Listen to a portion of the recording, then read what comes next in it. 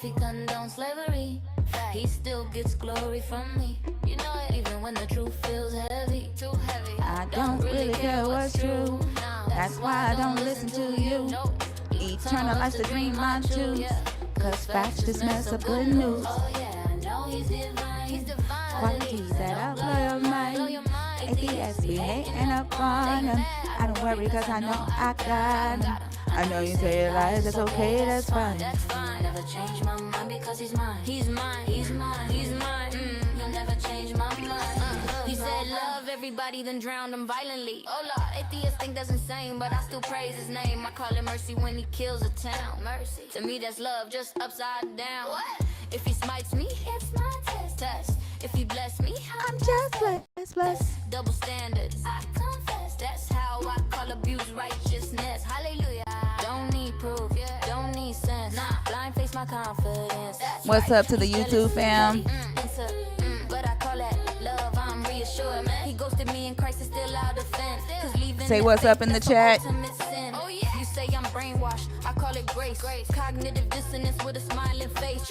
You say logic, I say prayer. He's mine forever, though he's never there. He's mine. He's mine. All right, y'all. Keep tapping up the screen. We're going to keep on with the music until we get to 100 up in here. We're going slow, so it's making me wonder if we're going to have to do a reset. I hope not. Just looking at how the numbers are sticking in the same place. But keep tapping the screen. Feed the beast. Share the live out. We're at 26 shares, and we have 8 minutes before the 15-minute mark is up. But let's keep tapping the screen. Let's see. Oh, this is the one Dex made.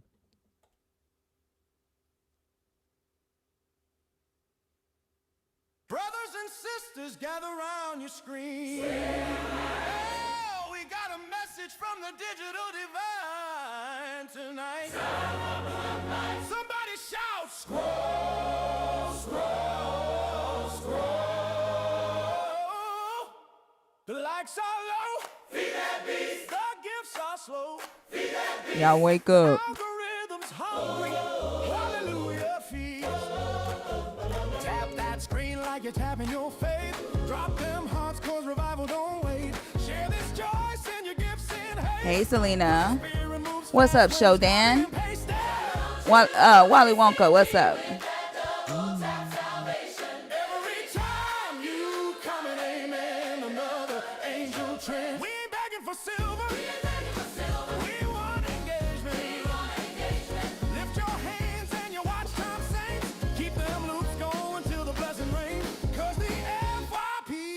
Can I get a sustain? Feed that beast. Oh, feed that beast. Oh, feed that beast.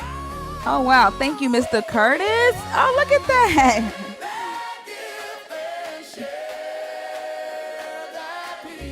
Hey, so. What's up, Annika?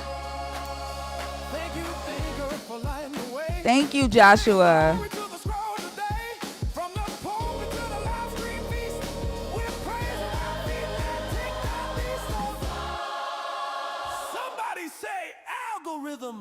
Be merciful.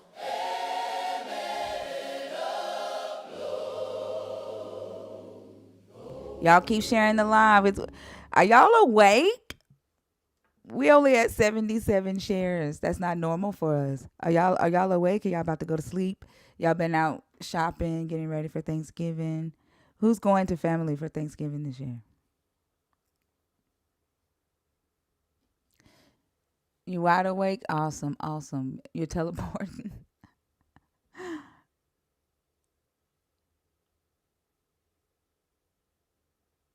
You're awake? No, okay. You're not Deja?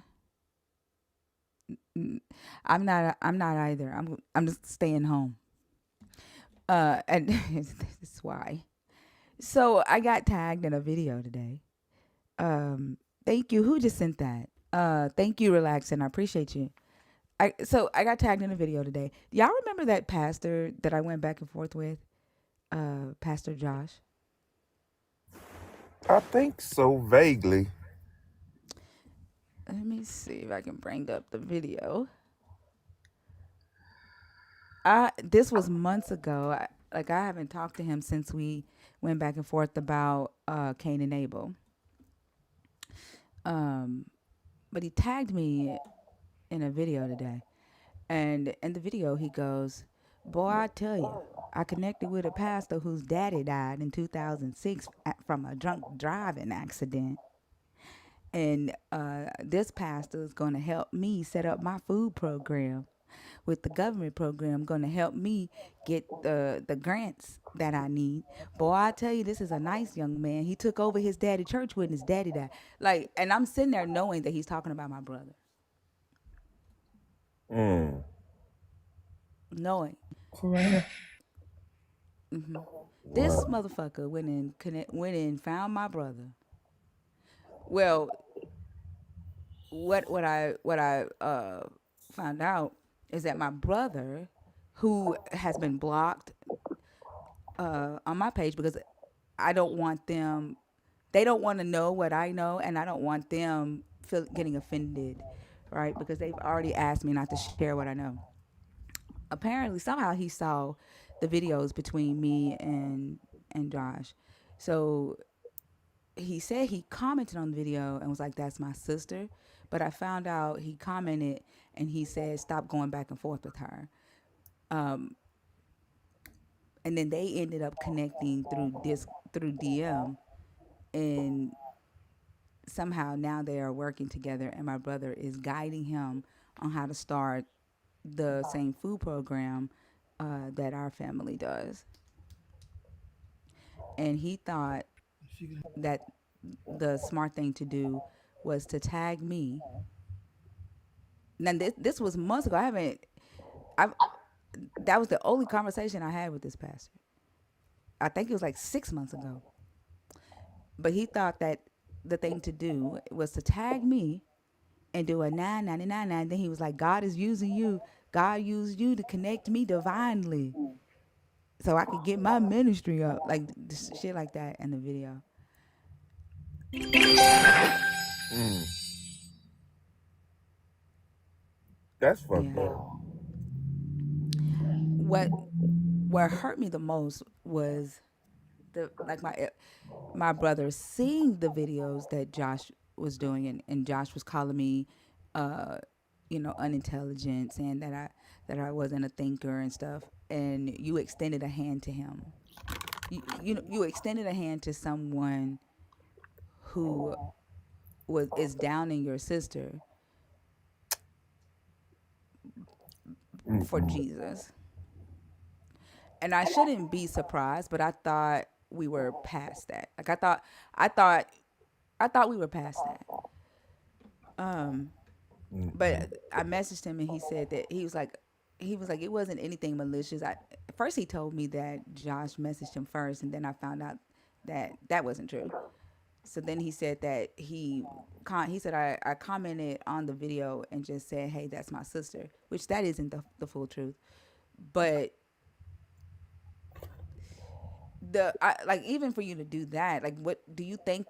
What made you feel like you needed to do that? Like I'm a grown ass woman. I'm a grown ass woman. I didn't need you to do that. Right.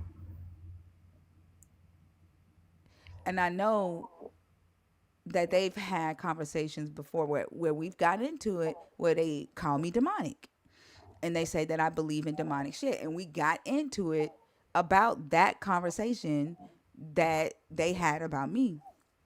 And I really thought that we had gotten that taken care of. But for you to reach out to a perfect stranger on the internet, grab their hand, it's just wild as fuck to me. And mind you, anything that they need for the church, even though I don't believe in Jesus, I don't go to the church, but anything they need, like, hey, can you build us a website? Sure, I don't charge. Hey, can you type up this document, do this, help us with this application? Yep, I don't charge. Mm. But you reach out to a perfect stranger's hand because you feel like what? Like you felt like you needed to protect him for me.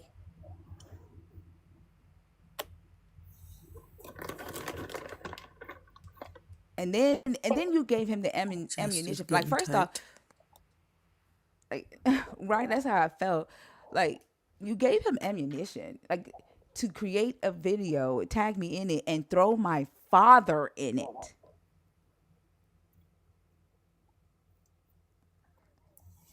Like what is that? Mm. So I told them, I said, this is the last time that y'all are going to be able to let me know what y'all really think about me and this family. Like, I'm not giving y'all the room to do that anymore. Like, I've given y'all so many chances. And I told myself, I don't bother y'all. I'm not in the family chat. Like I stated myself, I do not bother y'all. And I respect your beliefs. Like I don't share what I know with y'all out of respect for your beliefs. But for some reason, y'all can't do the same for me. Mm. Mm. Like, Mm. like there was no reason for you to do that. None. And then like for him to message me today, like for him to tag me in a video today, just starting shit, which I haven't thought about Josh since that video. It was a response video that I put a stitch out there for believers to answer a question. He responded. I responded to him, and that was it. There is no reason for your ass to be connecting with my fucking family. Mm. None. And like I don't know how the connection went down. My brother said he commented on the video and was like, "Hey, that's my sister." But I found out what he actually commented was, "Hey, that's my sister. Stop going back and forth with her." That's what I found out he commented. And then either Josh got into my brother's DM or my brother DM'd Josh. I don't know. My brother said Josh DM'd him. Josh said my brother connected with him. So they're each pointing finger at each other. I don't know, but the that like that's just crazy as fuck to me. Damn. That's fucked up. Ain't it? That's just real fucked up.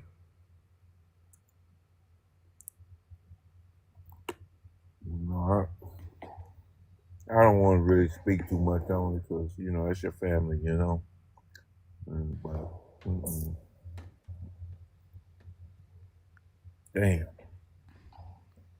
But this is what I mean when I say this belief system will divide families, because like everything, as far as I knew, like everything was cool.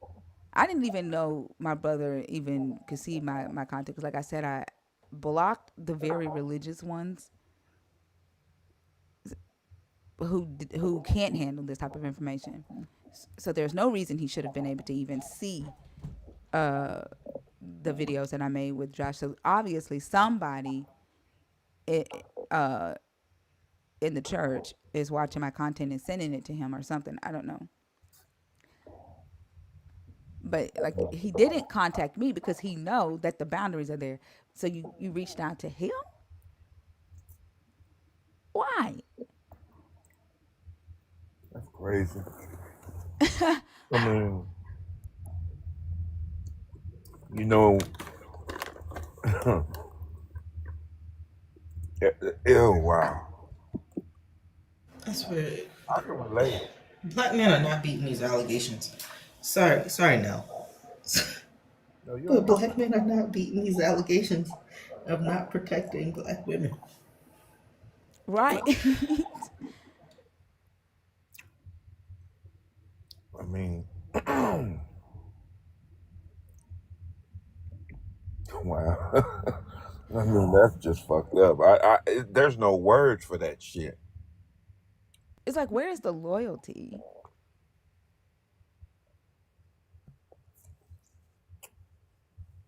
I And mean, like, this is the type of stuff that we used to argue about all the time before I set strong boundaries. And I told my one of my younger brothers, I said, I have not had to call you about something our religious ass family has done to me in years. and then all of a sudden it just popped back up because somebody wants to stick their nose in my grown ass business. Mm-mm-mm. Like, I'm not a kid. I'm not your kid. Like, there's no need for you to be going and commenting on somebody's video that I'm talking to on social media for what? You know, that right there is a problem, and but I think the bigger problem is that that he went and they're working together to help him build his thing up now. Yep, that's what he said. That is, I'm sorry, that's low. That's lower than low. It's like the blood don't mean shit. Not when it comes to Jesus. Not when it comes to And Jesus. is this the one who said something about I should have he been an should have been an electrician. electrician? Mm-hmm. Yep. Yep. Oh my That guy. goodness. Mm-hmm. Mm. And it's a And shame. then, like, and here's the thing: like, if you, let's say, okay, you connected with my brother, cool. My brother's gonna help you, build your food program so that you can start feeding hungry children and low income families. Great, that more people need to do that. But why did you need to tag me? I haven't, like, your response on TikTok. That was it. I ain't thought about your ass since. Why did you need to tag me today? Like, and I think, like, I don't want anybody to go to his page, please, because I honestly think um he just released a book. So I think he's trying to get traffic from me to promote his book. Because there is no reason for him to tag me today and do what he did and was like, this person I met, his daddy died in 2006 from a drunk driving accident. That's how he was dropping little clues like that in the video to let me know that he was talking about my brother. And then I commented, I said, I stopped the video and I said, "You're talking about my brother." I said, "You're talking about the food program that I helped him set up, and helped him set up the processes, get the grant, hired the workers." And I said, "That's not the only program I created." And I was like, "Okay, good for y'all." So then he commented back and was like, "God is using you." Like, he said that in the video. He was like, "You thought that you got me in the video or something." He's like, "But Jesus, by divine intervention, connected me with an amazing person." And then that's when he threw out the hint about my dad. Yeah, very creepy, petty behavior, like very petty. But if it was really about you learning how to, um, help those that are less fortunate, and you're happy that my brother is gonna help you and give you the information that you need, then you would have just done that. Like, what? There was no need for you to come bother me months later. I thought about your ass. Like, it's about you being petty, and you thought you wanted to get a gotcha. Like, I could care less about Josh. My issue is my brother. Like, Yeah, that hurt. yeah. Because the minute that he did that, and your brother knew about that, your brother should have cut all ties with him. Period. Yep. Said, oh He no. he shouldn't have never connected with him, because that conversation was between me and Josh on social media. It was a video, like a response video. He shouldn't have never even connected with him. And then going as far as connecting further, that You never give that somebody speaks permission loud to to, me. yeah. You never give somebody permission to do something like that to your family member. Mm-mm. Yeah, He to just gave that me, man permission to come at you. yes. He basically told him she's uncovered. She's free game. Jesus over thinker. Like you my brother. She not. She not you my brother. That's what I felt like he did. To a fucking perfect ass stranger on the fucking internet.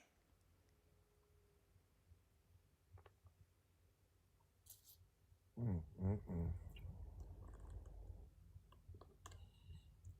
For Jesus. Mm. I would never do no shit like that. Ever.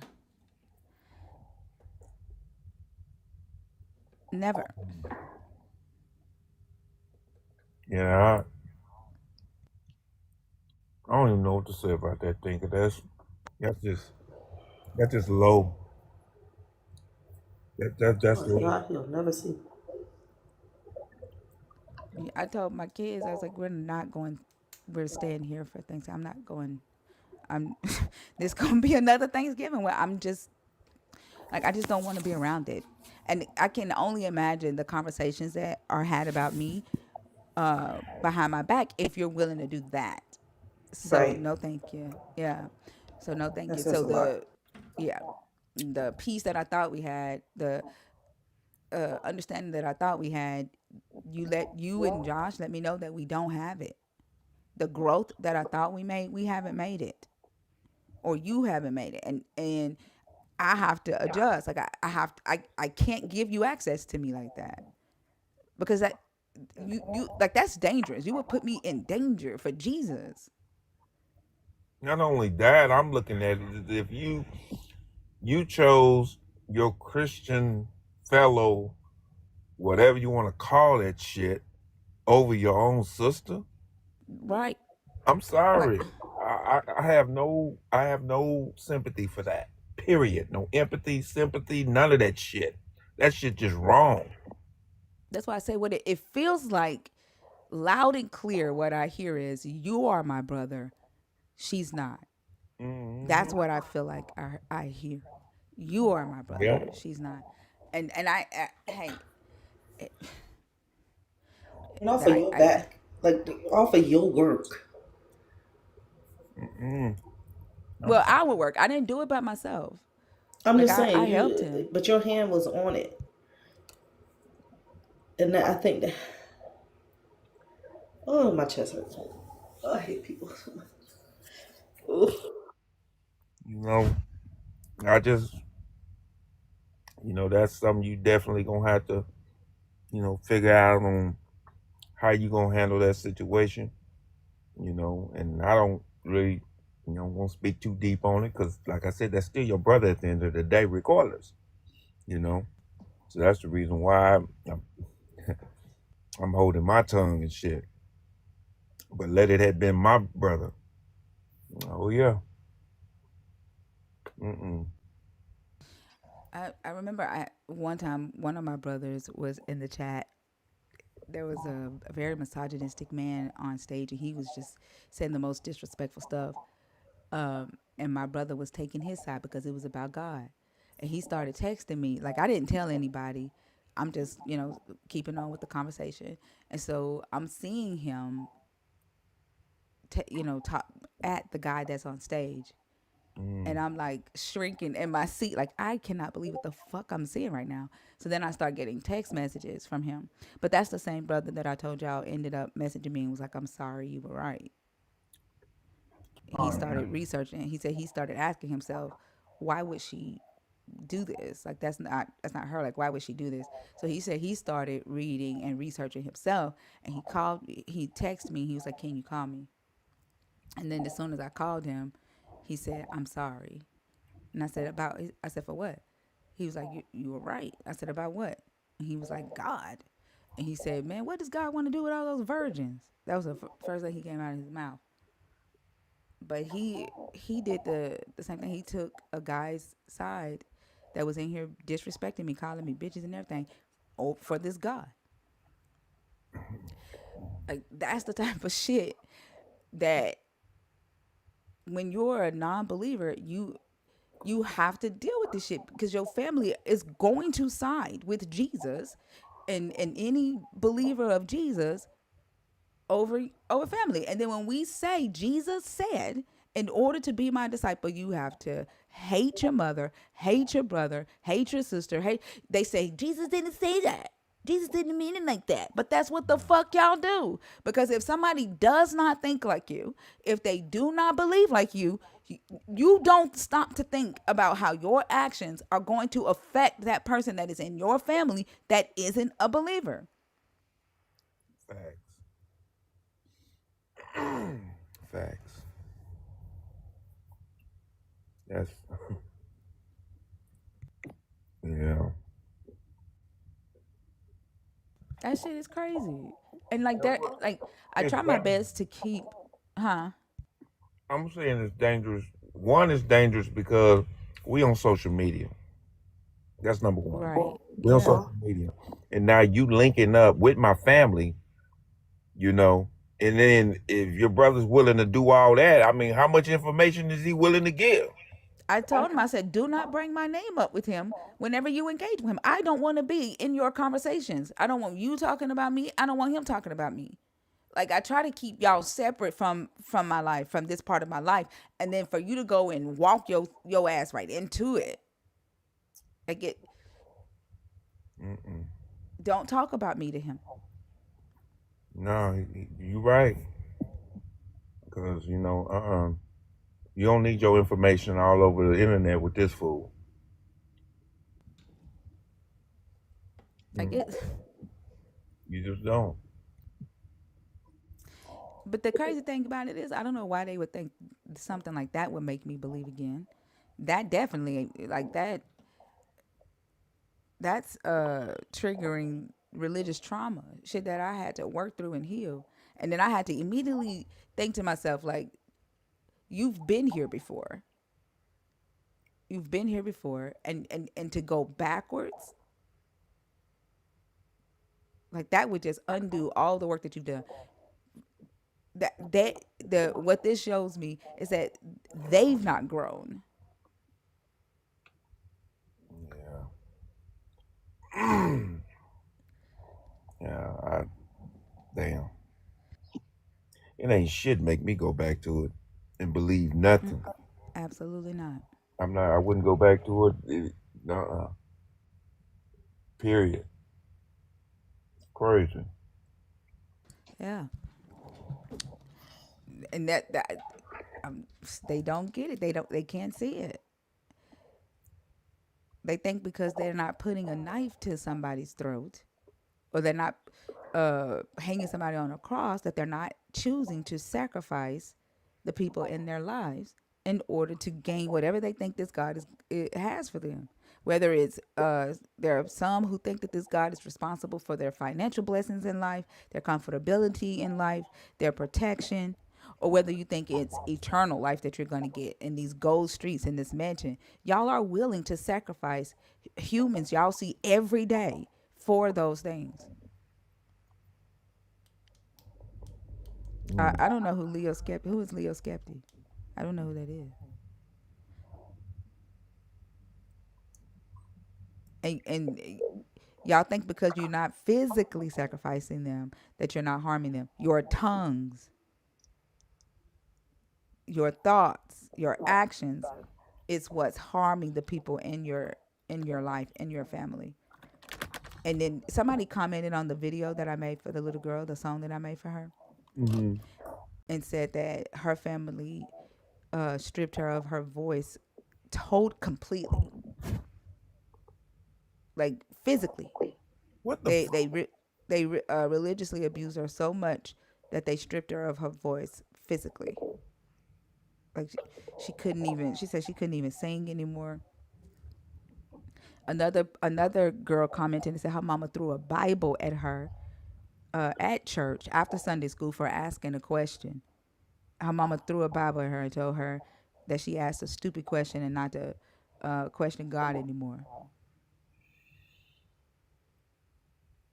One of the girls said her mama told her that she wasn't worthy enough to get baptized.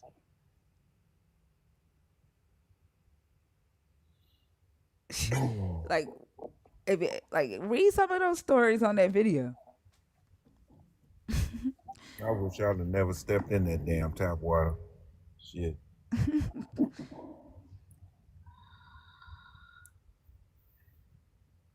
Man, I just don't think they. Maybe one day, but right now I just don't think that these Christian believers. I mean, they don't. I don't think they'll ever realize the harm and the danger that they cause to other people. I don't think they'll ever see that. I really don't, because they think they're doing good. They think they're doing God's word, and not knowing that they are really, really putting people in danger with that shit. And then That was a guy on Zena's live today who said that his dad was didn't pick the Christian God, and he didn't pick their ancestral God, which was African spirituality. So his dad chose neither, and he said because his dad chose neither, he blew up in a car, and he said his demonic ancestors did it. what the fuck? Yeah, and when I asked him, I was like, Hold up. yeah. I said, wait. I said, why didn't Yahweh protect him? Why, if Yahweh wanted, he said that Yahweh allowed it to happen because his dad didn't choose him. I said, wait, Yahweh was mad that your dad didn't choose him to be his protector. He said, yeah. I said, so that would have been an opportunity for Yahweh to protect him, so your dad could be like, okay, he's real. He protected me. Mm. Why did Yahweh protect him? He said, I don't know. He do that for Shadrach, Meshach, and Abednego. Right. So I also asked him. I said my dad was a pastor, and I said he died by a drunk driver. I was like, why Yahweh didn't protect my dad? He said maybe your daddy wasn't supposed to be a pastor. What the fuck? This, See, mm-mm. yeah, Yes, but he was demonizing the hell out of his ancestors, and so he said that his ancestors were dark, and I said, well, the Bible describes Yahweh as dark. Yahweh comes in a dark cloud. He comes over Abraham in a dark cloud. He has a fire pot. There's a symbol of a fire pot walking for him for the covenant with a bull that has been split open with blood all around it. Why don't you call that dark? He said authority. I said, wait, so they're both dark. Yahweh is dark and your ancestors is dark, but you're saying you're choosing Yahweh because Yahweh's darkness has higher authority than your ancestors? He said, yep.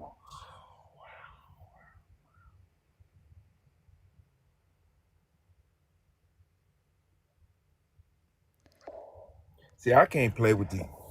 I can't play with these Christians. I just can't.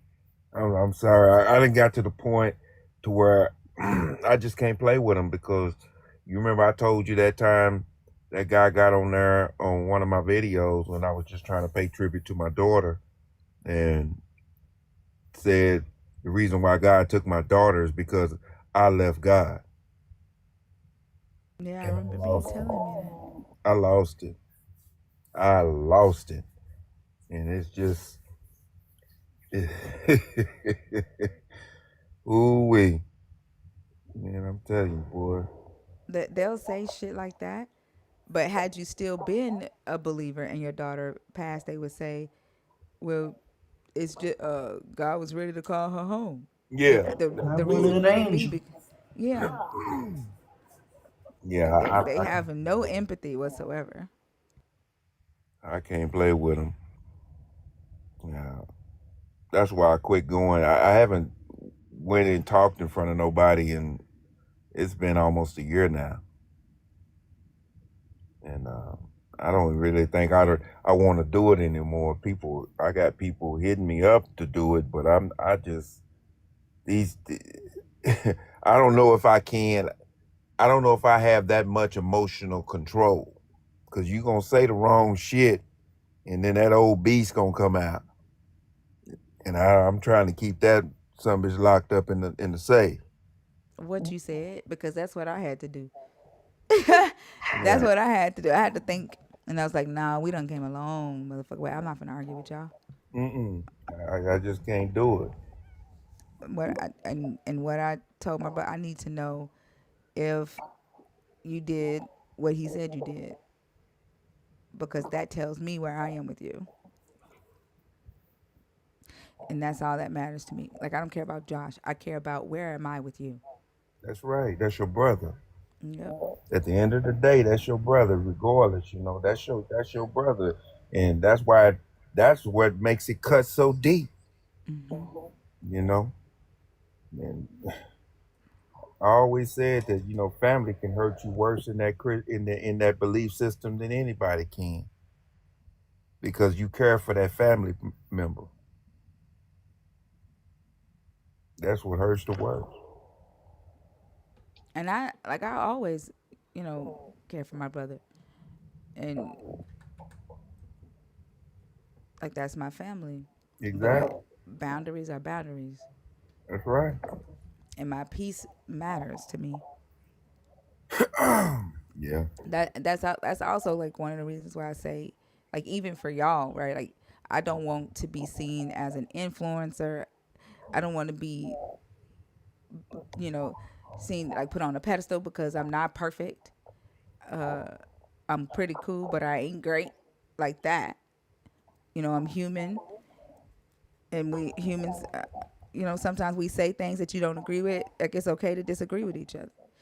You know, don't look at me as somebody that always says the right things or always does the right things, because I don't. When we're able to accept the humanness of each other, then we're more likely to be forgiving of one another and understanding of one another.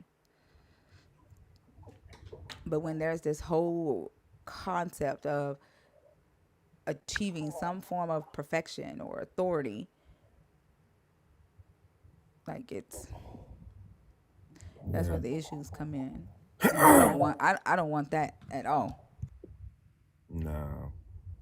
Yeah, that's always been part of my line, and I learned that, like I said, from Dr. Ray Hagan. I'm not gonna sit up there. I don't want you to criminalize me or demonize me or anything like that. If you disagree with anything that I say, anything, write it down and go try to invalidate what I said. You ain't gotta disrespect me. Just go try to invalidate what I said. You know, that's so The you have point, a respectful conversation. Go ahead. I'm sorry. yeah, because like the thing about it is like in this belief system, there's no wiggle room for different perspectives. They're not taught to have critical thought conversations and discuss their ideas or their interpretations, or to accept another person's interpretation, or to even listen to them so you can see how they see the world. They're not trained to do that. They're trained to obey. They're trained to be uh, herders of the sheep. As a pastor, your job is to just teach them to obey, and as a member, your job is to just obey. Mm, And any type of difference of thought or stepping out of line is seen as rebellion, and it gets right. shut down, Yeah. immediately shut down. So they're not taught that. And so if they're going to church Sunday after Sunday, Wednesday after Wednesday, Friday after Friday, and they're being taught that, how can they apply the skills that they need to engage outside of the church? Right. That part.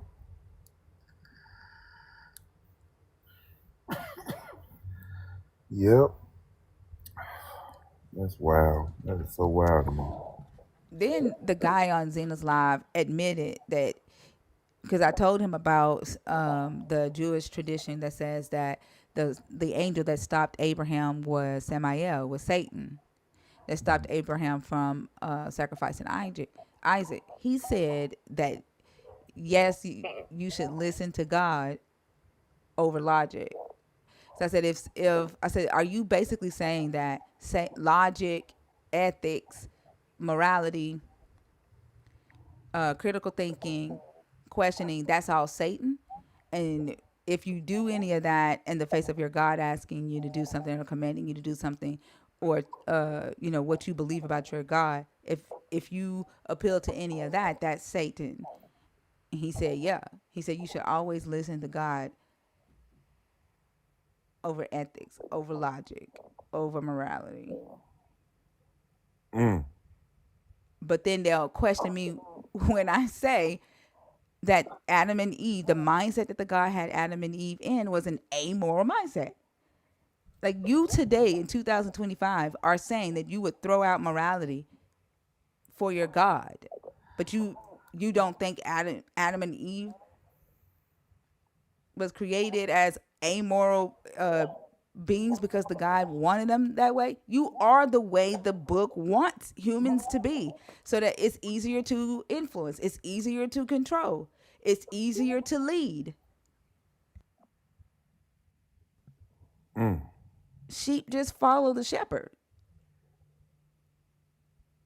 Boy, the power of the pen is a motherfucker. Yep. Damn. Mm, mm, mm.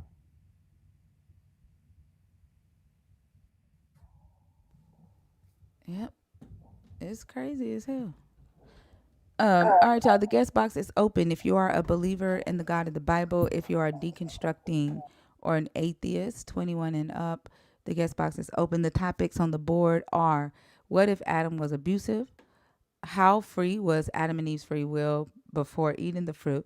And believers don't understand the knowledge of good and evil. If you're in the guest box to come up and talk about what I was just talking about, I'm going to ask that you not do that. I am ready to get to the topics tonight, unless you are a nerd and you relate to what we're talking about, or you want to talk about that as a nerd. You must be a nerd 6 months and up, blue butterfly, for us to go off topic, to go off the topics in the box. Okay. All right.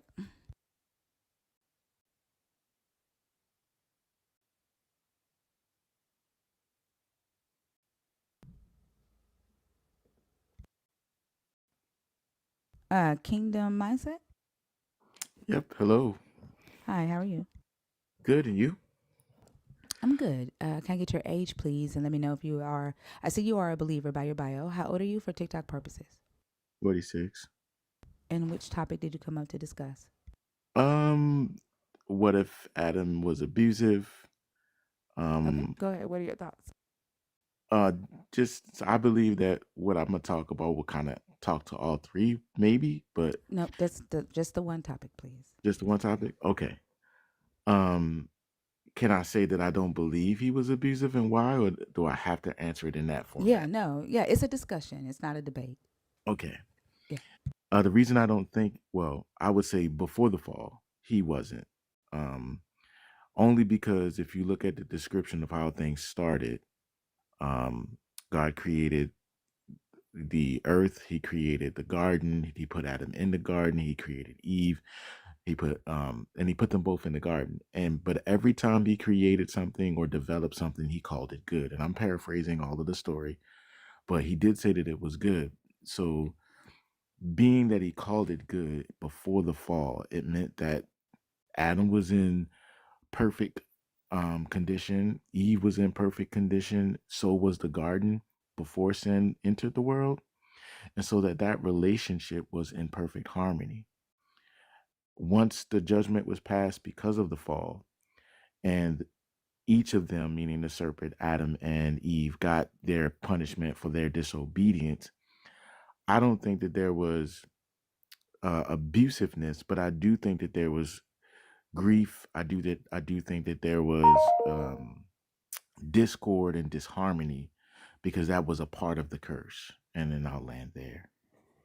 Thank you. I appreciate that. I'm gonna pull up the Hebrew right quick, and we're gonna go to Genesis 1. So in Genesis 1, you are correct. As the God is creating and he's analyzing his creation and he's giving it a stamp of approval. And that stamp of approval is the term keto right here. Do you see Hmm. that? Um, We don't see that stamp of approval when he gets to the humans. So he creates the light, Kitov. He creates the um, after that the waters,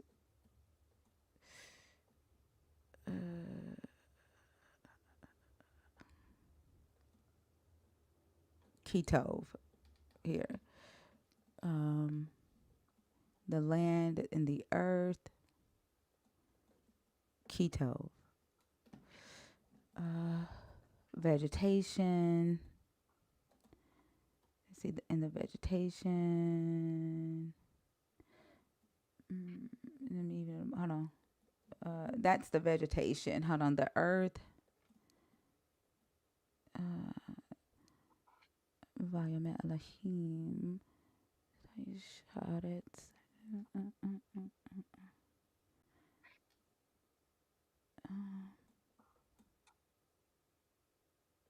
So the earth and the vegetation, it has the same keto Mm-hmm. on that day. That's the third day. The lights that were for day and night. Mm-hmm. Two great lights shine upon the earth. Ketov. That was the fourth day. The fifth day, the waters and the living creatures and the sea monsters. They Mm-hmm. came out of it. Ketov. Right? When we get to the humans and he creates them, they don't get their own Ketov. Um, the animals get their Ketov. He looks let's see, I'll give you a receipt. Yeah. Let's see, to the animals and the birds of the land, all green plants for food, and it was so. Let's see, God blessed them and said, God created mankind in his image, male and Mm-hmm. female. Mm-hmm. We don't get a ketov for the humans. What he says is a vahene tov, and that's when he looked at everything. So the humans did not get a okay, it is good. They didn't get Mm-hmm. that stamp of completion, right? In Genesis 1. Now, Genesis 1 is a separate creation story than Genesis 2. Genesis 1 was written after Genesis 2, and it was written by the Elohists in the north. They were polytheistic, and so it was written from their perspective of how what they called the divine created humanity, the earth and humanity and the heavens. Mm-hmm. You also stated that they were perfect. Good doesn't mean perfect. So it's interesting how believers just automatically impose a stamp of perfection on the garden or on Adam and Eve. There's nowhere in this story that says that they were perfect. And if they were perfect before the fall, how did they fall? Temptation. Because but if they're perfect, temptation wouldn't have worked. If they were perfect in the way your God wanted humanity, the temptation would not have worked. To your point, and you're right about the good versus perfect. Um, and believe it or not, I had just recently did a study of this, and I thought about that too. And but it may be incorrect based off of your study, but I can at least share with you what made me come to that conclusion. Um, so Adam being without sin before the fall would mean that he didn't have conditions in his heart that was negative towards God. Because the moment that sin came into the world, God immediately kicked them out of the garden, and that severed their relationship because God couldn't put eyes on sin. So it made me put the context of perfect on it because they were in a sinless state, if that makes sense. If that bodes better.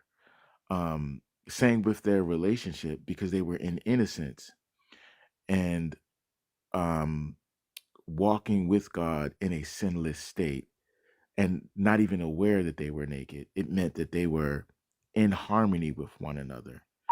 The moment the engagement of the serpent with Eve, that was the moment where the temptation was introduced and she became susceptible. And I'm not throwing blame. I don't even want to go down that route. It just temptation came, she became susceptible, and then they both made decisions which ultimately led to the fall. With both of them being accountable, I consider the serpent a little bit separate. Um, and that's just my opinion. So I'm not going to speak for anyone else that's a believer. But as I read that, I consider the serpent the adversarial in this case because to me it represented Satan and his objective because of the jealousy towards God's creation. We could pick that apart if you want, but Well, let back me to address what you said first, and then we can do that. oh, go ahead, go ahead. Yeah, you said that there were no negative feelings or thoughts towards the God. Mhm. Um, and I don't know where what does Adam being abusive have to do with negative thoughts towards the God? Like the God, even after the fall, commands the raping of women as a punishment.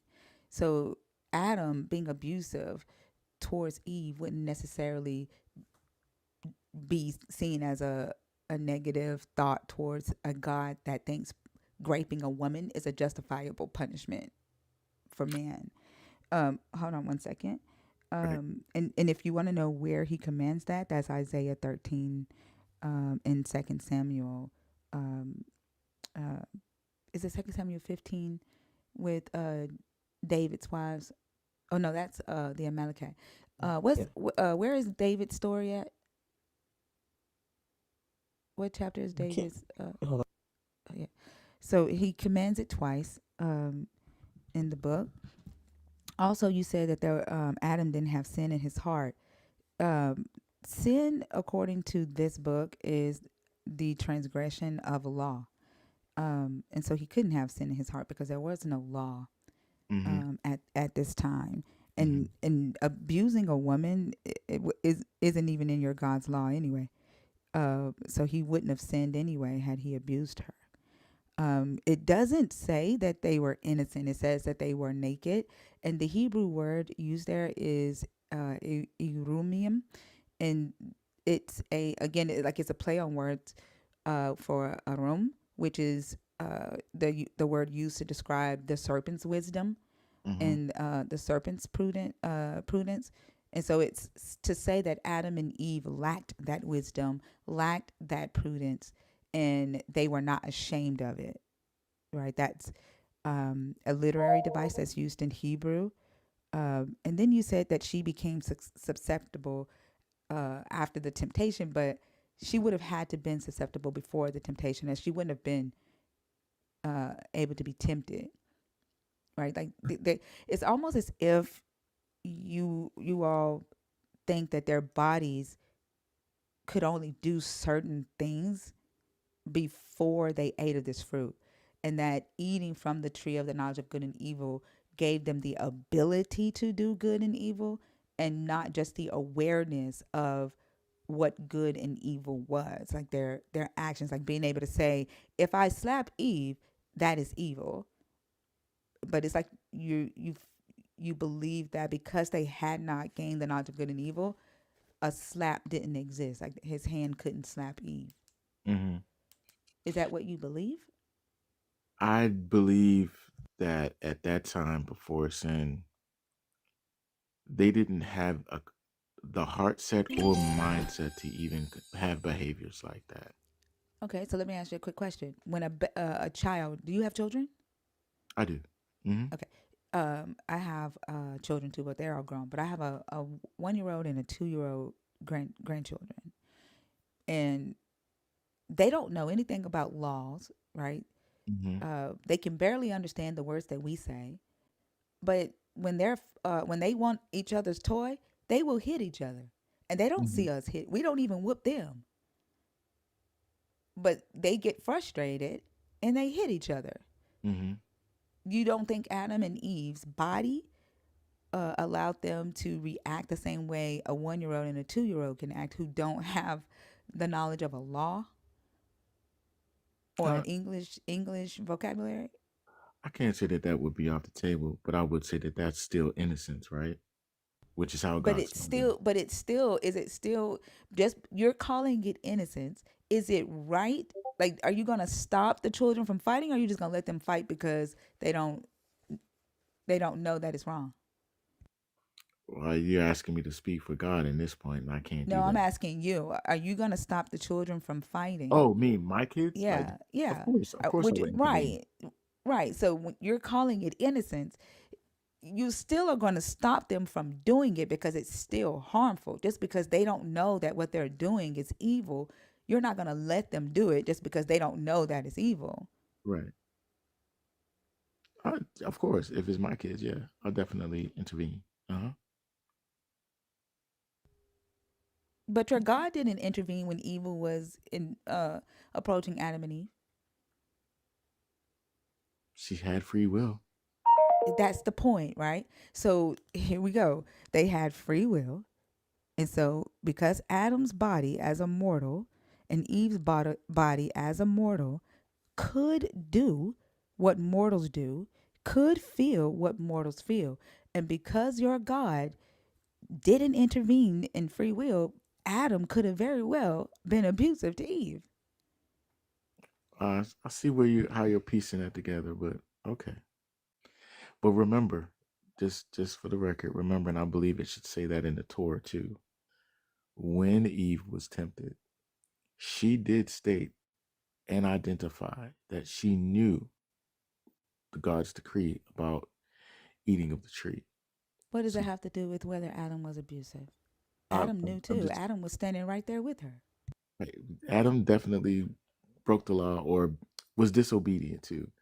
But I'm saying in that, in as closing out in that thought, she made the choice. We're not talking about whether she made the choice. We're talking about whether Adam could be abusive or not. Why are we drawing the attention on Eve? Are you saying if because she made the choice, she deserved to get her ass beat or something? No, I'm not saying What? that. So why are And you? Why are I you? there's Or what? nowhere So that I why read. are? Hold on. Hold on. Hold There's on. nowhere that Hold I on. read that she Hold got on. beat up Why are or you? abused. Why are you pointing fingers at what Eve did? The topic isn't about sin. It isn't about the fall of man. We are talking about what Adam was capable of doing and whether it is possible that Adam could have been abusive. Why are you pointing out what Eve did? Well, because it's a part of how I'm expressing my answers to your question. Why? My question is why? What does Eve have to do with whether Adam could be abusive or not? What is Eve's See, decision?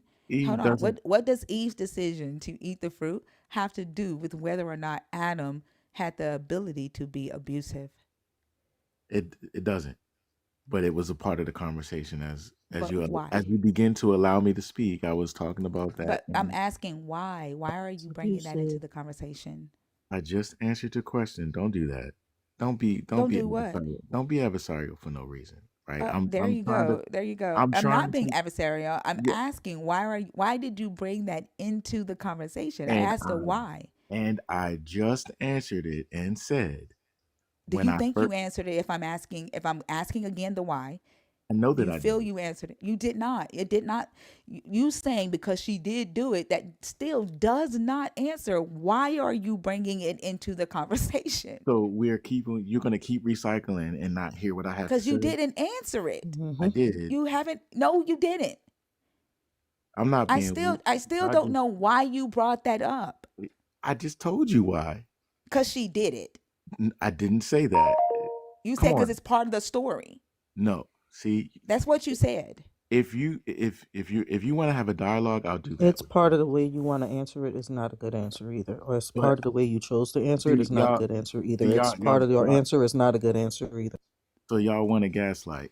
Would you let me speak? Do you And know what if you gaslighting don't, is? yes, I do. But if you want, What is if gaslighting?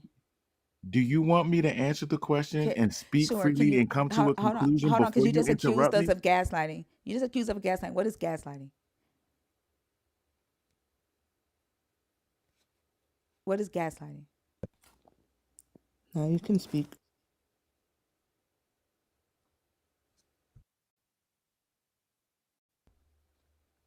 You're on mute. We can't hear you. Oh, apologies. When you intentionally try to control the narrative by forcing someone in a corner, That's not gaslighting. when No, that's not gaslighting. it's a roundabout way of the explanation of what it is, but it's exactly what's But happening. that's not gaslighting. It's not Gaslighting is gaslighting. when Now you're going to go on another hold, tangent on hold on. something that That's has not nothing to do gaslighting. with what I was That's not. saying. That isn't. You accused me of gaslighting. That isn't gaslighting. You are. Gaslighting You won't is let when me answer the question. you try to change a person's perception of their reality and what they are experiencing, and you use manipulative tactics to do that. And we are not doing that to you. That's what you are trying to do to us. No, you won't let me speak. And I was No, I, trying, I I I was, am letting you speak, but I asked you a question and you aren't answering it, and you think you are. And no, I, you as keep the cutting me host off. of this live, is telling you that you have not factually answered my question. I asked, why are you pointing the finger at Eve? Why are you bringing that part into this conversation? And you said because it's a part of the story. Okay, that still doesn't answer why you are bringing that part of the story in, because that has nothing to do with whether or not Adam could have been abusive. And that's not, I said more than that, but that's okay. It's all right.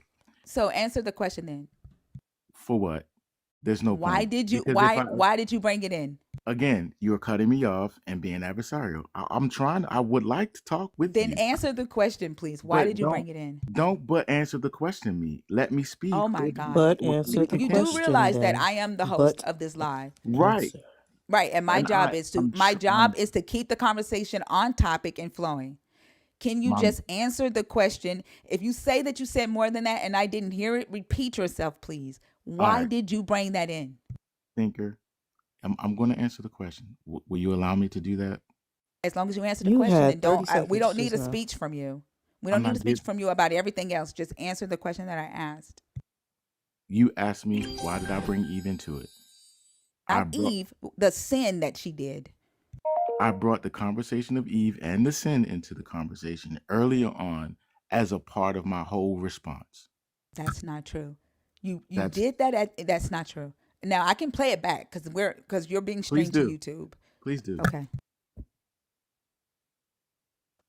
And while she's doing that, y'all tap up the screen. Thank y'all so much for gifting. We are almost done with that first gift goal. We are at 90K likes. We would like to see that over 100K. Let's go do that. And make sure you get your heart me's and you get your point.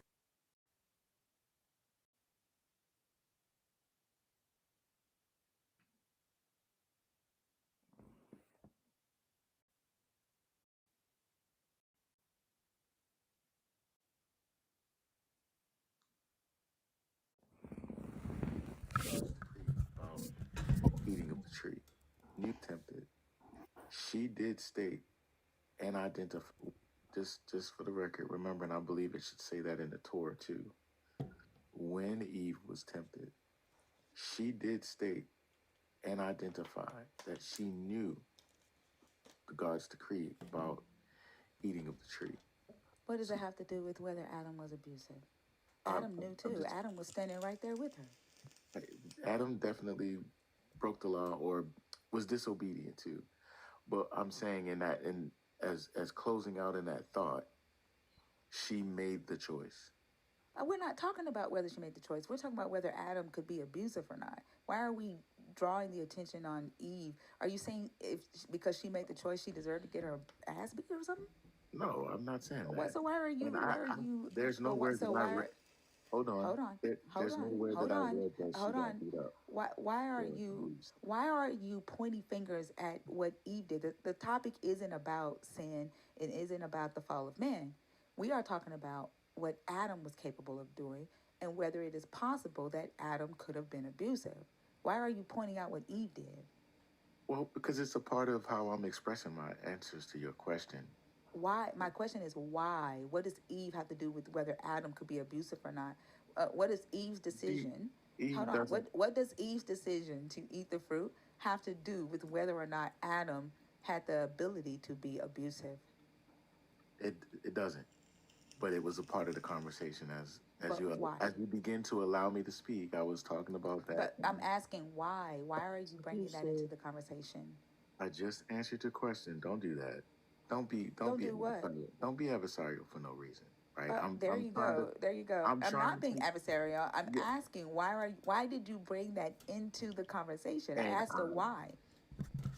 This is exactly why I stream to YouTube, because believers will come in here and try to rewrite our reality and try to tell us that they didn't say something that they said, or we're not experiencing what we're experiencing. But you heard yourself, right? You also heard yourself just say, it doesn't, but that's just how I choose to express myself. And that was your answer to my why. no, what I was referring to is the first part of the conversation. That part of the conversation did happen. But I'm thinking there was a first part of the conversation. You asked a question, I answered that, and then we got into the second part. But it's cool. Um, I she I did my best to give specifically you said that part. right, but I was still answering the first question from the first part of my response. So it's That's kind of not true. it was You literally said, and this is stated in the Torah, Eve knew the decree. That's how right. you started this part. That's how you started this part of the conversation. Yes, It and I is did stated in the Torah. For what? Why? When we were talking about whether or not Adam could be abusive, why did you right. say it is stated in the Torah that Eve knew that she wasn't supposed to eat from that tree? What does that have to do with whether or not Adam could be abusive? And you were right. It doesn't have anything to do with her being abusive, but I did state it because we were talking about that a little bit before we got into that question. What were we talking about? I What were can, we talking about? Eve, I, whether Eve knew or not? What I want to know is specifically what was the conversation around whether Eve knew she was the- supposed to eat from the tree or not? What conversation were we having, you and I, having about whether or not Eve knew if she was supposed to eat from that tree or not? because when I first started talking, I was talking about what my thought was of how I came to the conclusion that they were perfect. Right? If you got that recording and you got the whole recording from when we first started. Hold on. So hold on. So them being perfect, them being perfect has to do with Eve, whether Eve knew that she ate from the tree. And you're saying that you and I were talking about whether Eve knew, that this came up in the conversation prior to you saying it, just towards the end.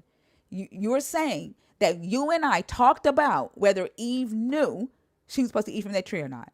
No, you and I weren't talking about that, but So it wasn't in the conversation prior to that. I This was the mentioned first time you said it. no, I mentioned it as a part of a response to something you were talking about prior to that second question. But it's like I said, Hold on. So you're it's saying okay you because we're no, just it's going in not. No, it's circles. not. We're No. going Hold in on. circles. We're going to No, we're not. No, we're not. You're saying that you mentioned it earlier that Eve knew she wasn't supposed to eat from that tree when you were talking about their perfection. Is that what you're saying? Yeah, that's what liars It was do. Gully. I knew that was coming.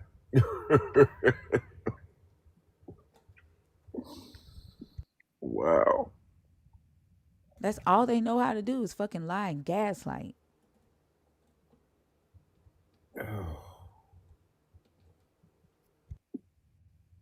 Mm-mm-mm.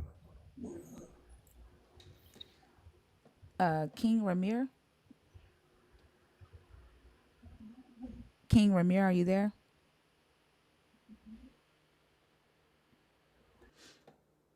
She called me Batman. Are you in the box on purpose or on accident? Y'all, the guest box is open. If you are a believer in the God of the Bible, if you're deconstructing or an atheist. Oh, okay. That wasn't She Called Me Batman. That was Blazing. Here, Nelly, you can do this one.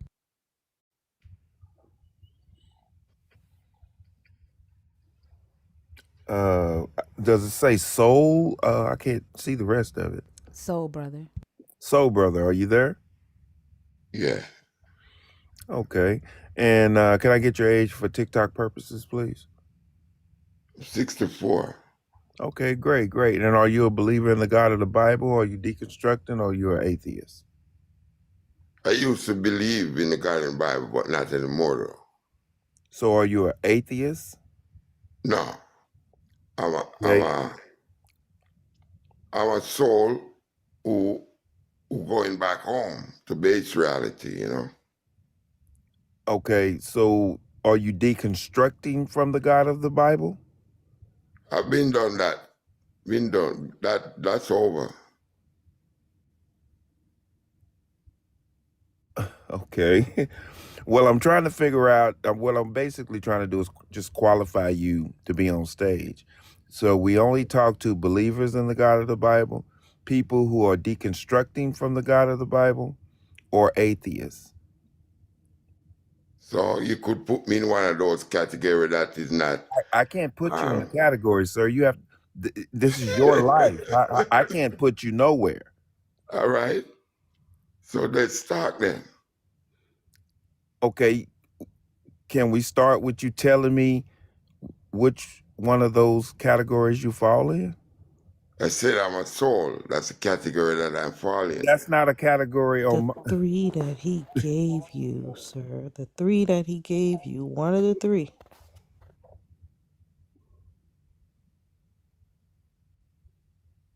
are you Yeah, you said you wasn't deconstructed from the Bible. You've already done that.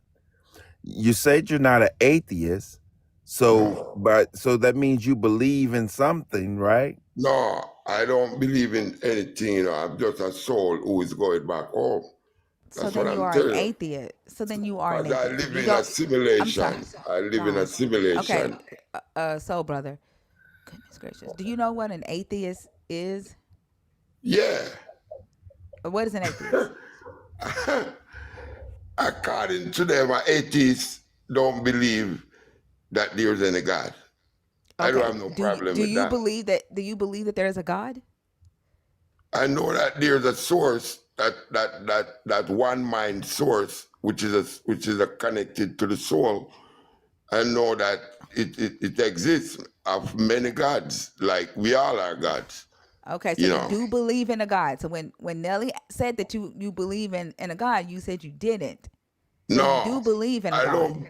No, You no. said you believe I that there is am. a I source. am. I am. I Oh am. my I am God. one with source.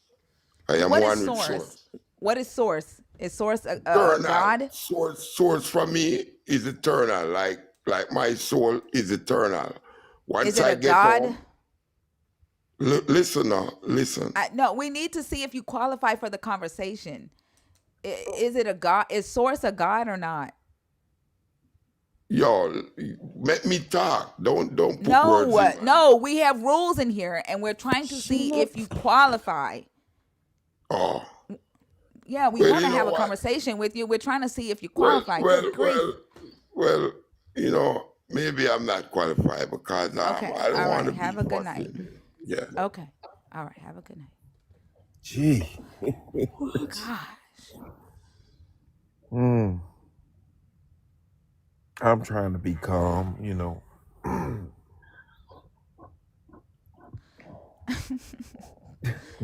Oh my. Shit's wild. Man.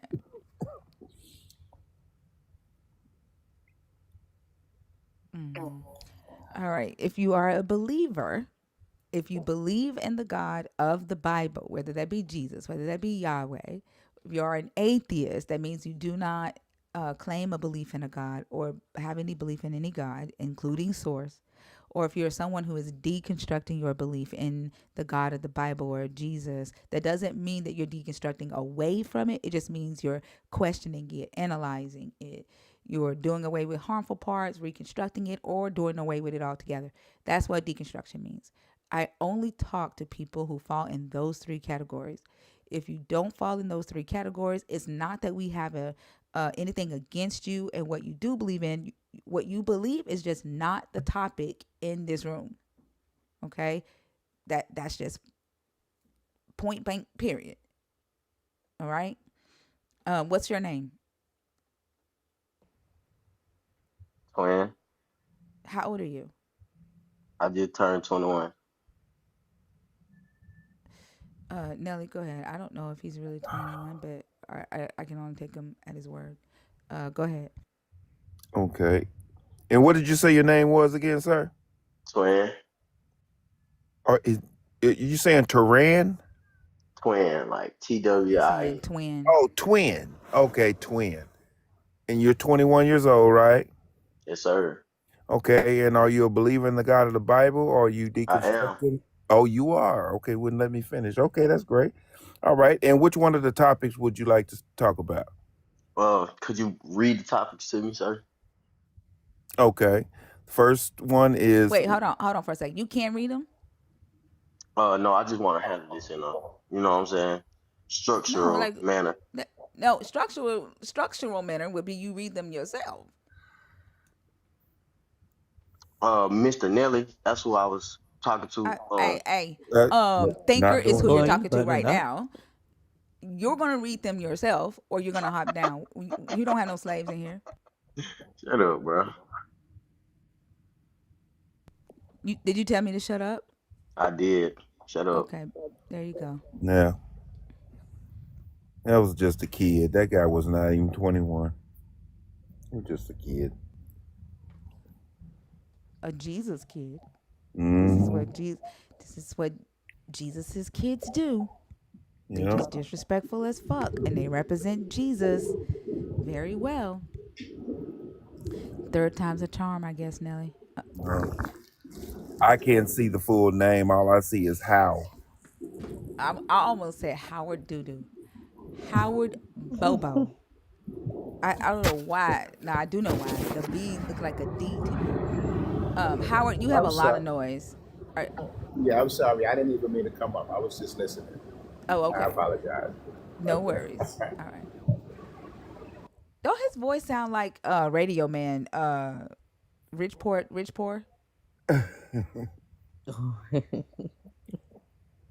No, didn't he sound like Rich Poor?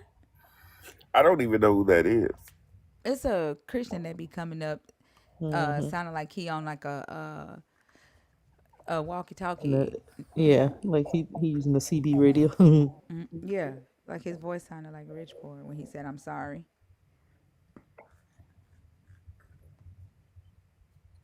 If you are a believer in the God of the Bible, can somebody delete the fetus from the request, please? Go ahead and block the fetus. Oh, it's not a bad thing. It's not a bad thing. It's just your voice. Like it sound like you might have been. You sound like Rich Poor. Hammy, are you in the box on purpose or on accident?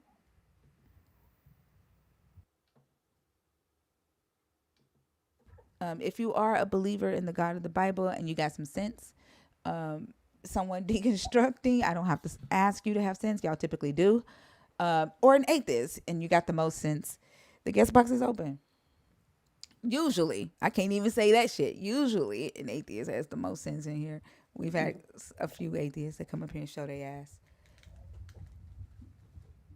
But typically, when a person gives themselves permission to ask questions, they're less likely to be disrespectful and disruptive because they're not operating from a place of fear. Or a place of fear or obedience to a book or to a god. You Hammy, are know, you in the? Go ahead. no, I was just gonna say, you know who I haven't seen lately on TikTok nowhere? The Duck Whisperer. I haven't seen him. Who is that? You know the one that was screaming at the ducks and making the ducks talk, and he was Oh yeah, God I and stuff. forgot. I haven't seen him in a while. I was just thinking about him today too. He only came up here one time, didn't One, yeah, he came up one time. They're talking about that video is hilarious. he? Yeah, I forgot. I forgot all about him. Oh, we got another one though. We have a young black lady now that is actually doing the same thing he's doing, but except she's making the trees lean toward her and lean back. Yeah, that was a trend that was going on TikTok for a while. That shit is crazy. Because well, trees are alive, and so they're reacting to the energy in your body. And so you can like stand next to a tree, like if it has long branches, and you can put your hand there, and the tree will bend down to you. Me and my daughters used to do it all the time. I've never done it. I guess I'm gonna have to try it then, cause that's, I got plants, and I love I my. don't think it. I don't think it works as plant. I think it has to have like a long branch. But like, it's a lot of videos on social media of people trying it out. It was a trend in 2023, I think, where you can stand next to the tree and like I think your energy makes the tree like move. With no wind. Yeah, Yeah, I'd have to see that. I'd have to see that. yeah. It's a Oh, lot of videos on here with people doing it damn. because trees are alive, right? Well, yeah, I Yeah. know they're living plants. I mean, trees and plants and flowers and all of that. And like I said, I'm a plant guy. I love plants, but ain't I nothing don't know. I don't know if any tree can do it though. Um, but I think I've only seen it work when the tree has like long branches. Hemi, are you in the box on purpose or on accident?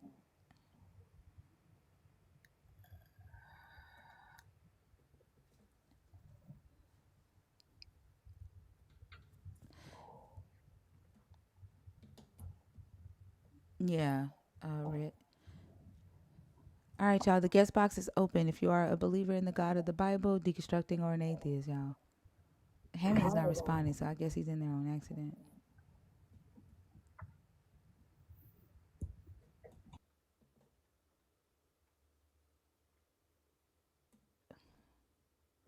Yeah, Justine. Justine said, yeah.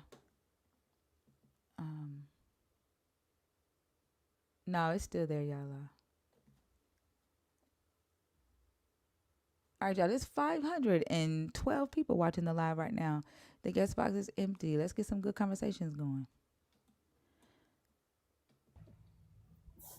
It's been slow lately. It seems like it doesn't really pick up till like 5 o'clock. Last night we had some. We had a pretty good two good conversations last night.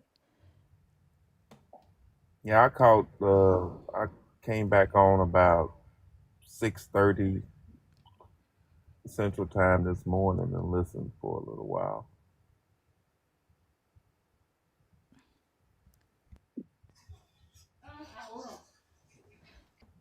Barca,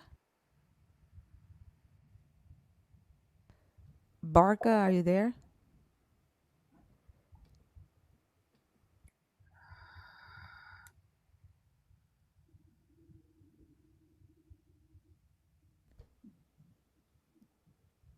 Hassan, Hey, Thinker. How you doing? good. How are you? I'm okay. Hey, Mr. Nelson. How you feeling? I'm good, man. How about yourself? I'm great. I'm great. I'm great.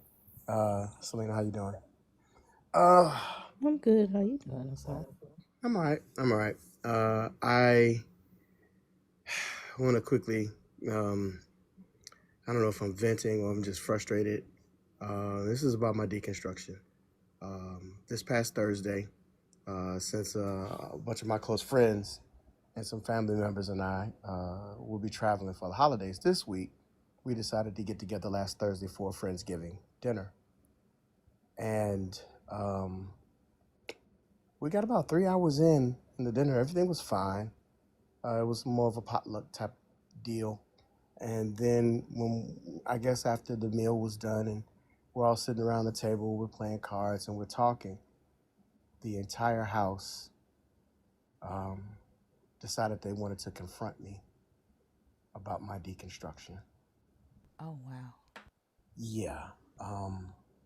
I was told by she's more of a stepsister, but I've known her for 45 years.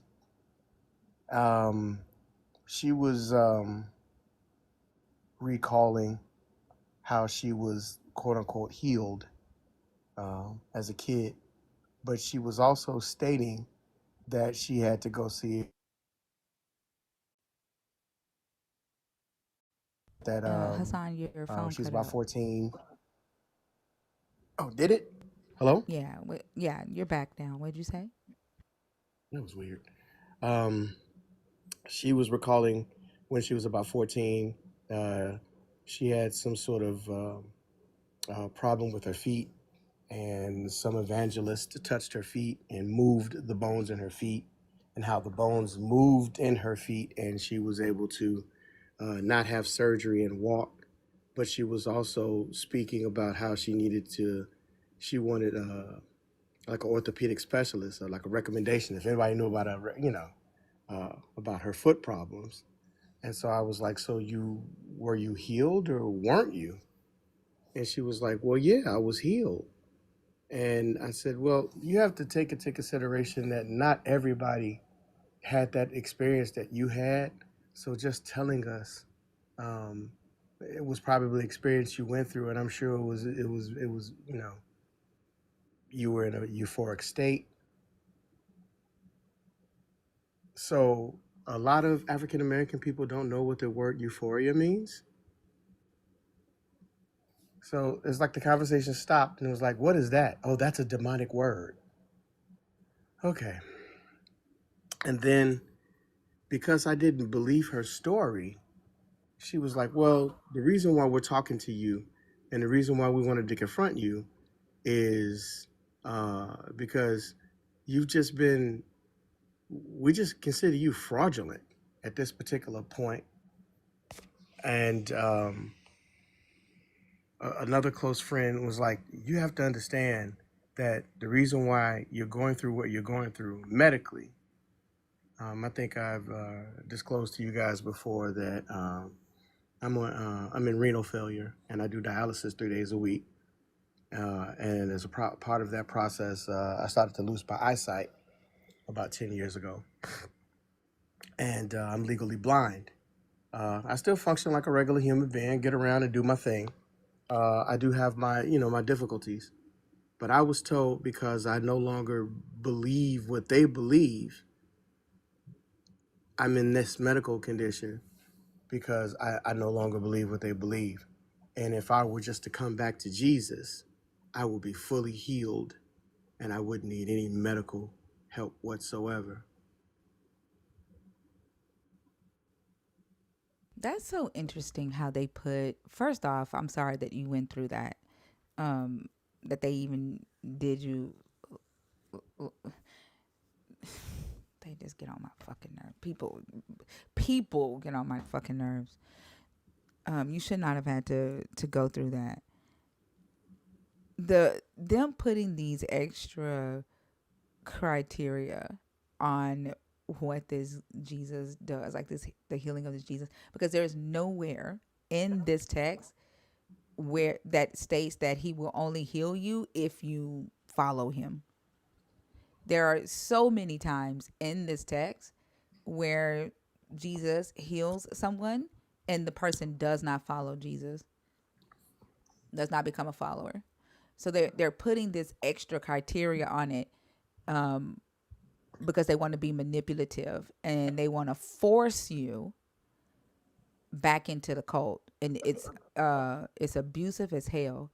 And then the ignoring the fact that you've had this illness even when you were a believer. And so Exactly. why didn't Jesus heal you when you were already his? Why now he's like, oh, you left me, I'm gonna give you everything that you've been praying for when you were mine.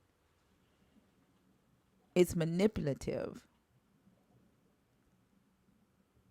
It's frustrating because something told me to just stay home, but it just seemed right to get with some of my family members and friends because, well, I mean, it's just a part of what I do. My dialysis days are Tuesdays, Thursdays, and Saturdays. So this upcoming Thursday, I will be at my dialysis appointment. Um, and I don't have many people to celebrate with. It's not a sad thing. I still do my thing. If I have the time and the ability, then, I'll make something and just celebrate with myself. But So I chose to do this because I knew that I wasn't doing anything this upcoming Thursday. I knew I would be at my dialysis appointment.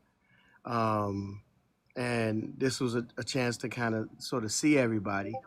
Um, I knew that there were some people probably following me on TikTok. I know that there were some people that I've had conversations, private conversations with.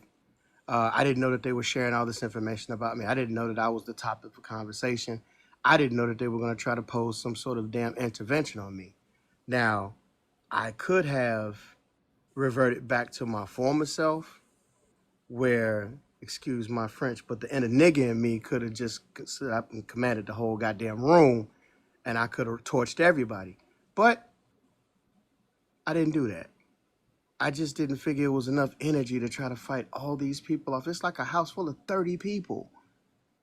And it was like they were looking forward to this moment to like I'm a puppy and I shit on the rug and they want to rub my nose in it. And they think that that's going to bring me back to the faith. And I was telling them, what you're doing is more harmful than anything. You're driving me away. And anybody that was either considering coming to the faith or, getting baptized or whatever, you're driving them away from it. Just for your behavior. Who wants to, cast a lot with people like you? I mean, seriously. So it wasn't even worth, it's not worth fighting. But then I have to take a look at, I guess I guess I have to take a look at what my circle, and I've been really trying to decompress and not really think about it since this past Thursday, and I really haven't really addressed it until now. I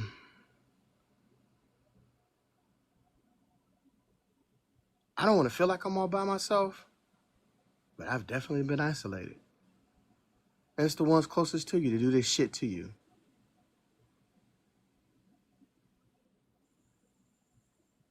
Yeah, I can understand why you feel isolated. That makes sense because they did isolate you, and they pushed you, you know, to this point of isolation by not respecting your the fact that you are an adult.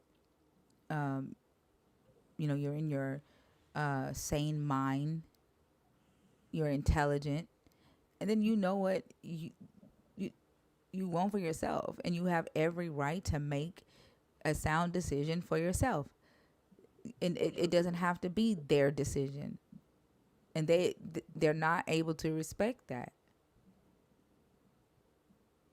And so unfortunately they did push you to that point of isolation. It's difficult. Um, when my kidneys failed and I injured myself and I started losing my eyesight, it kind of sort of happened right around the same time, give or take a few months. But it was like one thing started happening after the other. And in that time, I lost my marriage. I lost the relationship with my older brother. They just turned and walked away. And then my mom passed away. And so I started losing support. And I've been doing this by myself. And I don't ask for much. I don't ask for, I don't look for a handout or anything like that. I was just like, I just needed, I guess moral support, that type of thing. And every now and then I needed somebody to vent to or something like that. And there have been times, I've damn near kicked the bucket a couple times. There have been times where I've been hospitalized. I had some very extensive surgeries that I had to go through. Like I had to have my pituitary gland removed in January. And I'm still recovering from that. And that was January and it's damn near December. So recovery from a lot of this stuff has been hard, and just dealing with the everyday. This is my everyday because I have to do dialysis every other day. And then I had to do rehab and other things, medically, to try to recover. It's taken up most of my time. So there's not a point within a 24-hour period that I'm not preparing to either go to a hospital or, being in clinic or something like that. And every now and then, I just needed, I don't want to say a shoulder to cry on, but we need that support. And these were the last few pieces of fruit hanging, and now I, I just, it's just me. And I know what I got to do. Um, but I don't like looking at the realization that I have to do this, by myself. I know I have community here, and you guys have been tremendous. Absolutely have been tremendous in providing that community uh, that I need. But with all of the things that have been happening here in my city, with the president and him, his stormtroopers, you know, they just left our city, and the way our city is, and the violent outbursts of things that happen here in our city, and the fact that folks are just getting kind of sort of back on track with the whole EBT thing. And, here I am, I'm a disabled veteran, and I depended on that kind of stuff. And I haven't gone grocery shopping for the month. And if I'm not mistaken, what's the day? Like the 23rd, 24th, or something like that. So it's been difficult. And, it's always nice to have a friend. It's always nice to have somebody to, and I feel like I no longer have that. And they chose for thanks fucking giving to do this. I'm not trying to be a victim or anything. I don't want to claim to be a victim or anything like that. But I'm feeling some sort of way, and I'm trying not to be angry about it. But why are you trying to make yourself not feel angry? Like if you're angry about it, like is there a reason why you won't let yourself experience that emotion? Like is it I'm because not you trying might to hold it in. react? It's I'm not that person. I'm just not that person anymore. I used to be a very loud, arrogant, vindictive. In my younger years, I was violent. I took my violence to the military. I spent 11 years in the Army, and I found a use for that violence. And when I got out of the military, there was no use for me being that type of person. Um, I So did does get. that mean that you've like made a vow for the rest of your life that you won't feel anger? Is It's not that that I feel the anger, but I also feel the urge to want to strike out against these people. And I don't really want to do that. I probably need to find another way to kind of channel this anger. I guess that's what I'm really saying. I have. yeah, I think allow yourself to feel it, but channel it into something positive for yourself. Into positive energy for yourself. But bottling it in and trying to ignore and pretend like that anger isn't there, I don't know that that's good either.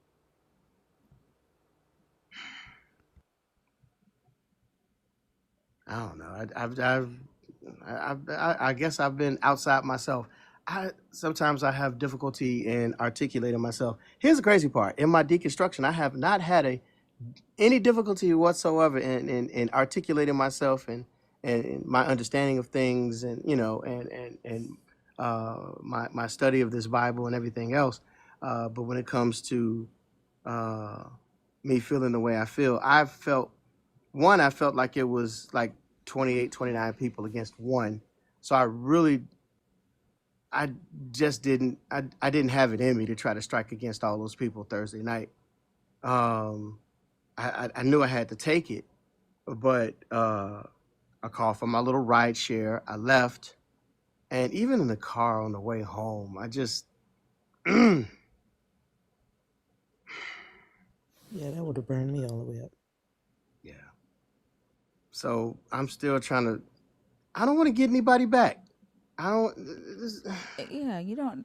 Now that to me would be a wasteful way to spend the energy from being angry, is trying to get them back. That they're not worth that, right? And your peace isn't worth that.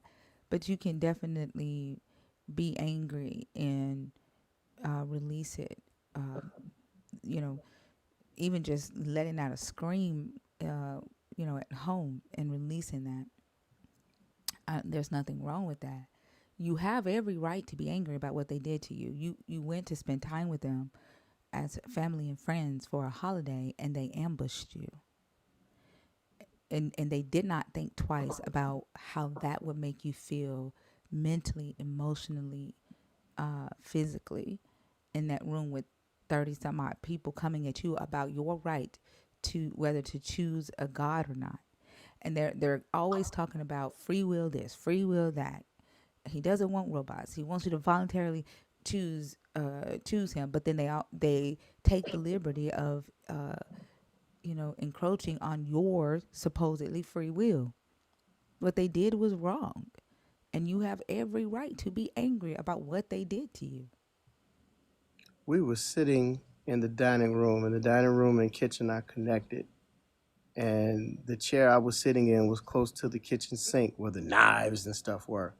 And as I'm watching everybody's heads nod in agreement, as my cousin says, you know, the reason why you're going through this is because you don't believe. And you're so talented and you're so intelligent and you have all this talent. And if you would just come back and use your gifts the way, you wouldn't be going through any of this. You'd be completely healed. What gifts do they have that they're using? What what I what started to go down gifts? that road. I would have. I would have asked them that. What are you doing in your life that is so great and on a higher level than me? Like, what gifts do you have that I can see that you're using that I need to be like, yep, I need to go and serve this God? I would have said that, because there's no way in hell someone who's not doing better than me is gonna tell me that I need to live my life like them. There ain't no way in hell. You ain't even a good influencer for the fucking product. This You is the can't even show cousin. me how it works. Like, no. This is the cousin that just went through congestive heart failure and spent damn near 8 weeks in the hospital. And who was there every day? Me, sitting at his bedside. You know, I brought my tablet, my laptop, and let him do his thing. And I mean, we had great conversations and all this. And because it was at the same hospital I do my dialysis, so I go to my dialysis appointment. And then normally when I'm done with dialysis, I need about 4 or 5 hours to kind of get my thing together. I go and rest up because it takes a lot out of you. But no, I just walk over to the hospital where he was and go up to his room and bring all, if he wanted me to, I didn't sneak any food. He wanted me to sneak food in for him. I didn't do that, but I did everything short of sneaking food in for this man. And this is how you come at me? For real, cuz? So it's like they didn't take anything into consideration.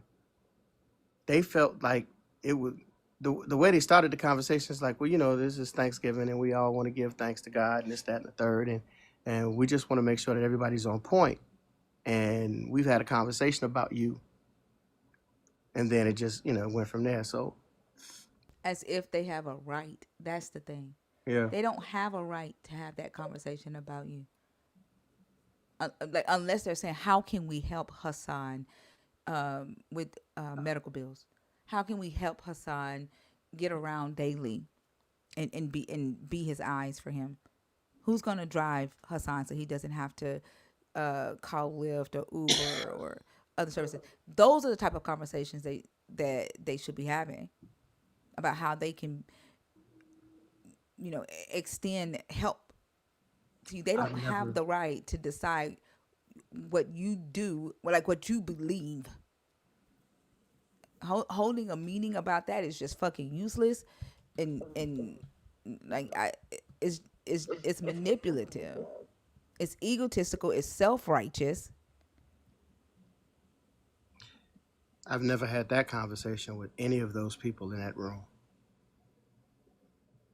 The only other person I had that conversation with is my mother, who's no longer here. and my sister, and she lives in Texas, and she wasn't, she's doing her thing with her family for the holidays. So she wouldn't have been a part of that. We've already had this conversation, my sister and I. But other than that, everybody else in that room, I've never had a conversation with them. And these are family members. These are people, from the old neighborhood. These are people I went to high school with. One of the partners I went to, I double dated on senior prom with him, and we went, to the military with each other. So, and me being as old as I am, shit, it's hard to make new friends. I'm not making too many new friends. Well, I mean, you guys, of course, but I'm just saying, I ain't making too many more new friends at 55. Shit. I mean, this is it.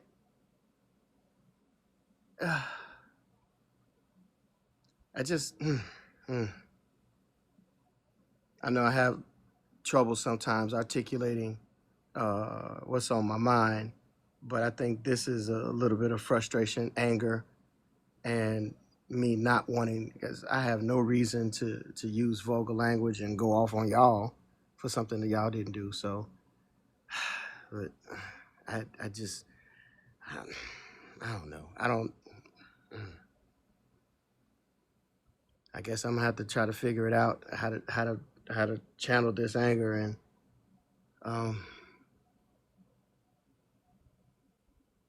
I just don't. I don't know. I don't know what my next step should be. I really don't know. I mean, at this point, you know how you feel. You know that you don't like the way they made you feel. You know, the only thing you can do is accept what happened. Right? You can't change what happened. You can make a decision on whether you want to address what happened with them, or if you want to move on with your life and begin to heal from that, and you know, acknowledge within yourself how you've changed mentally or emotionally because of that. And like, if it's a negative change, deal with that. Like, that's the only thing you can do at this point. Is move forward and figure out what to do for you, for Hassan's mental health, for Hassan's safetyness, right? Your existence, your everyday life. I hear you. So, one good thing that came of this, I ended up going to my dialysis appointment on Saturday, and when I was done, I was sitting in the lobby, and a friend of mine who does dialysis, his sister was out in the lobby waiting for him, and she was like, "What's wrong with you?" Because we normally are very cordial, and we talk and joke and laugh, and she's like, "What's wrong with you?" And I kind of told her, I just gave her, a little overview of what happened Thursday. He was like, "Man, don't even worry about it. I'll be here with John. We'll be here Thursday." she offered me, one of those little mini bottles of Bacardi rum, and was like, "I'll buy you a sandwich from the cafeteria, and we'll have our own damn Thanksgiving. How about that?" I say, "You gotta do all that." And she was like, "No, mother, I'm serious." I was like, "Wow. I mean, we know each other, but you don't know me like that." And for her just to even make that offer, I thought that was very nice of her. And then when her brother came out, when he was done, and he was like, "Y'all still out there talking? Why are you still here? I thought you would have left by now." And I was like, "Yo, I was talking to your sister." And then she was like, "I know what we doing on Thanksgiving." And he's like, "What are we doing?" And so I thought that was a great gesture. So it was nice to be heard. And I was trying to figure out, I'm not the type of person that spirals out of control or goes into a deep depression or anything like that, but I was really trying to figure out what I was going to do with my Thursday, like post-dialysis. And I'm kind of glad I did say something to this young lady, and I'm glad she did make that offer. And I think in the interim, I think that'll sustain me for now. But I really have to, since they made a decision that if I don't come back to Jesus, they're going to cut me off, then I guess I'm cut off. I guess I have to learn how to move without these people. even though I haven't gotten much support from them on the other side of things. Um,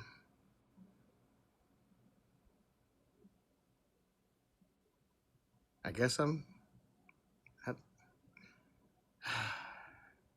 I guess I'm moving by myself now.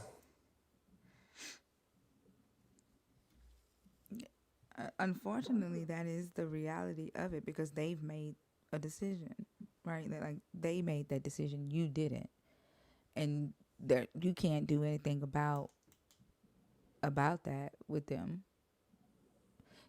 You know, they preach unconditional love, but have all kinds of conditions, and so that's just the reality of how they're telling you, you know, what their conditions are for loving you. The only way they're willing to love you is the way they want to love you, and that's as Jesus. And I was telling my brother today. I said, I just want y'all to see me. Just see me. Just let me be me, and stop trying to see me through your Jesus's eyes, because you won't be able to fucking see me. I wish.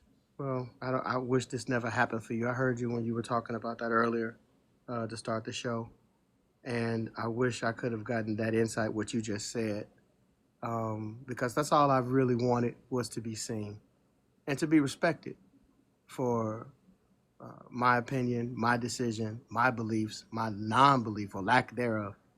That's all. Because I don't have a problem respecting what they do. They go and do what they do.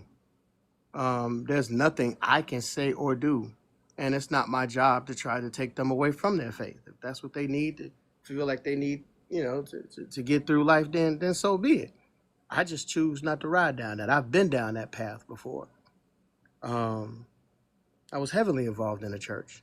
Um, and I still have an involvement with the church only because they're into community development. And as a member of that church, I decided I was going to be one of the people to invest, my hard-earned money into, developing things that the community needs. And they do deal with people outside of the church in that because that's a community thing. So I get that part. And that's kind of funny because Cuzzo also says, so if there was a demonic church that was building community, would you just go with them and help build community with them? I was like, that's not even comparable. I was a member of this church before I started, deconstructing. And I was always into building community and things of that nature. Just because I no longer, what those people do in that church no longer serves me, and I'm no longer a member of that church, that still doesn't mean that I can't come to the community development meetings. Still doesn't mean I can't come to the investment strategy meetings. Doesn't mean I can't come to the real estate meetings and the auctions. You know, I helped this community organization purchase a liquor store that was really a blight on our community, and we're changing that into a community center.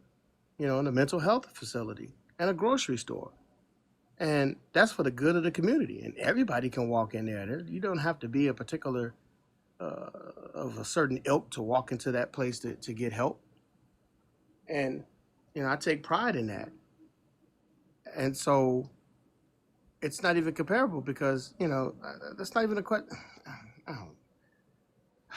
To have my motives questioned, to be called fraudulent.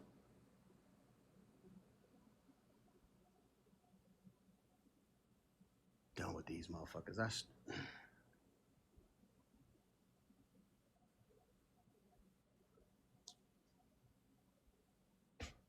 I guess that's all I got. I don't have anything else. Like I said, I'm sorry that you had to experience that. I think, as I said, just all you can do is accept that that's who they are, what they've chosen. You can decide whether you want to spend energy fighting and trying to change them and get them to see you, or you can live your life in this new space and learn to make new friends as an older man. We're all old in here. You know, it's never too late to learn new things about yourself. One of the one of the things that helped me be okay with like not going to family events during the holidays because I don't go a lot. Like I used to, but I haven't in the last 6 or 7 years, and I'm okay with it. Like I'm not depressed. I'm not sad. I'm not sitting at home crying. I'm enjoying my time. I like my time alone by myself. But how I got to that point is I it's one not giving a damn what anybody else think about me being alone on the holidays. But I would go out to eat by myself. I would go to the movies by myself. I would go and shop and walk around the mall by myself. Like experience life, be happy being by myself. Sometimes I think the holidays brings a lot of depression because there's this expectation that you have to be with family or you have to be with people that other people that to show that you are loved. Love yourself. Be grateful for yourself. You're fighting a hard battle right now. Yeah. Be grateful for every day that you get up and you put your 2 feet on the floor and you put one in front of the other and you do what it is that you need to do for your health, for your mental health. Celebrate you. Celebrate whatever growth you felt that you've accomplished. Like you don't have to live life like everybody. And that's one thing about the West, these holidays and stuff like it sets this expectation that if you don't have this picture perfect life, then something it's obviously something wrong with you. And the this I used to call myself weird and be like I'm different. And this a friend of mine is an older guy. He said it's your difference that's going to make a difference in the world. He said stop looking at your difference as if it's a bad thing. He said your difference is what's going to make a difference. When you are just like everybody else, you can't make a difference in the world because everybody else is doing the same thing, and within that same thing is the problem. In order for the problem to get solved, somebody got to step out of line. Somebody got to think different. Somebody got to be different and do different. I hear you. And so it begins, I guess. I've just been on this journey. It's been 10 years now. Been on dialysis for 10 years. Waiting for a transplant for 10 years. Haven't gotten one. And it's been painful doing this by myself, not having the support. I don't have any children or, like I said, my wife left at the very beginning of all of this. It's been difficult, and now I'm truly out here by myself, and I don't know. I didn't expect for it to be this way. That's all. And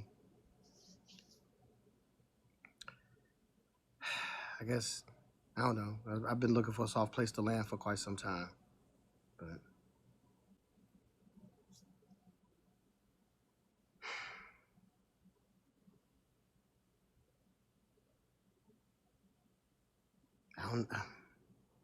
I don't know what more to say. I'm sorry. I just don't know what You more don't to have anything to apologize for.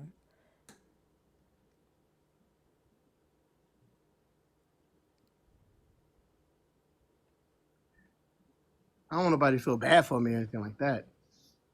But no, I mean, empathy is cool, but sympathy is not necessary. Um, I am a soldier, and I've always found a way to carry on, and I guess I'll continue to do so. It's just that I have to find some place to put this anger, and I have to find a way to channel it, and I haven't quite figured that out just yet. Yeah. There's some things I want to do, but I don't think within the confines of the law that I'm going to be able to do those things. And plus, you Don't know, don't even let them get you that damn angry, right? Like they're not. When they move you to that, then they've won already. I used to be angry black man. I'm just telling you, I wasn't this. I'm not saying I was. I'm not saying I'm soft now, softer now, but yeah, I am. I'm much softer now. There was just certain things that I just would not tolerate back in the day, But but I but it can't be that doesn't person necessarily anymore. have to be you being soft. It is. It could be that you're rational. You're more self-controlled, more reserved. That doesn't make you soft. That Yeah, makes you smart. yeah, but And I shit. think the way we talk about ourselves and the way we see ourselves is, important. That saying calling yourself soft because you ain't out here just because you're angry ready to whoop somebody's ass. That's toxic masculinity. You're more mature. You're lived. You're experienced. This is true, but still don't want to. Still doesn't stop me from wanting to. I don't know, get a pair of boxing gloves, get in the ring. You know what I'm saying? It just that's about as controlled as I can get my anger to be right now at this particular point. Yeah, do that. Um, Find a gym that's open on Thanksgiving and do it. Don't see it. I think that's a great idea. They don't deserve that peace and comfort. I swear they don't. I swear they don't. Mm. All right. Thank you. I appreciate. They appreciate y'all taking out the time just to listen to me. I appreciate that. Thank you much. You're I'll drop down now. you're welcome. Have a good rest of the day. All right, you too. Thanks, y'all. All right.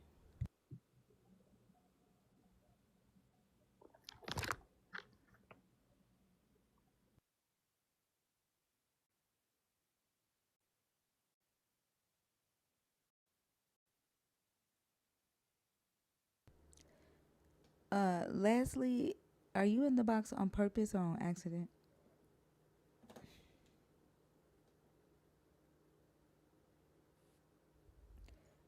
Richman 3000? Man, can y'all hear me? Richum. Is it Richum? Richum 3000. Yes, yes. Hang on, let me turn my earphones to play. Yeah, sorry. How are you? I'm doing good. I'm doing good. I was trying to get in when the song was in there because I I actually was. don't allow people to come up when there's other people on stage. It's just one guest at a time, and Oh, I okay. don't I don't allow the piggybacking off of previous discussions unless you are a nerd. Like if you see the people in the chat with the nerd badges next to their name, Mm, yeah, they can come up and discuss another nerd's conversation, but um, unless if you're not in the community, when you come on hmm. stage, you do have to Gotcha. address one of the topics Yes. on the post. Okay. Are you a believer? Are you deconstructing? Or are you an atheist? I would have to say I'm in the deconstructing phase. Okay. Yeah. And Um, how old are you for TikTok purposes? 53. All right. And which topic from the post did you want to discuss? I would say the free will. Okay. I don't really think What? there is a. I, I I don't really believe that there really is free will because there's so many restrictions on what we do and say in this world So when it that so comes to that this. topic isn't free will. Just any. It's about Adam and Eve's free will in the garden. Hmm. Uh, Oh, okay, I get what you're saying. mhm. Yeah. Well, I mean, if you talk about that also, there wasn't any free will. I don't believe it was. And I want to say this. I can't say that I am a scholar of the Bible. I'm really not. I've raised in church for a while, and once I joined the military, that's when my eyes opened up to a lot of different religions. Because before that, I never really heard of any other religion. So once I got in, I started learning a little bit more, and I was like, why was no everybody ever told me about these different religions, Buddhism and Judah, Muslim, and things of that nature? And come to find out that they pretty much all have the same MO. So that's kind of what led me on my journey of deconstructing from Christianity.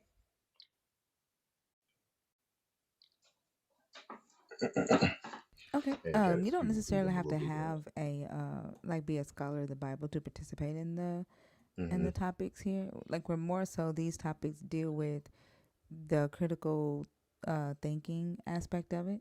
Hmm. The reason why I asked that question is because believers say that the God in the story was testing the free will of the human characters in the story, and that's Yes. why the tree was there. But so they'll say that, but at the same time, they will deny that they could have done anything bad prior to eating from the tree, and that doesn't make sense to me if they have free will. And if a human today can tell me that they know for a fact that these two humans could not do bad before eating from the tree, then there's no reason for that God to test free will. Hmm. Um, and they couldn't have sinned if that's the case. And so Yes. and so that question is there to kind of understand how the believer approaches free will or what they really mean by I that feel when as they say though, that the God is testing the free will of the humans. sorry about that, I didn't mean to cut you. I feel as though it's almost like a game to me. You, that would be like me setting out a whole bunch of money for my kid. Hey, don't touch this. And just letting it sit there and never doing nothing with it and never letting them do anything with it. You can do everything in this house, but don't touch this money or don't touch this food, especially if they're hungry or they're starving for some type of education or knowledge. You know, I feel like that's just a game. And I don't understand why. I don't understand how people don't see that. I have I have 5 children, and a lot of the things that I've seen in the Bible and read, there's things that I just would not do to my own kids. You know, I'm naturally not sacrificing them, you know, not for anyone. That to me, and I'm not saying that I don't feel as though that was a legitimate thing. Also, even the fact that they say he died for our sins or that whatever the case may be, but the sins were put there because of you. You pretty much set up everything for this to happen that way. And if you're all knowing, you knew that that's what was going to happen. Why would you do that?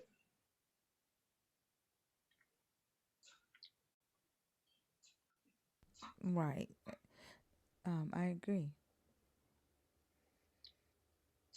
And that's really all I was thinking. But I know that you guys said you didn't want to take it off what other guy. Cause I was really trying to get on here and your boy Hassan. I felt like he needed a friend. I've been down the same road as him.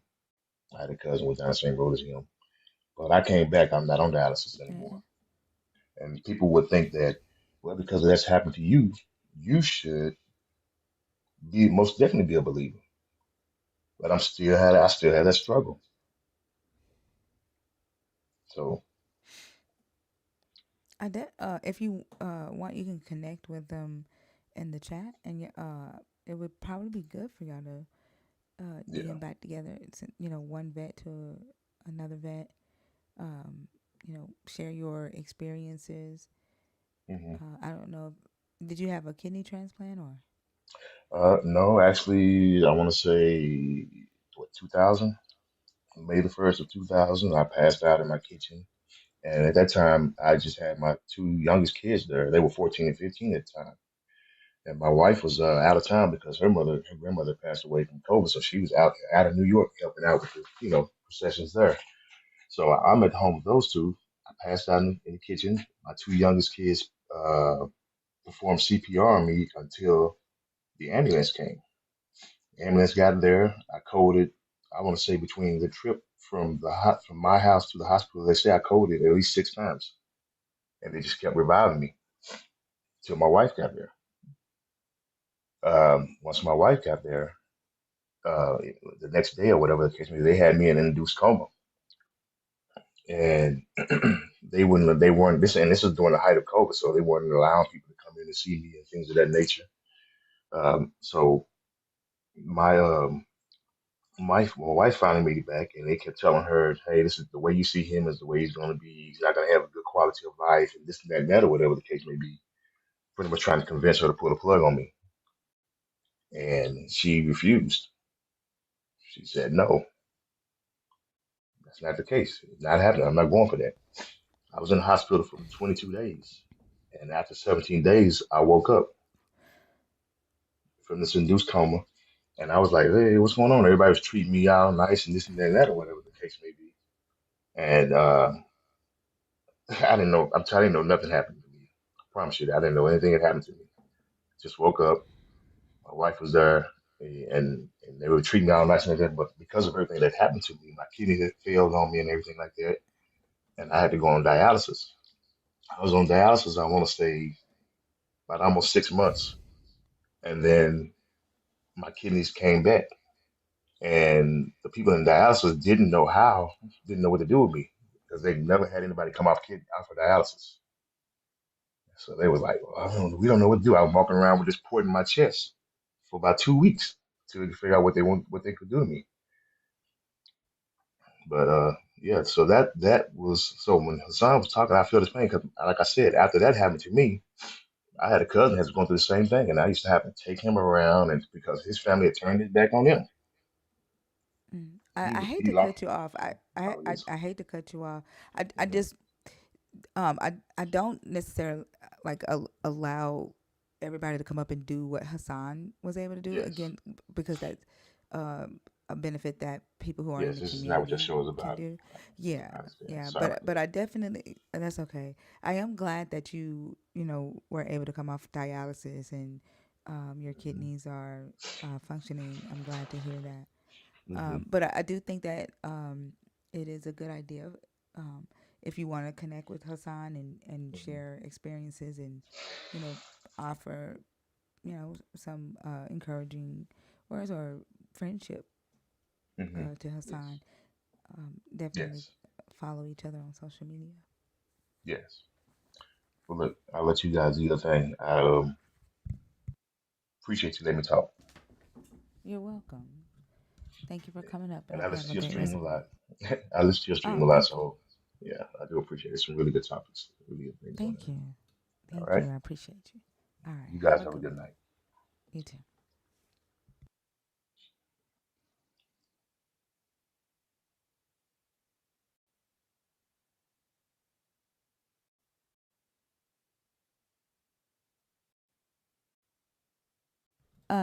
Did Leslie respond? Leslie, are you in the box on purpose or on accident? Ducky.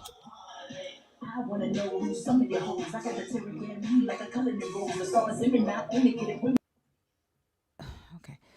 If you are a believer in the God of the Bible, if you're deconstructed or an atheist, y'all, the guest box is open. Was that a song? Was Ducky rapping or was that a song that they were playing?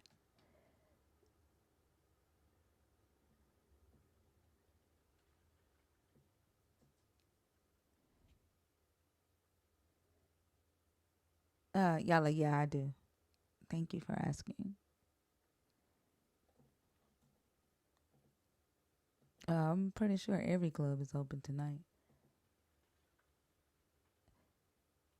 I can hear the rain coming, and that means that my back pain is getting ready to go away. Cause fuck the rain. All right, y'all. Are y'all out there? Well, I do see y'all out there in the chat, so that was a stupid question. But if the guest box is open, if you are a believer in the God of the Bible, deconstructing or an atheist, I am gonna play some music, give people time to request up. Cindy, are you requesting on purpose or on accident? Remember, if you are a nerd or someone that um, frequents the live a lot, please comment and let me know if you're in the box on purpose. That way I don't have to keep asking that question. Um,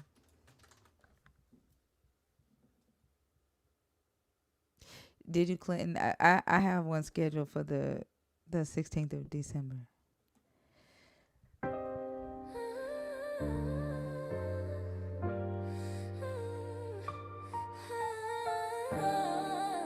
Okay, thank you, Cindy.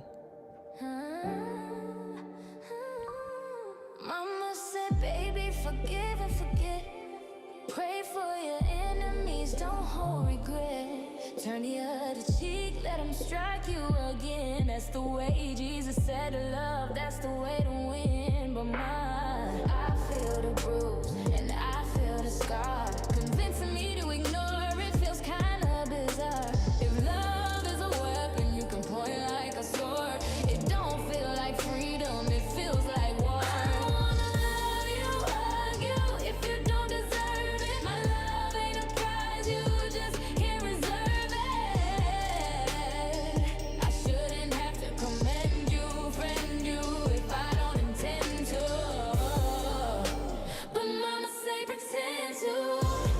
Even if your heart don't bend to. Play the same, they'll commend you. You never know, the love may grow. But mama shouldn't be commanded though.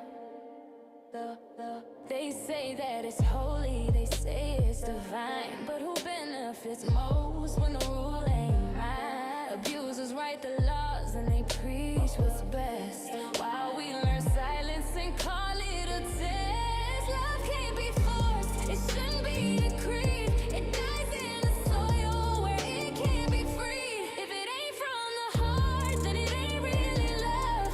It's just chains disguised as words. I wanna love you, hug you, if you don't deserve it. My love ain't a prize, you just can't reserve it. I shouldn't have to commend you, friend you, if I don't intend to. But mama say pretend to. Even if your heart don't bend to. Play the same, they'll commend you. You never know, the love may grow. But mama shouldn't be commanded though. What if love's a choice, not a cage we wear? Thank you, What if Joshua. love's not dead, Y'all, the like a guest box gift is we open. share? They say pretend to. Even if your heart won't bend to. Play the same, they'll commend you. Hide the hurt you've been through. Real love don't descend, don't commend like a show. Love lives in action, it has to grow. So mama, hear me now. Let the old ways go. Love shouldn't be commanded. I wanna love you if you don't deserve it. My love ain't a prize, you just can't reserve it. I shouldn't have to commend you, friend you, if I don't intend to. But mama say pretend to. Even if your heart don't bend to. Play the same, they'll commend you. You never know, the love may grow. But mama shouldn't be commanded though. Y'all, so I checked the streams today for the first time, and the album is over 10,000 streams in just 2 days from the A Cat of Name going viral, and that's not even counting the streams from the A Cat of Name. That's just Lie, Black Before Anything. So Lie, Black Before Anything, and Theology are top three. And then Ata Yadata is number 4.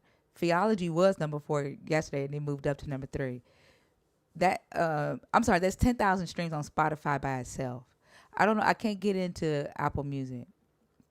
It keeps saying my password is wrong. I don't know, but that's just Spotify by itself in 2 days. I can't get into Apple Music. I don't know what the fuck to do with that. But yeah, like that's awesome. That's awesome.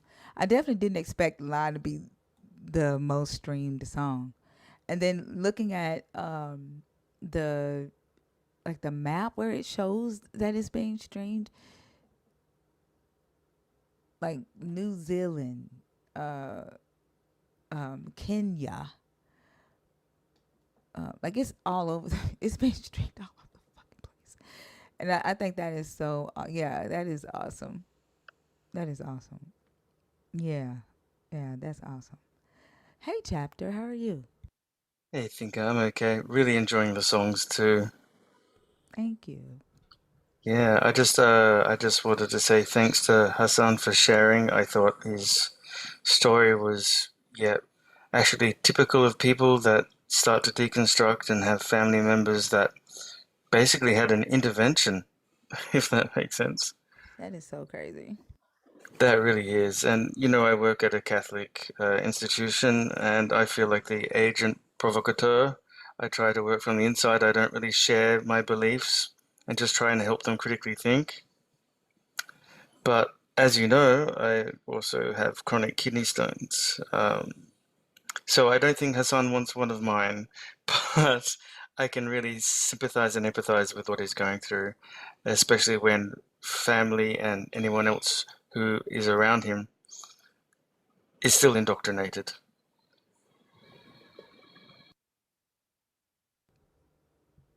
I'm sorry, say that last part again. I just said I can really sympathize and empathize where he's got a lot of things going on, and everyone around him are still so Yeah. indoctrinated that he feels like the odd one out, you know? What is it? In the land of the blind, the one-eyed man is king, if you've ever heard that expression. No, where is that from? Oh, it's a very old story about someone who says, like, it's a land in which everyone is blind, but one person says they can see. They have an eye that can see, and they don't believe them. And saying, no, no, I can see things differently, and they don't believe him. And they feel his face and feel an eyeball, and they ended up plucking it out because Oh they wanted wow. him to be like them. Mm. I think it's a good metaphor for how Yeah. someone who is deconstructed is trying to say, hey, there's you have to think about things, you have to see things in a different way. And yeah, it's very dark, Joshua. So they Yeah. plucked his eye out to make him just like them. And I feel that's a great metaphor for people who are deconstructing in a family, in a world of family and friends who disagree with them.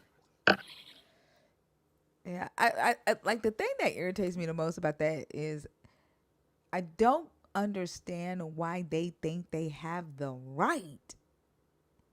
That's what I don't get. Because Absolutely. if we tried to impose our views on them, they would feel so offended. Why do they feel like they have the right? It's not like he's doing drugs. You held an entire intervention and ambushed them. It's not like on drugs or suffering from alcohol or other substance dependency. It's like a non-religious dependency. They're freeing themselves from a religious dependency, and they think something's wrong with them. Like it's very reverse, isn't it? Yeah, it's like, hey, we noticed that you're not sad anymore and depressed. And we noticed that you think you're whole. And we are worried about you because you're doing that without Jesus. And we think that something's wrong and we're here to help you because how dare you go through life and laugh and smile every day knowing that you don't think Jesus is real. I mean, you're just living life and we had a conversation and we all decided that we love you enough to put together a friends giving and not tell you that we're going to ambush you because we don't think you should be whole without Jesus. a reverse Like interview. that's crazy as hell. They want you to reduce your thinking, not lean on your own understanding, not question. Wasn't there a guest earlier that was saying that one of their family members hit them because they asked questions? I think I heard that earlier, right? That was somebody I was talking about a comment on one of my Right, you posts. mentioned that. Yes, yeah, and that's not so uncommon, especially I think grandmothers, especially maybe in certain communities, they've grown up to never ever let their children question things, and the switch or the fly swat was close at hand, or even a spoon, I don't know, whatever it is, because if you it was considered talking back or judging not just the parents or grandparents' authority, but the authority of Jeebus, if that makes sense. Yeah, like for me, it just boils down to that conversation, the topic that we had. Would they rather be broken with Jesus or whole without him? Like if Jesus came and offered them everything that they needed, right? And told them, hey, I'm going to heal you. I'm going to make you whole. I'm going to give you everything that you need to help the world. And once I give you this, you won't need me anymore. Would you take it? Or would you rather be broken and keep Jesus? And they all but one said that they rather be broken and keep Jesus. It because they see that for themselves, they also see that for anybody around them. They Yes, already have a hard time seeing people blessed with Jesus because they want to know why Jesus hasn't blessed them. What's wrong with them, right? So then they start trying to increase their anointing and be seen as highly favored in Jesus. So it turns into a competition because they want to be like that blessed person. But let you be uh, whole and successful without Jesus, they really got a problem with that. yes, I think especially in church and other church adjacent groups, it's very performative. You have to show how blessed you are, but at the same time, the Bible always preaches about breaking you down and making you not feel whole, making you feel what, like dirty rags, I believe the quote is. And that's Yeah. horrific to me. That's horrific. It's a self-victimizing religion. It makes you feel like you are the victim and you aren't whole without Jesus for the rest of your life. So the only thing you have to look forward to is something that you, people only have faith in. And that's not enough for me and should not be enough for anyone personally. I agree. Absolutely. Yeah. Thanks, Thinker. That was it. And as I said, if I don't know if his son's still in the chat, but I'd love to reach out and chat to him because, yeah, it's good to have someone to talk to. And this time, right now, in Australia, we have groups like Beyond Blue and other support groups where you can chat with someone. But it's great to have communities like this. This is such a great community, and I thank you so much, Thinker, for this. I think it's so important for people. Well, thank y'all. Y'all make the community what it is, so I appreciate y'all. Wonderful. Have a great day. Day for you, night for me. Thank you. Have a good night. You too. All right. Relaxing. Are you in the box on purpose or on accident?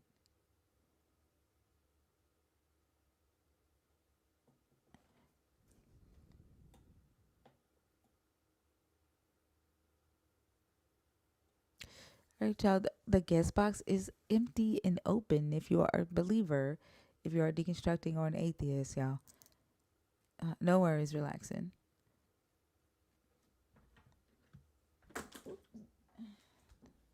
Don't be scared to come up.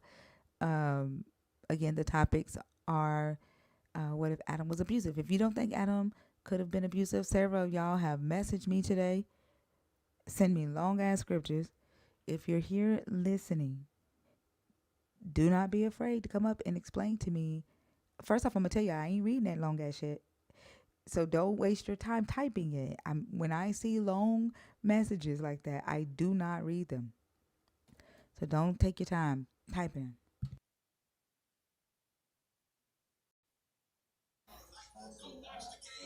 Brandon, What? damn, are you What you okay? want? What I want, you requested up here. Are you okay? I'm asking you, what do you want? Why did you request on my stage? Because you're the dumbest person on TikTok. I gotta give you education every time I see you. You're the stupidest person up here. Okay, cool. What you want? What do you want? I don't want anything from you, Brandon. It's I don't want always any, these dumbass Brandon. I don't prompts want you put up anything here. from Why you. you always put these dumb prompts up here? Brandon, you obviously Always are put these dumb insecure. prompts up here. You are the Oh God, you obviously are dumbest insecure. person I see on TikTok every Jesus time. is showing his ass through you. Are you a Jesus follower, Brandon? And I know you single. And Are you a Jesus follower? I know. I heard about it. I heard about it. That's You how heard I about know. I what? heard about it. You Now heard about what? what? You heard about what, Brandon? Let me talk. Let me What you heard talk. about what? Let me Wait, what did talk. you hear Let me about? talk. Let me. Go ahead. Go ahead. Okay. I heard you single. I heard you got some. I heard you got some stuff going on with your vaginal stuff. I heard that ain't nobody with you. I heard everybody don't want you no more. I heard everybody in your city know about you. That you easy and you in the streets. Oh, I heard about you. I heard that you did. outside of TikTok, you a clown. I heard that you scary in Oh, the street. well, don't I mute heard him, that people please. Don't looking mute for him. you. I heard that people looking for you. Hold on, I'm not done. I heard that people is looking for you, and there's some stuff that you need to go get fixed out in your own city. So instead of being on TikTok, you need to go handle your business. Because on TikTok, you seem like you a superstar, but in the street, sound like you scared. That's what I heard. You Now did. talk about that instead of these stupid prompts you Sure. putting up. Yeah. Sure. Let me talk about that. Talk. Brandon, anybody that's looking for me in my city can find me. They know where I am. I'm Nah, all over. I'm all over Google. Brandon, it's my turn to talk now. It's my turn to talk now. I'm Brandon. I'm all over Google. That's I have 2 apps in the App Store. I not have gonna work. 2 books on Amazon, Brandon, and I go live every motherfucking night. You lying. My family is known in fucking in my fucking city, Brandon. My ex-husband is known in the fucking city. So if they want to find me, Brandon, they know where they can find me. And I don't give a fuck about whatever rumors y'all want to spread about my pussy. Ain't now one of you motherfuckers fucking it. You lying. You lying. Okay. Yeah, Okay. you Cool. lying. So why you lying? I said okay. All right. So we straight about that. You a liar. None of the stuff you talking about is really valid because you don't care. And you got stuff that you should be Hold on. thinking It's about. not valid because I don't care, or is it not valid because it ain't? Hold on, Brandon. Let's address that. Is it not valid because I don't care, or is it not valid because it's not true? Which one? Which one, Brandon? I don't want to hear about no bullshit. Brandon, let me ask you. I don't Why wanna hear can't no you bull talk about about? the Why book. can't you talk about the topics? Why do you want to come up and talk about me? Why can't you address the topics? That's Like, all are you fake. are you responding this way because you can't address the topics? I'm Like, are you telling you feeling some that's type all of way fake, because and I you know. know you can't address the topics? Thinker. Listen to Like, me. do I I know threaten you you. guys that damn I much? know about you. Okay, cool. Do I threaten y'all that much? Fake. It's fake. It's fake. Just Okay, stop. cool. All Just right, stop. great. It's fake. Just Okay, stop. Brandon, Just stop. Brandon, it's fake. It's fake. I got discharge flowing from my cootie. I fuck every dick and booty. I'm running from motherfuckers in my Come on, city. I don't change my draws because they shitty. Everything on. that you say, Brandon, is litty. All Word right, true. it's all good, Brandon. Everything that you say is true. Okay. Now, what I want to know, Brandon, is why you Let's can't stick with address the those topics. Why can't you address the topics? Let's stick with those topics. Thinker. You Let's stick want with to those talk topics. about my shitty draws? Yeah. That's what you want to talk about. Let's do that. You want to talk about my shitty draws, Brandon? That's the topic Yeah. you want to talk about. You got a lot. Why you up here wasting people's time? That's Come what on. you're doing. That's what you're doing. You're insecure as fuck. You are an insecure ass man. I'm not. And I'm I just think making the a song. move. Are you the motherfucker? Are you the Brandon that was No, commenting not on? me. Yes, It's you not are. me. See, how do you know what the fuck I was finna say? You are the motherfucker that was commenting on what if Adam was abusive. That shit triggered the fuck out of you. That shit triggered Come you. on. Why? Come on, because you're not telling the Why truth does it? anymore. You trying Why to jump does it on- trigger? Hold on. Let's Why talk does it about trigger you. you? Why does it trigger Let's you to talk about- think that Adam could be abusive? thinker. Let's talk Why about does you. it? Why does it? I've already told you I got shitty draws. Stop, I thinker. already, Stop. already told you telling the truth. Goddamn. What more do you want me to say? About you. What more do you want me to say? About you. Why is I it you? told you I got shitty draws. I'm All fucking right. everybody. I'm fucking every nigga in the city. All right. So All stop right, acting okay, like cool. you got this Bible stuff. All right, cool. Now let's talk about the Bible stuff. Why does it trigger you so bad to think that Adam could be abusive? I'll take because he's abusive for 1,000. Did he leave or did somebody take him down? He left. I he didn't left. take him down. These motherfucking triggered ass men. This just the thought of Adam being abusive has them fucking triggered. Because in their head, Adam is a god. And in their head, Adam is them. And they think that women needs to look at them like they are trained to look at Adam in this Bible, and it's fucking them up. And I hope you don't think that I give a damn about what you say about me. All that matters is what I know about me, motherfucker. You can spread all kind of rumors. I don't give a fuck.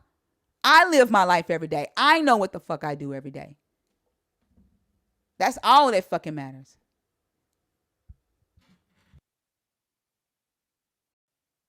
The guest box is open.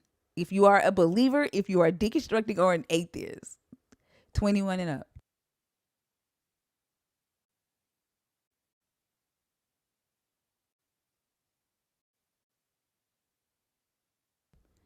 Y'all done lost y'all damn mind.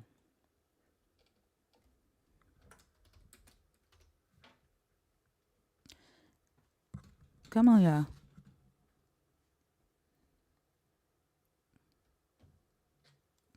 You got to be a dumb motherfucker to come on stage talking about what you want when you're the one who hit request. Like, you got to be a dumb motherfucker.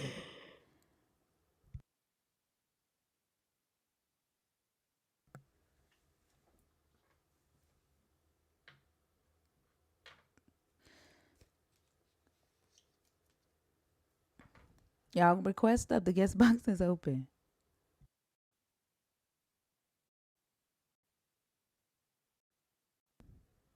Oh, goodness. Why would you name yourself that? How y'all doing? How old are you? 33.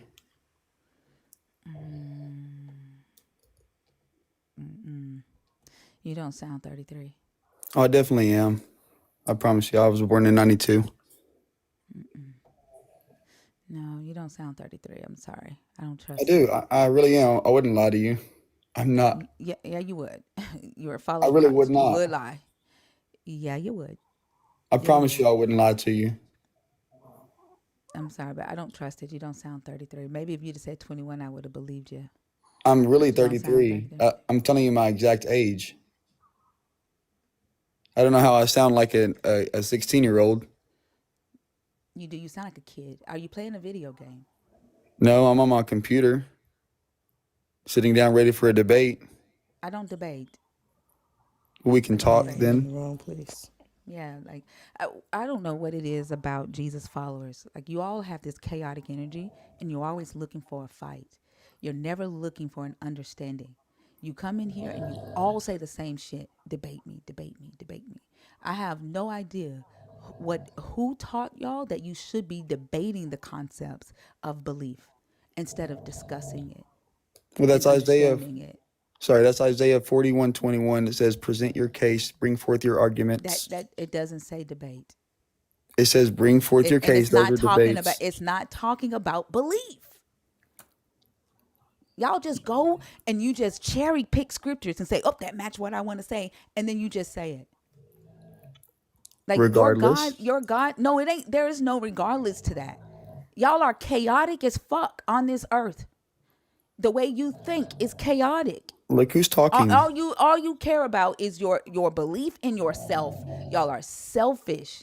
Y'all are willing to lie, fight, kill, steal, and destroy for your belief in your God. I think you're projecting other I people's don't experiences onto me. care. I don't care what you think. I don't care what you think. I don't debate. You're in the wrong place. Oh, well, like I said, it didn't have to be a debate. We can talk. You said, No, you didn't come in here for a discussion. You came in here for a debate. Right. Yeah, no, thank you. No, thank you. so you're scared? Is that what it is? You, You don't did, want to did you talk hear me about say? it? You can say Oh, I'm scared. I don't care. look at the I said tactics no, coming thank you. out. You can go say I'm scared. No, thank you. You're not gonna leave. You're just gonna sit there and cross my boundary. No, I'm trying to think about what to say. I I just said am no. astounded. I said no.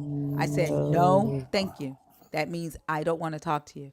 You came in here with the intention of debating. I don't debate. I'm not interested in talking with you. The answer is no. That means you leave now. Hey, well, Jesus loves you so much. Cool. God Cool. bless you. Bye. Cool. Bye. Okay.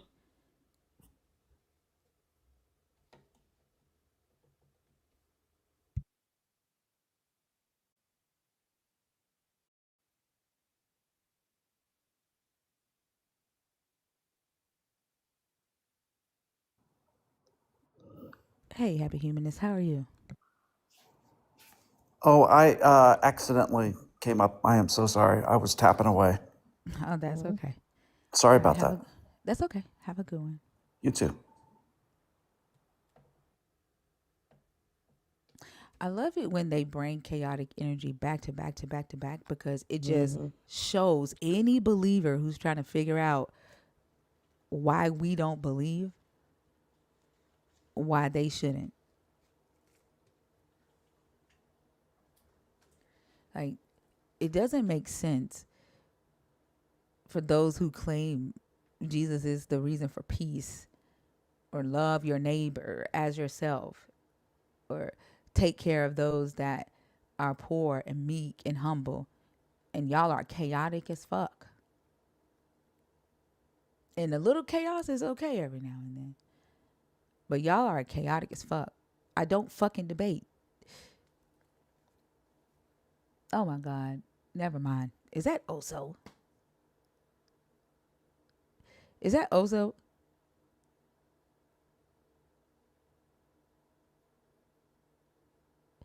That doesn't matter. I don't believe in this guy.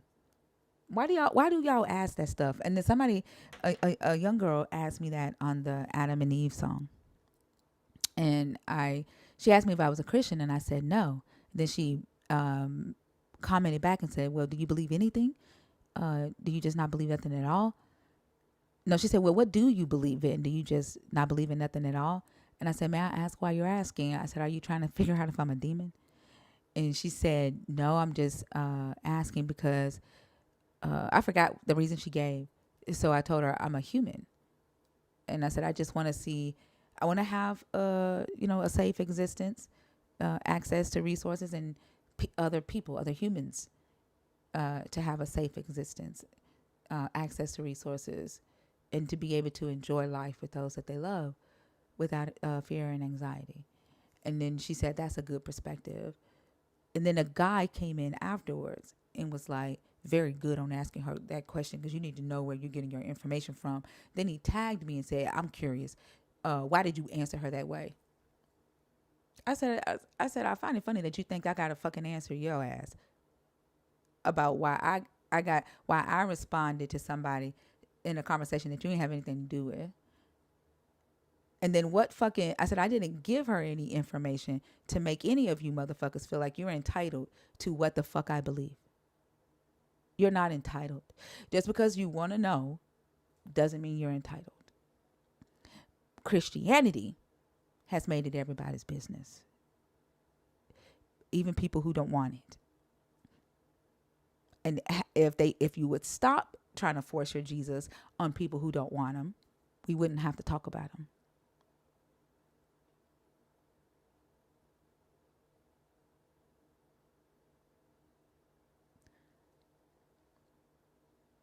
You don't like the fact that atheists are talking about Jesus?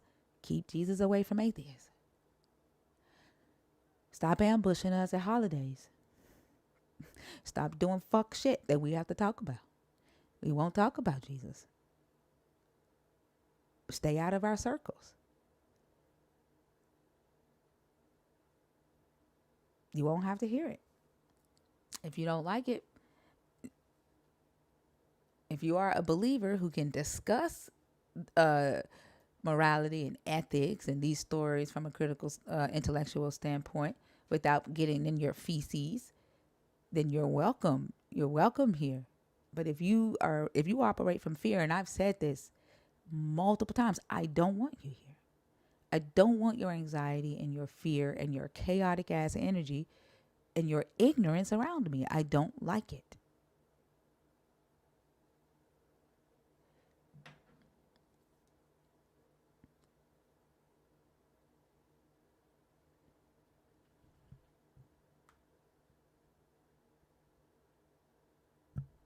There's a lot of predestination Christians still around.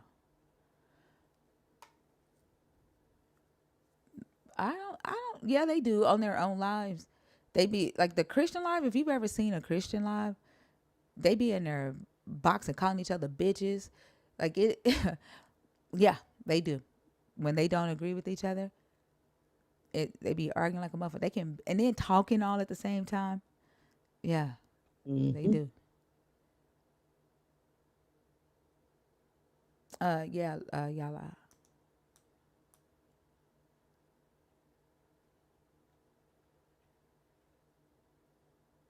Fighting over Yeah, it's interpretation. entertaining.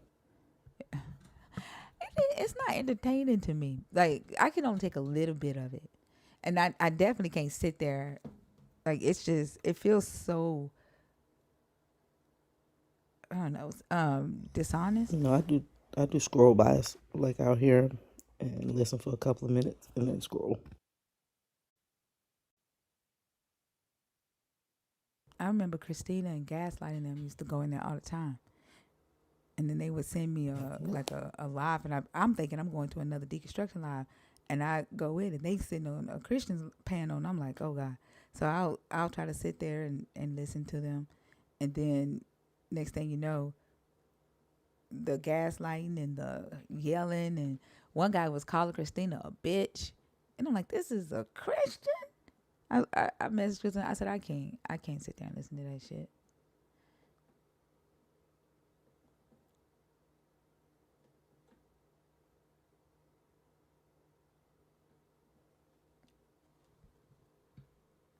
Yeah, it's crazy.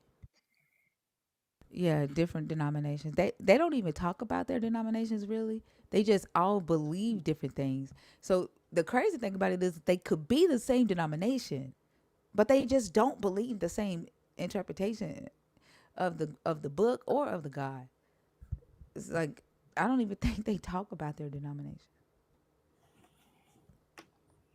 That- I don't even think it matters. Who is that? I have no idea. There's somebody. There's somebody on the panel. Stuck. Yeah. That's that person right there. But like they were on mute, but you could hear them. Yeah. That was weird.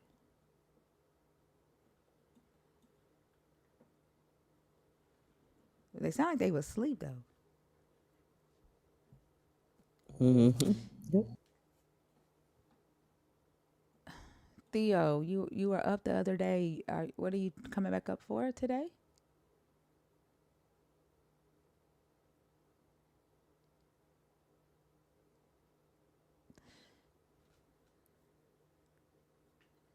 Yeah, they do. They started doing it once they started saying us. They even started doing lives asking atheists to come up. They weren't doing this at first. I don't even think they knew that they could talk about the Bible on social media like this until we started doing these lives.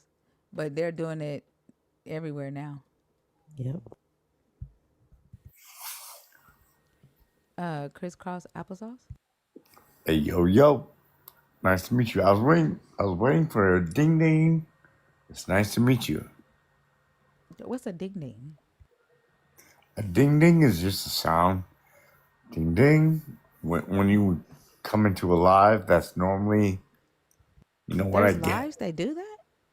Well, I mean, yeah, when I join into a live, I mean, I can't be the only one, but anyhow, we're in here.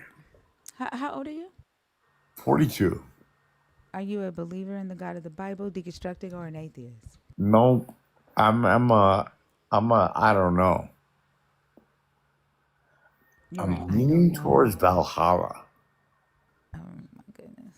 because I'm What biracial. energy? What energy is it tonight? Like, what does your race have to do with me asking how you identify religiously? Because I'm half Swedish and I believe in What does Valhalla. that? What is that? That is it's So kind of you're like pagan? Are you pagan? Are you pagan? what does pagan mean? Do you believe in the God of the Bible? Which God of the what Bible? All right, I'm let's I'm just I'm slow gonna take you down. down. Okay. Have a good Yep, day. let's slow down. Nope. I'm not your normal TikToker. I don't What give a is fuck wrong? about what's on your mind, right? Like you're not gonna be able to come in here and just talk. I'm not here to meet to make friends. Like the topics on the board, I'm here to talk about that shit. I have friends. I have friends already in the chat. I'm here to talk about stuff that's on the board. Okay? That's it.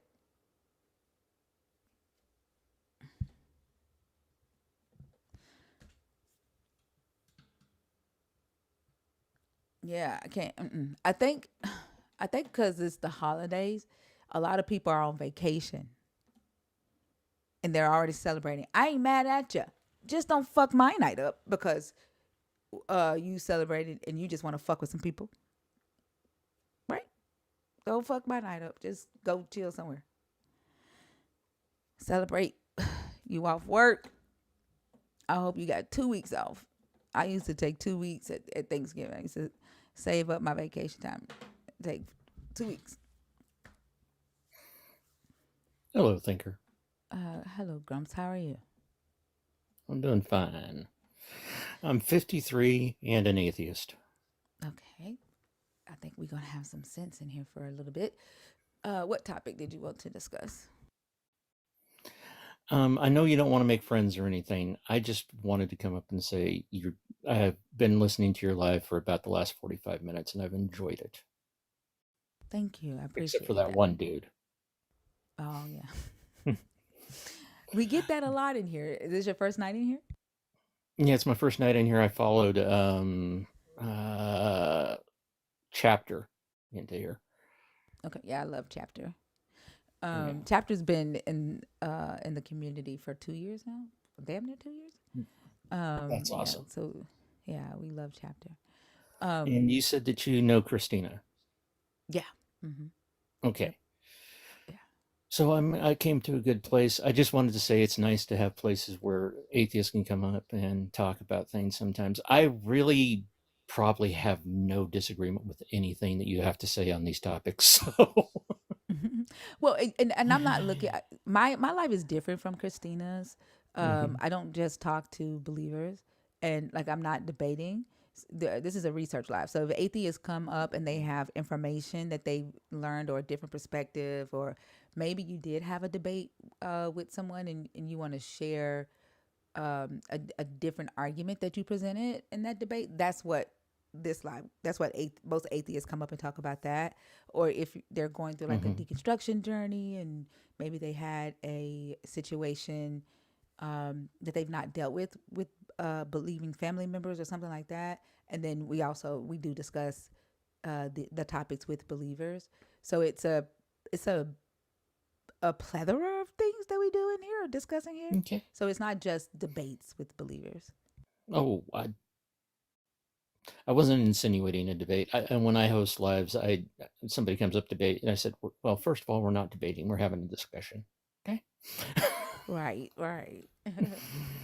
But let's see. How free was Adam and Eve's free will before eating the fruit? The whole problem I have with that, though, is understanding free will. What exactly is that? Yeah, well, for believers, I think that what they're trying to say is free choice. So I just use the words that they use. It's kind of like, Hmm. when my grandson says Walu, and I know he means water. And so I just be like, what's a Walu? Right. So I just talk the language that he talks so that he understands. So they don't know that, they don't know or care about what the definition of free will actually is, but what they mean is they could make a choice from the available options. That's what they mean. So the reason why I asked that question is because they are holding the belief that the God was testing the free will of Adam and Eve, which is why the tree was in the garden. But at the same time, I wrote a song called "What If Adam Is Abusive." That pissed them off because Adam couldn't have been abusive because he lacked the knowledge of good and evil. And so when I asked them, well, what about his free will? What could he do with his free will? That kind of broke their brain. So I need to understand what the hell they mean by free will then. And why would the God be testing free will that wasn't really free? I need to Well, understand. that story never made sense to me because they didn't know the difference between good and evil if they didn't have the knowledge. And it's like, why even test them? You got to explain to them. You got to let them have that knowledge of good and evil. Otherwise, how do they know that they were doing something wrong? Right. So you punish them for it. I love that story. It's so makes no sense. But anyway, like I said, I just wanted to come up and say I think I found another place that I'm going to hang out every once in a while. You are an awesome person. Don't let anybody ever tell you otherwise. Thank you so much. I appreciate you for coming up, and it's nice meeting you. Take care. All right, have a good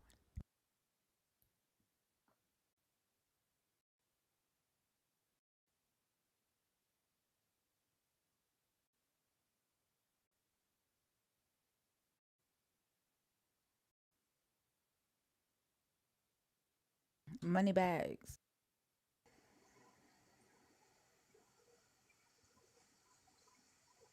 Money bags. Did you come up on accident? All right. Theo, what are you in the box to talk about, baby? Because like you were just up here. Um, and you talked about these topics already. What are you in the box to talk about, Theo?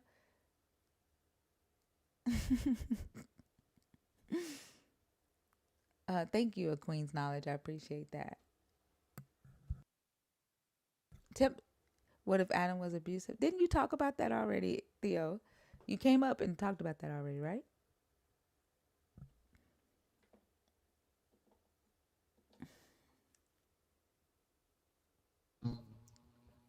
Didn't For you me come? though, Didn't you? I about the last topic last week, but this Didn't time, if Adam was abusive though, because in the no, Bible you it came would up. held Hold on, hold lots. on, hold on, hold on, Theo. You came up the other day and talked about that on Saturday, though, right?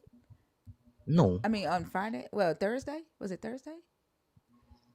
um, wait, I think the believers don't understand the knowledge of good and evil was last week. I think Okay, go ahead, Theo. the Bible in a sense withholds a lot of information in the first part, and when Adam and Eve were created, since they don't have the knowledge and maybe they did some bad stuff that they would do, like a lot of, but of course since they were the only two humans there, they could do anything and not be knowledgeable about it. It's like teaching teaching a toddler what to do, but instead of that, there is no teacher, which is basically God let them have this, not let them roam free. And maybe the Bible doesn't state, or there were books about their history, if Adam treated Hold Eve on, hold on. right. What? Hold on. What does this have to do with what if Adam was abusive? Are you talking um about what? Which one are you doing? what if Adam was abusive? Okay. Are you talking about what if Adam was abusive right now? What are you? Yes. Okay. So what's your thought? Could Adam have been abusive?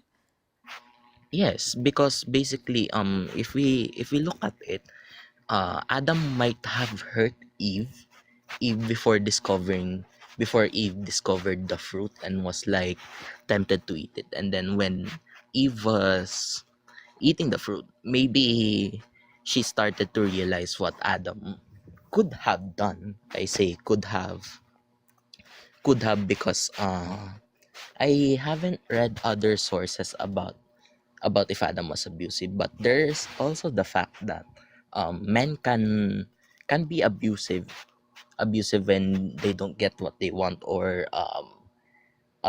they say that men have like little emotional intelligence, but of course, since I don't know much about the other parts of the Bible that were supposedly left out, how would I know if that is true though? Because you made a point with that song though.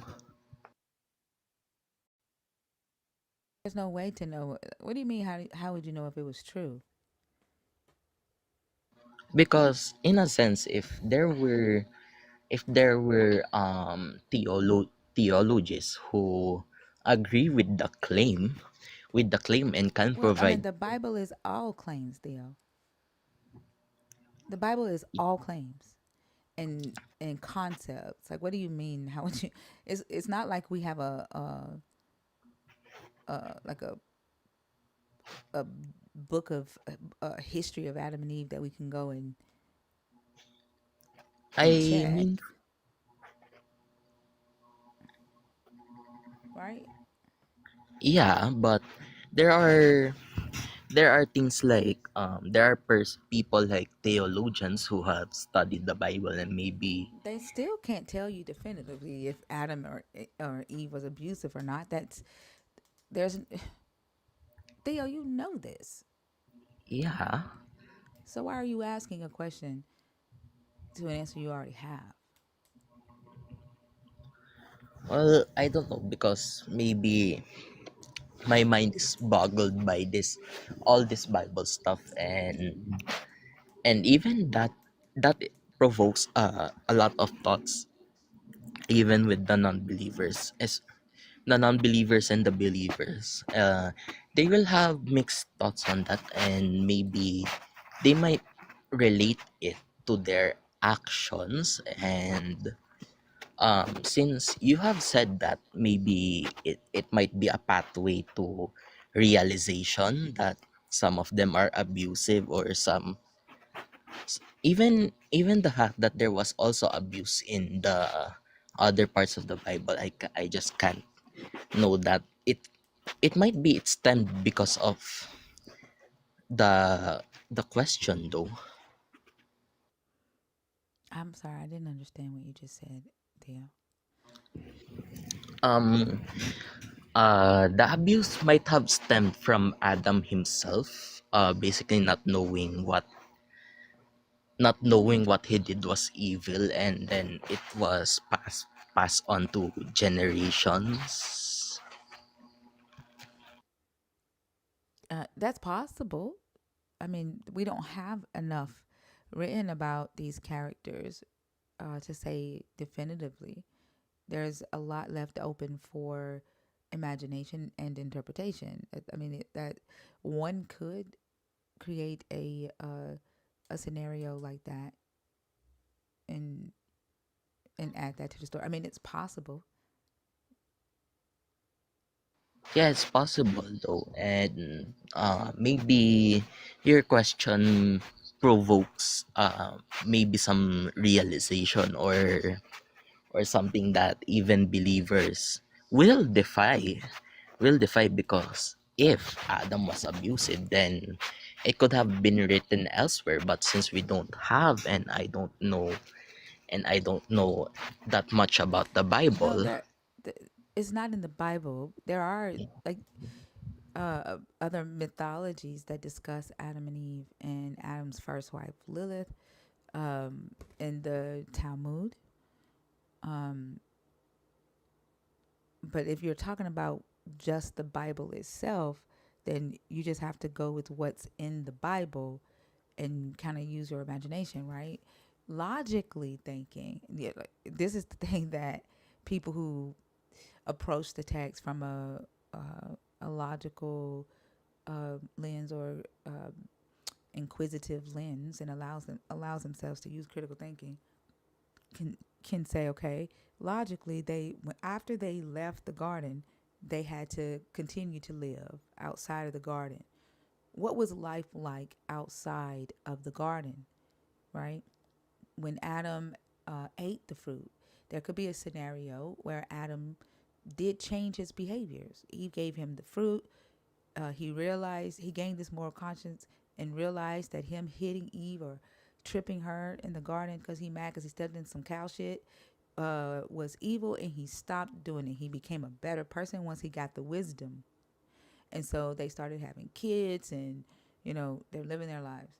And then in comes Yahweh, not happy that the humans aren't sinning, because he needs the humans to sin, because he needs to kill his son, right? For whatever reason, he decreed from the beginning of the time that he's going to kill his son. He's going to sacrifice his son. And maybe it's because, I don't know, he saw Christian nationalist churches in 2025 and he wanted them motherfuckers. But for whatever reason, he wanted to kill Jesus. So, and this is just me using my imagination, because we don't have anything from Adam and Eve after they left the garden, uh, between them leaving the garden and them having Cain and Abel, right? So they leave the garden. Adam has gotten better, right? They're happy. They're having children.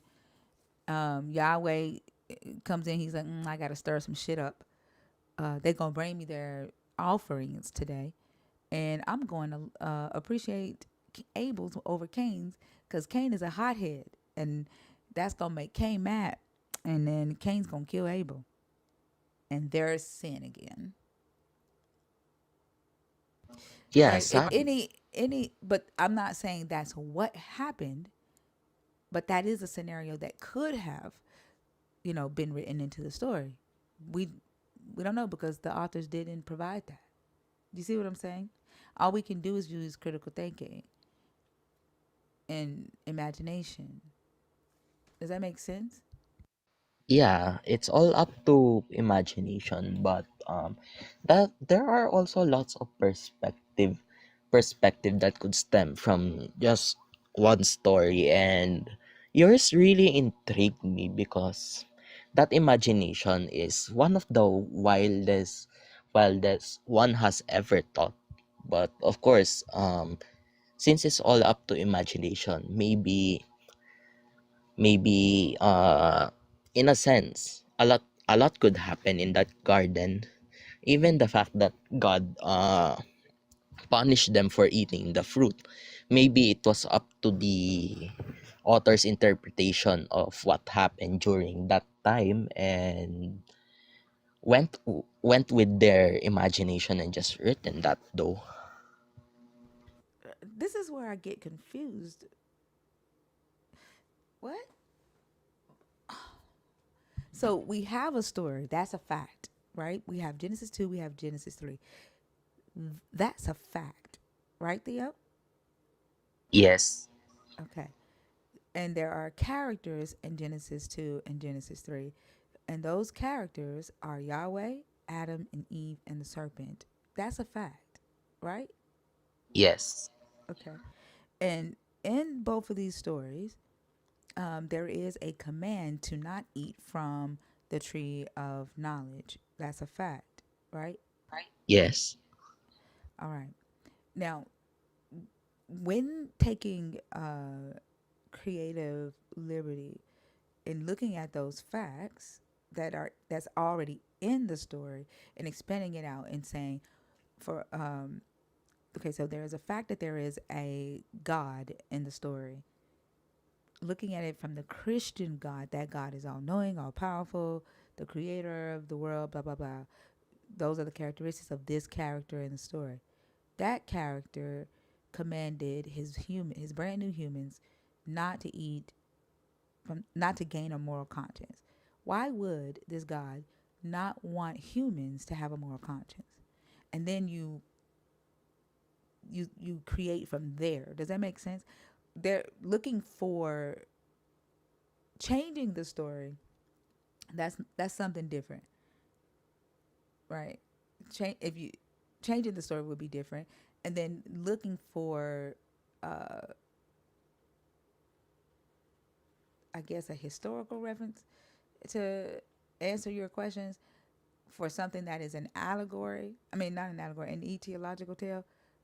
I don't quite understand why you're saying that after you've been listening to this live for a year and you know that the story is etiological fiction. Does that make sense? This is why I'm getting confused by what you're saying right now. Oh, okay. I will maybe treat it as something like fiction so that I won't get disgusted by the actions of even Wait, in were you Genesis. not looking at it as fiction prior to? Were you still looking at it like as if it was a real thing? Yeah, You maybe a part were. of yeah, yeah it, But didn't you come up? I don't. This you Dale, you come Hello? up every time. Yeah, I don't. This is why I'm getting confused because you come up and you. That's not what you say when you come up. Uh, I, I'm sorry, but I really do need help nowadays, especially since I stopped reading after Kings, and I really want to see and learn, and I'm honest about this, and to be honest, I've been reading a lot of the resources in the drive, and it pushes my curiosity. I get that, and that's a good thing. But what does that have to do with you now believing that the story of Adam and Eve is real when you once knew that it was an etiological tale? What does Um, you stop reading at King's or studying the stuff that's in the Google Drive have to do with you now saying that you didn't know or no longer? Is it that you are you saying you didn't know that the Adam and Eve story was an etiological fiction, or that you now believe that it was not? What is happening here? um, I didn't know before that it was logical fiction, and You to be didn't know honest, before tonight? yeah, How many times have we talked about the Adam and Eve story? And like you've been a part of the community for over a year, right? Or at least a year now, right? yes, How many times have we talked about the Adam and Eve story with you? a lot, and I'm sorry, Miss Tinker. It's just maybe I'm stressed. S- Maybe I'm stressed, and I don't What are know. you stressed about? School and stuff. Well, school comes first, Yes. right? Okay. So don't let you studying this stuff take over what you're supposed to be doing for school. Hmm. That comes first. And then there are no right or wrong answers when it comes to allowing yourself to question these stories. The Let me take that back. The right and wrong answers come when we're dealing with factual information. And usually with this book, the factual information is, does the story say XYZ? It's a fact that is written on the page, and these words say this. Is it a fact that this character existed in history? That's what needs to be investigated, right? Is it a fact what you feel like this character intended? No, it's not, right? So that there's no right or wrong answers when you're looking at um, getting meaning from the book or interpretation. Those are all up. Uh, they're all subjective, right? They're all mind dependent on you, how you feel, how you see the world, your culture, how you understand words, things like that. The When you're studying it, you have to uh, recognize which lens you're studying it from. Are you studying it from uh, a literal lens to where you just take the book as is? Are you studying it from a theological lens to where you want to understand the theology of a specific doctrine, an interpretive lens? You got to know which lens you have on when you're reading it and discussing it, and you can switch back and forth. One, does that make sense? What I'm saying? Yeah. Yeah, and don't try to do it all at once. Take your time. But your education comes first. Your college Okay. comes first. Hmm. I'll do that. I had to study later, and the lens I have, maybe it stems from critical thinking, and even researching on some stuff for historical basis, and the culture of what has happened before, even though there are other sources. Of what have happened before with Adam and Eve. Yeah. What And what other about, sources are you talking about? um they say something about Lilith, and Oh, Lilith. yeah, I want to research about her, though, and I need to start on that. No, you don't. You need to get your schoolwork done first.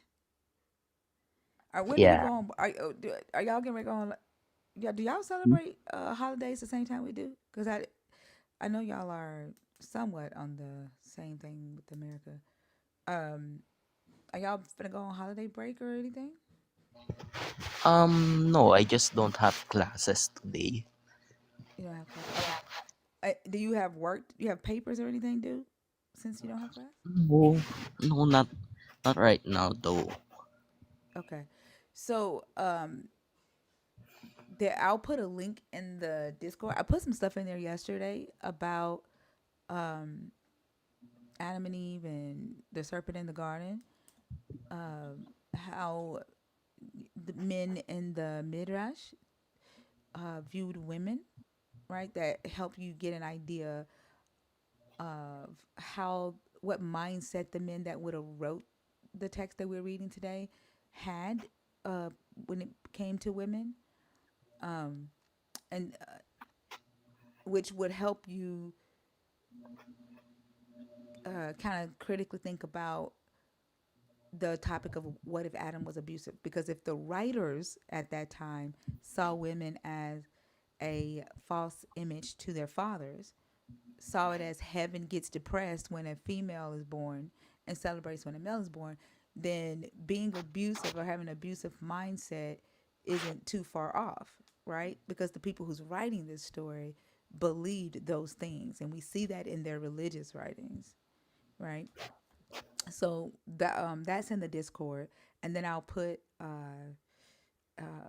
some information in the notes and resources section for you, so you can learn a little bit more about the history of Lilith, and I don't want you to approach Lilith as if it's just a one all be all, because Lilith is a character that evolved from Mesopotamian mythology, and she was written into Jewish mythology to be Adam's first wife. So just know that, just approach everything with a grain of salt, with your ability to question and research for yourself. Okay. But I'll put that stuff in the Discord for you. Just don't get overwhelmed with it, and stress yourself out, and always put your schoolwork first. Okay, got that, Miss Tinker, and thanks for the insight. I'll check later. I'll check that later, and also I need to start on something.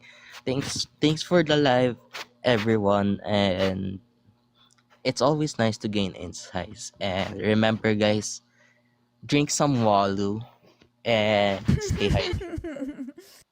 So Oh my please, gosh. yes, I got you. let Yeah. the cat down. Yeah, have a good day, you guys. Thank you. Thank you. You too.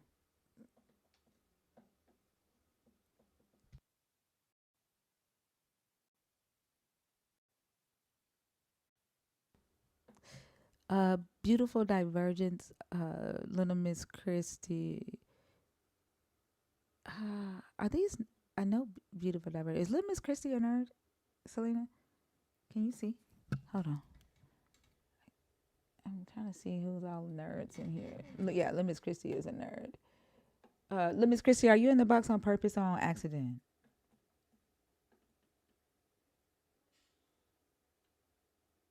Yeah, he did. Just Joshua. Little Miss Christie, are you in the box on purpose?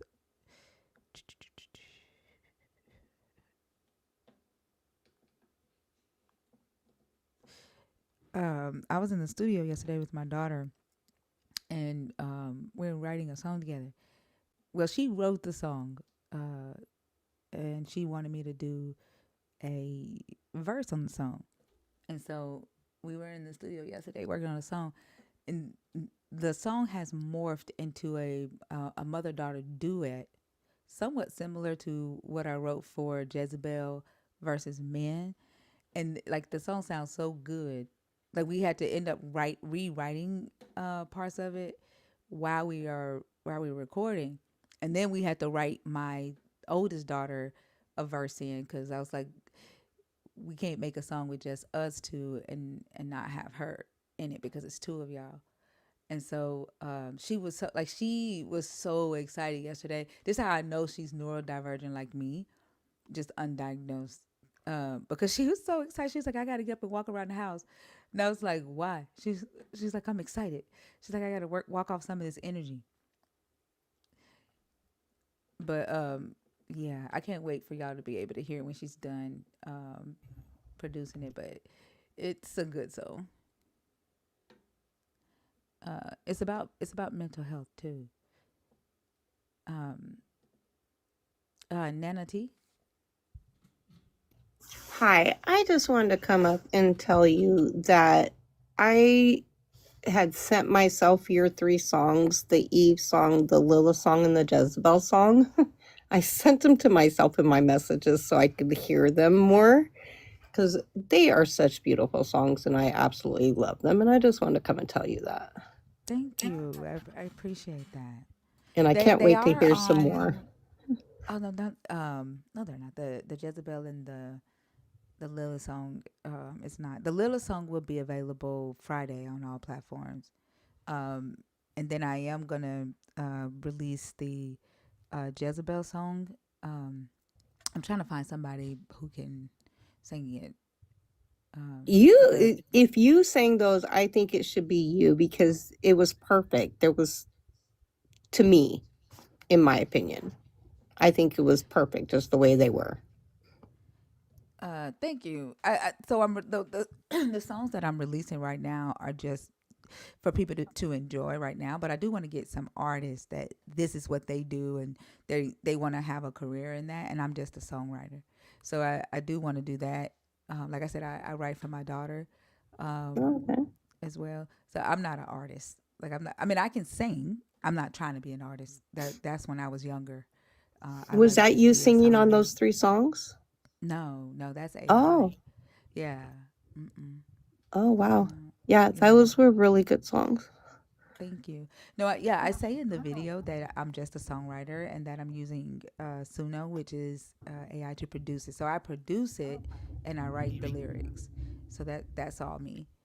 To be honest, I But didn't the even hear that part of uh, it. I have to. A lot of people aren't paying attention to it when I say it in the video, and so they'll get in the comments, and I have to say I'm just the songwriter and the producer. That's it. But that's why I want to get people who like, because I feel like because the songs are different than what is usually pushed out, if there are artists out there who may not know how to write their own songs, I think Hmm. that if they sing these songs, it might push their career. Because I've Further. had several, yeah, not saying that I'm the shit or anything, but the lyrics just relate to people a lot. And so, Exactly. That's yeah, what I was going to say. yeah. And so I've had several artists reach out to me and offer to sing it. And so what I'm going to do is a open verse and let TikTok decide who gets each song Oh, and nice. go that That'll be way. Yeah. fun. I can't wait to see that. Yeah. Yeah. Well, I just wanted to come up and tell you that, and I'm getting ready to go to bed. You're So so welcome. Thank you for sharing that. I appreciate you. you're And very welcome. like I said, the Lilith song will be available Friday. All right. Well, thank you so much. You guys have a great night. Thank You you. can You go too. ahead and drop me down. Okay. Atheist idol is crazy. Sophie. Sophie said atheist idol.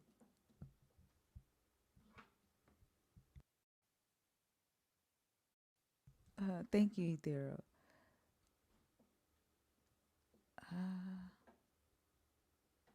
All right. If you are a believer in the God of the Bible, if you are deconstructing or an atheist, y'all, the guest box is open. Eve, bring your ass on stage. Like you said, we're silent because you're here. Hit request. I don't know why y'all think anybody in here is scared to talk to y'all. Ain't nobody in here scared to talk to y'all.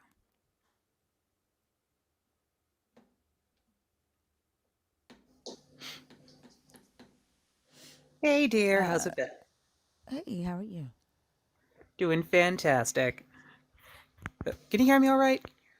Yeah. Okay, because I can hear a little bit of echo on my part there. If I need to get earphones, just let me know and I'll do so. No, I can hear you fine. Alrighty. So, first of all, I just want to say thank you for the mental image of Adam stepping in cow shit and getting mad at Eve over it. That'll be stuck in my head for the remainder of the night. Thank you.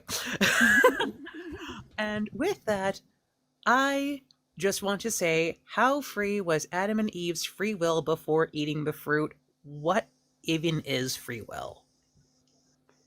Well, we know that when believers say it, they really mean choice. So that's what I was explaining to Grumpus, that I'm just using the terminology that they use so that, we're not, fighting over the words. Like, they mean choice when they say free will. Well, okay, I get that. So every time I think about Adam and Eve basically being eternally punished for going against God's will, it reminds me of a 1-year-old being smacked upside the head severely with a baseball bat for something that they couldn't begin to comprehend.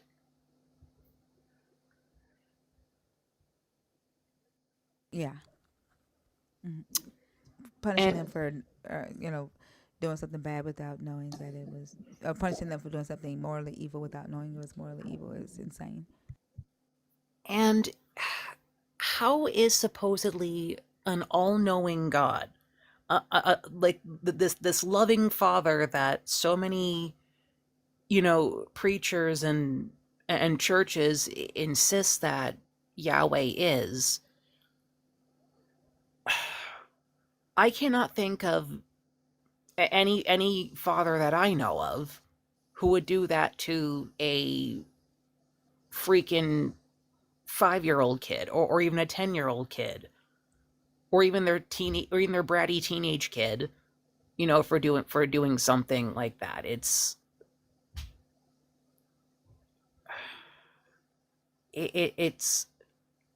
what kind of love. I know it's a little bit, it's just hearing a lot that's like kind of going more into God's love as opposed to like free will, but it's like, what kind of love is that?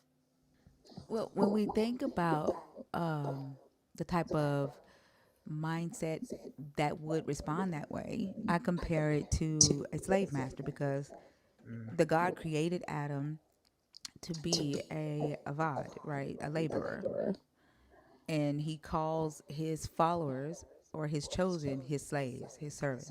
So he is their master, their slave master, and their father, right?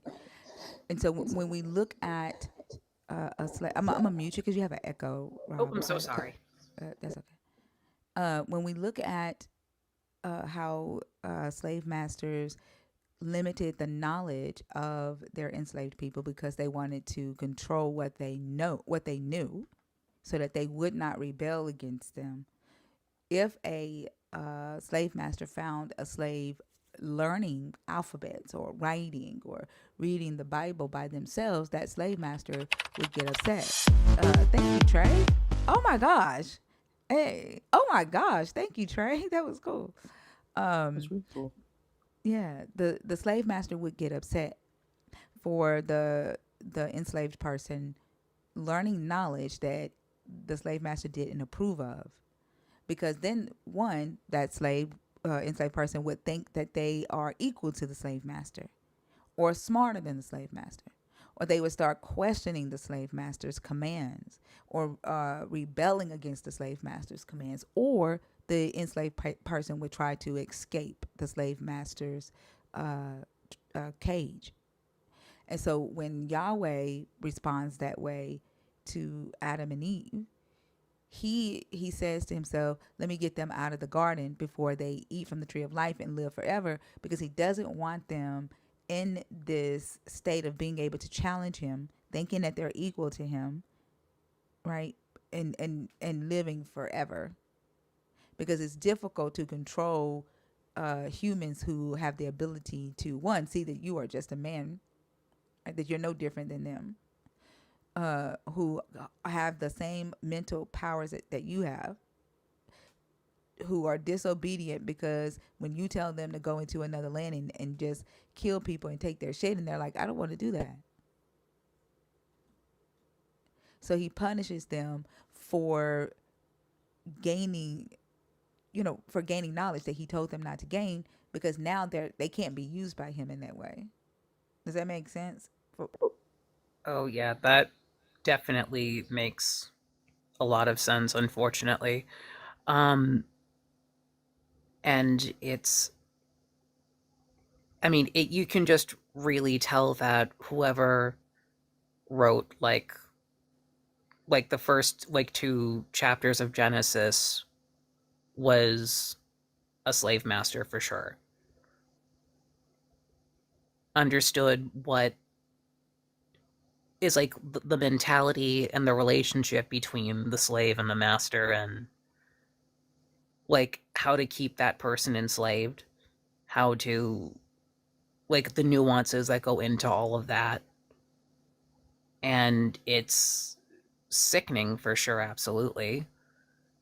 And it's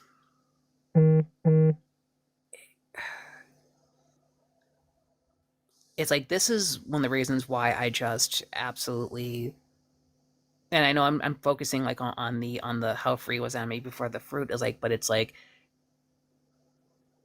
it's like, what if Adam was abusive?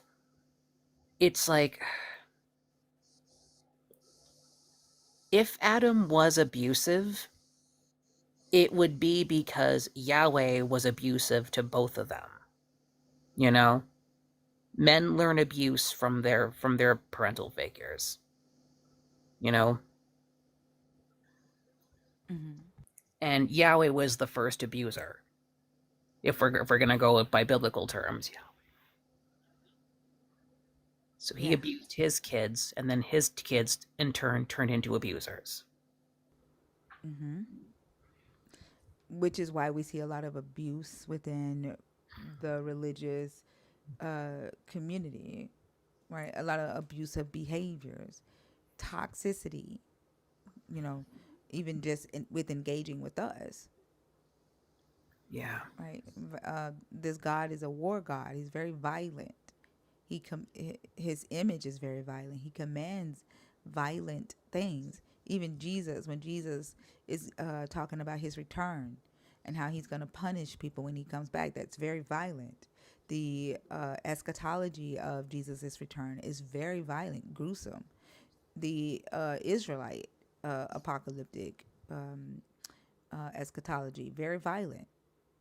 So they can only be what they believe this God is, and that's violent and abusive and narcissistic.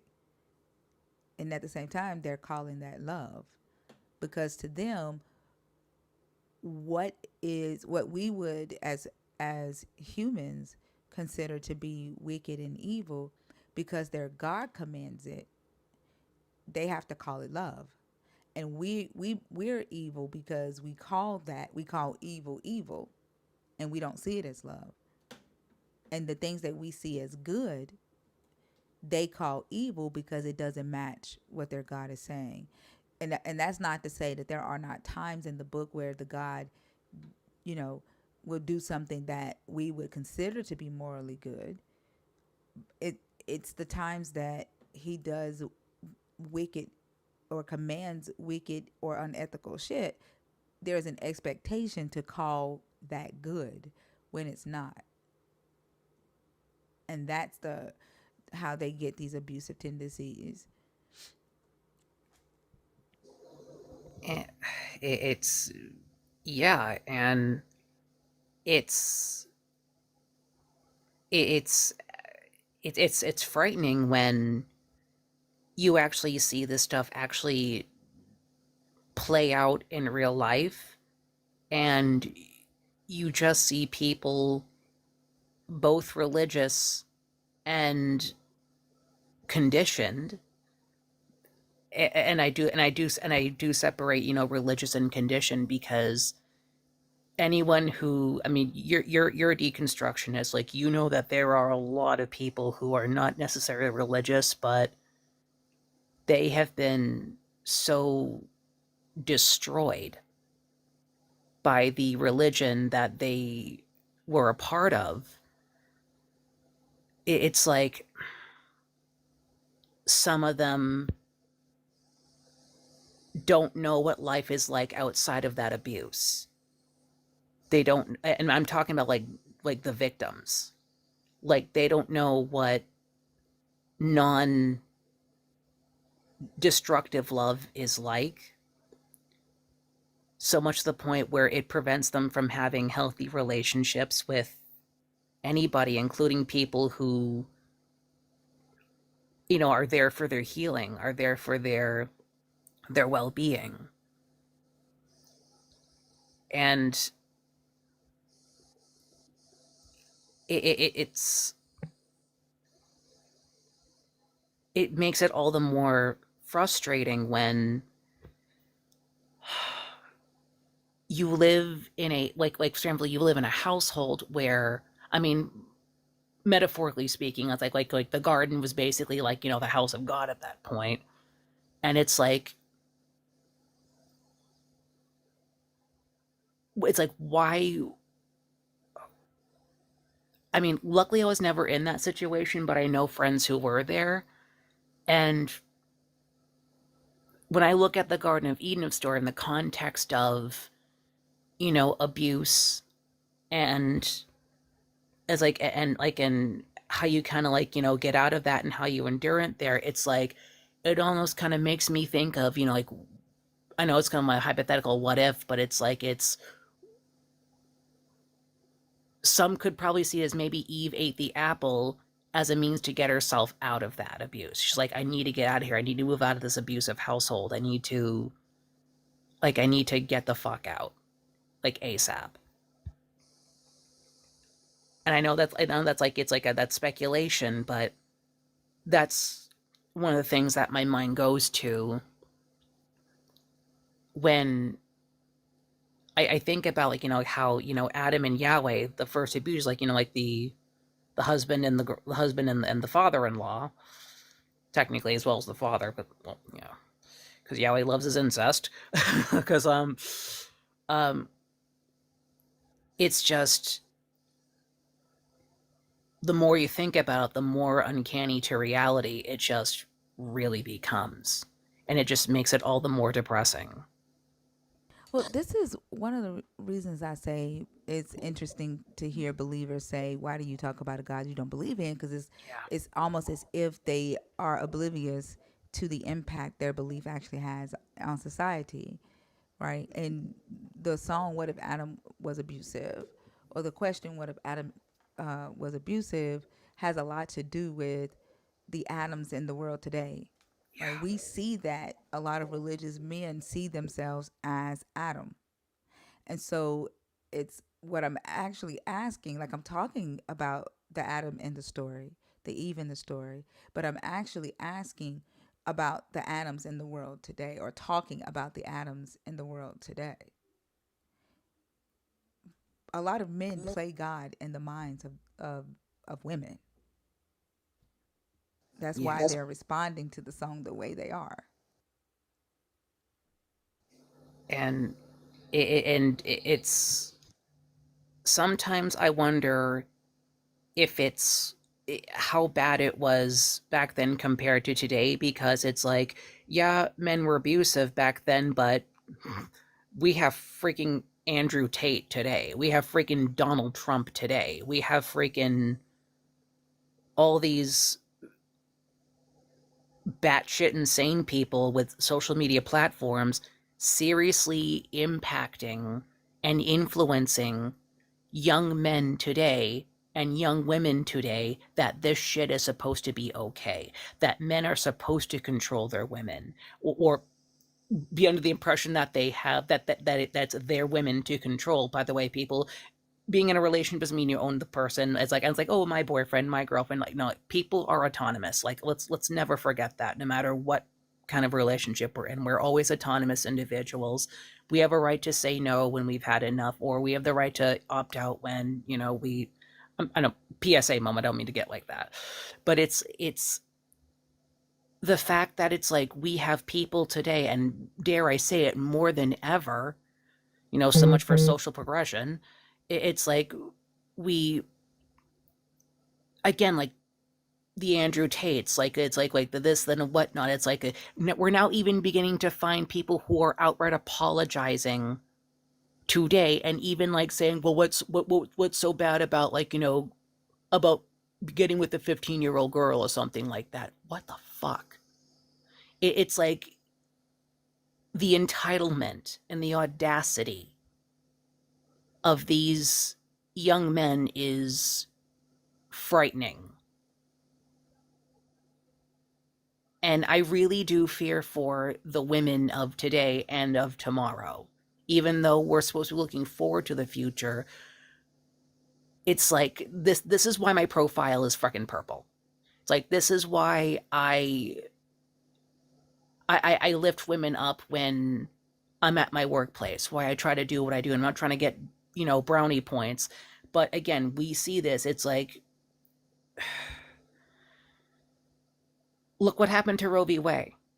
Because once again, women are under the friggin' attack. It's to subjugate women. It's to make women need to be dependent on men. And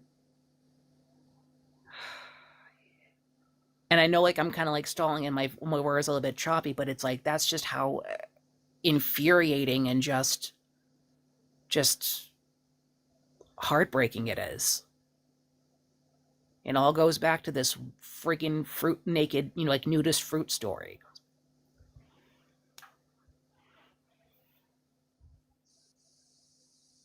Yep. Yeah. Exactly. And again, I hate to bring you up, but again, like, and I know there are women in this very chat, like, and in this very live, who have been through abuse, and I know you were in a not so happy marriage before. Thank you. Like, and I can tell this topic really does hit home to you, as well as like to so many other people, and that's why it's important that we do what we do and say, look, I mean, yeah, it's unethical to take someone's faith away from them, but at the same time, it's like, we need to tell people, again, we do need to let people know that it's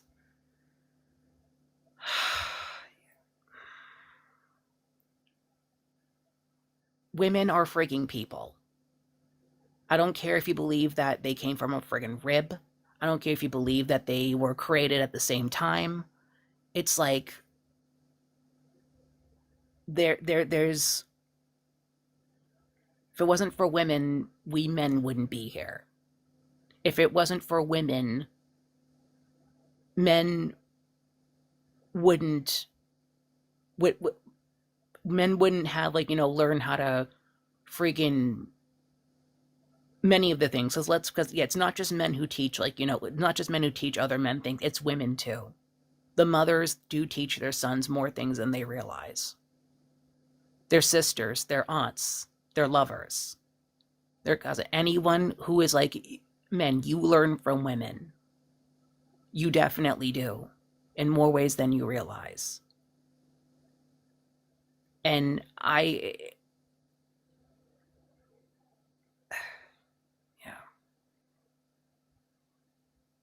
sorry, I'm just getting all high and mighty at this point.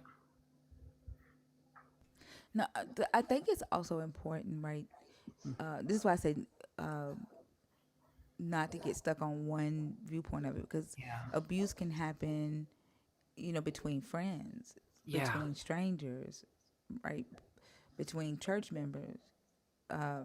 The characteristics of an abuser don't stop when it's just someone in a intimate relationship. It could happen between a mother and a daughter, a father and a son. And so when I say, what if Adam was abusive, I'm not only just talking about relationship. Yeah. And that's why I made sure to mention that, it's like, it's like if Adam was abusive, it's because Yahweh was abusive, his own daddy figure. It all goes back down to this patriarchal crap. Yep, exactly. Yeah, and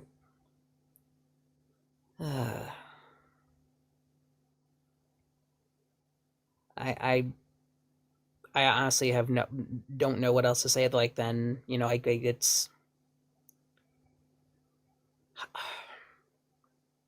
how do we break people away from this crap?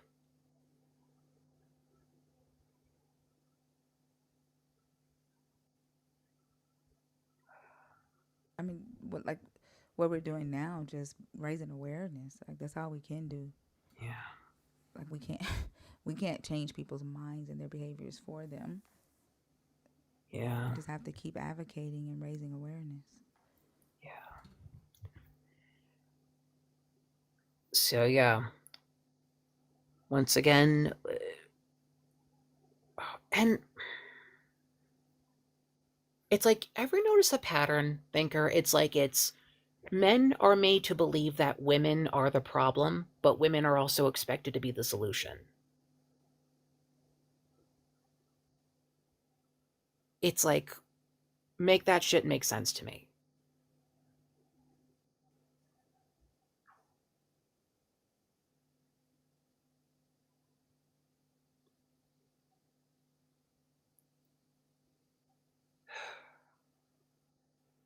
Sorry, I'm just bringing down the mood at this point here. I mean, like, it doesn't make sense, right? Like, there isn't, the patriarchy just, you can't make the patriarchy make sense. Yeah. But the only thing we can do is just keep having conversations about it and just keep raising awareness, Yeah. And this is why I will definitely continue to support deconstructionists, especially people like you, thinker, who do this shit every freaking chance that they get, because yeah. And absolutely. I was thinking about going live myself, but I'm like, yeah, screw it. I was gonna figure out what other people are doing tonight.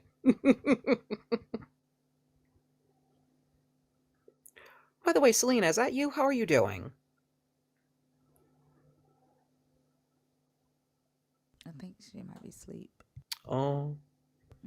Well, at least it's not Oso.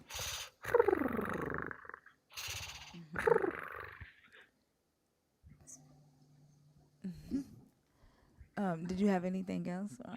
No, I just wanted to come up and say hi, how are you, and just basically, give my 2 cents on the topic. Well, I definitely thank you for coming up. Absolutely. I miss doing this, and I'll definitely pop up, when I get once I have the time to. All right, sounds good. Have a great night, thinker. Pinky itching. Oop, should I drop it on myself? Okay, I'll do it. Okay. All right, y'all. The guest box is open.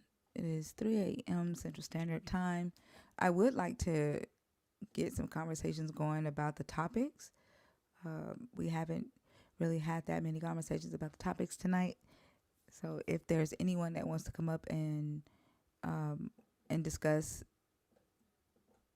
the topics, what if Adam was abusive? How free was Adam and Eve's free will before eating from the fruit? Believers not knowing the knowledge of good and evil, but specifically for the deconstruction community, you have your holidays coming up. You're going to be around your family that is with believers. Those of you that are new to deconstruction, what are your thoughts on that? Anybody?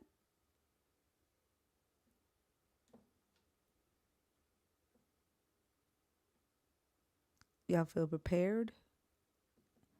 Have y'all decided to stay home and not go?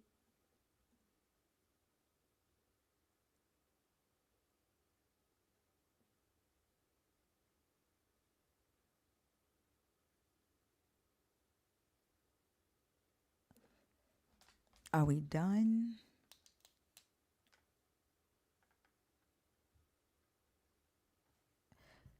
Are people still awake? Are y'all out there? Am I talking to myself? What does Phil mean, Mia? You gonna be watching Dr. Phil? Protect your peace and your energy? Yeah. That's definitely what I'm doing.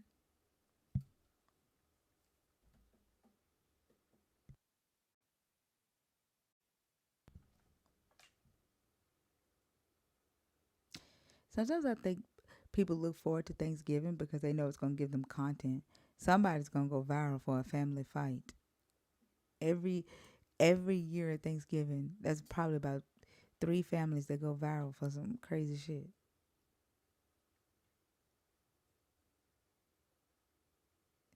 You said you're gonna be eating while they pray. They're gonna be mad at you for that, Mia.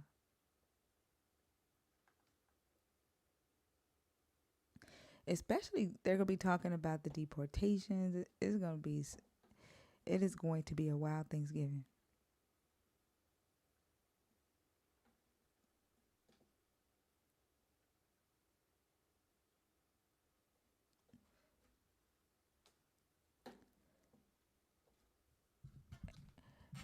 Anybody, y'all done?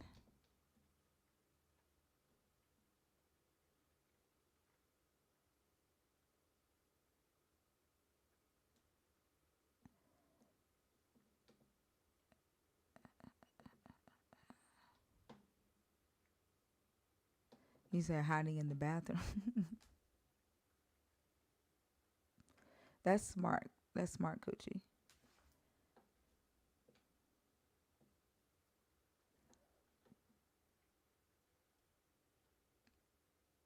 I feel like everybody is asleep right now. Nobody's coming up talking to me. The guest box is empty. It's kind of been a really chill night tonight, except for Brandon's crash out.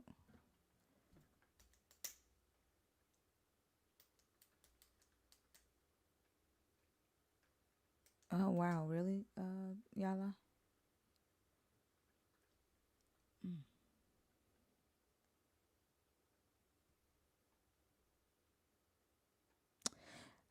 Okay, it's too quiet for me.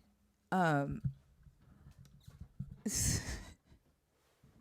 I can't do it. I'm not a good small talker, and I don't stay live just for the hell of it. I'm not that type of creator. I can't do it.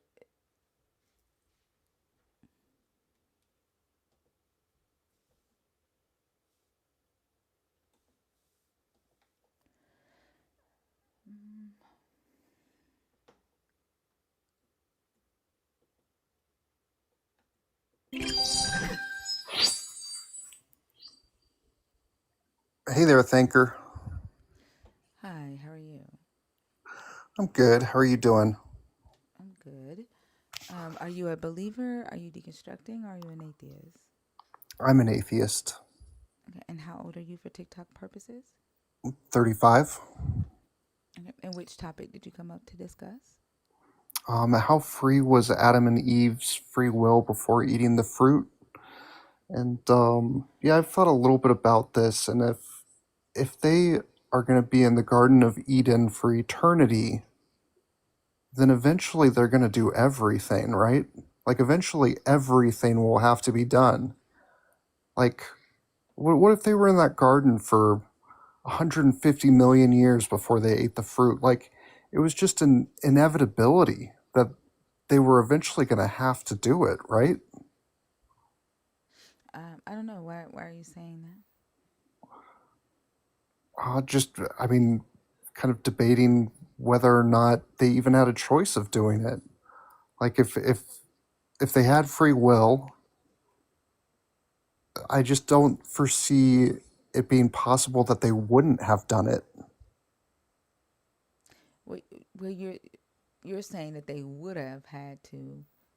Correct. Yeah. Yeah, I'm asking like, why are you saying that they? Why are you saying it's impossible for them to have lived in the garden forever and never eat of it? I'm not understanding that part. I guess if you give something enough time, then everything that can happen will happen. So are you saying, like, if I lived forever, eventually I would end up killing somebody? I mean, possibly, yeah. Well, well, not possibly. You're saying it's a definite that they would have eaten from the tree because they were supposed to live forever without eating from the tree, right? Right. So then logically, you're saying that if a human had eternal life, it's it it's impossible for them to go through eternal life without murdering somebody. Is what you're saying? Yeah, I guess that would be the. Yeah, So I'm I guess asking so. like, okay, so I'm asking like,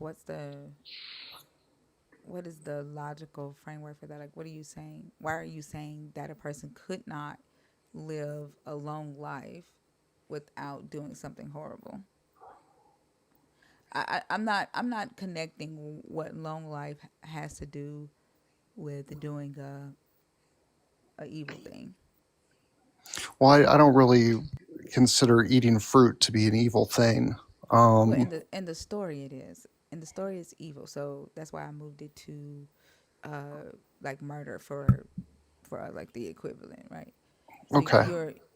you're saying that because they were supposed to be immortal, I guess, or living in the garden for eternity, you're saying eventually, because it's eternity, eventually they would have done they they would have to do something evil or do that evil thing, eat the fruit, because they would have had to experience everything. Is what you're saying, right? Yeah, yeah. Especially since there was kind of focus put on the fruit, and kind of focus put on the tree of wisdom. And that's why I'm asking why you're saying that just because they would have lived forever, it's impossible that they could live forever without ever touching that tree. I don't see the connection with eternity and the impossibility of eating the fruit. I don't see the connection. Can you help me see that or connect that for me? Um, yeah, kind of. Have you heard of infinite monkey theorem? Mm-mm. Where it's I don't know if I'm going to explain it very well, but if you have infinite monkeys on infinite typewriters, eventually one of them is going to type out every word of Shakespeare perfectly and in order. So like, yeah, if you have God telling them don't eat from that tree, then like it's already in their mind. Event, I just figure eventually they have to, like, it's just a matter of time before they do it. I think what's tripping me up is that you're saying that it's impossible for them to live an eternal life without doing something bad. I don't see the connection. And Okay. then like the infinite monkeys typing on a typewriter, and then that equating to the entire every word of Shakespeare. That's because they're typing letters, right? I don't see the connection to doing something morally evil with that. I don't see that being analogous. And so I guess like when you're dealing with eternity, it's possible that they could live forever and never go to that tree. It's possible that they could live forever, get bored, and then eventually go to the tree. I think both of those situations is possible. I don't, Yeah. like you don't think so? No, no, I hear you. And, it's not like a hill that I die on, but I just, I feel like it was, my belief is that it was an inevitability, and that God just put them in a really bad situation. Yeah, I hear you saying it's inevitable, but I'm not connecting. I'm not seeing that it's inevitable because that's like saying that it's inevitable for a human to commit moral evils, to live a long life and commit moral evils. Like a human is going to do something evil if they live long. Yes. That you do believe that? You think that? Um, uh, yeah, yeah. I think that with long enough time, a person's going to do something evil.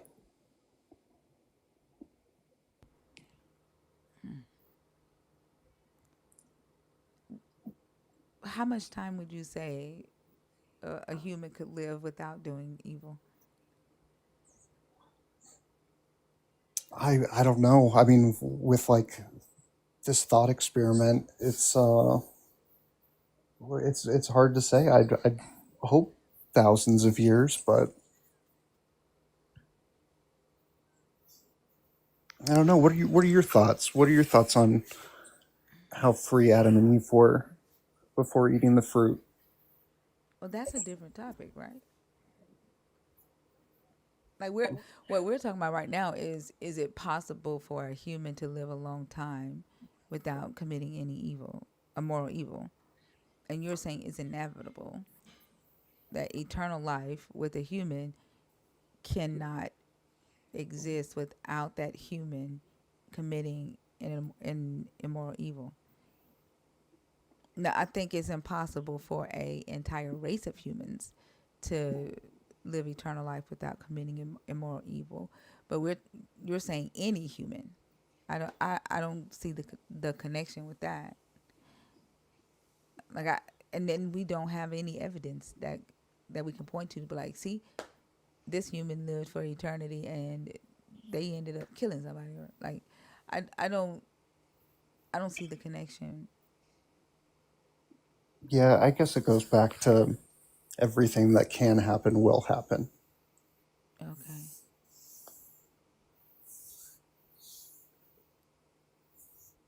given a long enough period of time.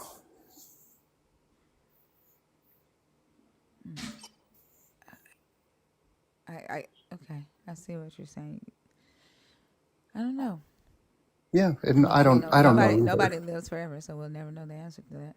Yeah, yeah, but yeah, I'm curious about your thoughts on it too, on the prompt. It's just an interesting, it's a great prompt. I'm glad that I stumbled upon it. Well, what are your thoughts on it? I think that ultimately Adam and Eve did not ultimately have free will. I think that it was an inevitability that they would eventually eat the fruit. Well, that isn't free will. Like when you're saying that it's inevitable that they would have eaten the fruit, that what does that have to do with how free their free will was? Right. So so I guess my answer would be that no, they didn't really have free will. It was just a matter of time. Like, do you know what free will is? Self determination. No.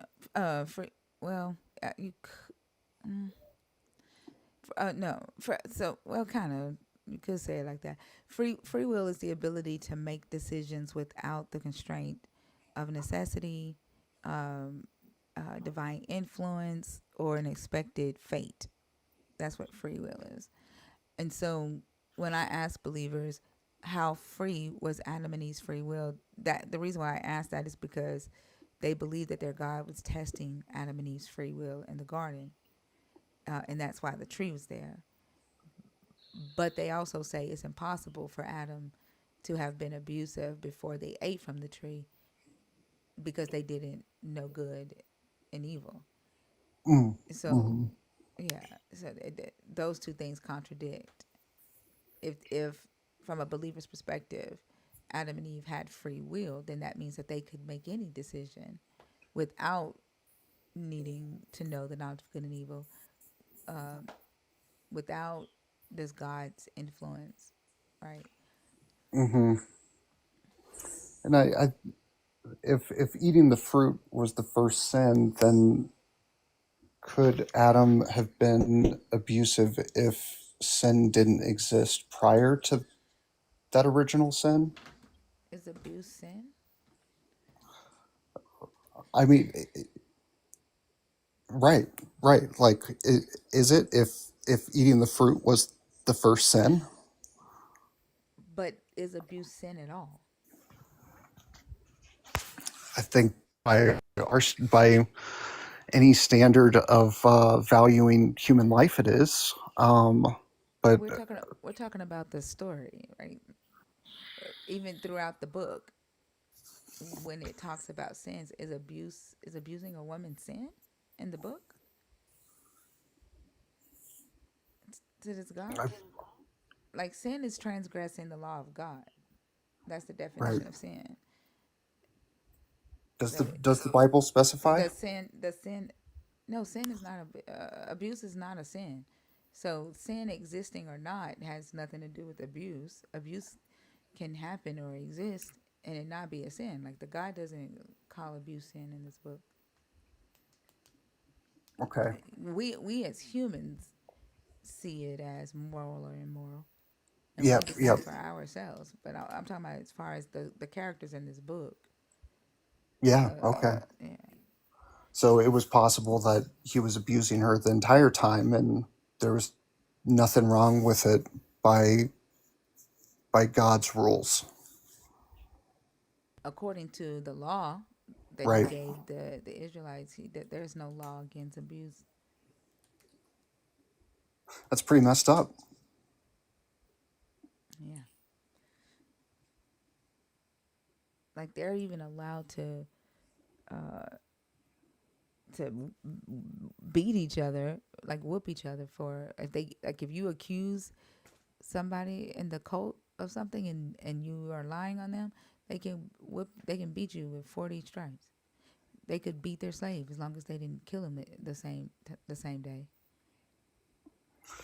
Yeah, it seems Like, pretty. the Levite threw his concubine out to save himself and told them to rape and abuse the concubine all night to save himself. Like, there's no law against abuse in this book.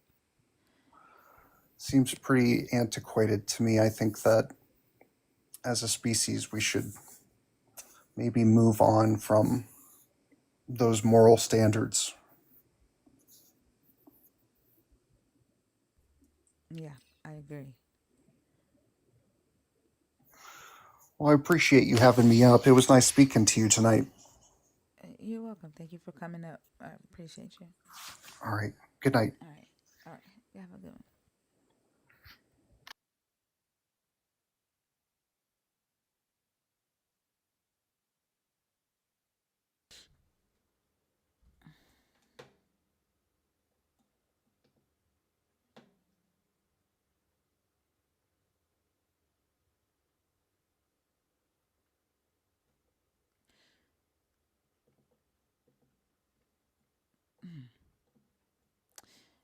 All right, y'all. The guest box is open.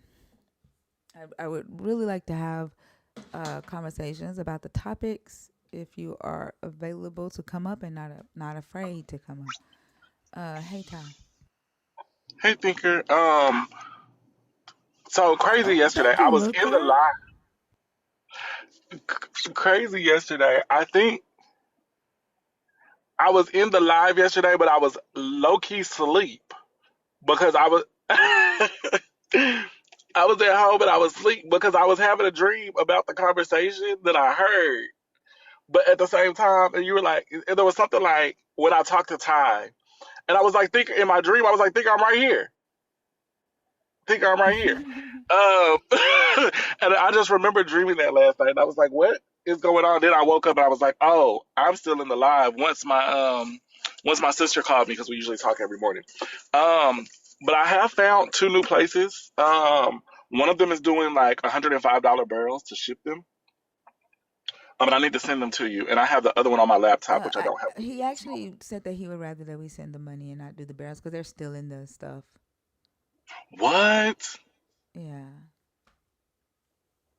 Oh my So goodness, that's crazy that they're sending people are sending relief, and well, in desperate times, people do desperate things. yeah, so that's why I was saying we need to find a platform where we can do the fundraiser on, Okay. where we can send the money to the bishop for Um. Jamaica because they can't use GoFundMe. There's like they can only use specific platforms, and I don't know which ones they can use. Okay, I'll try and do some research on that. Then, um, and it's crazy because the people called me back that had like the highest, the highest, and I had left a voicemail with the other shipping company, the cheaper one, but the people called me back, and I was like, I never said for y'all to call me back because I don't want to use this service. And even if you look it up, it's called Add to Cart Shipping. They have their rates posted online, and the rates are crazy. Yeah, he was saying that Um, they're tripling. I'm just trying to get over on uh, Americans right now. mm, but yeah. What was I gonna? Oh yeah. So with Thanksgiving coming up, y'all, I feel like it's gonna be some mess. Um, simply because I have a brother that's again deep in the faith. Missing. He's been missing in action for everything else. Like when we have like little family get-togethers and things like that. But I feel like for Thanksgiving, like this year, there's gonna be a problem because I just have a feeling he's gonna run in with the, well, if you don't believe in God. Is this the brother that you've been having conversations with about your belief? So one of them I have conversations with, and he's like pretty cool to listen. I think that he's still a believer, but he's like, yeah, that doesn't logically follow. So we can have decent conversations about like what does it make sense. And then I have a brother that's like deep in the faith, and he like works with his pastor at the church all the time, and he's like, it's always my church is not like that, my pastor's not like that, my church is not like that. So yeah. And you think he's gonna bring up your deconstruction at Thanksgiving? What? Yes, I just know it's gonna come out because well until up until the last time when I like damn near cussed him out and I was like we don't have to talk about it, but if we talk about it, like you're not gonna gaslight me. I'm letting you know right now. I'm going to call everything that I know to the front. We're not gonna tap dance around. Well, this guy's this, this guy. If it's in the book, show it to me. And one of the last things I brought up to him was like you want me to believe in a God, but this God says that He's going to allow y'all to do horrible things on the day of the Lord. And it's like not only will these things be happening to people, but you're supposed to participate in them. And so when I brought the things up that's supposed to happen, he's like, "That's not in the book." And then I pulled the verse on him, and it was just like complete silence. And he was like, "I don't want to talk about this anymore." That when they do stuff like that I don't know if it's dishonesty or if it's shock and maybe they think about it later on. I don't know, but it's frustrating when they do that because it almost sounds like they're willing to accept that, ignore it, and keep pushing harmful shit. And like, what does that say about No, you as a for person? real. You know? Yeah. But yeah, we had a long discussion about it, and then like in the group chat, he'll come in and he'll be like, he's done it again. But I've gotten to a point now where I also have decided that like if that's his faith and that's where he wants to be, anyone who wants to be in the faith, be in the faith. That's what you do. But don't bring it to me. So he'll be in the group and he'll be like, I love y'all and Jesus loves y'all more. I'm just like, The way they cross boundaries and do that, like, they don't, they turn their Jesus into a curse, like they're trying to speak a curse on you or offend you on purpose. Looker, thank you so much for sending the gifts. I appreciate you. Like they only do it because they know it's offensive, and mm-mm. it's like, do you know that you're using your God as a curse? And isn't that the thing that you're not supposed to do? Isn't that the thing that they claim Jezebel got Naboth killed for? Is the Right, only and reason why you're saying it is because you know you want to offend me. You know that I don't believe in your God. I think that's gonna be the problem because like I also like told one of my brothers I was like the one that does this and I was like, well, like when we sit down to eat, like I don't believe in doing prayer anymore. Like that's not my thing. Like I'm not saying anyone else can't pray. I think that's gonna be the issue. Like if we do sit down and he shows up to like Thanksgiving and he'll want to pray, of course, and I don't mind that. Like do your thing, but I'm not gonna participate. And my question to you is like, what does your God say honor him in? So why would I participate in something if I'm not going to honor him in spirit and truth? Yeah, force it. I agree. I don't know why they don't have an expectation for their prayer to be personal. Why they think it has to be a communal thing with everybody that's there, even if the person doesn't believe. It just feels like um, Kim Jong Un. It feels like Yahweh is Kim Jong Un. Like as soon as the siren goes off, you have to stop what you're doing, and whether you like Kim Jong Un or not, everybody has to, look at his picture and all hail Kim Jong Un. That's it. That's how they treat prayer. If they're if it's a family event and the majority of the family is religious, it doesn't matter if there are non-believers in that family and they don't want to pray. They expect the non-believers to honor their prayer. Like that's fucking crazy. Pray You for know? yourself. Like that's a personal thing for you. Like why the fuck you bringing me into it? Yeah, and that's kind of how I am with it. Like I don't mind what anyone else does. Like if you want to pray, do your thing. Um, you should have that. But like I said, especially if you're asking me to participate, like and I think for me, what it looks like is that you would rather have comfort. You would rather be comfortable than be honest and be truthful. Because if you want people to really come to your God honestly and truthfully, then you would also prefer that I not participate in something that I do not believe in. But you really are wanting me to do it for your comfort to make you feel better about what you're doing. I think it's like what other gods in antiquity required people to go around and make people believe in them? What other god needed that? There's none, and even when because I worked in warehousing a lot, and like there was a one warehouse in particular where there was like a large Muslim population. We were there that worked there or employment, and um, even when they did their things, like I would ask them questions about it, but never once was it like, "Hey, you should come and join. You should this and this. You should live like this and this." It's always like they were doing their thing, and if I had questions, they would answer the questions about why they do this or what it's for and what they believe. But honestly, there was never a time where they were like, "Hey, come and join us. Like you should be like us."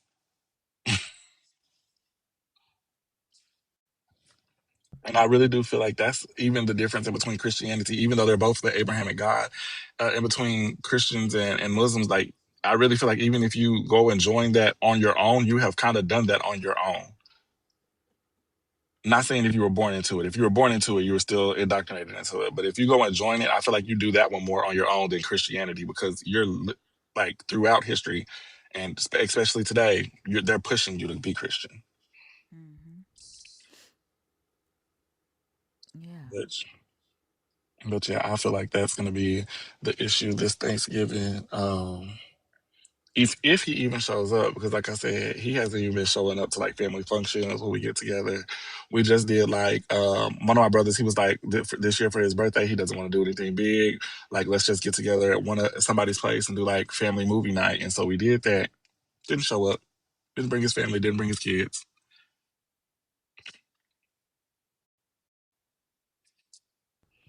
Mm. Yeah, he might not come. But he like, and that's another thing. Like I feel sad for his children because he's getting to a place where like he doesn't even want them to have TVs. And he doesn't want his kids to watch anything on TV. Um, um, what's the other thing? Oh, when he was staying with one of my other brothers, his kids, like his kids couldn't go out and play with like the nieces and nephews. They would play in the house, but like when they went out to play basketball and stuff like that. And I understand that like his kid is a little bit younger than them, but like at the same time, the age gap is no more than like 8 years, and they really love playing. Like they're close. They love playing with their little cousin. Couldn't even go outside and play with them. Like always, if you want to read a book, you need to read the Bible. Like that's really where my brother is. Like I feel like his life is consumed by being Christian, and it's so annoying. Yeah, those typically are the ones who think they're Jesus' best friend, and they can tell you whether or not your name is written in the book of life.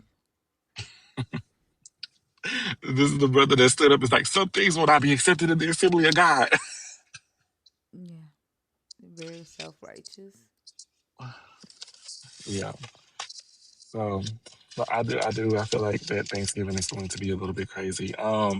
I will look for platforms into which we can do donations. See if I know there's one that I've been looking into recently. It's called Give Directly or something like that. Give Directly, and I'll see if they have anything that they're doing in the area because that's mostly what they do. They find ways to put the money in the community. Well, okay, well, we want to give the money to this The young bishop. lady. Yeah, yeah. I don't want to give it to an organization. Well, that's what I was saying. I was thinking if they had a way to like transact it between the people. The organization, they It probably is like if an they take money. organization. Yeah, if they take money, they're probably gonna have to use it for their organization.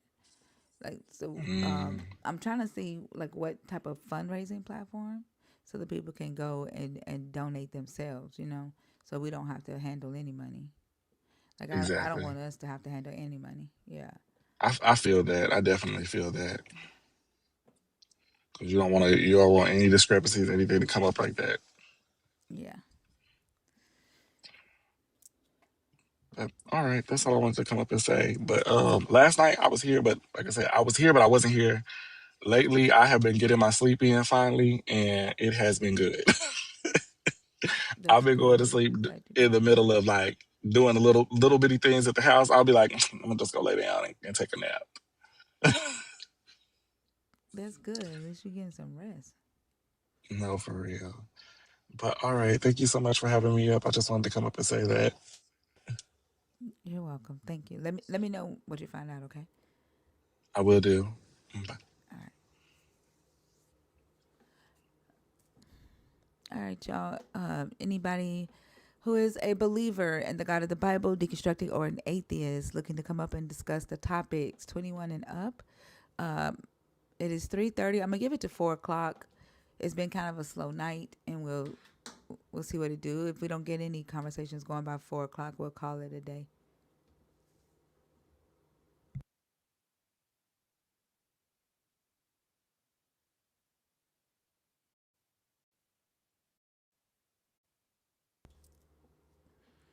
Okay, this person isn't connecting.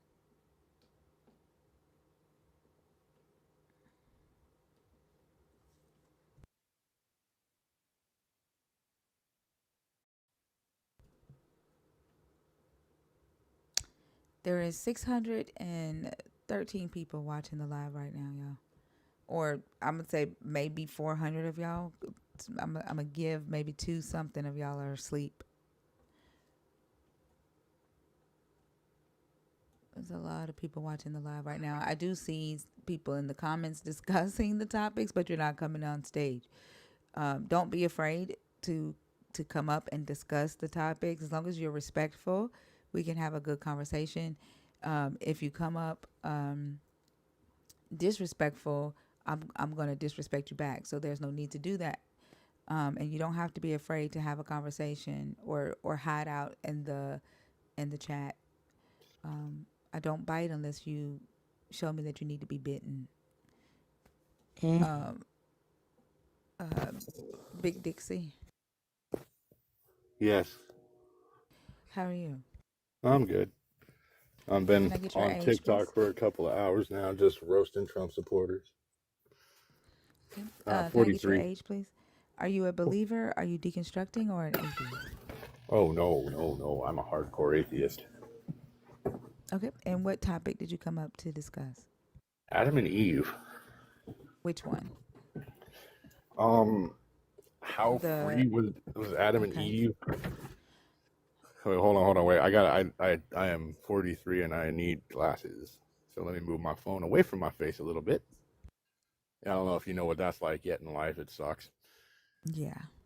How free was Adam and Eve's free will before they ate the fruit? hmm How free was their free will? Well, in Christianity, there is no such thing as free will. So let me tell you why I'm asking that question. Christians do believe that Adam and Eve have free will, and they say that the God was testing Adam and Eve's free will when he put the tree in the garden. But they also are mad at me because I wrote a song saying, "What if Adam was abusive?" And so I'm Yeah. asking, how free was Adam's free will? If he had free will, why doesn't it not include him being abusive before he ate the fruit? Well, they can't have free will because under the view of God, there is no such thing as free will. Well, I There's the get that from an atheist perspective. Like I know as an atheist, we know that, right? But well, from no, a even as from Christians, a they know that. believer's, they don't I didn't mean to know that. interrupt. I'm sorry. From a believer's perspective, they don't know that. They do believe that they have free will. They believe that Adam and Eve had free will in the garden, and they believe that their God was testing that free will, and that's why the tree was there. Well, that's the thing, though, because in there also they believe that every human being's life was pre-written by God. Therefore, God knew what Adam was going to be tested with. He knew what Adam would do. He knew what Eve would do. He knew how the whole thing would go about because he pre-wrote it into their existence before they were created. I mean, by that logic, there is no such thing as free will in Christianity. It's a thing they don't like to admit, but also a I, thing they like to admit. no, I know that from an atheist perspective. Now, I don't think that Christians typically hold the belief that everything that the God has written their whole life. I think they believe that the God is all knowing, not that he wrote their every move. But that's what all knowing That means. I'm sorry. Um, no, it means he knows what's going to happen, not that he caused it to happen. Yes, Right? but So, he is yeah, also but all I'm sorry. knowing Oh goodness. and No, everywhere. right. All knowing versus the author is two different things. So there are some believers who believe in predestination and that the God wrote everything, but I don't think that's a traditional Christian belief. Like, but they do believe that they. I'm sorry. Do you hear that echo? I don't know. There's an echo. I'm gonna mute you right quick. Um, so they do believe that Adam and Eve had free will, and what they really mean is choice. But they do believe Adam and Eve had free will. The God was testing the free will. That's why the tree was there. But they also believe that the free will did not allow for them to do anything bad before they ate from the tree. And so that question is really there, um, from to help me understand why believers are so mad about the concept of Adam being capable of being abusive before eating from that tree. So, like, as an atheist, you and I know that they don't have free will. Humans don't have free will. Like, we know that. I owe you an apology. For what? I had you pegged as a total Christian. I am so sorry to come up here and waste your time. Oh, you thought you were in a Thought room How do with you? Christians? for a debate about religion. I am so sorry to waste your time, ma'am. Oh, no worries. Have a good day. Oh, you too, ma'am. And by the way, thank you for. I mean, you had a lot of insight, but again, I do apologize. No worries. All right. Thank you.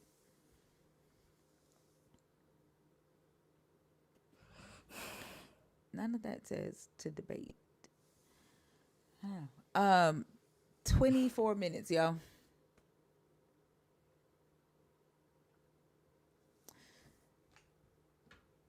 Mm.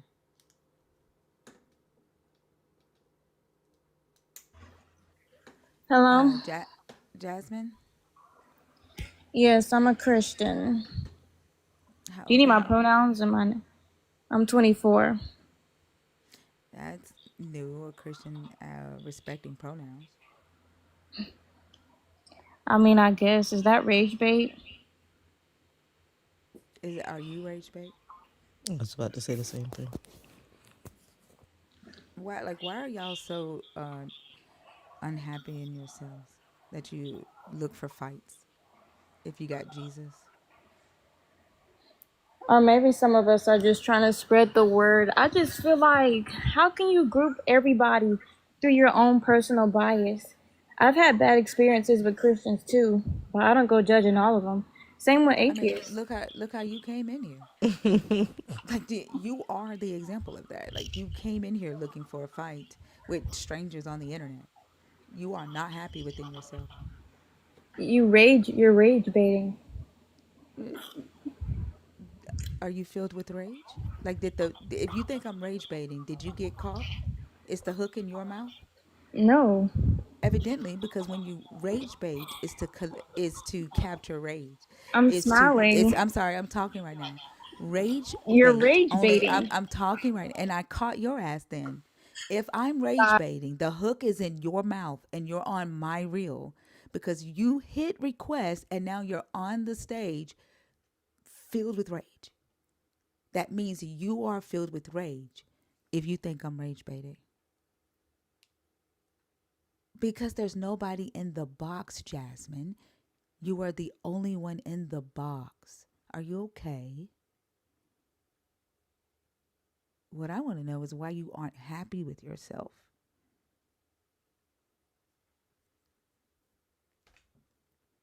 I don't think they know what rage bait is. It only works on people who are filled with rage. Hmm.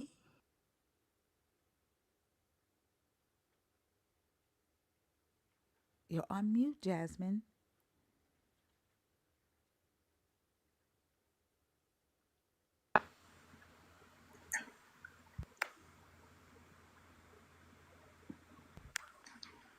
Can I? Why are you filled with so much rage? The church can be mean sometimes, but it doesn't mean everybody's like that. Why are you filled with so much rage, Jasmine? How do you know if I'm really a Christian? I don't care if you are. I'm talking about your Yeah, you attitude. do. No, I don't. Yes, you I Yes, don't you do. care. No, I don't. Why are you filled with so much You rage? need Jesus. Jesus loves you. You're not happy, Jasmine. Why? Why aren't you happy? That's what I want to know. What's going on in your life that has you unhappy? do. Jesus loves you. Okay, thank you, Jasmine. Go have a good day, okay? Go have a good day. Go heal. Go do something.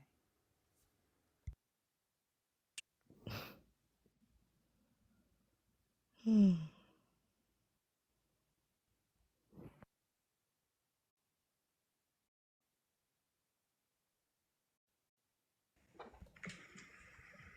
Global Unity.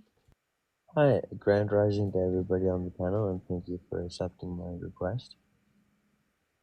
Hello. How old are you? I'm 36 years young. Are you a believer in the God of the Bible? Are you deconstructing or an atheist? I believe in the truth. I'm Punjabi, Okay. but I'm Sikh. You know the people that wear a turban? Okay. So I'm only looking to talk to people who believe in the God of the Bible, who are deconstructing their belief, or atheists. Okay. So in regards to atheists, So I'm gonna say this again. Okay. These are my boundaries. Okay. yes, ma'am. I'm only looking to talk to people who believe in the God of the Bible, people who are deconstructing their belief in that God, or atheists. Okay, so I do believe in Jesus Christ, okay? The thing is that it's so misconstrued because they say It's okay. Jesus, It's Jesus. okay. It's okay. I just need to know: do you believe in the God of the Bible? And you originally said no, so No, now of you're course saying I you do. do. But at the end of the day, there's different gods and different religions, and I didn't ask about a different God and different religion. What? Like, do y'all just want to talk to somebody so bad that y'all are going to try to morph yourselves into this conversation? It's like this. It's ridiculous. There are thousands, probably millions of lives happening on TikTok right now. And if you just want to talk and you just want to be heard, one of those lives will let you come up and just talk about whatever you want to talk about. But originally you said that you are not a believer in this God. Why are you trying to make yourself fit in the conversation now?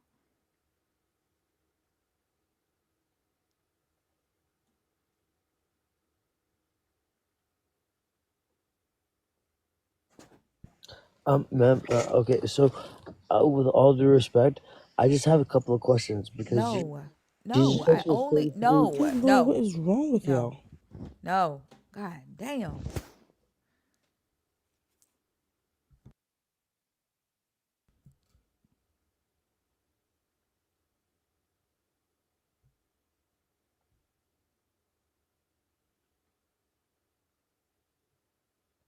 I think so. I think they're lonely. Like, they're not happy within themselves. Like, this, humans are weird to me. We do weird shit. Stuff that I just don't understand. Like, we're weird.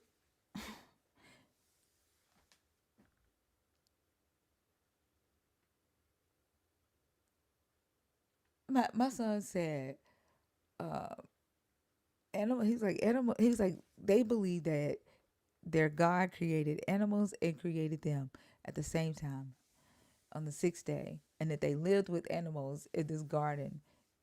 Yet, and he's like, animals haven't changed, and animals don't need a Bible. He said animals eat, animals kill.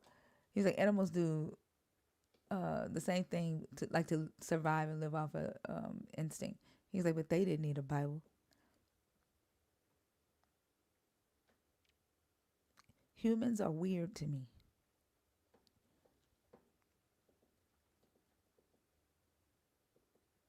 I can understand needing laws, social structure, but y'all thinking y'all need a Bible or a access. You believing that some entity that lives millions of light years away is talking to your mind to help you get up out of bed every day is, I don't know. And then the way y'all are willing to treat humans that you see every day, that live right in front of you, that exist right in front of you, for something that you believe is outside of your time, is just weird to me. Not, and not the belief, it's the way you're willing to behave for the belief. That shit is weird to me. Mm-hmm.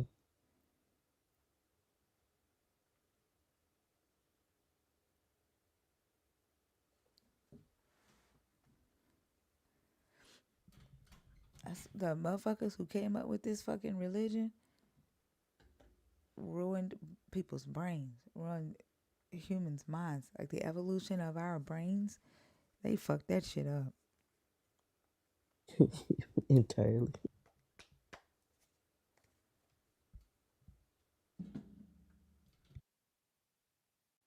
15-minute countdown, y'all.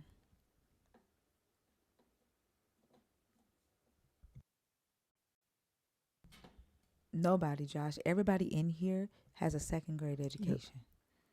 Mhm. We're all Christians. Jesus doesn't want educated followers.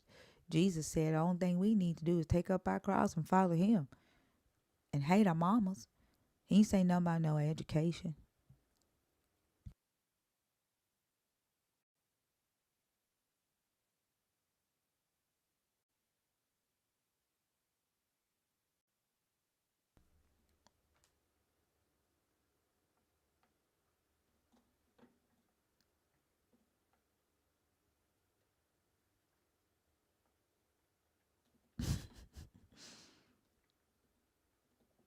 Like a believer asking about education is crazy.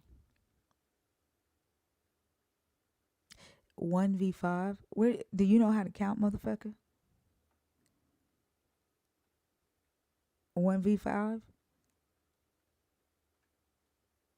Like, and then on top of that, like y'all some scary motherfuckers. Y'all have so many excuses as to why you can't have a conversation. Y'all are scary as hell. Thank you, Looker. Y'all are scary as hell, but claim you walking around with three heads.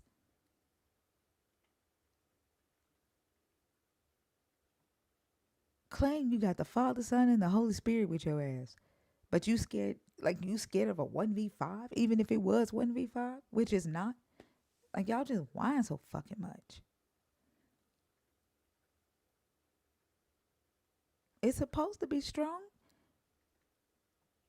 but I think them complaining and whining about that is real time evidence that they don't even believe it. They know their Holy Spirit don't work. Then what the fuck are you whining about?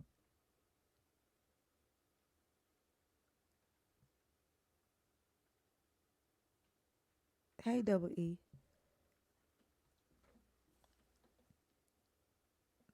I have never ever been able to sit around a motherfucker that complain all the damn time. Ever.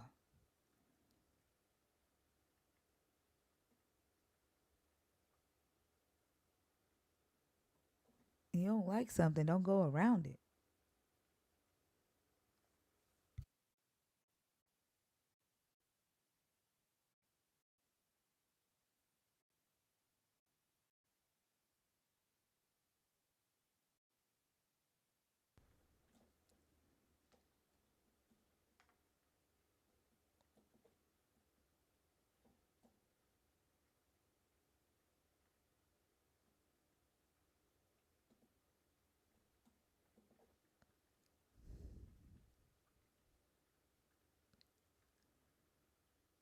Yeah, it's been wild. It's been weird. Me saying that Adam could be abusive has brought out the I don't know. And Adam was not abusive, he was asleep when you tapped out. Mm. Yup, that's right.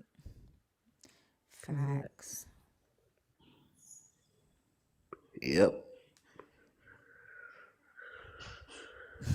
Make it make Because sense. Jesus is best. Make it make sense. Mm-mm-mm.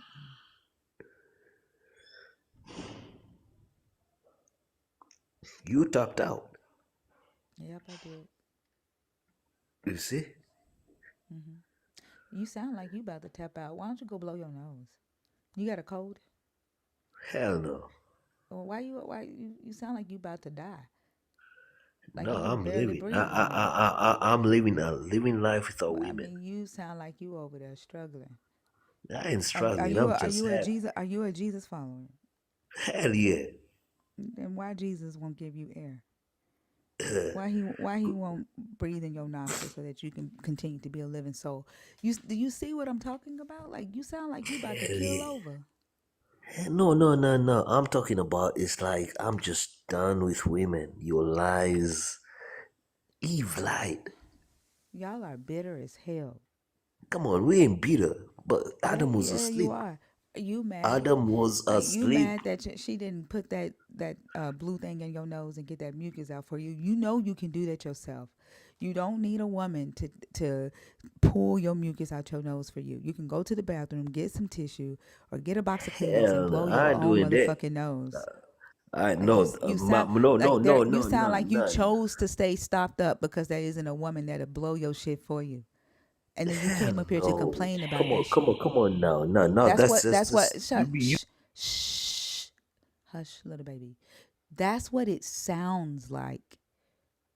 I don't know why you think into a room filled with intellectual women want to sit here and listen to your stopped nosed ass complain about the women, what the women in your life has done to you. We don't give a damn.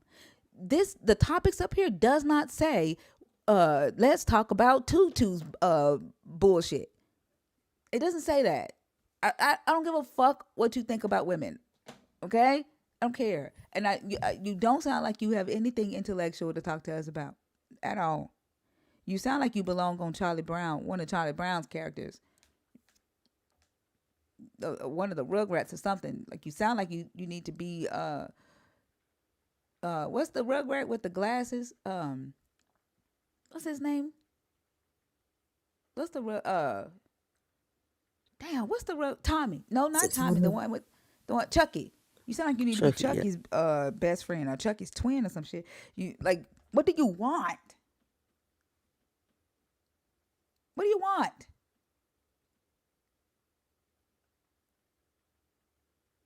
I know you need a life, but it's cool. Jesus need to come back and get y'all asses.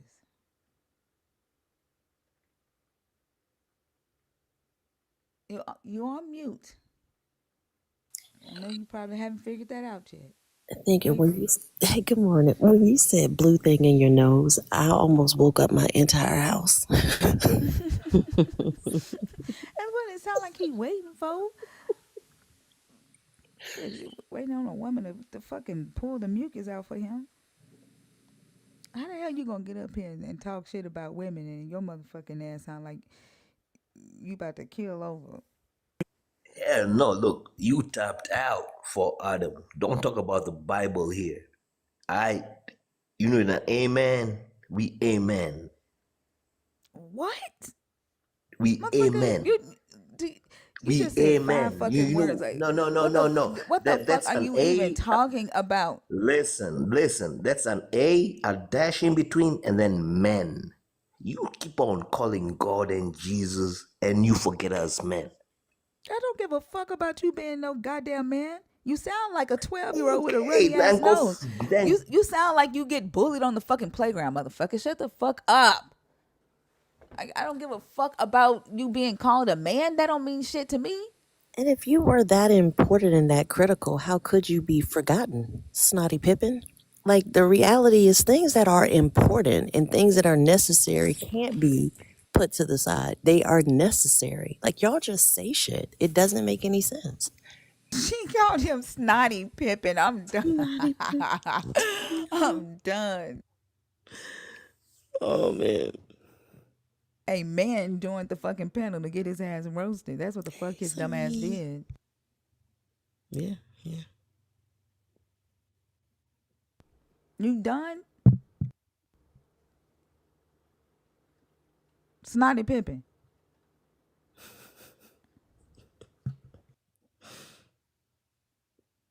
Yeah, I think he got knocked down. Electric Boogaloo.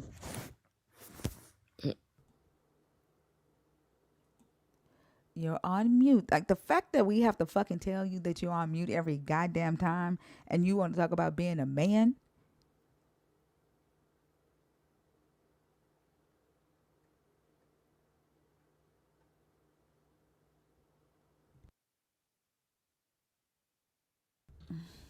All right, go blow your nose. Next time, know where the fuck you at. Now you coming up here making all that noise sounding like Roscoe. Oh, Roscoe. Y'all, we got 5 minutes. We're in the middle of a 15-minute countdown because it's been slow tonight.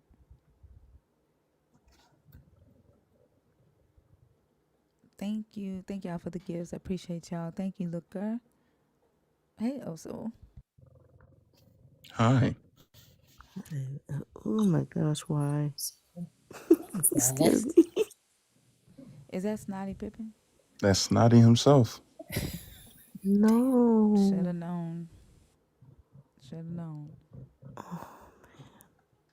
Motherfucker said, I can't even mimic fucking stopped up nose his ass has.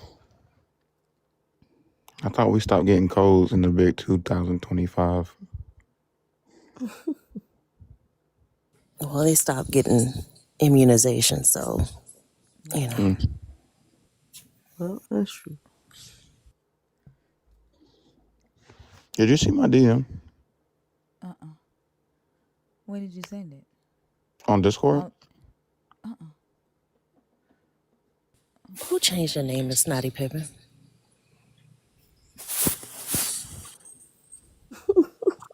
I can't change mine for a minute, so.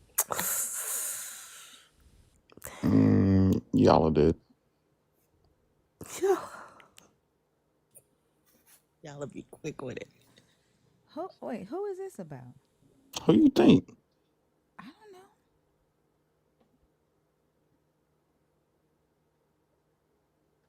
I don't know. Jersh. Huh? Jersh. Who? Jersh. I don't know what you said. Josh. Josh. Who is Josh? The pastor. Oh, yeah. Yeah. Okay. You see how quick I don't forgot about his dumb ass. Yeah. That's some fuck shit, ain't it? It is. Yep. It is. He's a shitty human being. You can just tell. Yeah. And then like, yeah.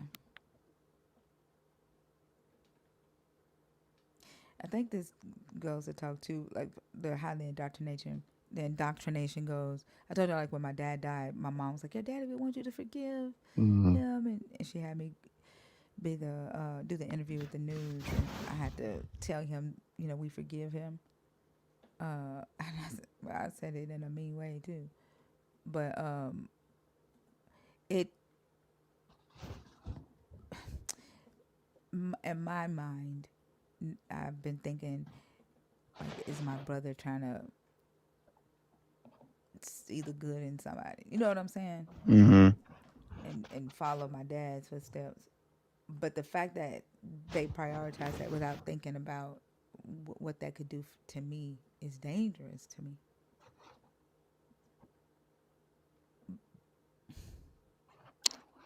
Yeah. I don't know. It seems like all that grace really only benefits a certain type of people, and that's the most vile ones. Yeah. Yeah. And unfortunately, that gives them more access to people. But I mean, like you can tell in all of those words, you know what I mean? Like the intention was to send a message, you know what I mean? And it was not a message of like hope or, charity or none or goodwill, none of that shit. You know what I mean? Like the Did intention you see the was, video? You saw the video? oh yeah. Oh yeah. He made a Yeah, video? yeah, that's how I found out. He tagged me. He made a Yeah. video and tagged me, and he was like, "I met a man whose daddy died in 2006 from a drunk driver accident." That Mm-hmm. when he said that, I said, "Oh, he's talking about my brother. He done fucking connected with my brother." Yeah. See, when you sent me when you sent the text messages last night, I didn't realize he made a video. That's crazy. But that goes to show, like, you worship an unlimited, all powerful being. Why you got to do all his strategic moves? Why do you have to do the things that you claim he can do? So if by some chance he was successful at accomplishing whatever he intended to accomplish with making that video, he would have turned around and said, "Look at God. Look at God do what? You did everything. You were the conniving snake. You were the one that were sowing division. What did God do? Oh, he said that Jesus connected him with my brother for him going back and forth with me. And now this man whose daddy died from a drunk driver accident is going to help him build his food program and connect him with the government programs. He see it as a cash cow. Because I told you, we built a food program where we feed 3,000 kids a day. And it's through the, government programming, to get the grants and stuff. He sees that Jesus done hooked him up with a cash cow. Mm-hmm. Wow. Yeah, and he said as much in the fucking video. Yeah. And you Yeah. could tell he just pissed because he cannot outthink or unwilling to admit his wrongs from the last exchange. And two birds, one stone. Like you can see it in his fucking eyes. Like don't leave me alone in the room with that nigga. I don't even remember him being on the panel. Like I don't recognize the name, but that Oh, he is did. He wasn't on the panel. He responded to a stitch that I had, and he tried to say that I wasn't smart, and I went back and forth with him in stitch, and we were talking about the Cain and Abel. This is the I should have been an electrician guy. Yeah, the Oh, one with the pedo stash. oh, okay. Him again? Yeah. Yeah, I have not thought about that man since that stitch, But you've been and living and rent free in his brain. to the point to where he done connected with my brother. He out here being Inspector Gadget trying to figure out a way to catch you, and he still didn't do it. Wow. You gotta Right. watch the video, Fee. Yeah, I'm gonna have to look at it. Kid, you have it also? I can send it to you real quick. Hold on. Okay.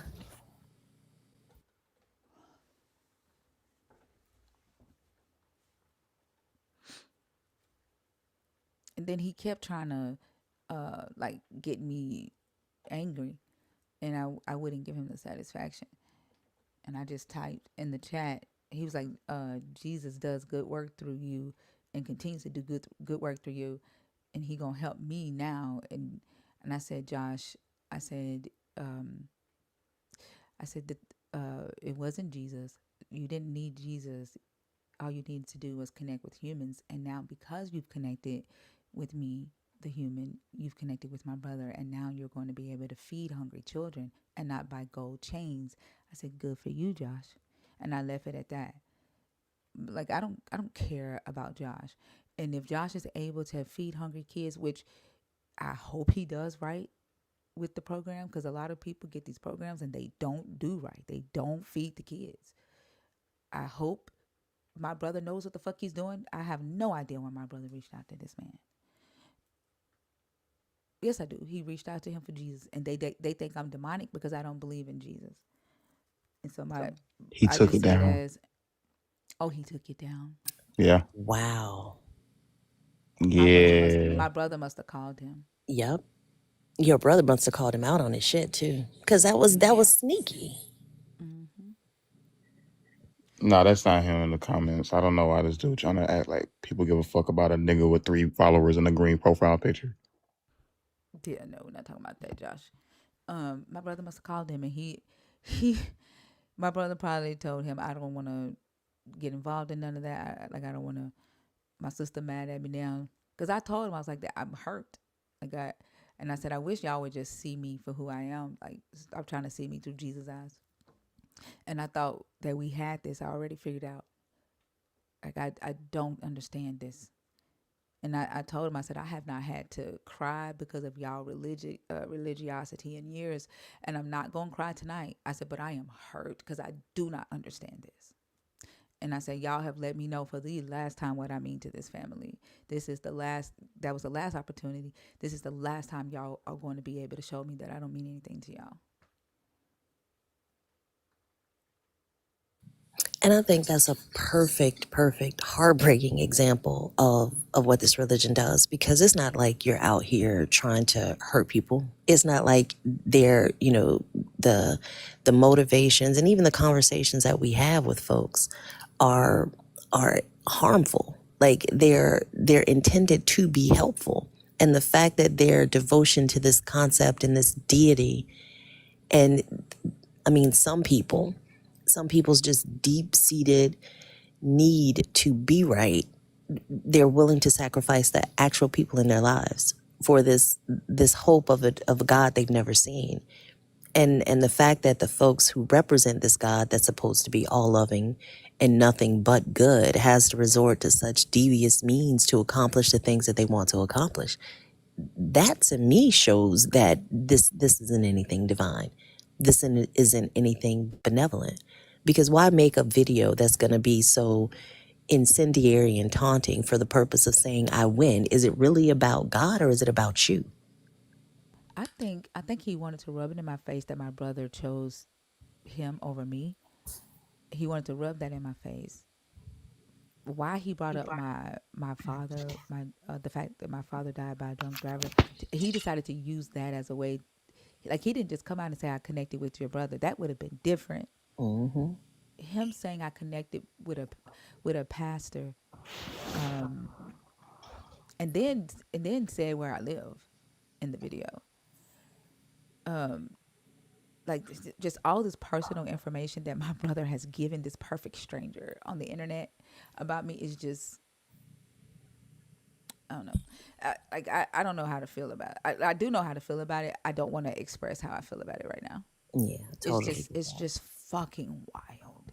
It's just fucking wild to me. Yeah, but that's the club, Yeah, and the and club is that's super important. I was saying last night. Like, it feels like, I mean, it feels like my brother said loud and clear, like he extended a hand to Josh because Josh is a believer. And he said loud and clear to Josh, "You are my brother. Fuck her." That's what it feels like. And he texted me. He was like, "It wasn't anything malicious. You didn't think about your actions before you did them. You did not think about how your actions would affect me. You didn't think about me at all. You thought about Jesus. Mm. You thought about yourself and Jesus. And then you put yourself in something that you had no business putting yourself in. I'm a grown ass woman. You don't have to like that I don't believe in your God. That's none of your business." And the crazy part about it is they can make these moves without even thinking about the impact to other people. If it benefits Jesus, fuck everybody else. Like the videos that we've been seeing out on TikTok. It's for the purpose of Jesus, so fuck this little girl's mental health. It's for the purpose of Jesus, so fuck my sister and her feelings and our family relationship, our connection. It's for Jesus, so everything else fades to the background. Meanwhile, everything else that's faded in the background becomes collateral damage. And these are That's why, human beings that we're talking about. yeah, and that's why I said I called my kids and I was like, "We're not going to Thanksgiving because if he's willing to do that, ain't no telling what type of conversations they've had about me, um, behind my back." And I'm thinking everything is cool. I'm thinking we got an understanding, and I'm the only one holding up that end of the bargain. I'm the Yeah. only one being respectful. Like, the church needs something, I do it. We need a website. I spend hours, days building a website for you for free. I don't go to your church. I don't believe in your God, but you're my brother. Like, y'all are my family. Like, whatever you need, I'm there. I'm gonna do it. I don't care if it's something for the church. But damn, why can't I get the same respect? I'm the same motherfucker that you will ask to build the website. Like, that's crazy to me. Yeah. Because their mission, they'll bulldoze right over people for the purpose of the mission and not give a shit. Meanwhile, like, because of the fact that when you don't owe your integrity or your character is not tethered to or guided by directives from an invisible deity in this system of control that Christianity is, then your actions rest solely on your shoulders. So you think through them differently. You say to yourself, okay, if I do this, who will be impacted by it? But when Jesus is the only thing that's in your sights, that's all you care about. So you can help your brother out because it's helping your brother, and the program helps children and it feeds children and it assists human beings. So okay, yeah, it may not necessarily be the ideology that you subscribe to, but the bigger picture is humans are being helped. In this regard, they're utilizing the humans like pawns for the purpose of pushing an agenda so that they can prove themselves to be right in their own minds. Like, it's just selfishness on steroids. Yep. Yep. And that they'll tell us every day that the scripture, is it Luke 14:26? I always forget the where he says, you can only be my disciple if you hate your mom. Mm-hmm. That yeah, they'll tell us every time that word doesn't mean hate, but your actions show that you know it means that. You know it means that you have to put this God before your own family, before yourself, and you have no problem doing it, and you have no problem causing harm while you do it. You don't think about the shit that comes out of your mouth. You don't think about how the things that you do, how they affect the people around you, even your children. You don't care while preaching love. Like, that's fucking crazy to me. And Yeah. then you go around and you think in your head that people are demonic because they don't allow you to abuse them mentally. They don't allow you to abuse them verbally. I don't have to accept your fucking abuse, and I don't have to accept your God. I don't care what grandmama or granddaddy or great great grandfather worship this God. I'm not them. They're not me. And they lived in a different time, and they had their own reasons for doing it or not doing it.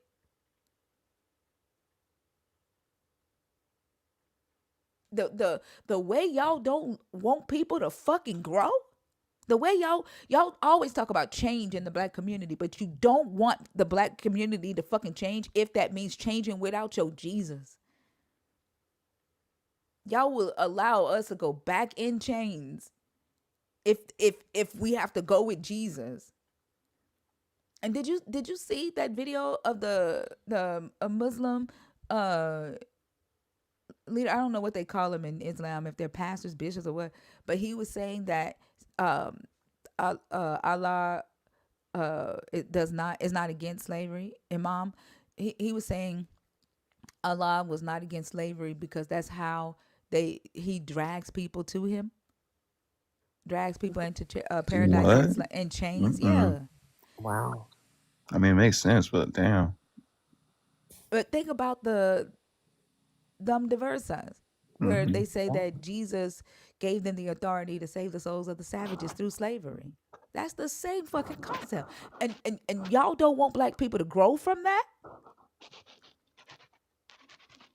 We supposed to reject knowledge so that we can stay in the same fucking broken place? And that's demonic to you?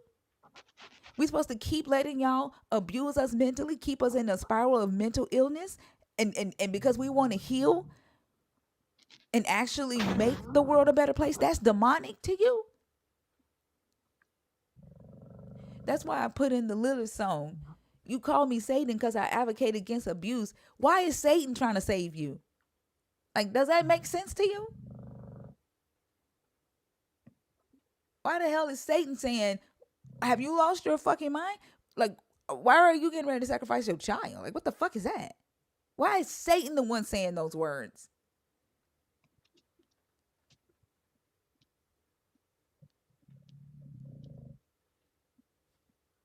That shit crazy. I just started listening to this audio book series, and a lot of them are free on Audible, but I started listening to one last night about social psychology. And it has one of the lectures is specifically geared towards religion and how religion, the purpose that it played in our society and the evolution of it and things of that nature. But I think that you're absolutely spot on when you talk about the lack of mental evolution is what keeps us stuck. And this concept of a favor from this deity, as archaic and insane as we know it to be, because the moment you stop thinking it works, it stops working. And we know in every other regard in our lives that that's just not how anything functions. But the fact that we have adults who have families, who have children that have formed relationships, who have parents that they're connected to, and they have good relationships with, only are able to see these relationships through the lens of Jesus, is insane. The fact that you can, on one life, function in society normally, you can have conversations about typical things like the reality that we share. But when it comes to this, you almost shut out reality altogether to create a fantasy world that you're creating, because you don't see a God. You know that you see the harm that's being done in the name of this God. You don't see this God fixing it. Yet you've convinced yourself so much that what you see is not real. But the people that are around you that are real, in every other aspect that you're engaging with them, you share the same reality. You have to think about things the same way. But when it comes to this, everything else falls apart. Like that reality has to crumble to preserve your fantasy. And to what end? Like, you're protecting nothing but your ego at this point. You're protecting nothing but this idea of you being right, and you're sacrificing everything in the wake of that. And it's heartbreaking. It is very heartbreaking. That's like when I be saying, like, it grosses me out. Like, it grosses me out because I cannot understand how or why anybody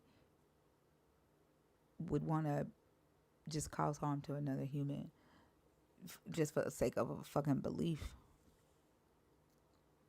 Like, and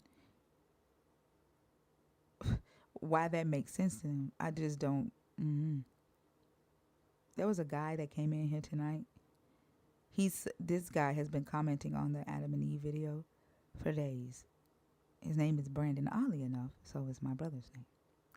When I saw him and Josh was putting that in the comments, he was putting my brother's name in the comments.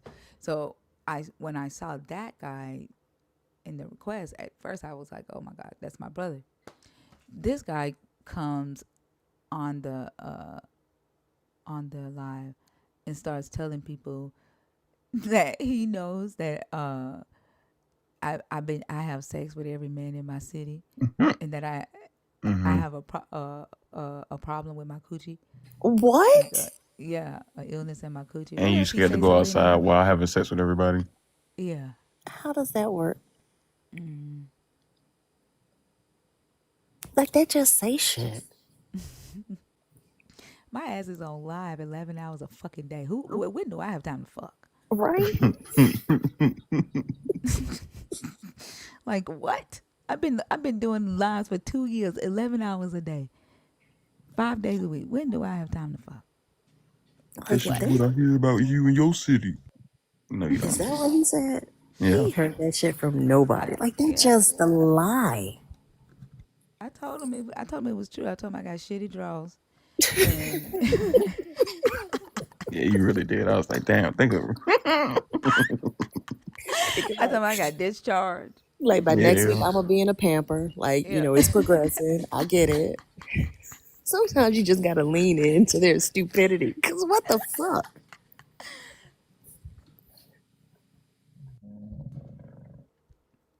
But he is hot. That I'm telling you, Adam to them is God, and they think they're Adam. They think they're gods to women. They think they're gods to women, animals, and children. And then this God is the only thing above them is the God. Like, that's what they think. And Adam represents them. That's why if you notice, they say they were walking in the garden in the cool of the day. They think they are God's best friend. They are, when I say they are a pressure to Oso, that's what the fuck it is. Oh yeah, absolutely. Without a doubt. And society has conditioned them to believe that they earn that spot by nature of having a penis. And reality is whooping their asses because that's just clearly not the case. Like, you have a responsibility to be a decent human being in order for people to want to be around you just like everybody else. Gone are the days where you are needed. You got to figure out how the fuck to be wanted. And if you don't know how to be kind, if you don't know how to be compassionate, if you don't know how to be empathetic, if you don't know how to embody the characteristics that normal people enjoy being around, then you need to find some additionally fucked up people that like the chaos that is all that you can bring. Because there's no way in the world anybody wants to voluntarily subject themselves to be around somebody like Roscoe from Martin that was up here earlier with his nose all kinds of clogged up talking about women. Like, nobody wants to be around someone who's going to get online to find out personal information, reach out to family members of a person that they simply see things differently from. Are we okay?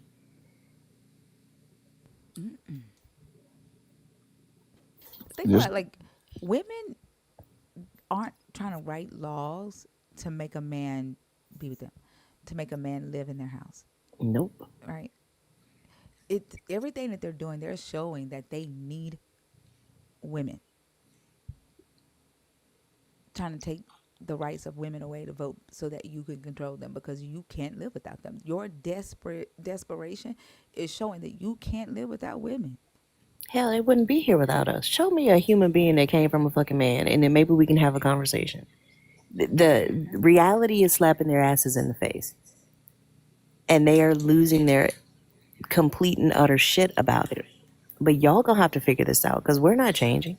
I wish a motherfucker would try to come in my house where I pay this mortgage. You no, absolutely not. They were like making videos talking about, okay, you could take your you could take your purple profiles down now. It was only Really? supposed to be for one day, and I had already decided to keep mine until I'm ready to take it down, and it ain't no time soon. But the women in the comments like, nope, I'm leaving it up. Not enough awareness has been made. Like, yeah, nope, it's staying up. purple was my mama's favorite color anyway. So Nice. Who is that? there once upon a time was a woman that put a diaper on and drove cross country to go catch a fade.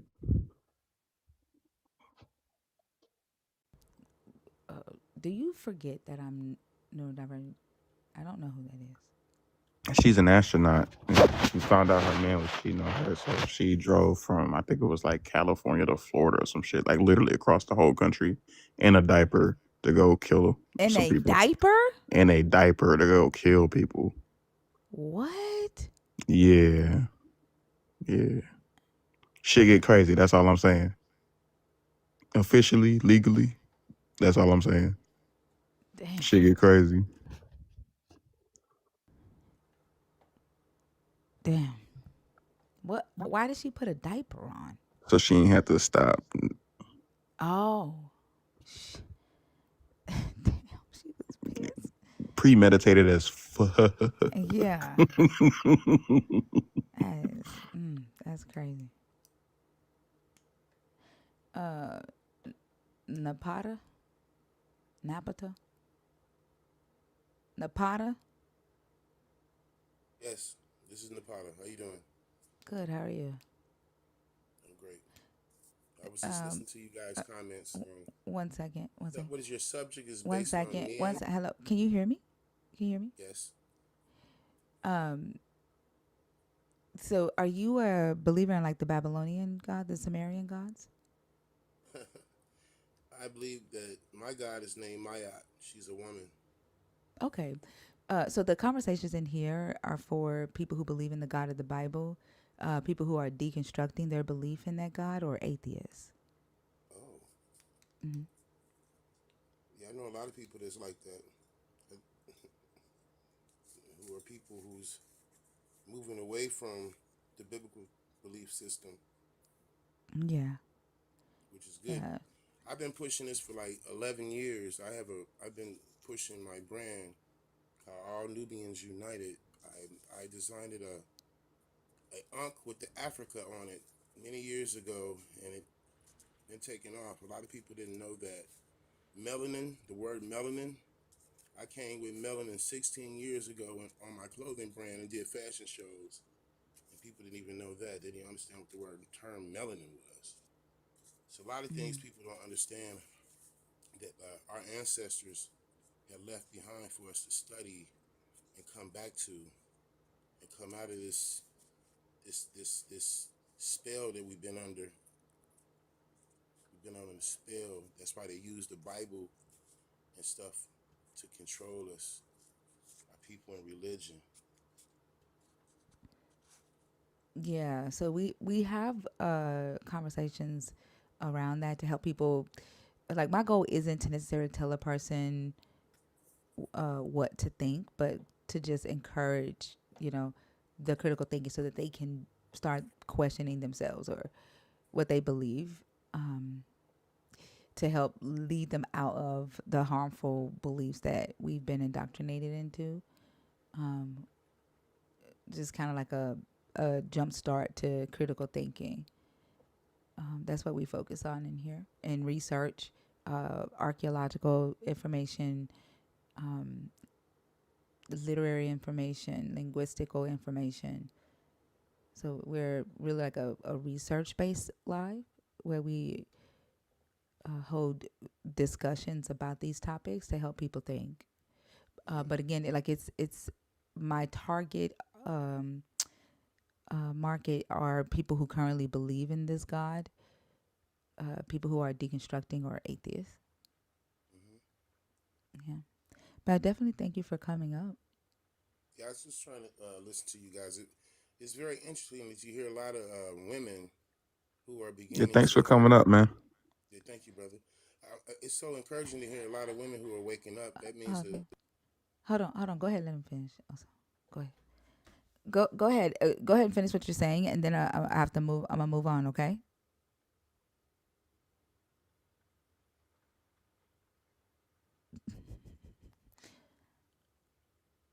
You gotta unmute Napata. You got muted. The first women that we had, the first teachers that we had was women. So if women become awakened, that means that the seed within her are going to become awakened. So I'm glad to see that you are doing what you're doing because you're putting it out there, and a lot of women are waking up today because other women are starting to wake up.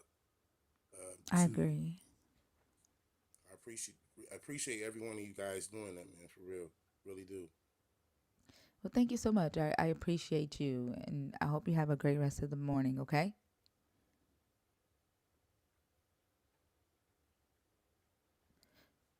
All right. I'm gonna take you down. Have a good day. Yep. All right. Yeah, I did not feel like having a.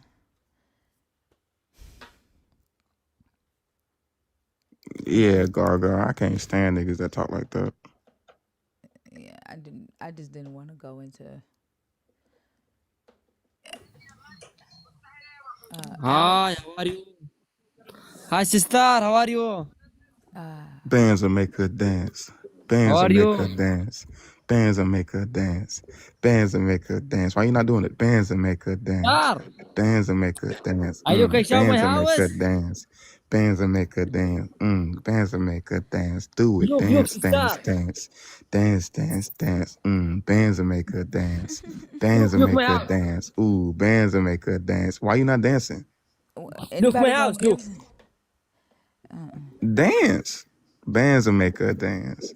Bands will make her dance. You trying to see some ass? Look, Nigga, sister, look, Siri, look my house. I'm not gonna lie, bro. You fucking up the vibe. You on the set of Star Wars?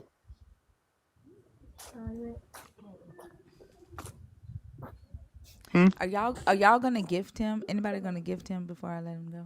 Alex is a fucking scammer. He Oh, don't y'all even know dance. y'all know Alex? Yeah, he just pop up Oh, and shit. You He wanna don't even dance? dance.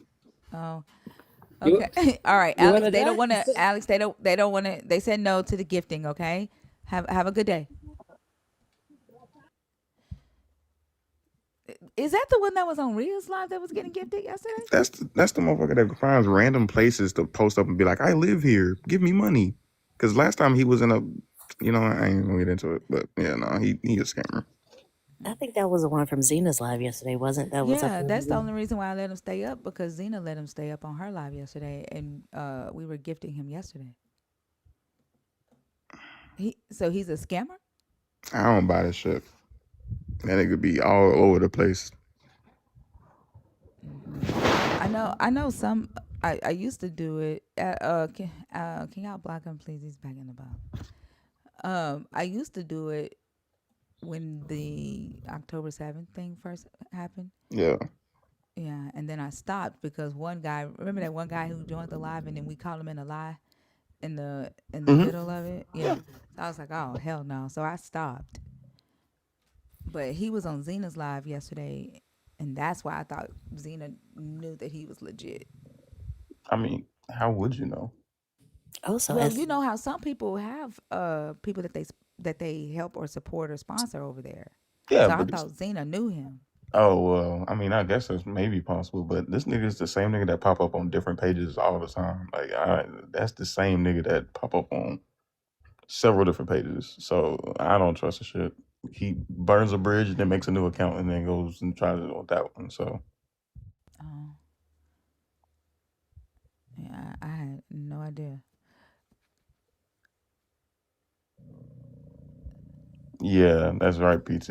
Like Xena be, you know what I'm saying? And I don't know, maybe she knows something I don't, but Yeah, mm, that's why I say it was on the strength of Zena that I let him stay up there.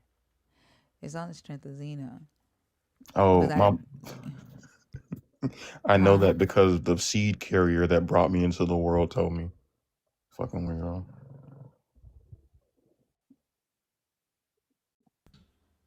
All right, y'all. If you are a believer in the God of the Bible, if you are deconstructing or an atheist, the guest box is open. seed carrier is so dehumanizing. Oh, I'm just talking his language. Oh yeah, no, and that's what I mean. Like the fact that he said that. I don't know how, but it kind of gets back to what we were talking about before. Like sometimes when your perspective is extremely myopic, you don't necessarily listen to what you're saying from a perspective of or any other perspective, honestly, because you're so singularly focused on your point. But you know what? I was thinking about this the other day, and how men be arguing about saying that they have the seed, right? In Genesis 1, it talks about how every plant has its seed. Um, hold on.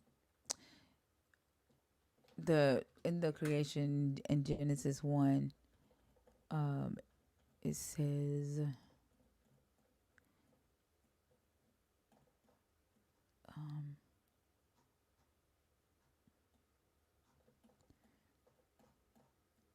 yeah, I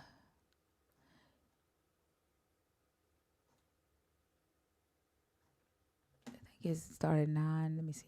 Then God commanded, let the waters below. No, okay. Let the earth produce all kinds of plants, those that bear grain and those that bear fruit. And it was done. So the earth produced all kind of plants, and God was pleased.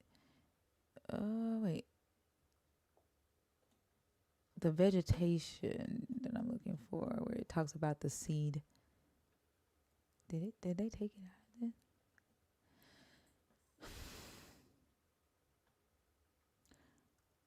Those that bear grain, those that bear fruit, and it was done. So,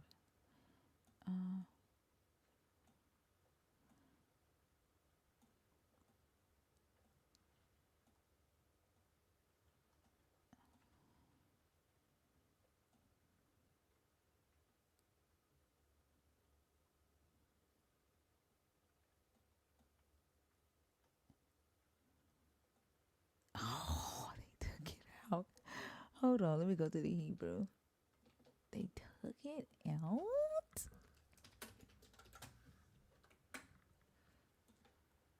Hmm.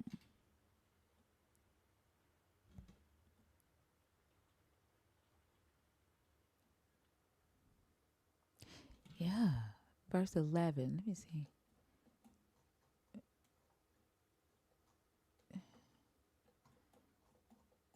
Then let the earth produce all kinds of plants, those that bear grain and those that they took it out. Okay, let me tell y'all what I was thinking. Okay, so in the Hebrew, in the King James, I believe it. Can somebody check this for me? Genesis 1:11. So in the Hebrew, it says, and God said, let the earth sprout vegetation, seed bearing plants, fruit trees of every kind on earth that bear fruit with seed in it. Okay, so the plants, every tree, every plant bared its own seed for reproduction, and those were the female trees, right? What I was thinking the other day is if the plants and the trees bear their own seed, like the seed comes from the thing, then that would also mean that for women, the seed comes from the woman, right? Not from the man. Like that's what the story is saying.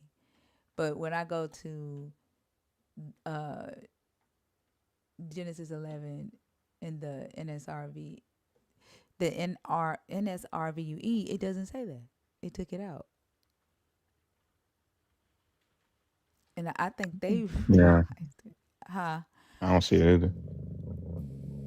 Wait a minute. What did you say it took out? So in the Hebrew, it says that, um, and God said, let the earth sprout vegetation, seed bearing plants, fruit trees of every kind on earth that bear fruit with the seed in it. And it was so.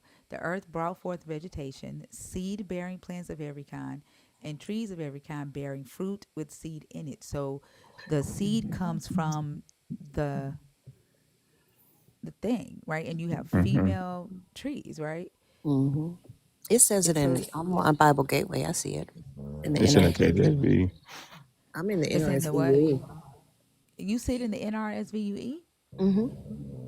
Then he commanded, let the earth produce all kind of plants, those that bear grain and those that bear fruit. That's what I see. I see in verse 11, then God said, let the earth put forth vegetation, plants yielding seed, and fruit trees of every kind on earth that bear fruit with the seed in it. And it was so. Oh, that's the Good News translation. What? How the hell did it get on the Good News translation? I've got something to tell you. So the Good News translation removed the seed. Um, okay. Yeah. Let the earth produce yielding seed and fruit trees and every kind with seed in it. Yeah. So this is what I was thinking the other day. I was sitting down with all the men in my comments pissed about the whole Adam and Eve thing. It's the story is basically saying that the woman or the female carries the seed because the seed comes like the seed is in the plant. The seed is in the tree. It comes from itself. And so it's like saying that is reproducing itself. Does that make sense? Yeah. What I'm trying to say? Yeah, because that's the case with most plants, right? They have both the like the pistils and the stamen, but the fruit are formed from the female's flower, which is ultimately like the ovary after it's fertilized. So yeah, you're Right. absolutely right. Yeah. And then when Yahweh curses Eve in the snake, the serpent, he says to the woman, I mean to the serpent, I will put enmity between you and the woman, and between your offspring and hers. And this is seed. This is Sarah and hers. But men try to say that this is talking about their seed. Yeah, they flip that on its head because that's not what it's talking about. It's not even how it happens in nature. Like Yeah. male plants provide pollen, and Right. yeah, so And the actual seed is yeah. right, because like water, uh, w- water, waters the seeds for the plants, right? For the plants to grow. And sperm is like water for the seed of inside the woman. Like they're like a water hose. Hmm. But they've convinced themselves that they carry the seed. They're the They're the raindrops.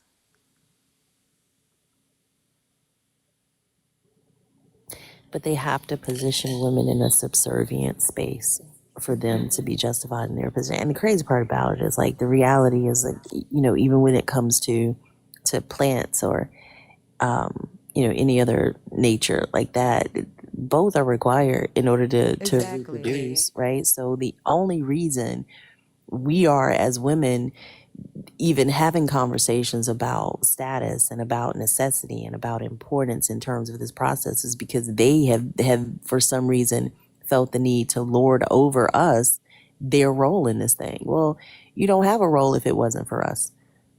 So and we need your contribution to this process as well. So as opposed to creating a system where we're playing tug of war as no, I'm more important, no, you're more important. Like, look at the process and stop trying to be an asshole about it. Like, you don't have to be over somebody. And it's that positioning that's the issue. And they have convinced themselves for eons that that's how it is through this patriarchal lens. Yeah, and then you know what I just thought about too? The So they use Sarah in Genesis 1 for seed. But when we get to Genesis 3, they translate it to offspring. Really? Look. Genesis 3. Okay, so you see they translated seed Mm-hmm. in Genesis 1 for Sarah.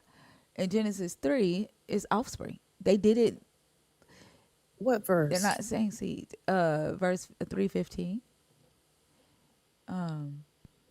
The translators knew what the Yahwist would prefer. And there it is right there. So it's the same word, So why is it but they offspring in one and seed in the other? Because those are because two. it's her, they don't want women to know that the seed comes from them. Offspring gives you the mindset of like children. Oh, the woman has a Whoa. child. That's her offspring. It's the seed. That's it's the same fucking word. Wow. And they don't, the crazy part about it to me, don't have any interest in really getting into how this book was translated. They just trust because of their blind faith that it was done right. And you could absolutely direct and guide understanding of words, of messages through word choice and translation. And they just, like, this is very clear. A seed is not an offspring, especially when you're talking about a man in one regard and a woman in the other. And the patriarchal lens through which this book is viewed. That's crazy. Now I'm curious to It's know what all else it mind games. What shows. if Adam is playing God in my brain? This is straight mind. It's straight mind games. It really is.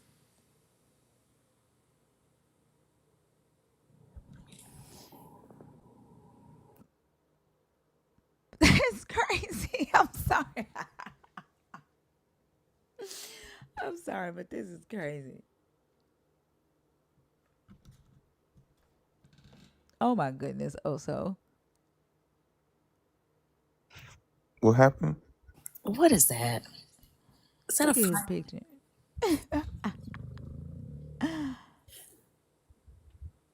Let's see. Za'acha Uben Zara. Yeah. I know in the J-Dub Bible, Genesis 3:15 does say seed. Like, I remember that scripture. I shall put enmity between your seed and her seed. And he shall bruise you in the head and you shall bruise him in the heel. So it Did did. they teach that the woman had the seed in J-Dub? They didn't really talk about that, really. I mean, it's still very patriarchal, but there wasn't, I don't remember that even being discussed. But every time seed has ever been utilized from a standpoint of human reproduction, it's always been the man. I've never heard it spoken about as the woman having the seed. Yeah, so like even their dominance in that and life, you know, being the giver of life, or it's not true.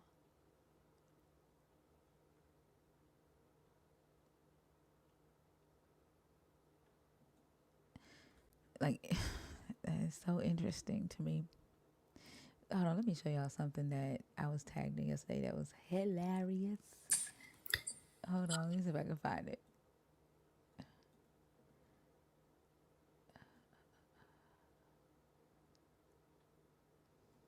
Okay, here you go. Listen, y'all.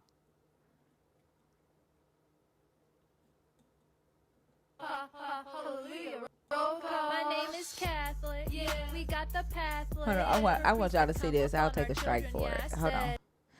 I want y'all, because the way she looked when she saying hallelujah roll call is funny as hell. Hold on, wait. Hold on. Okay, we're gonna do this really quickly. Okay. My name is Catholic. Yeah, we got the pathway. Yeah. For priests to come up on our children. Yeah, I said it. Yeah, we were entrusted, but then got busted with little boys up in our rectories. Enough said. I'm Southern Baptist. You better practice being dunked in lots of water if you want this. But buyer best beware. Pastors are everywhere, touching lots of little children in their no square. My name is Methodist. I'm done with all of this. You won't be finding us on any of your pedo list. Instead, we're fighting, our church dividing. Cause some of us are for the gays, others are whining. I'm Pentecostal, I've got a gospel. It's loud and in your face, we can be hostile. We're fighting demons, and tongues are speaking. Come have your yearly exorcism with our deacons. Look at the very first one. Look at her. My name is That is hilarious. Oh my god, I watched this I don't know how many times yesterday. I got tagged in this yesterday. That shit is funny as hell. My timeline is full of those too. Like the folks that are making. There's this one content creator, I can't remember her name, but she did like a parody of the scene with the little girl and her stepmom, and somebody in the comments was like, "That's hilarious." Now where's the parody? Yeah, I know, right? She was spot on. And the Christians can't say shit about it. Like they know we're not wrong. Exactly. All right, y'all. Y'all gonna come up. It's 600 people in here and another 90 on YouTube. 700 people watching the live right now. And the guest box is empty. Yeah, that was crazy. The Pentecostal one was wild. I'm Pentecostal. I spread the gospel. People getting sick of Yahweh shit. They get your people, Yahweh. Nobody got time for this. Exactly. That video would have did numbers on America's funniest home videos. Wait, is that Pressure when he was younger? What? Is it? What is that? That's a fully human face on the dog. What are you talking about? Is it? Yes. Oh, I can't Look at his tell. little fist balled up. Where? I don't see any fist. What? On the sides. Where are the fists? Down by my name. Oh, your name is covering it up on TikTok Studio. Oh. But that's a human face? Absolutely. I can't That looks like a dog. Don't they look like a dog? It just looks like a dog. Yeah. It's a dog's Like a body dog for face. sure. No, the face looks like a dog's face. Why is the human face gray? Hey, it don't look like no human face. Photoshop. I thought that was a baby picture of Pressure. I'll post it in the Discord. You'll see how much different it looks. Tanomi? Hello. Hi, how are you? Oh, you know, suffering and anguish. Are you a well, I see you're an atheist. How old are you? 27. All right. And which of the topics did you come up to talk about?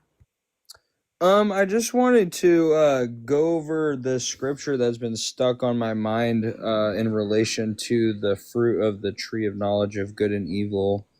It's Okay, give me just a sec. So I don't allow random topics. So if you want to pick the bottom topic and then work in that scripture, like the discussion of that scripture into the bottom topic, we can do that. Oh, I'm reading the topic about where it says right underneath topic, how free was Adam and Oh, Eve, okay. free will before eating the fruit, and the believers don't understand the knowledge of good and evil. I was referring to that. Okay, which one? Those are two different topics. The Which fruit of knowledge of good and evil. okay, the bottom one. Yeah. Believers don't understand the knowledge of good and evil. That one. Yeah. Okay, go ahead. And it's based, and basically my whole thought process is based off the scripture I read, but I don't have my iPad's over here because I want to pull it up so I'm not misreading it. If you'd allow me the grace of looking it up. Unless you just want kind of like the summarized version of it. That's up to you. Yeah, you can just give the summarized version. I do want to make sure you know that you're talking to atheists. Like, you don't think you're talking to believers, do you? No, no, no. I Oh, don't okay. really. It doesn't really matter like what your position is, to be honest. You know, Okay. not saying it doesn't matter what you think. I'm just saying it doesn't matter if you believe or not. I obviously don't believe in, yet I still read scripture and from all different religions, and get caught up sometimes. Okay, good. What's the summary of the scripture you're talking about?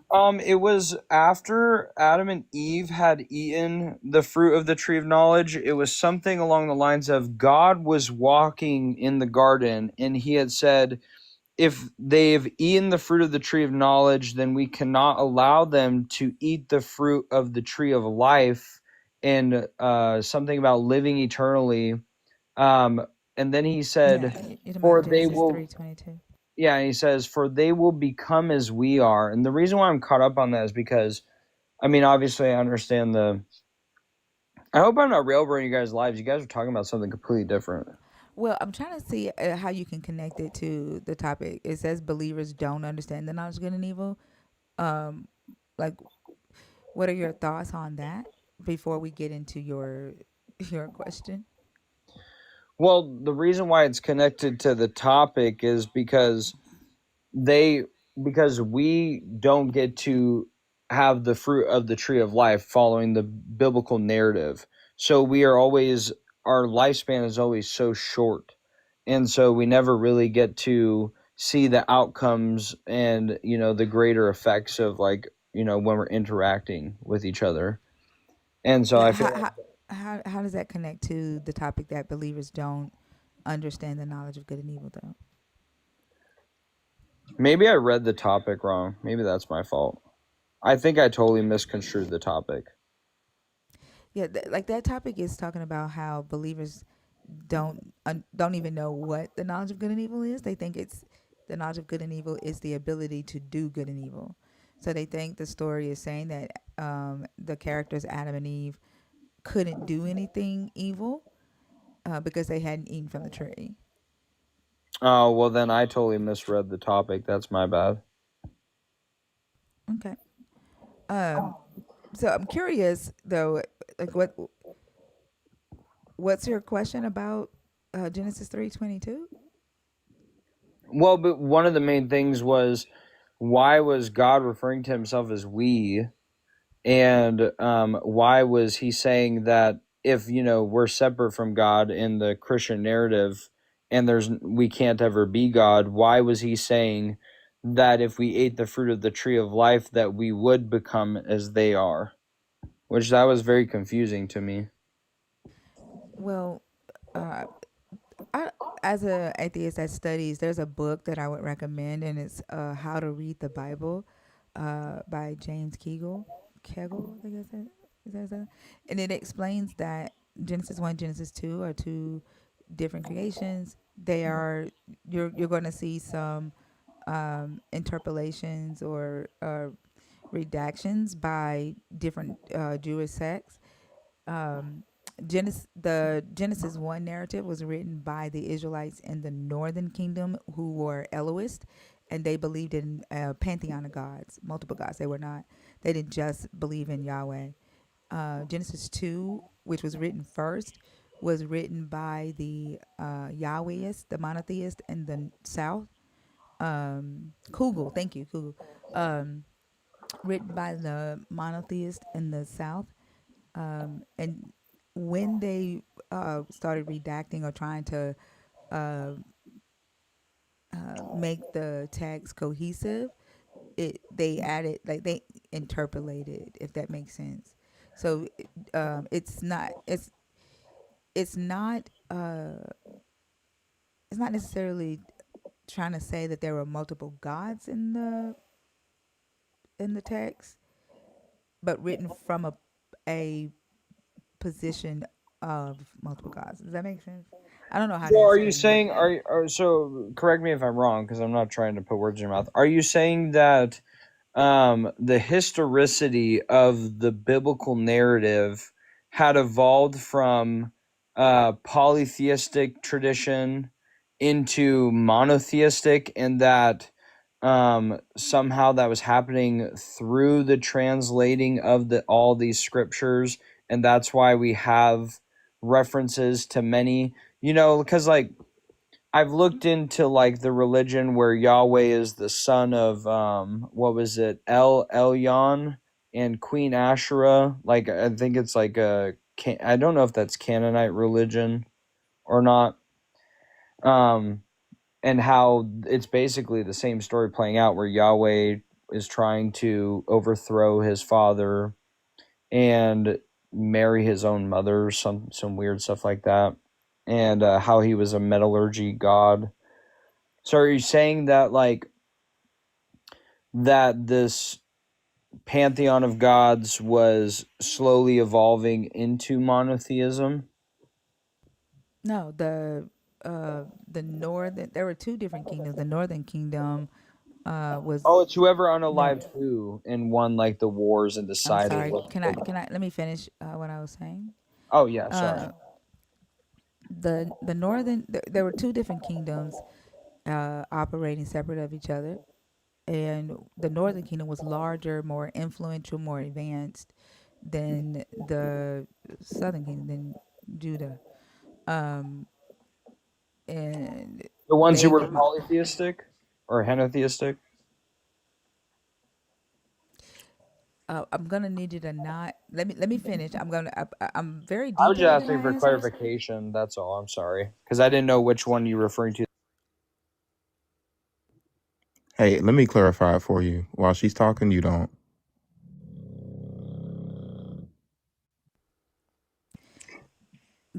The ones in the north are the northern kingdom of Israel, the capital of Samaria, where Ahab, Jezebel, Ahaz, all of them would have been. They were polytheistic.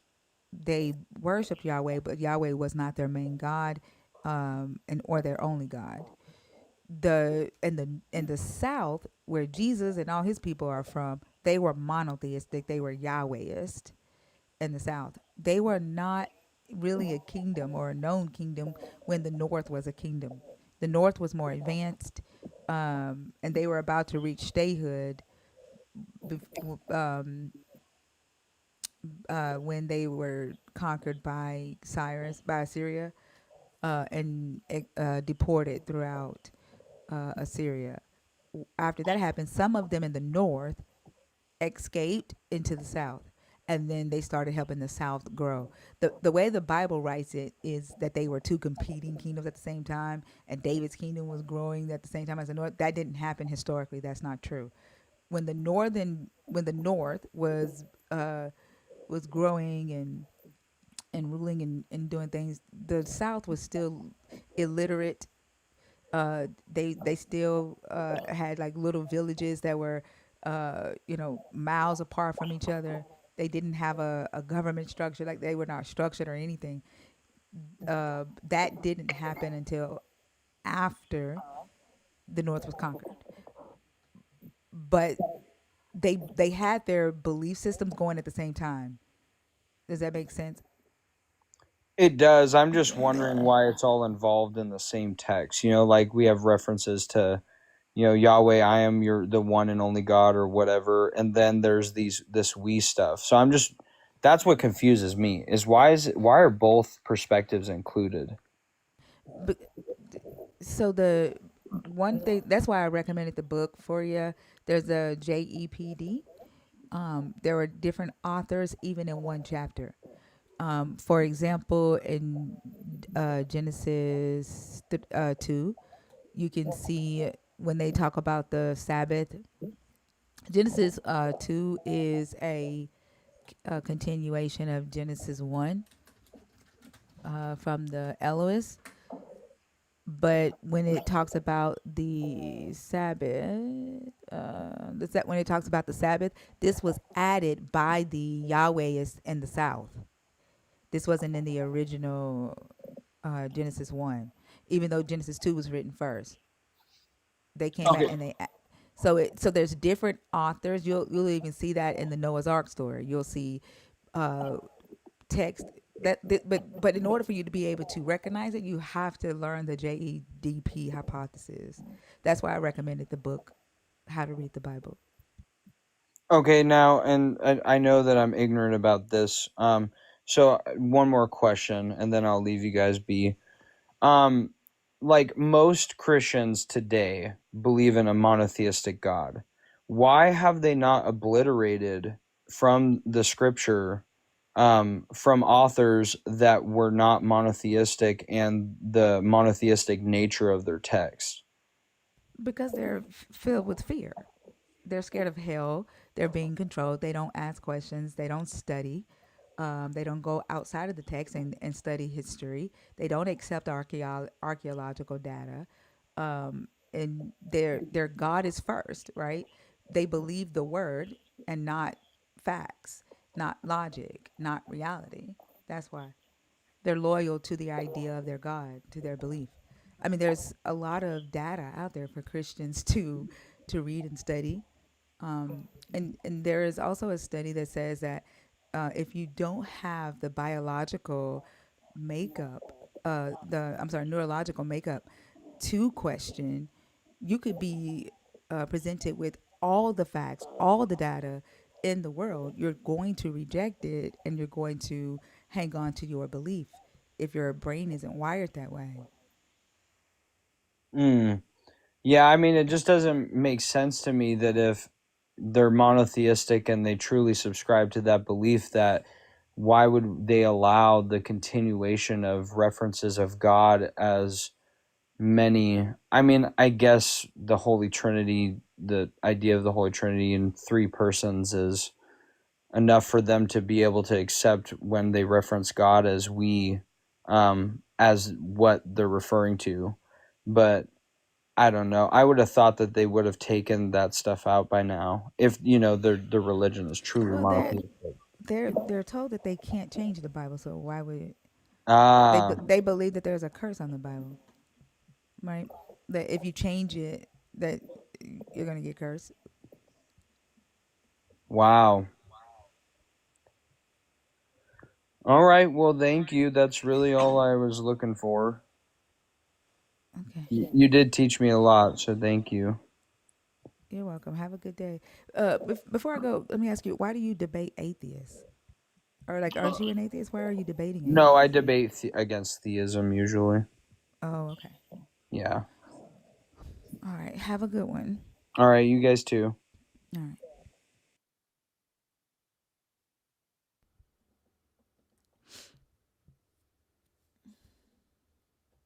Can I be the Cynthia Erivo to your whatever that other one name is? The what? Also, Can I be the Cynthia Erivo to your what's that child name? Goddamn Ariana Grande. Who is Cynthia? Who is Cynthia? Or what? Who is that? They in that movie Wicked together, Oh, and I she haven't just seen walk that. around protecting her from life. I have not seen that. You're going to learn that I'm telling you the truth. When most of the stuff that you reference, I don't know, so I I mean, I missed don't. the joke. I always miss your jokes. It's okay. I don't know who they is for real, but I do. I have seen. I'm surprised you haven't seen them like on TikTok because it's kind of getting real trendy how weird they are with each other. yeah, it's been And hitting. who Ariana Grande and this person? Yeah, they in that movie together. I haven't seen I the haven't movie seen either. them. I guess it's their second movie in a row, but yeah, no, they got like a weird relationship that's like kind of a meme of itself at this point. It's like they're each other's emotional support animals. Like, Wait, you Mm. talking about the black lady? yeah, Yeah, with the bald head. Yeah. Oh, okay. What's her name? Cynthia Cyn- Erivo. I'm sorry. What's her last name? It's a Revo, right? yeah, Riva. Okay. Arrivo. Riva. Okay. Yeah. Okay. So I know who you talk about now, but I didn't know her name like that. Okay. Yeah. It is weird. You can't touch her. She's Ariana. Oh, I haven't seen that. She says that. I feel like it at some point. No. She played Harriet, and now this is what she doing. That's tough.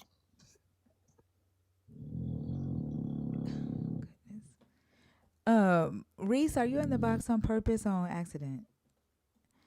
All right, y'all. It's been a weird fucking night. It's been a weird fucking night.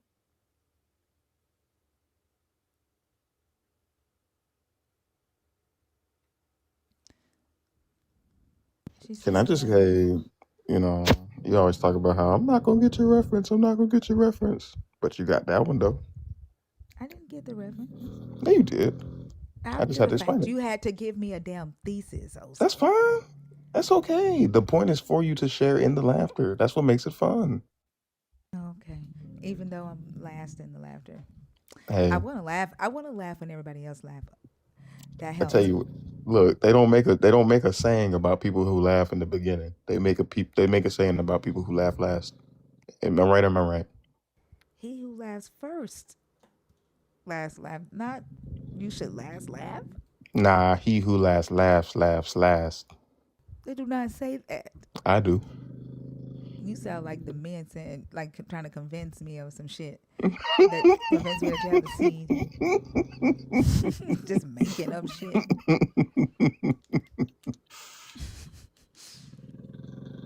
No, but I do. I want to get your jokes.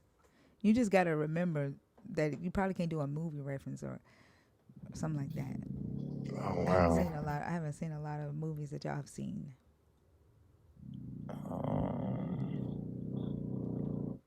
I'm so sorry. Pressure is in a whole different dimension right now. Yeah, he's sleeping good. What's up, Lady, good people? What y'all on here I'm talking about? sorry. Oh no. Are you a believer? Are you deconstructing or an atheist? Oh, I'm definitely not an atheist. I'm not Are an you? atheist. But are you a believer? Are you deconstructing? A believer in what? I believe in a lot of things, but I also Why? know Why? that Why my did you? belief Why did you request up? to get in and have a conversation with people, learn something, hear a Oh.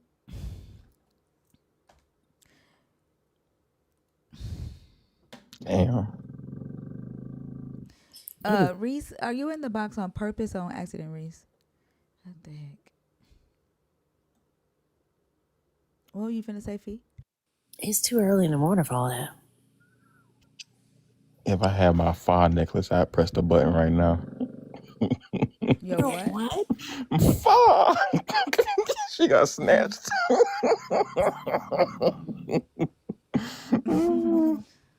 Like, mm,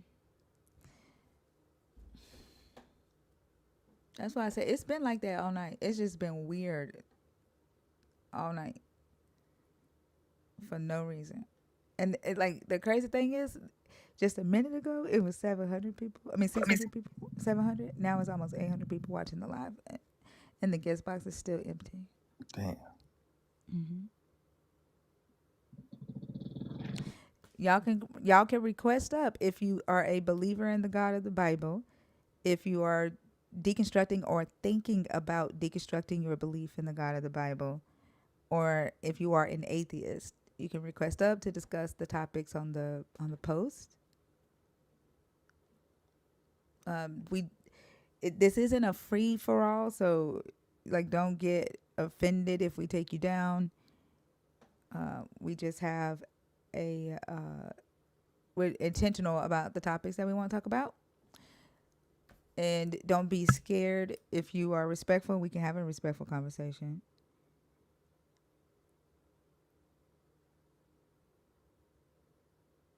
Hey, Rocket Heart, how are you?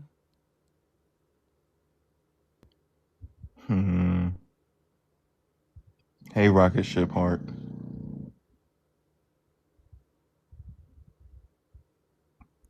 That says Rocket Heart. Where you see ship? Where you see it? What? Where you see it? Shut the fuck I up. see it where you. I see ship where Hold you see on. it. It's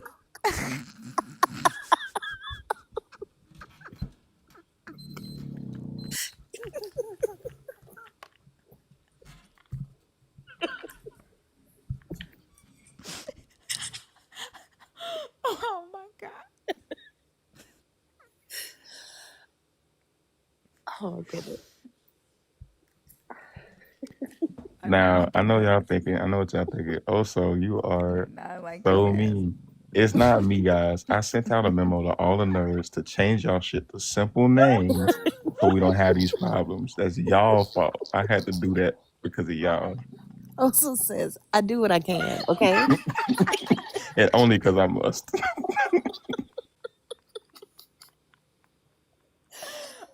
Oh my god.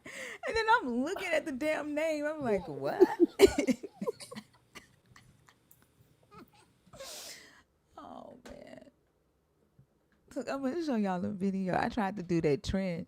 Y'all know that oh my god. Y'all know that trend where you dance in front of the um you dance first and then let TikTok pick a sound. Mm-hmm. Yes. Okay. I tried to do that shit yesterday. Hold on. Sheik, did you come up on accident? Yeah, I think they're up here on accident. Hold on. I tried to do that shit yesterday. I'm too old for this shit. Um, hold on. Can you access drafts Your on PC? desktop? Yeah, you Yeah. should be able to. Let's see. Oh no, you can't. Damn, that's fucked up. Hold on. That's fucked up. Hold on. Let me see. The shit was I was cracking up because like I'm too old for this shit. These goddamn trends. Did you do the Charleston or? No, I just did anything because I wanted to see if it like what type of. I was testing it is what I was doing because I was like, ain't no way in hell this works. Hold on,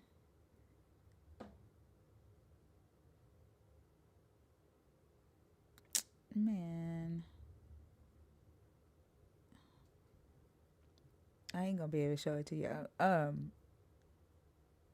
It downloaded a copy to my phone, but it's not pulling up in my iCloud. But so I did it, and I was just dancing wild, and I hit my hand while I was dancing. I hit my hand on the dresser, and I started like, you know how when you hit your hand, the dance changes. That thing hit a little different. But I swear, if you see it in the way I reacted, like it is so funny. But I put it in the drafts because I'm like, I'm not finna post this shit. But the music that TikTok put with like this shit is funny. Dang, you should put it in the Discord for real. But I can't access it because it's on my phone and I'm using my phone to stream. Yeah, To yeah, yeah. yeah. After.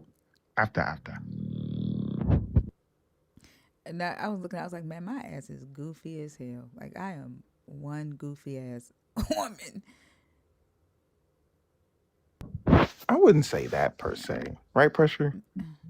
I am goofy. I keep wondering if like people before us at our current age felt the same way we do. Like I don't like I still feel like I'm just as silly as I was in my 20s. I think I laugh at different things, but like I still I don't feel what I think my age appeared to be to me when I was in my 20s. Does that make sense? Yeah, yeah. Like like you're saying, you looked at people your age when you was in your 20s differently. Oh yeah. I was like, Yeah, yeah, I felt like, oh damn, like they sit at home and do yeah. it's like a different, completely different mindset. That's why when I looked at yes, I was like, these trends are not for my age group. Like, in no fucking way. And there was no way. All right, y'all. The guest box is open. It is almost 6 a.m. I feel like we've been having to beg for people to come up all night. I wish I could find this. I wish I could get this thing to. I don't know why. That sucks.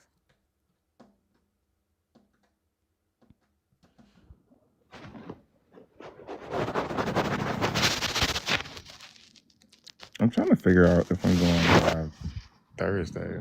Is it even gonna be worth it going live Thursday? Oh, Thanksgiving. Yeah. You'll probably get a whole bunch of drunk people. 8 o'clock in the morning? Yeah, like they're gonna be sitting around watching football. Not at 8 o'clock in the morning though. No, you. I'm not saying go like you said going live Thursday. I wasn't even Mm-hmm. thinking about 8 o'clock.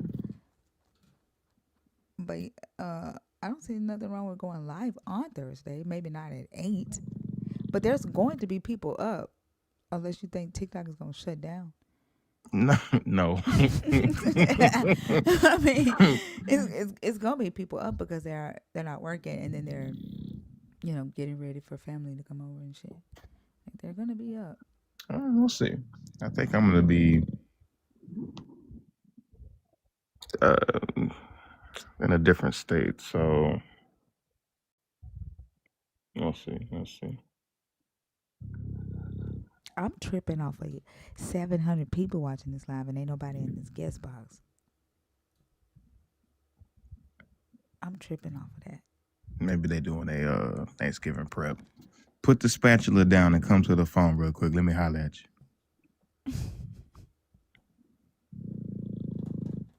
Thank you, Rocket Ship. No, I don't like doing pretend ops. I don't like that. The devil's Oh yeah. advocate. Yeah, I don't like that. Yeah, because I'm just gonna make you say some crazy stuff, and then you gotta live with that. Yep. I just know that this live is not filled with atheists right now. I just know that much. Yeah. I know that there's people deconstructing in here. I know that there are believers in here, but for some reason they're not coming up. And for those of you that are deconstructing, and you're getting ready to go around family for the holidays, this is the live for you to come up and talk about that. Like, are are you worried about whether arguments are gonna happen? Somebody came up tonight and talked about they went to a friendsgiving and 30 people ambushed them to do a what do they call an intervention on them deconstructing on Thursday. Oh wow! I wish that would happen to me. I really do. Are This you is the talking time. about I'm sorry. One deconstruction second. from religion? Please. 1 second. Yeah. So this is the time. If you are new to deconstruction, and this is your first time going around your family who are very religious, and you don't know what to expect, you don't know what to do. This is the live to have those conversations. Okay. So don't sit back and wait on me to be talking to Christians. My live is not a debate live. I'm not here to talk to Christians. Okay. Ax, how are you? Yeah, hiya guys. How old are you? And are you a believer in the God in the Bible? Are you deconstructing? Are you an atheist? Yeah, I'm over 30. Is this for deconstruct? What are you? Like, Are you a believer in the God of the Bible? Are you deconstructing, or are you an atheist? no, I'm a believer.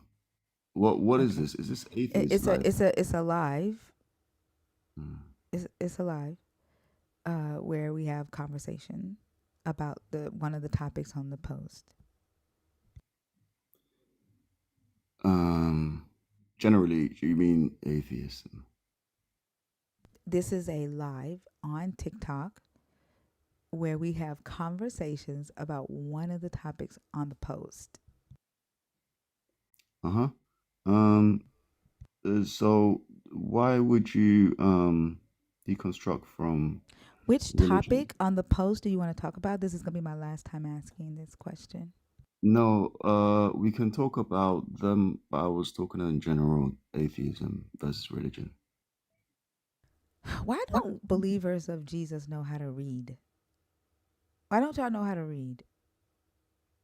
I don't think they know how to actually engage in a conversation. Like they have no social awareness. You said as nicely as possible that this is a live. The topics are on the prompt, and he completely was zeroed in on what he wanted to do. That is typical Christian behavior. And the crazy thing about it is that he cared more about me being an atheist or us being atheists, which he doesn't know whether we're atheists or not, but he cared more about that than discussing his God. Yeah. That's how I know. Like they don't give a damn. It's a fucking club. That's all it is. They don't believe the shit. It's a club. Yeah. That's why when that pastor got caught trying to pick up a 14-year-old, he kept saying to the police officers, I was on my way to worship service. He kept trying to bring up Jesus because he wanted them to look at him a different way. It's a fucking club. Yeah. And honestly, I feel like even if you had entertained him with his fucking conversation, he probably would have barely been able to keep up with it by for himself anyway. You know what I mean? Like they don't have the capacity to have conversation at any level about anything for real. So I don't know why you come up here try to change the conversation you can't have. It's been like this all night. It's been like this all fucking night. This is all we've gotten, and it's my fault because I did not engage on TikTok yesterday. So I think I'm getting penalized for that. Like I didn't post, I didn't engage. We're getting penalized for that. Oh, Like interesting. we're getting low quality users, which is crazy because TikTok categorizes their users. They have low quality users, they have mid quality, and then they have high quality. You reach the high quality users last. And it depends on how people engage with your content if they're going to push you out to the high quality users. And the high quality users are the ones that typically bring in more money for TikTok.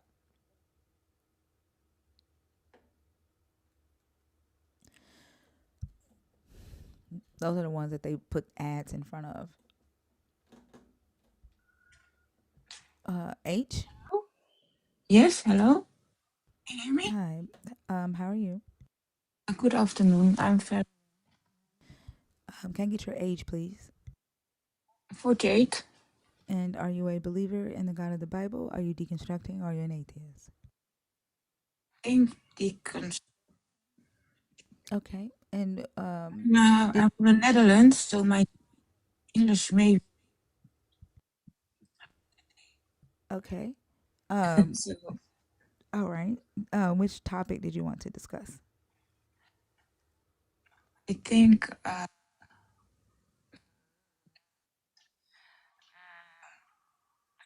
believers don't understand. Like I can barely hear you. Your connection is really bad. Can you hear me now better? Keep talking and let's see how what happens because you're cut. What's happening is every other word you're cutting out. Oh, I'm sorry. Can you hear me now a little bit better? Yeah, that's Oh, better. okay. I put out my earpiece. I had an earpiece in, so maybe it's about that. Sure, go ahead. Which topic? I think believers don't understand the knowledge of good and evil. I think. Okay, what are your thoughts on that? Um, my family is, I have Christian, Muslim, and Hindu in my family, and everything that, how must I say it? Um, how must I say this? It's very difficult to speak in to translate it in English. Everything what what's in with the Bible and stuff, that's good, but things that they are doing in their own life and what I consider as evil, they say it's the church, so everything is good. I don't know if I Yeah. it's good because Yeah. when they do things and I say it's not good, yes, but it's the Bible, it's Christian, it's and I'm like, but you are what you are doing is evil. The things that you are doing in your own life, the things that they're always I feel that they're always, how do you say it? Wij zeggen staan achter they stand behind their religion. They make their religion an excuse to do the things that they are doing. I don't know if I say it right. Yeah, they're hiding behind the religion. Yes, they're hiding behind religion. And I Mm-hmm. think it's very, for me, they all say that I'm going to hell. Everyone's saying that because I'm not like them. And sometimes this is very difficult to talk with those people, you know? I got one nephew, he's a pastor, some kind of thing.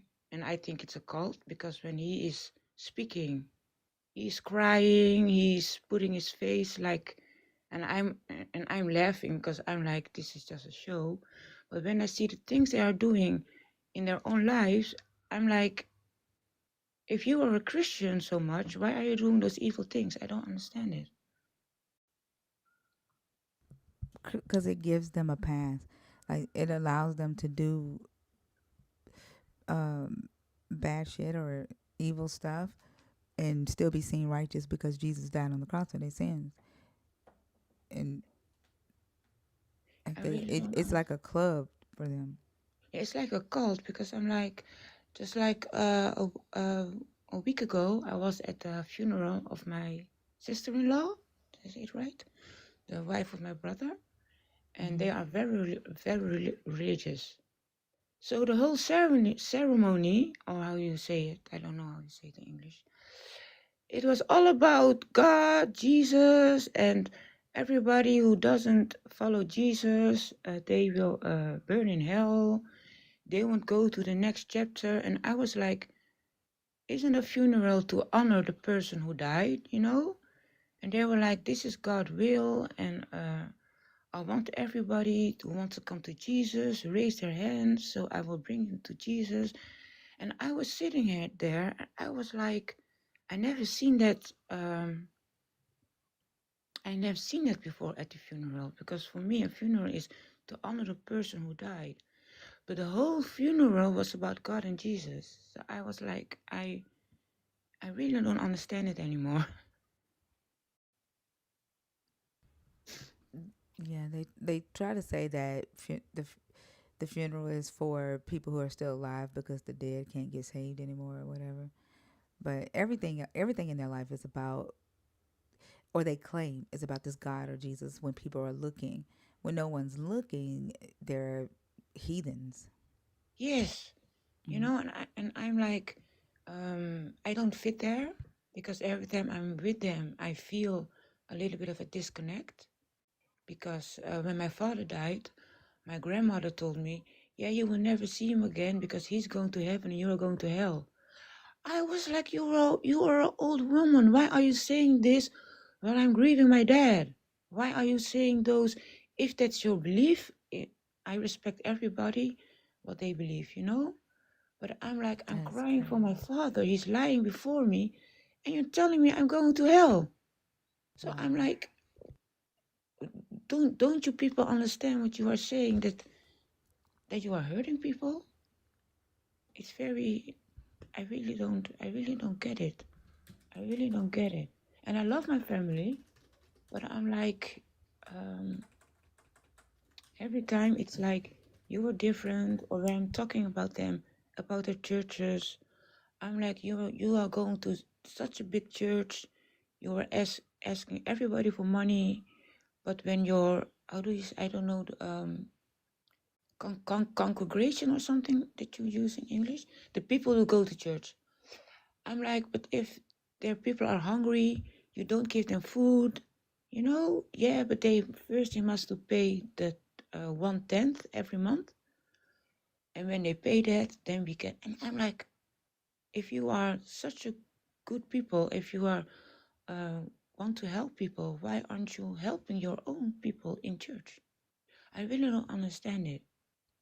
So I'm like, yeah, that's it. A little bit. Yeah, I agree. I really, yeah.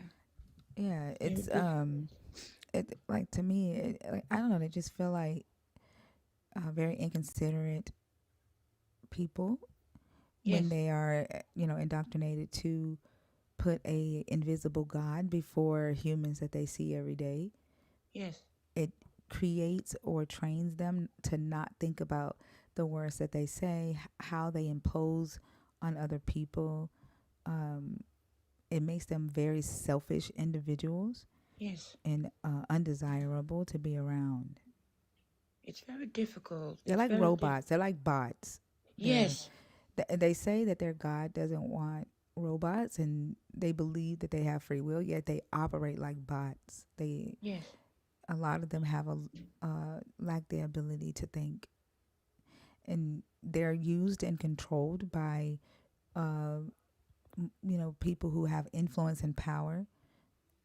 They're used to sow discord amongst humanity, and to do some real egregious shit that those who are in power don't want to get their hands dirty. Right? yes, They create the plans, and then it's the illiterate of the flock that carries the shit out, and we all suffer because of it. yes. That's true. That's true. It's very difficult. I mean, just like I say, I love my family, but they've done so much things, and they hide after behind Christianity. Because when my father was ill, he was lying in the hospital, and I came to my father before he died, and I went there, and the next day I wanted to go back, and I wasn't allowed to go into his hospital room because I didn't accept Jesus in my heart. Oh wow, So that's a I was Christian belief like or a Muslim belief? a Christian. I have Christian. I'm living in the Netherlands, but my parents are from Suriname. So I have Christian, Muslim, and Hindu in my family. I've got three, and I don't do none of those three. Never did. But I was like, this is my father. You are Christians, and I cannot go and see my father. What? And I have a lot of those things I can say that they always push me out because I have questions. Okay, if they can answer my questions, then I maybe can believe. You know what I mean? But if I ask questions, they don't. If I think logically, they don't. How must I say? Uh, if I think logically, it doesn't make sense. Because one time I was I don't watch TV anymore, so I was a little bit YouTube, and then I came on Lilith, the first wife of Adam, and I told my sister about it. I was like, I found something. I don't know if it's true, but maybe. So I told her about the thing that I was discovering. She was like, "No, that's the devil. You must not listen to those things." But I was like, I like to research, so that's why I like your lives, because when I wake up in the morning at 6 o'clock, and then I see you are live, I'm always listening. And I never read the Bible. I'll be honest. When I opened it, I read the first line, and then it's something like, I don't know. I don't even know the first line, but I always close it because I'm like, I like to read, but I don't want, something about me never wanted to read the Bible. So when I'm hearing you you pull scriptures about the Bible, I'm really like, what is that really in the Bible? The murder, the kill, things they do to women, things they do to children, and I'm like, is that really in the Bible? You know what I mean? Because I don't know the Bible, so I cannot, say anything about that. You know what I mean? So it's very difficult. So They I usually think, don't want the new information, and they do, see anything outside of the Bible as Satan or demonic. Growing up, I was told not to research outside of the Bible. I was told to only study the Bible, yes, and okay, that reading the Talmud or Sumerian mythologies and all of that was evil. But what they really did not want was you finding out that a lot of the stories in the Bible is influenced by these older stories of these pagan nations. Like they want yes. you to believe. Okay, you good? Okay. They want you to believe. Bria, I'm trying to get some coffee. They want you to believe that this God was first, and everybody in the ancient Near East recognized this God. The funny thing about it is that there is a made up story that Alexander the Great went into Jerusalem whenever he was traveling. Yes. What he would do, according to his chronicles and his scribe that would keep his historical records whenever he would travel, he would go into other lands and he would pay homage to their gods, but he Yes. never did it for Jerusalem. He never did it for the God of Israel. And so Josephus made up a story that he did because he didn't want it on record that's the one God that he didn't pay homage to. It's like, Oh, yeah, this God was not feared in the ancient Near East by these nations. And the story, the Canaanite conquest, yes. that was made up. Like the Israelites did not conquer any land by military force at all in history. So Okay. there is no reason for any nation in the ancient Near East to fear the God of Israel, because what they would do back then, their stories about their gods helped them fight or ward off other nations, because some of their towns were not fortified, so they had to scare people off with the belief that they had these big gods that would fight for them, and they had curses and spells, Yes. so they used them for that. And the story of Rahab is similar to how these stories would work to keep people from trying to come in and fight them. But Israel never conquered anybody by military force in actual history. Oh, okay. Yeah, I don't know. I really don't know nothing about those things. So I'm very glad that I'm learning these things from you. So it's very nice to listen to you and to learn, and and that I know that I'm not crazy. You know what I mean? Because when I Yeah. ask questions, um, a lot of people they don't give an answer. It's like, yeah, I don't have people around me who can teach me the other ways. I'm always open for knowledge, but I want it to be logic. And I Yeah. think that the religion, it isn't logic. It doesn't make sense. It isn't logic. It's for me. It's not logical. They say you have to suffer here before you must go to heaven, and there you can get a big house. So I'm like, okay.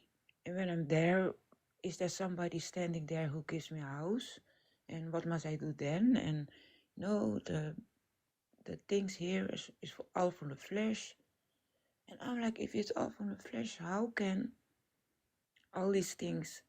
Yeah, it's very difficult to understand those things. And I'm 48, and it's very difficult because, like I said, I have Christians in my family, I have Muslims, and I have Hindus, and there are 3 different religions. And so I'm I can like, see how that can be confusing. it's very confusing, but I'm always open-minded, and I was it from when I was young. You know, I can remember one time I was, they were renovating our house, so we had to stay with my aunt. But my aunt is very religious, and very religious. So I was sick. My mom, she said, yeah, you must go to church. My mom said, no, Heidi is sick. She can come. And she must come because God will make her better. She must come. And I was crying, I don't want to go, I'm sick. But they forced me to go. And I was there and I get sicker and sicker.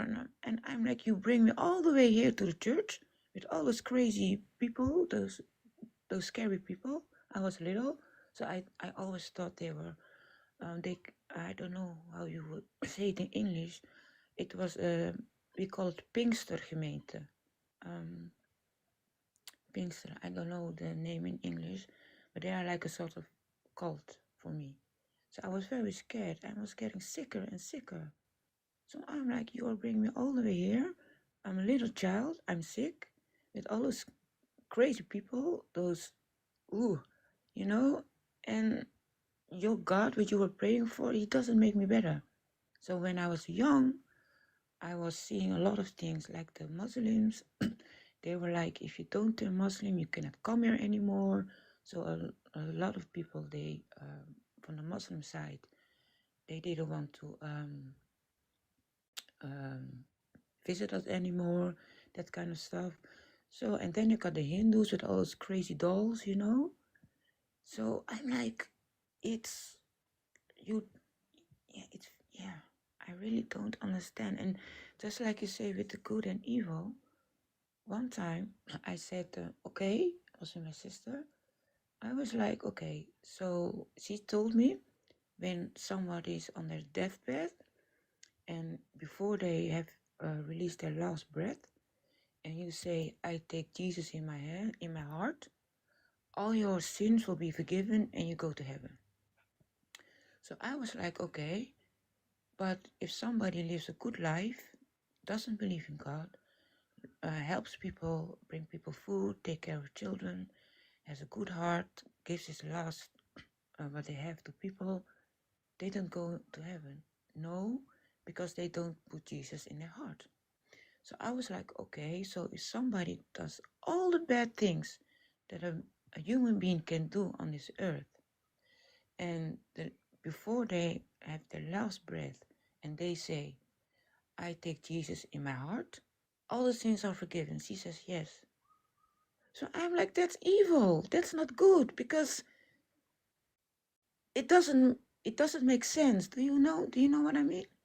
It just doesn't make sense. It's Yeah, we were talking about that yesterday. There was a Mormon guy who had been harming his 6-month-old child, and saying his child since the yes. child was 6 months old, and No. there were believers in the comments saying that the bishop should not have called CPS and reported the father, because Jesus forgives him. Like, That's forgiveness crazy. was enough. Yeah, I agree. How can they? I really don't understand that. How can they say that Jesus will forgive those things?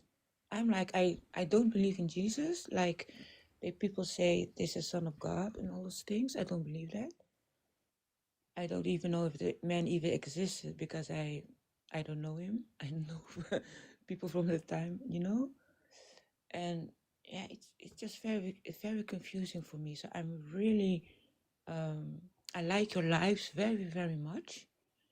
I wanted to push the request button, but I was a little bit scared because I was like, I don't know nothing, you know. But I'm very glad that I found you, and I really like listening to you. It's very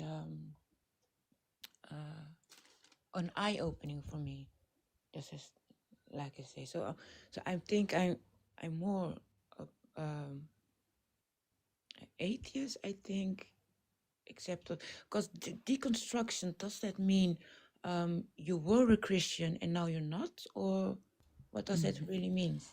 Well, it means that it doesn't matter if you're Christian, Islam, Jewish, Buddhist. Is deconstructing is when you take a belief that you adopted for yourself and you begin to analyze it and question it, research it, accept or reject information. You either do away with the belief if you see that the belief is false or that it's harmful to you, or you reconstruct it into a healthier belief system that is rooted in logic and willing to like pivot or expand or as you continue to learn and receive new information. That's what deconstruction is, and you can deconstruct from the patriarchy. You can deconstruct from um, homophobia, like any type of belief that you have adopted for yourself. You can Yeah. deconstruct that belief. Oh, okay. Oh, I understand. Is it also like just like I said, I'm from Suriname. My parents are Creole. They are black. Um, but we have our own culture in Suriname. Just like we wash ourselves with Florida water, blouse, all that stuff to clean ourselves. Is that also a belief, or is that how must I say it, or is it just belongs to the culture? That sounds like that's more cultural. Like a belief Oh, would be um, like a core value or principle or a religious belief that you adopt for yourself.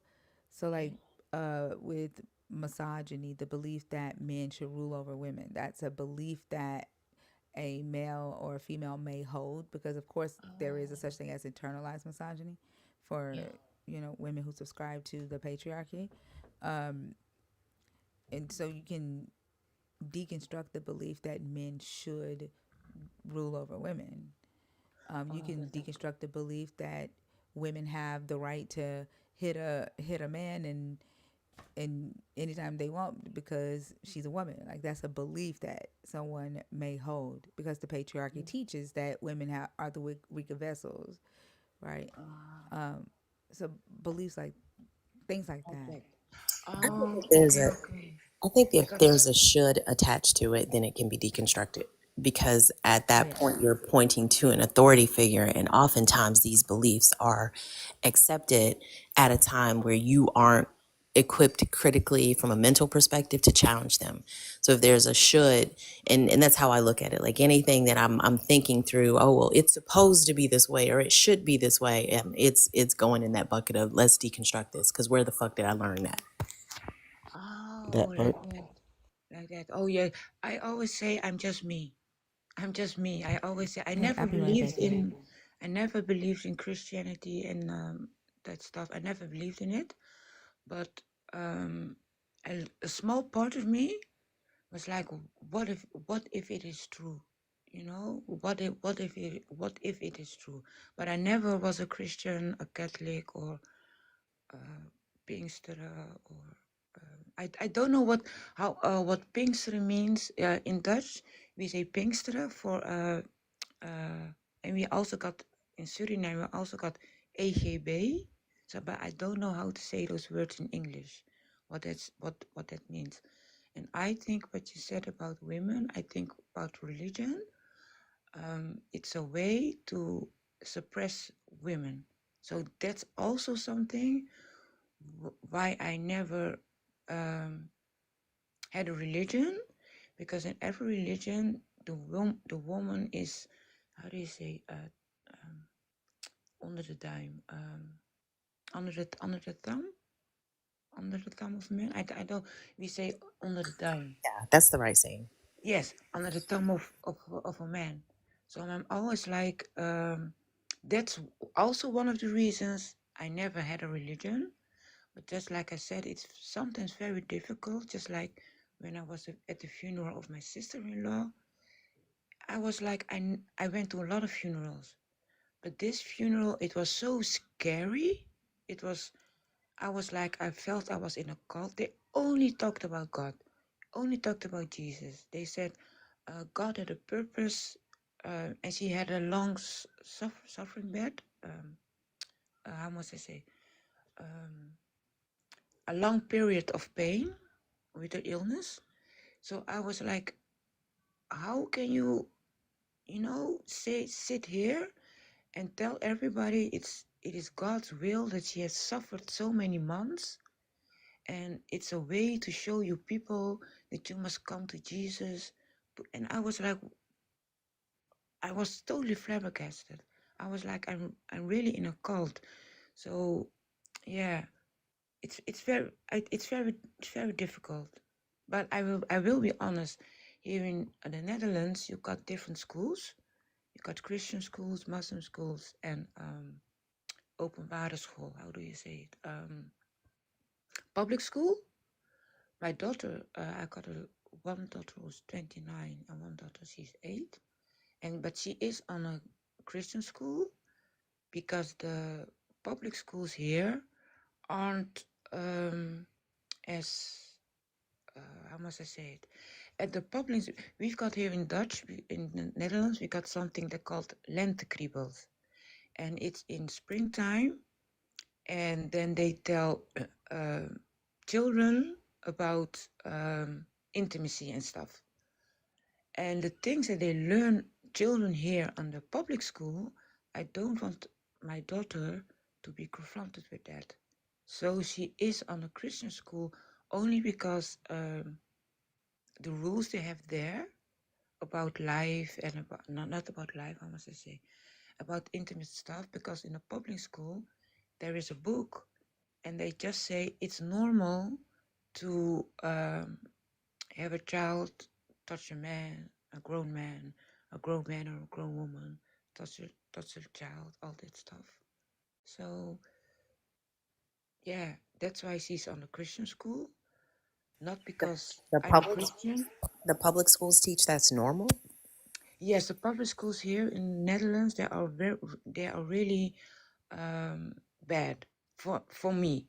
I think that, and a lot of people say those things because when I say the lente kriebels, they call, how can I say it in English? Spring kriebels.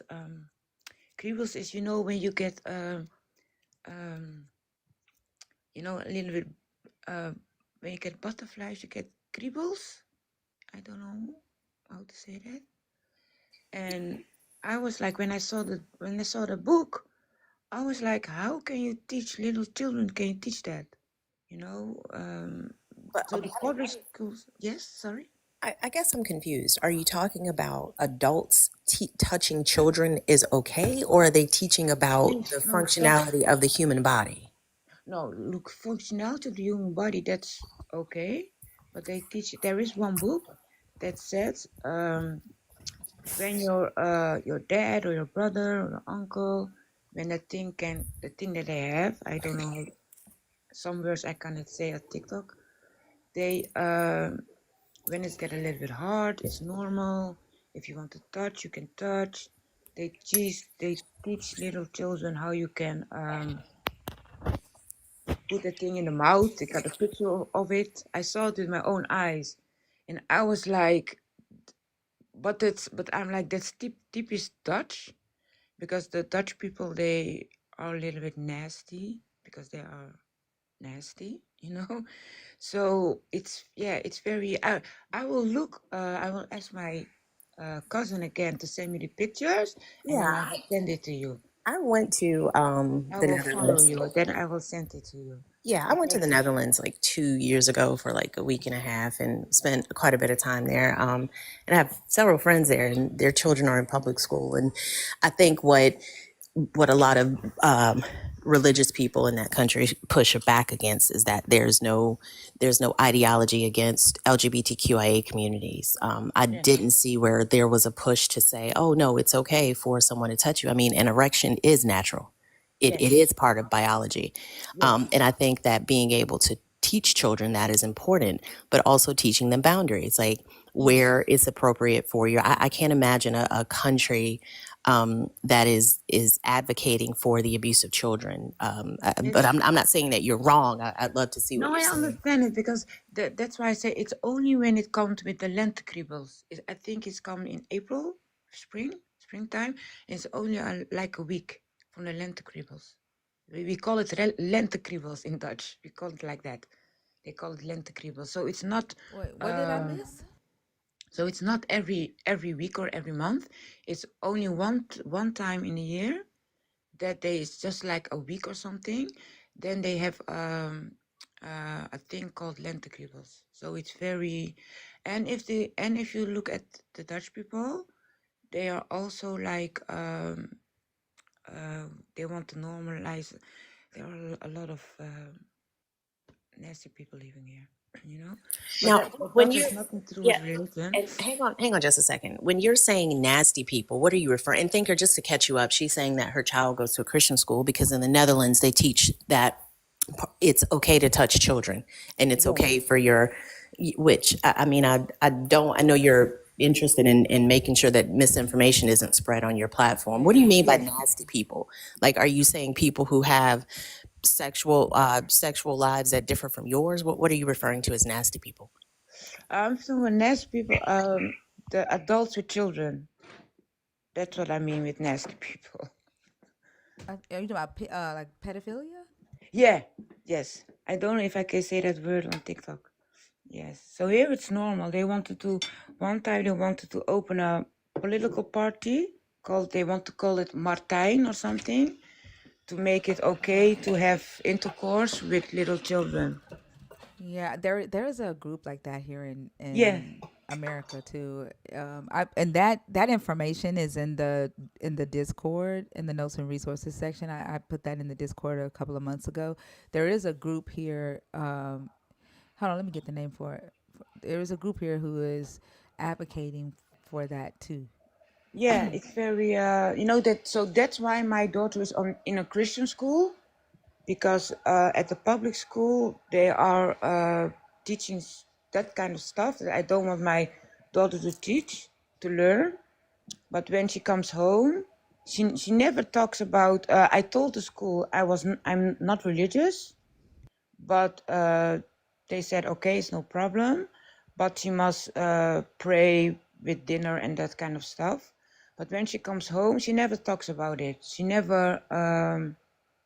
Because at my house, I'm alone with her, and we don't do that.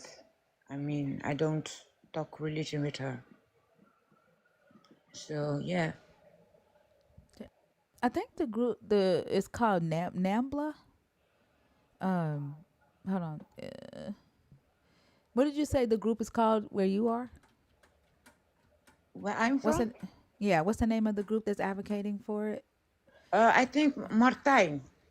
But Okay. they wanted to dismantle the group. I don't know if I say the word correctly. That was a group they wanted to have children. They call it the pedophilia party. Yeah, They the call name it. of the one here in America is NAMBLA. NAMBLA, and it stands for North American Man Boy Love Association. Oh, yeah. So that's why she's on a Christian school, not because. Well, these are Christians. NAMBLA are Oh, they are they're a Christian. mix of people. They're a mix of Christians, but um and people of Oh, all yeah, spring fever. Yes. yeah. So it's not That's just why she's on a Christian school. So I'm not be I'm that's why I'm very honest to say that, because I'm not a person. I don't like lying and stuff. That's why I will be honest to say she is on a Christian school, because the public schools here are, yeah. I want to do homeschool for her, but I think it's important to also have social contacts. And my daughter, she's not, yeah, really, how must I say, with other children. yeah. They're trying to do it under the guise of like this is I don't want to talk too much about it because TikTok will take me down, but they're trying to do it under the guise of it's not coercion, that children should be able to decide who they have sex with, and I they're trying to say that secretly, children can give consent. Like this, it's just crazy. Like, yeah, I but that's secretly the making some organization. some comments, but it's I'm not saying that they teach it every day. It's only when they got lenticribbles. So they are literally brainwashing the children. So it's not that they teach it every week or every day. Only in the period of the lenticribbles, they do that because my sister, her daughter, she's on a public school and she came home crying what they were teaching her at school about in that period. Do you know what I Oh wait, mean? you're saying that they're teaching? They're trying to get the kids to do this in public schools? Yes, oh, but only in the lenticribbles. If I, they Lent what? so they don't teach it every month or every week. There is one period, I think in April, they call it lenticribbles. And in that week, they have books, they have things.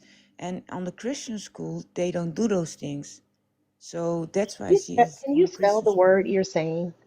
Because we're Uh, not understanding lint creebles. um, somebody told me, lenticribbles, I must spell the word for you, or shall I type it? Wait, I will type the word. The word. Lenticribbles. I typed it.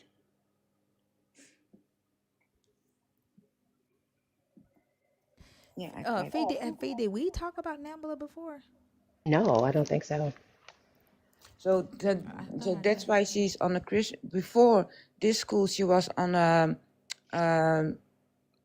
bilingual school, Netherlands, Dutch, English. She was on an English school. My daughter, because I wanted her to speak good English, and then I put her on this school because the other school wasn't a very good school.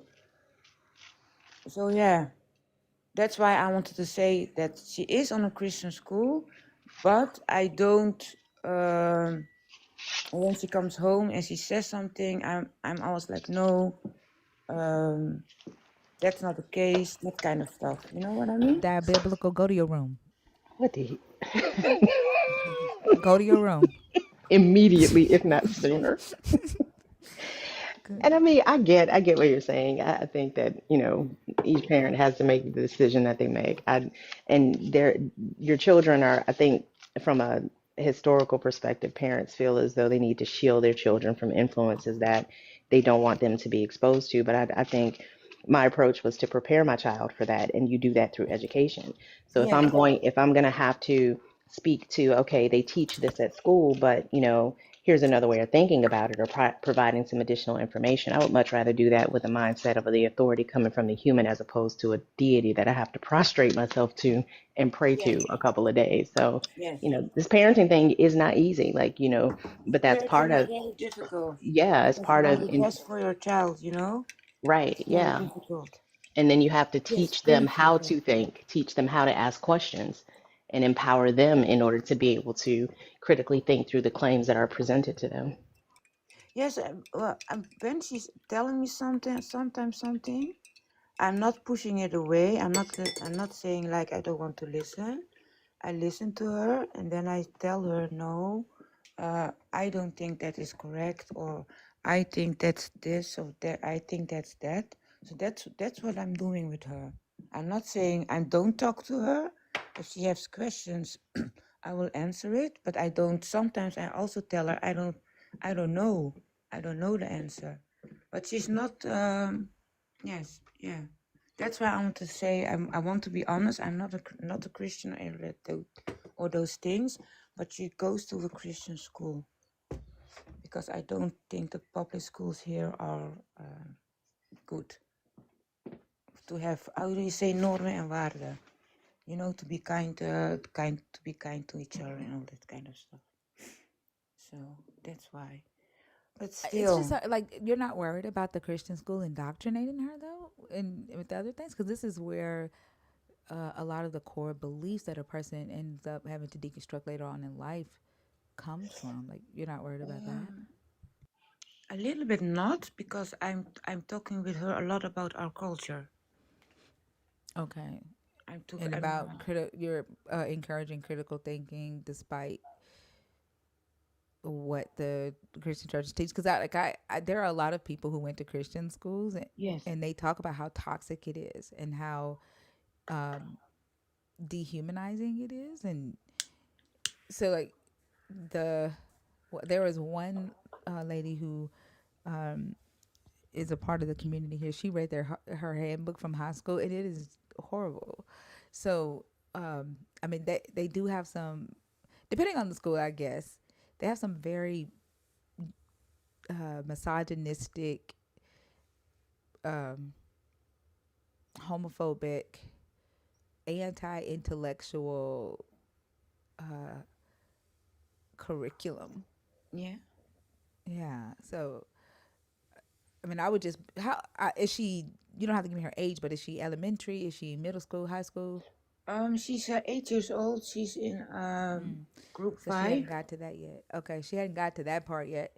I would just, continue to, if you're gonna keep her in that, just process of critical thinking, question everything. Yes, that's what I'm doing, because just like I said, I'm more talking with her about our culture when she asks me something, but she doesn't. How must I say? She doesn't ask a lot of questions or says what she's learning at school and all that kind of stuff, but she also sees the family around us, and she also sees the difference between how I am and how they are. Okay. So she sees the difference. And her father, we aren't together anymore, but he's also he really is a non-believer, and so those things they don't in her personal life. She doesn't how must I say sees it, because when my sister asked me a few times, can I take her to church, I say no. You cannot take her to church, because then they go, the kids go separate to Sunday school. So I tell her she cannot go to church. And my oldest daughter, she's 29 right now. She really is a non-believer, and she also teach her the other sides, the other things. So yeah, that's a little bit. That's why I wanted to be honest and say she does goes to a Christian school, but we don't practice the Christianity. I just wanted to be on in a safe school. You can never know if a school is safe or something. So I always talk to her, but yeah, that's why I wanted to be honest. I wonder if you would feel that Christian school is safe if you read the Bible. Um, and I say that because a lot of the things that we talk about, specifically with, child marriage, women being considered as property, girls being valued less than man, the God telling his people to go slaughter all of the men of the land, but keep the little girl virgins to themselves. Like that is the foundational piece of Christianity as well. Like that's throughout the Old Testament. So Yes, that's why I'm a little bit, since I'm listening to this live every day, almost every day I'm listening. I'm a little bit now like, okay, is this a good choice that I made to put her on the school? Should I just homeschool her? That's why I'm now like, am I making the right choice? I don't think that there is a parenting choice that can be made that would, insulate them from exposure. And I personally I'm of the parental mindset that insulation isn't helpful. I think inoculation is, and that inoculation happens by way of access to information, asking them questions. Like my son, I didn't raise him religious either. I was still very much new to deconstruction as he was born, but one of the things that I felt like was really helpful for him, if he came home, and because he went to private school for a while, and it wasn't a Christian private school, but there were some very Christian kids that went to the school, and he would come home and tell me about, you know, Billy told me about, this dude named the devil, and he like lives underground. Like him and his best friend Griffin would be amazed at the stories that the kids would tell them. And I would just ask him, like, how would that work? What would that look like? I Yes. wouldn't say, don't believe that. That doesn't make sense. Make sense. I would ask him to think through it. Like, how would that possibly work? Whenever he would come to me with the claims that, kids at school or, any of his friends at whose houses he hung out at would come back and say, I would ask him questions like, how would that work? Talk me through that. So I think practicing that concept of teaching those critical thinking skills early, not telling them what to think, not telling them how to see anything, because that's indoctrination as well, but empowering them with the skill sets to be able to think through these things at the level that they're capable of based on their age. But I think that's the most, for me, that was very important, because I didn't want to color for him how he saw the world. I didn't want to Yeah. indoctrinate him into non-belief in the way I had been indoctrinated into belief. And I think that if, as parents, we realize earlier on, and I know there are certain things that I think back now I would have instituted earlier, or done differently, hindsight being 2020, of course. I think that empowerment of thought process is the biggest shield that we can give our children.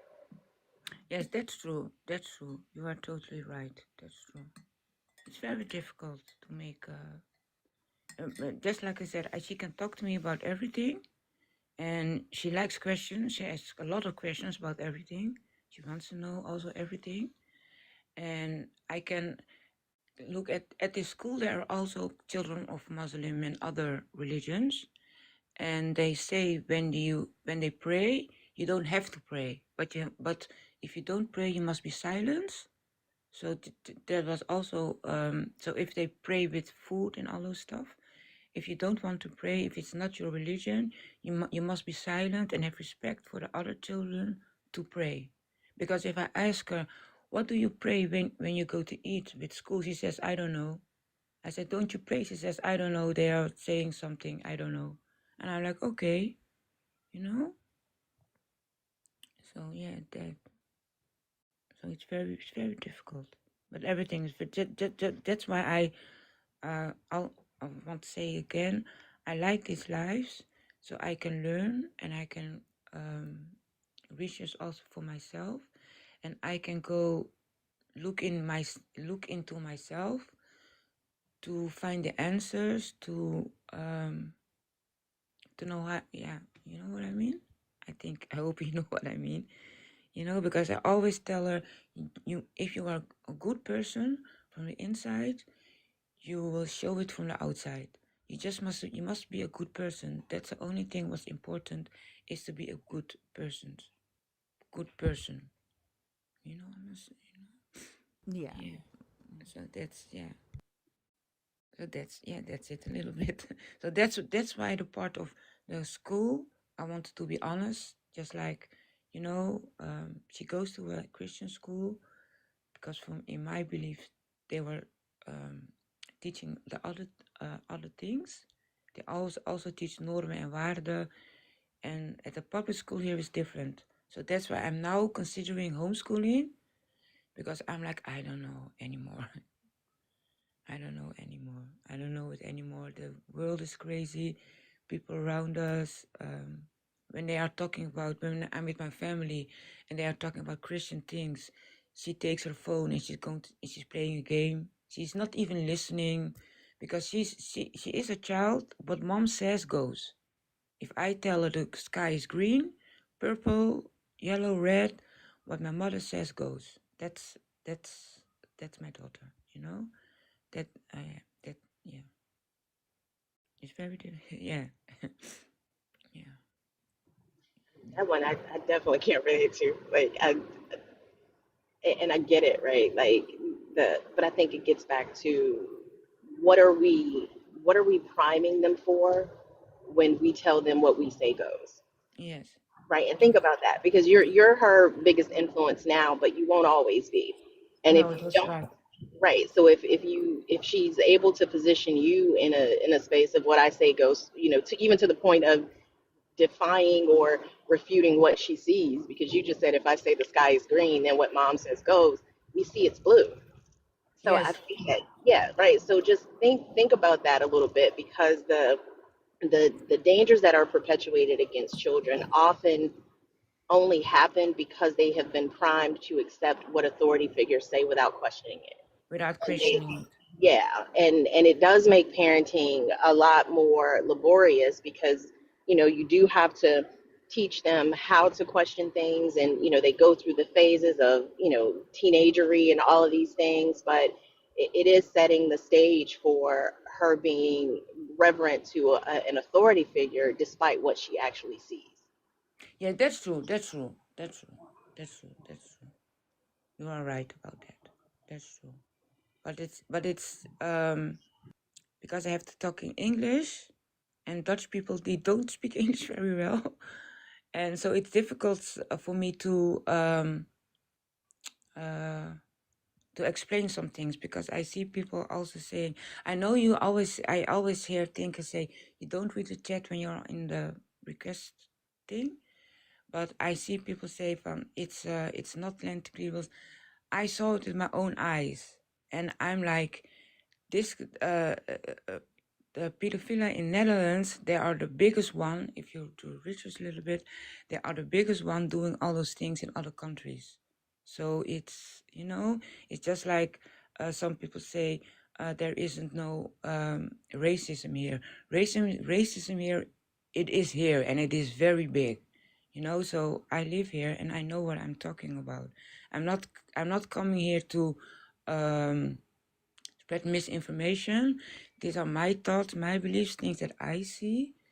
And yeah, if people don't believe me, okay, that's your your things. Yes. No, it's not learning. They are I don't want you to have to go back and forth with they the are chat. they are deprogramming them. And when you are a child, you can do it with they do it subtle. You know what I mean? It's subtle. It's subtle. And that's yeah.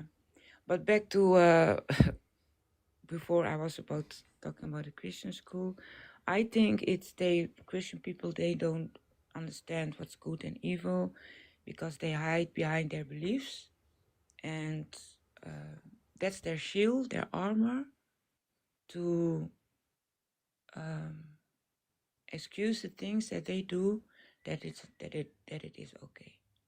Yes, that's really. All right. Well, I definitely thank you for coming up, H. I think that having to deconstruct three religions at one time and be in a family, with who are heavily indoctrinated with three religions is not an easy feat for anybody to do. And I'm glad that you found the community. I'm glad you got over your shyness and came up and talked to us. Definitely come back and update us. Yes, Um, I will. yeah, yeah. But I enjoyed the conversation. Yes, thank you very much. Thank you very much. You're very welcome.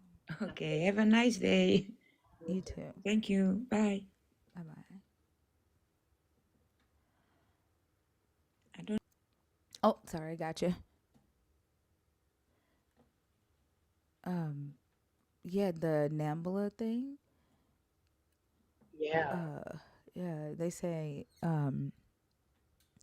they they've been an organization since 1970 fucking 8, Since and 8. since 78. Wow. And they say they organized um to defend against a local witch hunt, and their goal is they say NAMBLA calls for the empowerment of youth in all areas, not just the schmexual. We support greater economic, political, and social opportunities for young people and denounce the rampant ageism that segregates and isolates them in fear and mistrust. We believe sexual feelings are a positive life force. We support the rights of youth as well as adults to choose the partners with whom they wish to share and enjoy their bodies. We condemn sexual abuse and all forms of coercion. Freely chosen relationships differ from unwanted schmecks. Present laws, which focus only on the age of the participants, ignore the quality of their relationships. We know that differences in age do not preclude mutual loving interaction between persons. NAMBLA is strongly opposed to age of consent laws and all other restrictions which deny men and boys the full enjoyment of their bodies and control over who control over their own lives.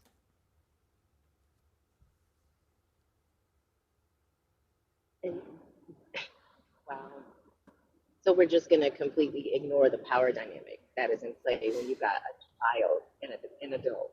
Like we're going to ignore the lack of maturity and the lack of just general knowledge. Like what? Yep, it's insane, and like the fact that they've been around for that damn long is crazy as fuck. It's crazy as fuck to me. Yeah.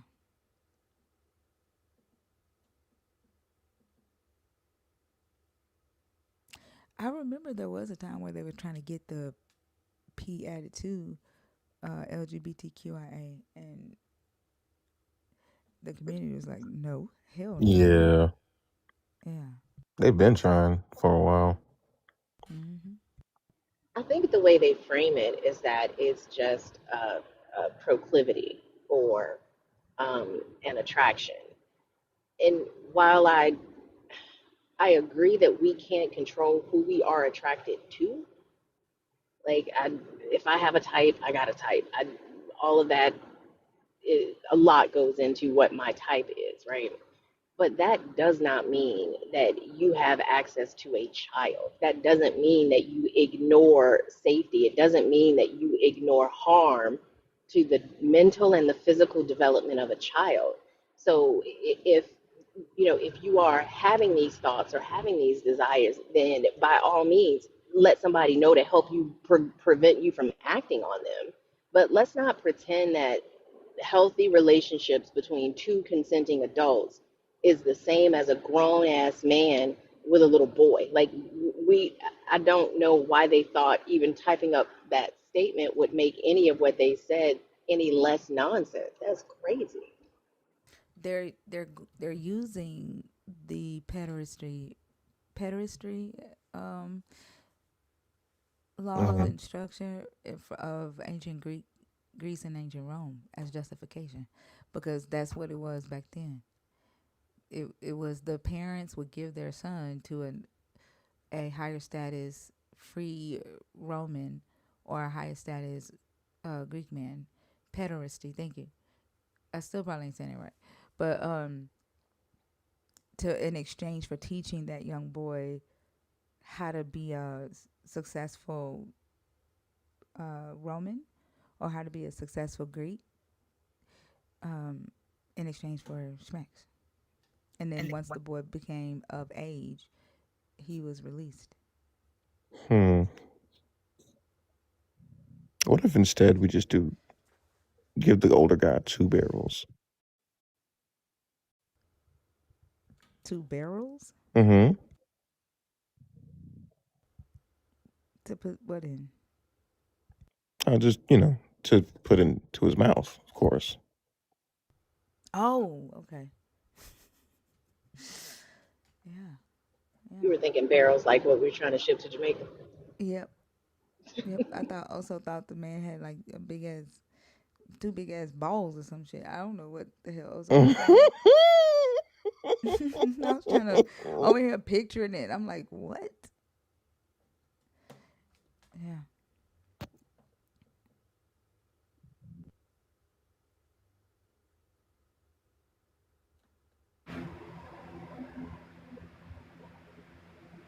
Communist? Are you there? Okay.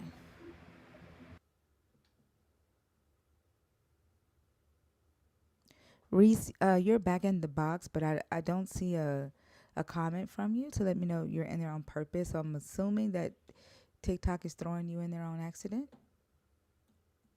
I know Ted is in there on accident. Ted is another Eric. Every day is gonna be Forrest, Uncle Forrest, has learned how not to accidentally request a lot. But Eric and Ted are in the box every day on accident, multiple times a day. Now I think about it, you're right. I haven't seen Forrest in the queue accidentally in a minute. Hmm. He know how to chill now in the chat. He probably learned how to go to sleep with his phone face down. All right, y'all. The guest box is open if you are a believer in the God of the Bible, deconstructed, or an atheist.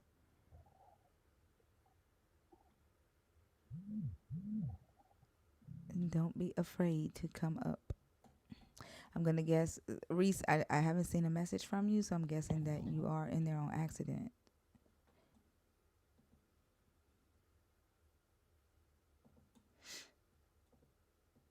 Fee, your song has moved up to number 3. Really? It's Yeah. probably because of me. I listen to it all the time. Do you? That one and Black Before, yeah, Black Before Anything. That is my jam. Like all of them are so good.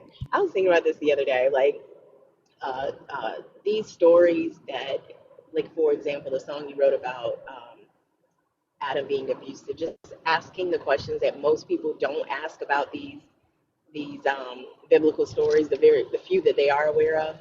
I think that the song, the medium that you're using to tell an alternative perspective of it is fucking brilliant. Because the lyrics are powerful, the song, like the melodies are just spot on, and music, as we know, it has a way of connecting to people in a way that sometimes words don't. And I just think like it is sheer brilliance that the and I don't think it's coincidental that you're getting a lot of responses to this because it hits people differently. So yeah, the whole album is amazing.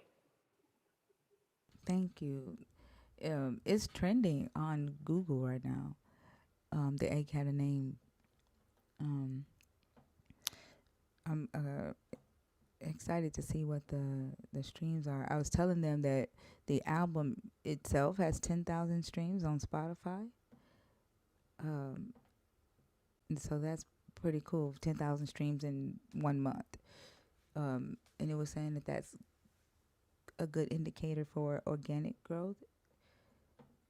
So I'm excited about that, and that just means like, and the songs that people are streaming, it means that it's the right audience because you know what I'm saying. Like, gotta be them demons is one that they're streaming a lot. Hmm. Um, Also, who is in this picture? What is Oso doing? what picture? Bernard Mac. Oso's box is black. I Nah, see I got Bernie. Bernie Mac. Yeah, I see Bernie Mac. Um, why is your box black for me? It's probably because of the disappointment in my face. TikTok trying to protect you.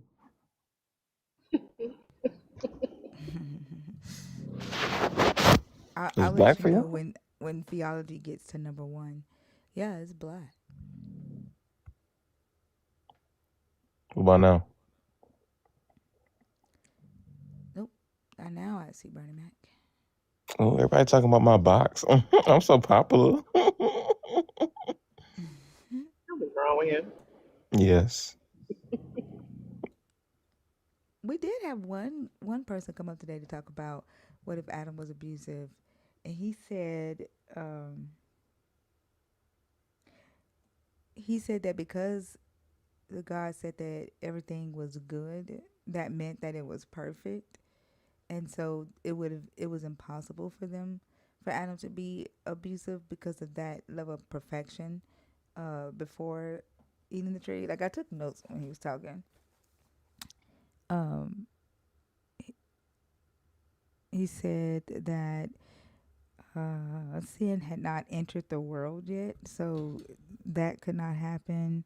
And Adam and Eve didn't have any negative thoughts towards the God, so that would have made it impossible for Adam to be abusive towards Eve. Um, yeah, Why like the it would would have. negative thoughts towards the God lead to abuse of Eve? That's What? what I asked. Hmm. There was And somebody in the then comments a minute. Oh, my bad. no, I was just gonna say really quickly. Once he had to say, "You're right. It's possible for that Adam could have been abusive," he then changed the conversation or started uh, focusing on Eve. He said Eve had.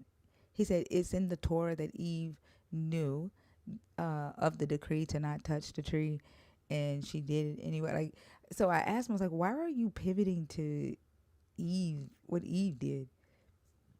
And we ended up. He started this whole gaslighting thing, and he ended up running after that. But he wanted to focus on Eve's sin and not the fact that he had to admit that it is possible that Adam could have been abusive because there's nothing in the story that indicates that it was impossible, and that if they were human and their bodies were no different than any mortal body is today, Adam could have very well been abusive.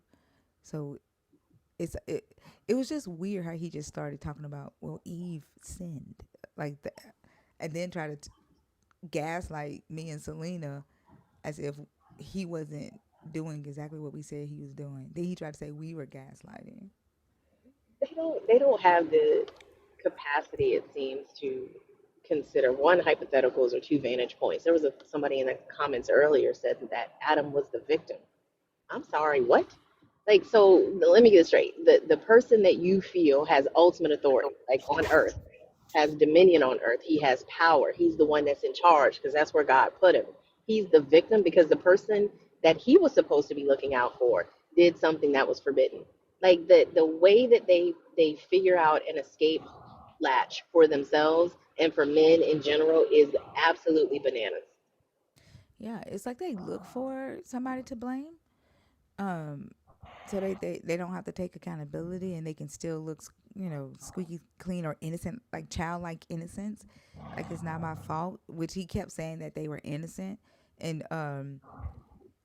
I asked him if his kids were fighting just because they don't know right from wrong. Are you not going to teach them that their actions are wrong? And he was like, yeah, I would, but we're talking about the Most High. Like, so you're saying that the God would just see them as innocent? Like the God just saw them as innocent no matter what they did? And I think that's the mindset that a lot of them have themselves in, because there was a guy that commented on the first video that I posted of the little girl, the song that I wrote for the little girl, the one that TikTok took down. And he was saying that it's black women's fault that the black community is indoctrinated into Christianity. Like he was blaming black women. And then yeah. And then I said, I'm not gonna let you put this on black women. I said, it is both black men and black women. And I said, I do a live every night, and it's mostly black men that come up to defend this belief system. And he Yeah. said, yeah. And he said, I grew up without a daddy, and uh, I talked to a lot of men in jail who all said that their mama was bitter and didn't raise them to be a man, and whatever. Like I barely even listened to anything else he said, but he said, I told him, I said what I hear is people who are not able to take accountability and need to blame their mom or their baby mama for the decisions that they made in their own lives that landed them in jail. Like they're what the hell does them being in jail have to do with their moms indoctrinating them into Christianity? What does it even have to do with the type of mom that you had? You still made a conscious decision. You could have had the most horrific mother in the world.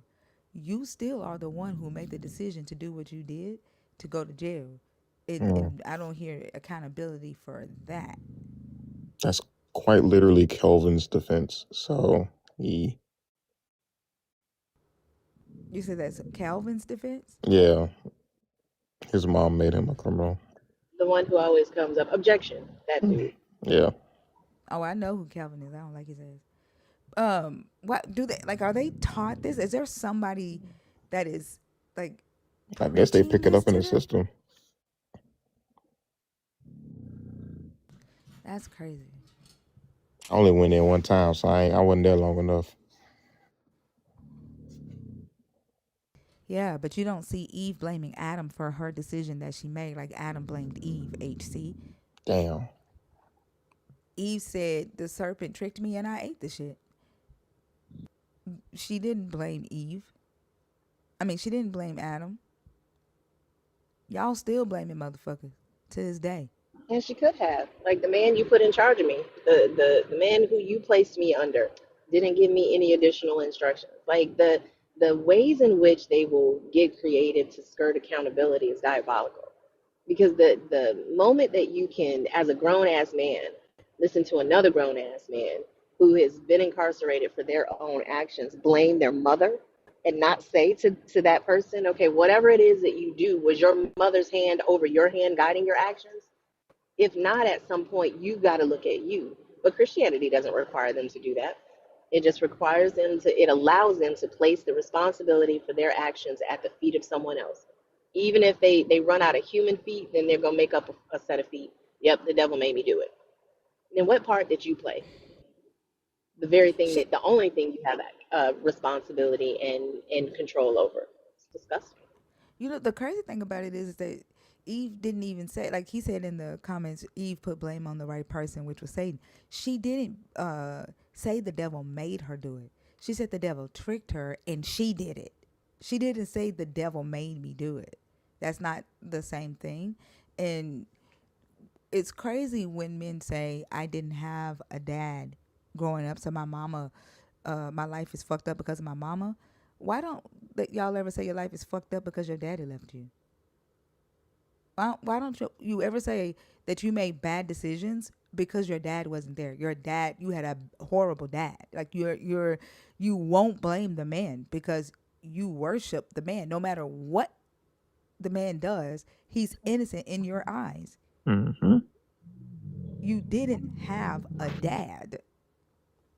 That's why when that guy was like, "What if your?" He commented on, "What if Adam was abusive?" and said, "What if your daddy loved you?" And for you to type something like that, do you realize that you are saying that you know men are will walk out on their children? Because you didn't say, "What if your mama loved you?" You didn't say, "What if your parents loved you?" You said, "What if your daddy loved you?" Which means that you think that most women have daddy issues because they didn't have a dad, like you didn't have a dad. But logically, y'all don't allow yourselves to use logic when you try to insult somebody. I'm telling you, the best person to insult somebody is an intelligent motherfucker. That's All true. day. That's why I'm the roast king. Yep, that motherfuckers are scared of your ass. Facts. What are daddy issues? Praise God. It's saying that his tithes is due. Mm. Your tithes is due. Your daddy is telling you that. Lo May, how are you? Good morning, all y'all. How y'all doing? Good morning. Good morning. Yeah. So, I wanted to share something because I've been thinking about something you said for since you said it. What I have noticed about me since deconstructing, which I haven't been in it long, as y'all already know, is that my boundaries have changed as far as how I interact with people. I have less tolerance for bullshit. I don't think I handled foolishness well even before, but now even less, right? So something you said earlier about like deconstructionists or people that's currently going through deconstructing, how they would could come up and talk about how they would encounter, I guess, the situation of like the holiday or whatever. And I was sitting here thinking about it, like I hadn't even considered how I would respond or how I would be responded to. But only about three people in my family out of the 30 people that'll probably be around Thursday actually know where I am. I guess currently, uh, I don't see my mom bringing it up at all because even though we do have some discussion about it, I think she's still in this like disappointment phase. I don't see my grandma bringing it up at all because anytime we talk about it, it's like ultra contentious. The only person I can see bringing it up is my cousin, who is a pastor, who I also talk to about it from time to time. And I don't know everything, but I have learned a lot in this process, so I'll fully embrace it. But we all cut pretty sharp, in confrontation, so I can see it getting a little weird. Uh, I haven't got to that point where prayer bothers me necessarily. I don't know if I will, or if, that's like a part of the process. So that part of it won't really, bother me much. I don't have to need, I don't have the need necessarily to participate fully, but I don't think it being around me bothers me. But I was just sitting here thinking about it, like I hadn't even considered how it would be Thursday or Christmas or whatever, being around family that don't see the world the same way I see it. But I was just sitting here thinking about it ever since you said it. I think it's a fun game. Whenever they're doing like the group pairs, you just kind of keep your eyes open and stare at motherfuckers. And if they look at you like, oh, you going to hell. Yeah, but see, I guess the thing is like, even though my mother, my grandma, my cousin, and maybe like some other cousins are like ultra devout Christians, I feel like they are judgmental if you go against their faith, but I think they're decent people like all around. Mm-hmm. So I don't know if I'll be like, if the engagement would be like quite what you just described, where it'd be like uh this like weird energy. I feel like I said, I think the ones that feel the strongest about it just will avoid bringing it up. But like my cousin, like I say, he's a pastor. So if he if he decides for whatever reason to bring it up, I'm not gonna back away from the conversation.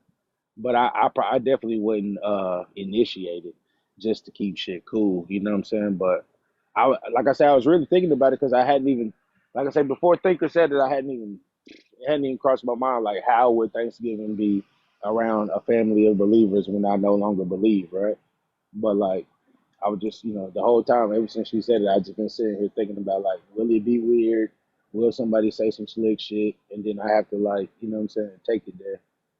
But like I say, my toleration for things in general has lessened. Like I said, I definitely have some boundaries that have formed in the process.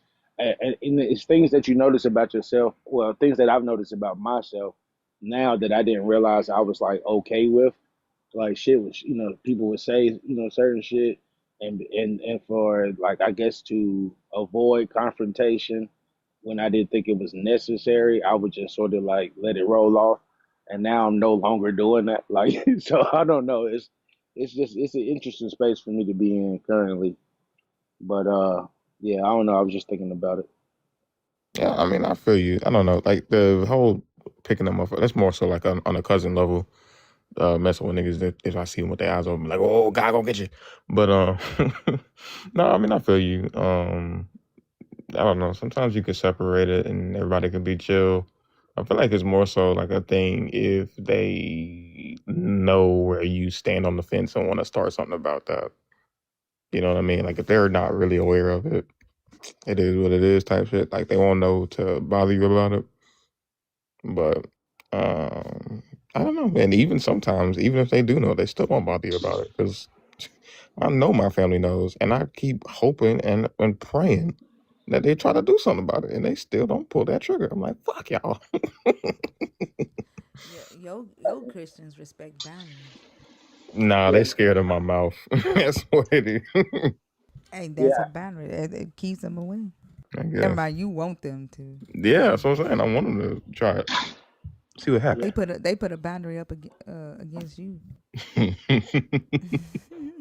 And I guess the thing I've noticed with my family, as I've noticed, through these lives, is that even though a lot of people profess to be Christians, they are not that studied in the Bible or in the like the laws or commandments or whatever. So, like I'm starting to like, I've been doing like some, I guess like analyzation or whatever, like just analysis of like just Christians in general, and like even with my own mom, I bring up certain stuff I've learned in the life that she has no clue about. And like, and then with my grandma, we've had discussions that got, like I say, contentious. But then she'll come back and be like, "Well, I looked into that. You was right." And these are some things. Some of my thoughts and beliefs come from the live, and some things like independent research or just studying on my own, where I form like these ideals, and so I bring them to my grandma just to see if even from the other side she might be able to see it the same way, and the initial conversation goes completely left, and I say, well, grandma, just look into it, get back at me. And so, it might take her a day, it might take her a couple hours, but she'll come back and be like, "Nah, you're right about that. I ain't never looked at it like that, grandson." And I'll be like, "All right, cool." And I'll leave it like that. You know what I'm saying? So, like I said, they're all believers, but I don't know how strong of how how strong their faith is. It's not even something I guess you would question when everybody's I guess aligned as far as belief is concerned. You don't look to the other Christian and say, "How strong is your faith?" Like so or how much do you read? It's not like something we ever even talked about. We just all Christians and this just is what it is. But now it's like I can see how even for myself being a believer before I didn't study the Bible. I didn't know really shit. I've learned so much in the past, like I said, 3 months, that it's just like, what was I doing this entire time? Is what I ask myself, and I know I'm not alone in that. So yeah, just like I said, it'll be interesting. I sincerely hope that nobody brings it up because I'm not going back down. But I know it can get ugly in that motherfucker if somebody get to talking too crazy. And I And think we that's all. part. Oh, I got a phone call. But yeah, I appreciate y'all time. Let me answer this. It's my son. All right. Have a good one, Lomain. Appreciate y'all. You're welcome. Fee, what were you saying? I was just going to say, I think that, that what Lomine mentioned about, the vast majority of Christians aren't really studied in this book. So a lot of the things that we talk about going into like the historical narratives and the, the archaeological evidence and things like that, that'll go in one ear and out the other. I remember a conversation I had, this was probably, I don't know, maybe eight. I was still in my angry phase. I'll put it to you like that. Maybe on the end of the angry phase of deconstructing. And I was at my aunt's house and we were talking and I had decided at that point like she was way too indoctrinated into the Jehovah's Witness faith and never looked outside of it. So I knew that those conversations weren't going to go anywhere. But I gave her an analogy. I was what if somebody had given you a free car. Like, they just gave it to you. They told you just drive it, don't question it, but you don't know who owned it before you. You don't know how they treated it. You don't know anything about, the engine, if the brakes are dependable, any of those things. I was like, if that happened to you and everybody in your family was telling you not to get it inspected, what would you do? Because you depend on this for guidance. You depend on it to get you from one place to the other. All the things that we depend on our vehicles for. Like it's the same thing. And ultimately what you're saying to me with respects to not investigating this religion that is supposed to be the thing that I depend on and covers and coats every aspect of my life is not to inspect it. And I think that that's irresponsible. And I don't think anybody with any sort of logical common sense would push back on, the safety and the I don't know, the logic really of looking into something that you are utilizing that you depend on. But they don't often look at this mindset or this belief system through that lens. So I think sometimes a practical analogy helps. And like I told y'all before, I don't participate in the awkwardness with them. You are awkward about me not praying. I'm not awkward about that. I can let you have that all on your own. I don't have to join you in that. But the holidays can get so uncomfortable for so many people. And that's even with people being on the same side, religiously speaking, because that's just what family dynamics do. But it's just frustrating that something that we should be looking forward to in terms of spending time with family and enjoying each other gets marred by this belief system that most folks don't even know where it came from. Most folks don't even know what comprises it. But it dictates that much of their lives to the point that it impacts their family relationships. Yeah, like I don't understand the need. Um, I don't get it. When I was a believer, I did not need other people to believe so that I could, and I didn't. I wasn't ever put in a position where I had to choose this God over another human, but I don't think I would have. Like I wouldn't have never felt a need to. Right. It doesn't make sense to do it, but I think if it holds a position in your life where you haven't even considered the possibility of it not being there, or you haven't considered the possibility of functioning without it, that's where folks just go into autopilot. Yeah. Like I don't know. Like maybe that the topic because I don't know, and I don't think it makes sense for me to move on to another topic when I still don't understand why they think how are they holding Adam as divine, but also the reason the sin exists. But they don't have that same expectation for Eve. Like they can talk bad about Eve, but to talk bad about Adam is blasphemy. But what I like, I want to understand why they feel offended that a family member who's not a believer doesn't pray with you at Thanksgiving when prayer is supposed to be for you saying thank you to your God for what your God did for you. Why does that non-believing family member have to join in with you? Why do they have to honor your conversation that you have with your friend, with your best friend, like and participating in that? It doesn't make sense to me. God feels less real when other people don't believe. Which is crazy. But I don't think they know that that's what they're saying. Like I want to know what their reasoning is. Mm. Like you know what I'm saying? Because like we know that it's most likely because they hear um, you're saying I made a bad choice. You're saying God isn't real. But do you think they feel like that? Like I need you to believe so that I can believe. Mm, I think it'll be like a layered answer, and I think it'll be dependent on who it is. But I do think that at some level, they all wrestle with that idea. Really? Yeah. Do you think they'll admit it? Because they'll say all the time, I don't need you to believe. I don't need nobody to believe. Like they'll say that all the time. Like they've Hmm. not ever admitted it. Yeah. Like, remember the video that I did a video talking about that. Hmm. And they say in the comments, I don't need nobody to believe. I don't need you to believe. Nobody ain't forcing. They say it all the time. Nobody's forcing you. But their actions betray that. Yeah, but do you think they think or know that they need other people to believe in order for them to believe? That's what It's I'm a good saying. question. And and do you think they would admit it? Because I haven't seen one of them admit it yet.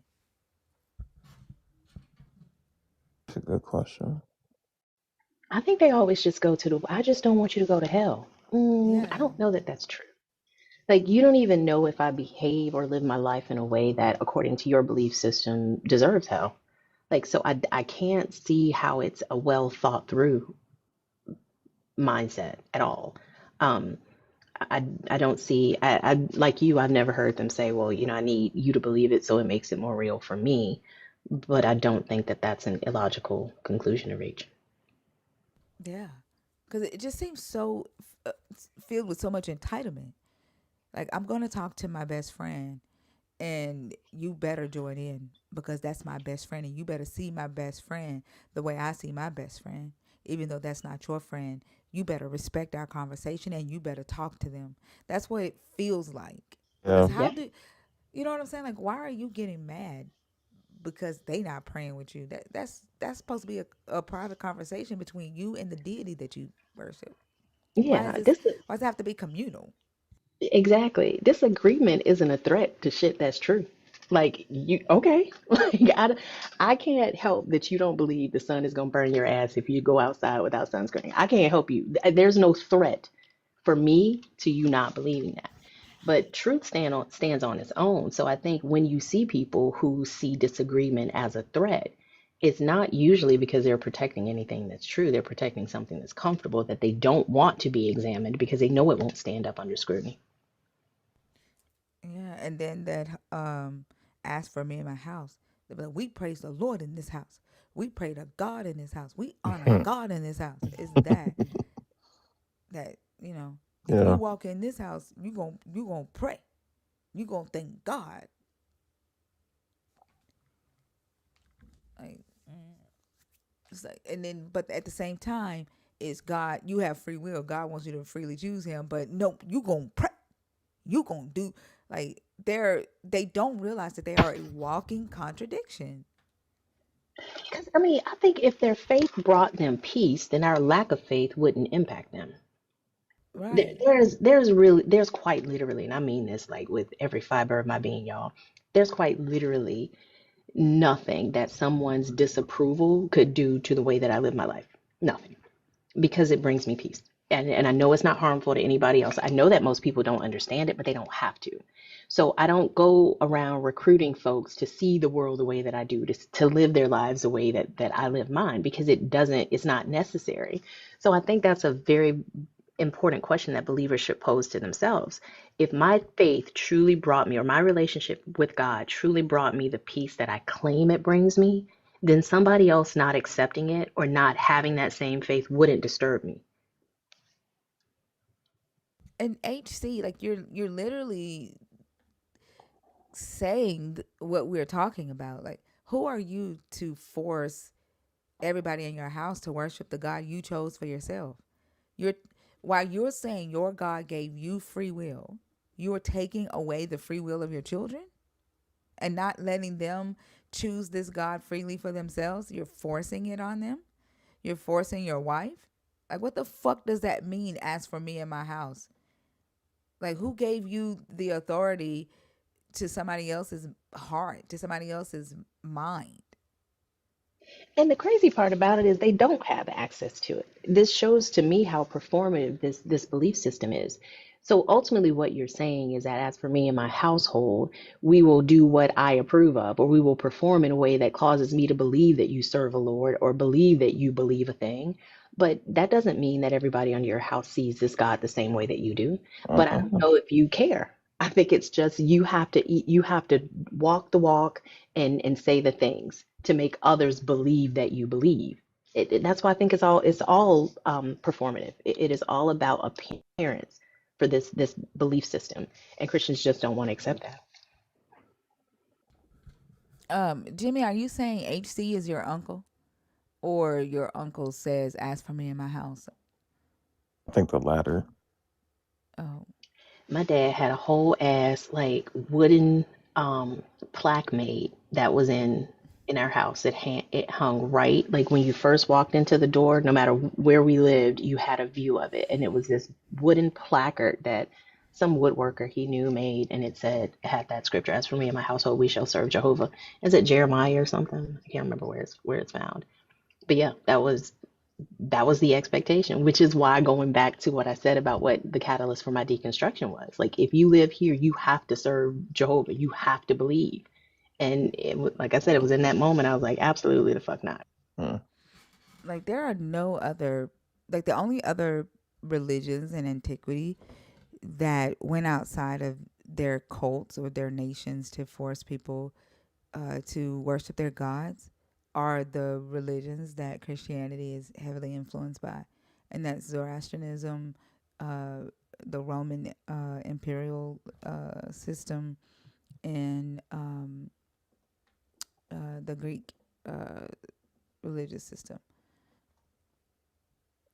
No other religion in antiquity required people to be forced to worship their god.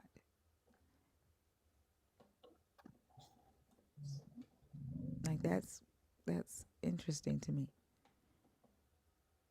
Oh, Shami, are you up here on purpose or on accident? Oh, Shami.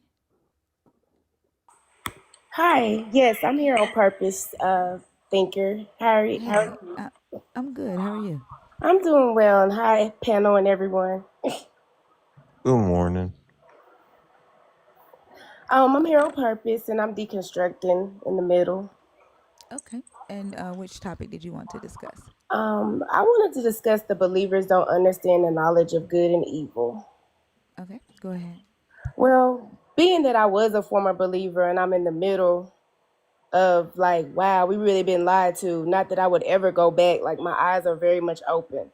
So being that I was a believer at one time of the God in the Bible, I can see being in church as a younger person. I've been up here before, once before, and my granddaddy was a pastor, and I had to be dragged to church, got pinched, all of that, because I was bored. Um, so my mother doing that to me, and even the church members, they wanted me to stay awake to hear this message, that they believed in, and they thought it was good that I not act like a kid in church and listen to uh, information that was well beyond my comprehension at the time, and I still don't comprehend it because I'm still, deconstructing and trying to figure out things. So I can say that I do believe believers don't understand good and evil for real. They understand it maybe from their perspective of what they deem as good and evil based on whatever they've been taught and what we were taught and all that good stuff. But I noticed even my own granddaddy, he was not a great guy to the family or whatever. He was great to the outsiders and whatnot, but he's the one that was, doing the communion and had his little white gloves on as a pastor and his deacons around him as the disciples, the portraying or what have you. And he was a very horrible man, but he supposedly thought he was doing good by giving the message to everyone other than his family members and being good, to him, to me, I thought he did think he was good. He was the pastor forever. But I do believe that we're distorted. They were distorted and I was distorted, like thinking that it was good to sit here and chastise other people who, now that I think about it, they were already on this type of journey in time throughout my life. When I think about people and I used to think, well, how could you not believe? How could you not believe? But I see it now because I'm deconstructing and I know that it's very much, I feel like it's backwards. It's a control that is like I still don't understand how in the world did this happen. I know Rome and all of that, conquered and all of that, and they conquered the lands and that's how all that happened. But the the I guess the realness of how bad to me it is that religion has unalived people. You've turned your back on family members. Churches, they have these programs where you can call and ask for help with electricity or your rent and things. And then if you've asked them before, you can't ask them for a year type deal. How is that good? I mean, I get the thought process of you want to let everybody, get that benefit if they need it. But shouldn't you do it all the time? Like, does it matter? Like, are you holding it? Are you holding money because you got a certain amount that you give because y'all pocket the rent? I still don't know the story. Like, I feel like I'll be doing this until I leave this world, because it's such a lot of information and listening to how you all are versed. Oh my gosh, I really can't wait till I get there. But I listen to you all stories and y'all been doing it for years. I just got in the game a year ago trying to really do this, and it's a lot of information. But back to what the topic is, good and evil. I don't think religious folks or whatever you want to call them really, really understand good and evil. And I do think Adam was abusive. That I'll land my plane. Yeah, that we were talking earlier about that. You explained it perfectly because that's what I was trying to say. It is ass backwards because they call good bad, bad good. Um, because of their loyalty um to this God, and that I definitely don't think that they know the difference between good and evil because they think that it means to do good and evil. And then when they talk about it, they're only focused on the evil. They don't recognize that when they're saying that they lack the knowledge of good and evil, and that means that they couldn't do evil. They're also saying that means that they couldn't do good. And so, you know, I don't know that it the train of thought is just it's very ass backwards. So yeah, I agree. Yes, thinker. I mean, listening to your story, like everyone, even I go in different lives, and I do go in some of the other people that I guess I would call they branched off of you, and y'all are, that I would call them like your not satellites because they're their own individuals, but I know that it stemmed from your live, and then y'all became one. And I go to some different other people's lives at times, and it's just really, I got cold chills talking about this because I don't understand. As old as we, like, I'm 46, I'll be 47 next Monday. There's no way that I could still stay and be solidified and true to myself by staying in a religion because that's what I grew up in. That's what I was told. And, oh, you're going to hell. You're going to hell. Well, you know what? If I'm there, I'm already there. So what's the difference? It's just going to be harder if that's the case. I don't know. But what I do know is that I don't believe anymore. I just don't believe anymore. I got to know. I got to know.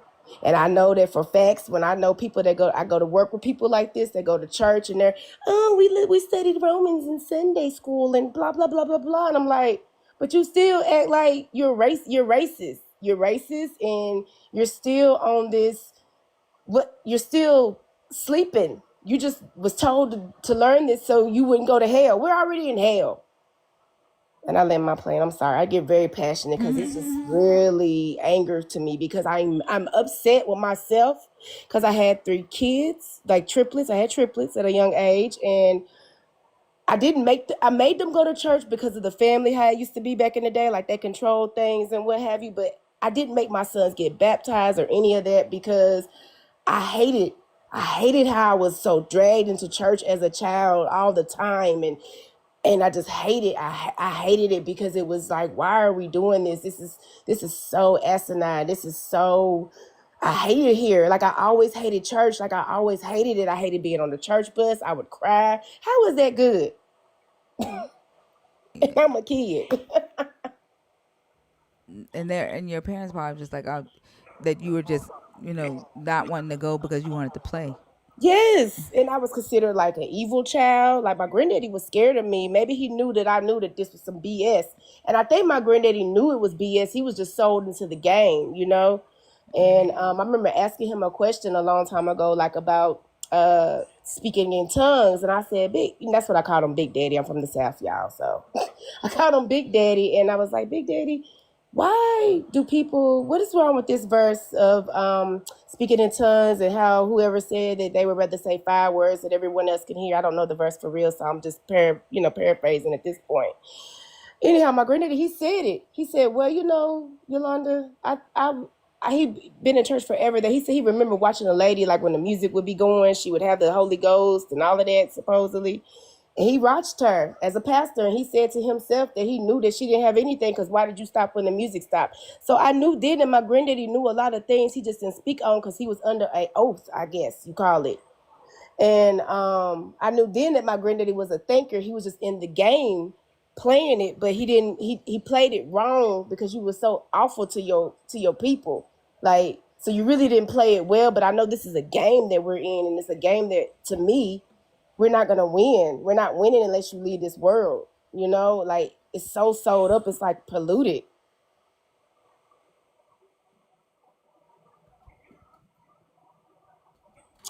But that's all I had to say about it. And I just want to tell you, thank you for everything that you do, because you are definitely an instrumental part of my, of me looking into this. Like there's something to this. And also I love how your mouth game is with it. That's me. So when you were saying that your family, like my family know that I'm deconstructing, but they don't know the extent. Like I'm really like not going back to church ever. Mm. But my auntie, me and her, we battle because she's still in the church. She's whatever, but I have her thinking about different things now, but I don't know if she's going to get it because we go back. I said, how are you so at church every Sunday and on the prayer line every morning, but you still whine? How? Something ain't working. Yeah, So. my grandma and my aunts used to watch my lives when I was first going live. Mm-hmm. So I know they just dodging the smoke intentionally because, yeah. Because you would rip their soul out and hand it to. I love how your wordplay, like, I love it. I love all of your wordplay. Like, thinker, oh my gosh. Because you're really, you all are yourselves, and you done walk the walk and talk the talk, and you want to help people like myself or anyone who wants to learn. So I'm going to give y'all kudos on that. So that's all I have to say. Plus, I got to go to work, but yeah. Well, thank you so much for coming up. I appreciate you, and I hope you have a good rest of the day. Yes, ma'am. You all too. Bye. Have a Bye. good one.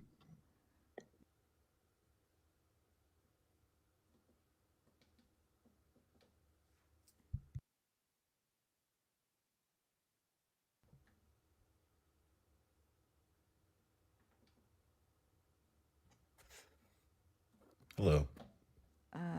Hi. How are you? I'm doing great. Can I get your age, please, for TikTok purposes? And are you a believer, deconstructing, or an atheist? Oh, I, I'm a believer as far as my age goes. I am 18. You got to be 21. Maddie, are you in here?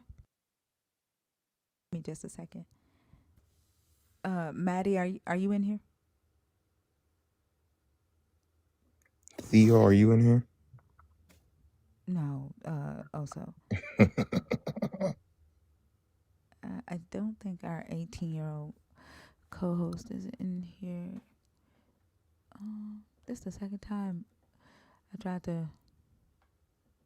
Okay. We have 18 and up tonight. Okay. She'll be here tonight. So if you want to come tonight, we'll have the same topics. I do go live at 11 p.m. and until 10:30 the next morning. So if you want to come back tonight or tomorrow. Okay. Got you. All right. Thank you so much. Mm-hmm.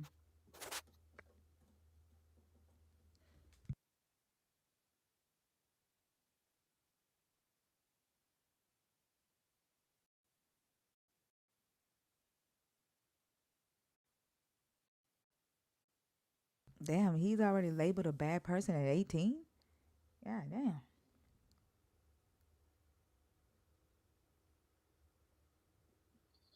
Yeah, something about that Silver Surfer profile picture just let me know. The what profile picture? The Silver Surfer. I don't know what that is. He's a comic book character. He goes around the universe looking for planets full of life to feed to his overlord. Blair? Hi, Hi, how are you? I'm okay. How are you? I'm good. Can I get your age and then let me know if you are a believer in the God of the Bible, deconstructing, or an atheist?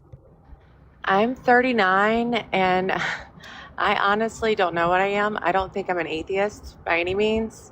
But my parents definitely religion jumped a lot when in my childhood, from full gospel to Pentecostal to Baptist back to full gospel.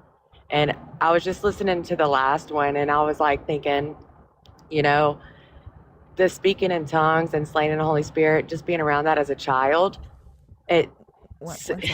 One second. I need to know whether you qualify for the conversation, and then I don't allow people to come up and piggyback off of the previous oh, okay. conversation. Yeah. What do you I like right now? believe I definitely believe there is a God, but I don't go to church anymore. Okay, the God that you believe exists, is it the one in the Bible, even though you don't go to church? The one that I believe in is the one that is the God for all, at the Abrahamic God. And the Abraham God. Okay. And which topic up here from the post? There's 3 topics. Do you want to discuss? Maybe that believers don't understand the knowledge of good and evil kind of like piqued me at first because growing up and just being around quote unquote believers, uh, I mean, if they felt like they were doing good, I really don't think that they were. So I think their plank in the, I mean, I know that's a Bible verse, but I think their plank in their own eye was definitely an issue that they couldn't see because the plank was in theirs. So I just don't feel like I've seen so much corruption and everything inside the churches and with pastors and what they did. And to me, it was evil. To them, it was good. So I really don't feel like they acknowledged what really true good and evil was. Yeah, that if they're doing like evil stuff and calling it good, I would agree with you there. As but for you as a believer in this God, what do you like the knowledge of good and evil in the story of Adam and Eve. That's really what that's talking about, and most believers don't know what that is symbolizing in the story. What are your thoughts on how do you define the knowledge of good and evil in the Genesis 2, Genesis 3 story? Well, when I look at the Bible, I believe personally that with my God, that it's left to personal interpretation, because we're supposed to have our own relationship with Christ or with God. And I feel like it probably wasn't a literal apple in a sense. I feel like that's just how the story was told to understand things, and that it was symbolic. Right, symbolic for the knowledge of good and evil. What I'm Right. asking is, what is the knowledge of good and evil in the story? I mean, what I've been told is that it was a temptation that Eve had taken, um, that Adam didn't, and she took the apple, and by eating the apple, she basically ingested and became sinful. Like, I'm not asking like what But the I would fruit love to is. know like what other people's views are about it. Before we get to that, I'm not asking what was the fruit that they ate, Uh-huh. or I'm asking you to define the knowledge of good and evil. Hmm. Like, what do you think the knowledge of good and evil is? I think, or let me ask it this way: why do you think your God commanded them not to gain the knowledge of good and evil? probably to remain pure. It seems like he created the earth originally just to be his heaven, his for his believers, for his soldiers on earth, for his liking, for his love. And uh I don't really understand. I don't understand why, like, he allowed evil to be there in the first place. I never really grasped that. If he created the heavens and the earth, I never really understood why evil was even allowed in the first place. Did she say he needed soldiers in the Garden of Eden? Well, I feel like everybody here that is for him, in a way, is a soldier to him. I'm just using that as analysis because it's here for a spiritual warfare and fight, from what I've gathered. In the And Garden of that, Eden? huh? In the Garden of Eden? Well, I mean, if there's evil, right? In the Garden of Eden? Didn't evil come first before Eve, technically? In what way? So, because the temptation was there, you had the snake, you had the apple. I mean, that was present, that was evil. In order for her to have the evil and it be tempted to her, evil had to exist first there. Okay, but if she doesn't know what evil is, how are they going to combat it? Oh, for sure. I mean, I really don't understand that, but I'm just saying this is a world that he created that evil existed on. So from the get-go, if that's happening, then yeah, that's why I say soldiers, because it's literally a spiritual warfare that started right then and there. Sure, but again, if they don't know what evil is, how are you going to fight that? I don't know. I don't, maybe I don't. Was the Holy Spirit a thing then? I'm not the one that buys into the religion. I don't know. Yeah, I still question. Like, you hear me, I'm questioning everything. I don't know either. I'm trying to see if somebody has any answers. Yeah. I've been lost my whole entire life because of Let me this. ask you. Yeah, let me ask you this. So you say that he commanded them not to gain the knowledge of good and evil, um, for purity. So that what that says to me is that the knowledge of good and evil to you is the ability to do good and evil. Would that be right?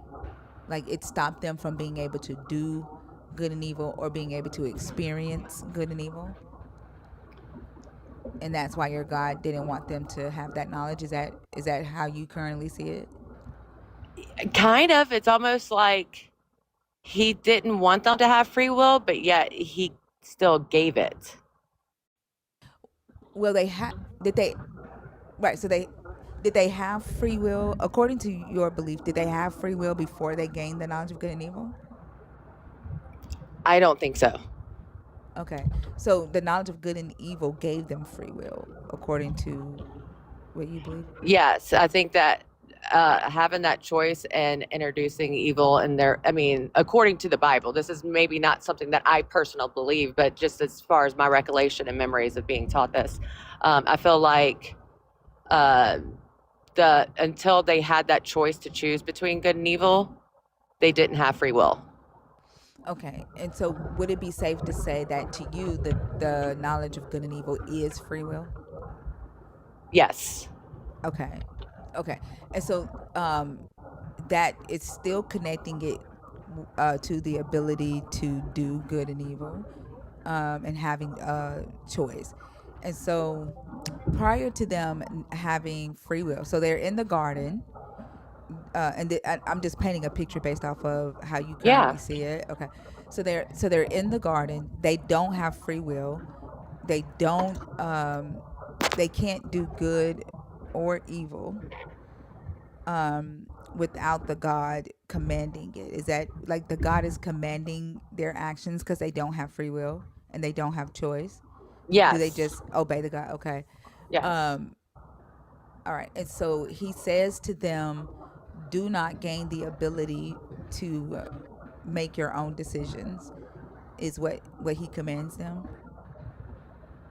And, Uh, and and to be able to do evil or no, be able to do good or evil or no good or evil, don't gain the ability to do that.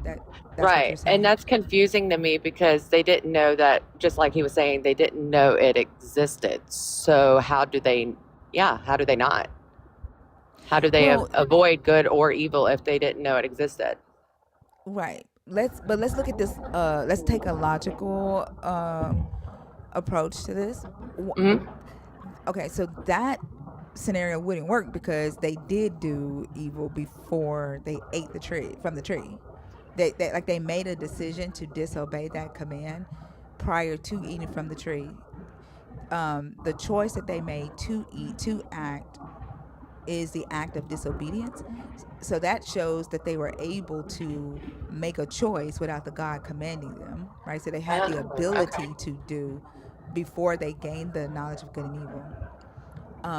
Also, it's called the knowledge of good and evil. So it's a knowing, an awareness, and not the ability to do, right? Okay. Yeah, I'm following. So basically, the knowledge of good and evil is a moral conscience. It's the ability to make sound moral decisions or sound moral oh God, why did I just miss the word? Judgments. Why do I was going to say adjustments. Sound moral judgments. So he commanded them not to gain this ability on their own, and they were to depend on him to make those moral judgments for them. And he got mad at them when they disobeyed and came into this awareness of where they could decide so what's evil and what's good for themselves. Right. Why would a God want, as you call them, soldiers? Why would a God want soldiers that cannot identify their actions as morally good or morally evil for themselves? Yeah. I mean, that's a that's a good point. I mean, I yeah, that's a good point. Yeah, and we see when after they eat from the tree, they gain this morality. He takes away the option for them to have eternal life by blocking off the tree, and he chases them out the garden. And then later on in the book, he commands things of his chosen people who are required to go into covenant with him, right? Hmm. And going into covenant with him means that they agree to obey his commands. They agree to do what he wants, like to do his will. And the things that he commands them to do is to go into other lands and genocide Yeah, people, all throughout the right? Bible. Yeah. Yeah, yeah. Um, I've always there is a struggled with that. I'm like, I've always questioned, I'm like, okay, is this God? Is this God any good? Because I don't know. I felt like, oh, it's been such a struggle. So, pardon me if I don't even make sense. And because I'm not grounded in it enough. I'm still like peeling away the layers of all the religions that I was raised in. Um, but I always felt like, how can God murder and God inflict plagues upon people and and murder firstborns and all of this stuff, and it be somebody who's good? it's because like when you have loyalty to the God, because there's nothing in the story that says Adam and Eve had saw this God with reverence or loyalty the way believers today see this God. Mhm. Um, and so when you have this loyalty to this entity, if you believe the entity says go kill, and you've given your will over, your morality over, you've rejected logic, you've rejected questioning, skepticism, all of that. If you believe genuinely in your heart that this God is commanding you to go into a land and kill because people are savages in that land, you just go. You don't question whether the actions, the thing that you're being commanded to do, is morally good or morally evil. Mhm. And there are people on this earth that will that loyalty, that Oh, are yeah. representations of the God, right? I uh completely king, agree. King James was one of them, right? King James gave a speech to Parliament, and in his speech, he said that he was the God's mouthpiece on earth and the God's body on earth.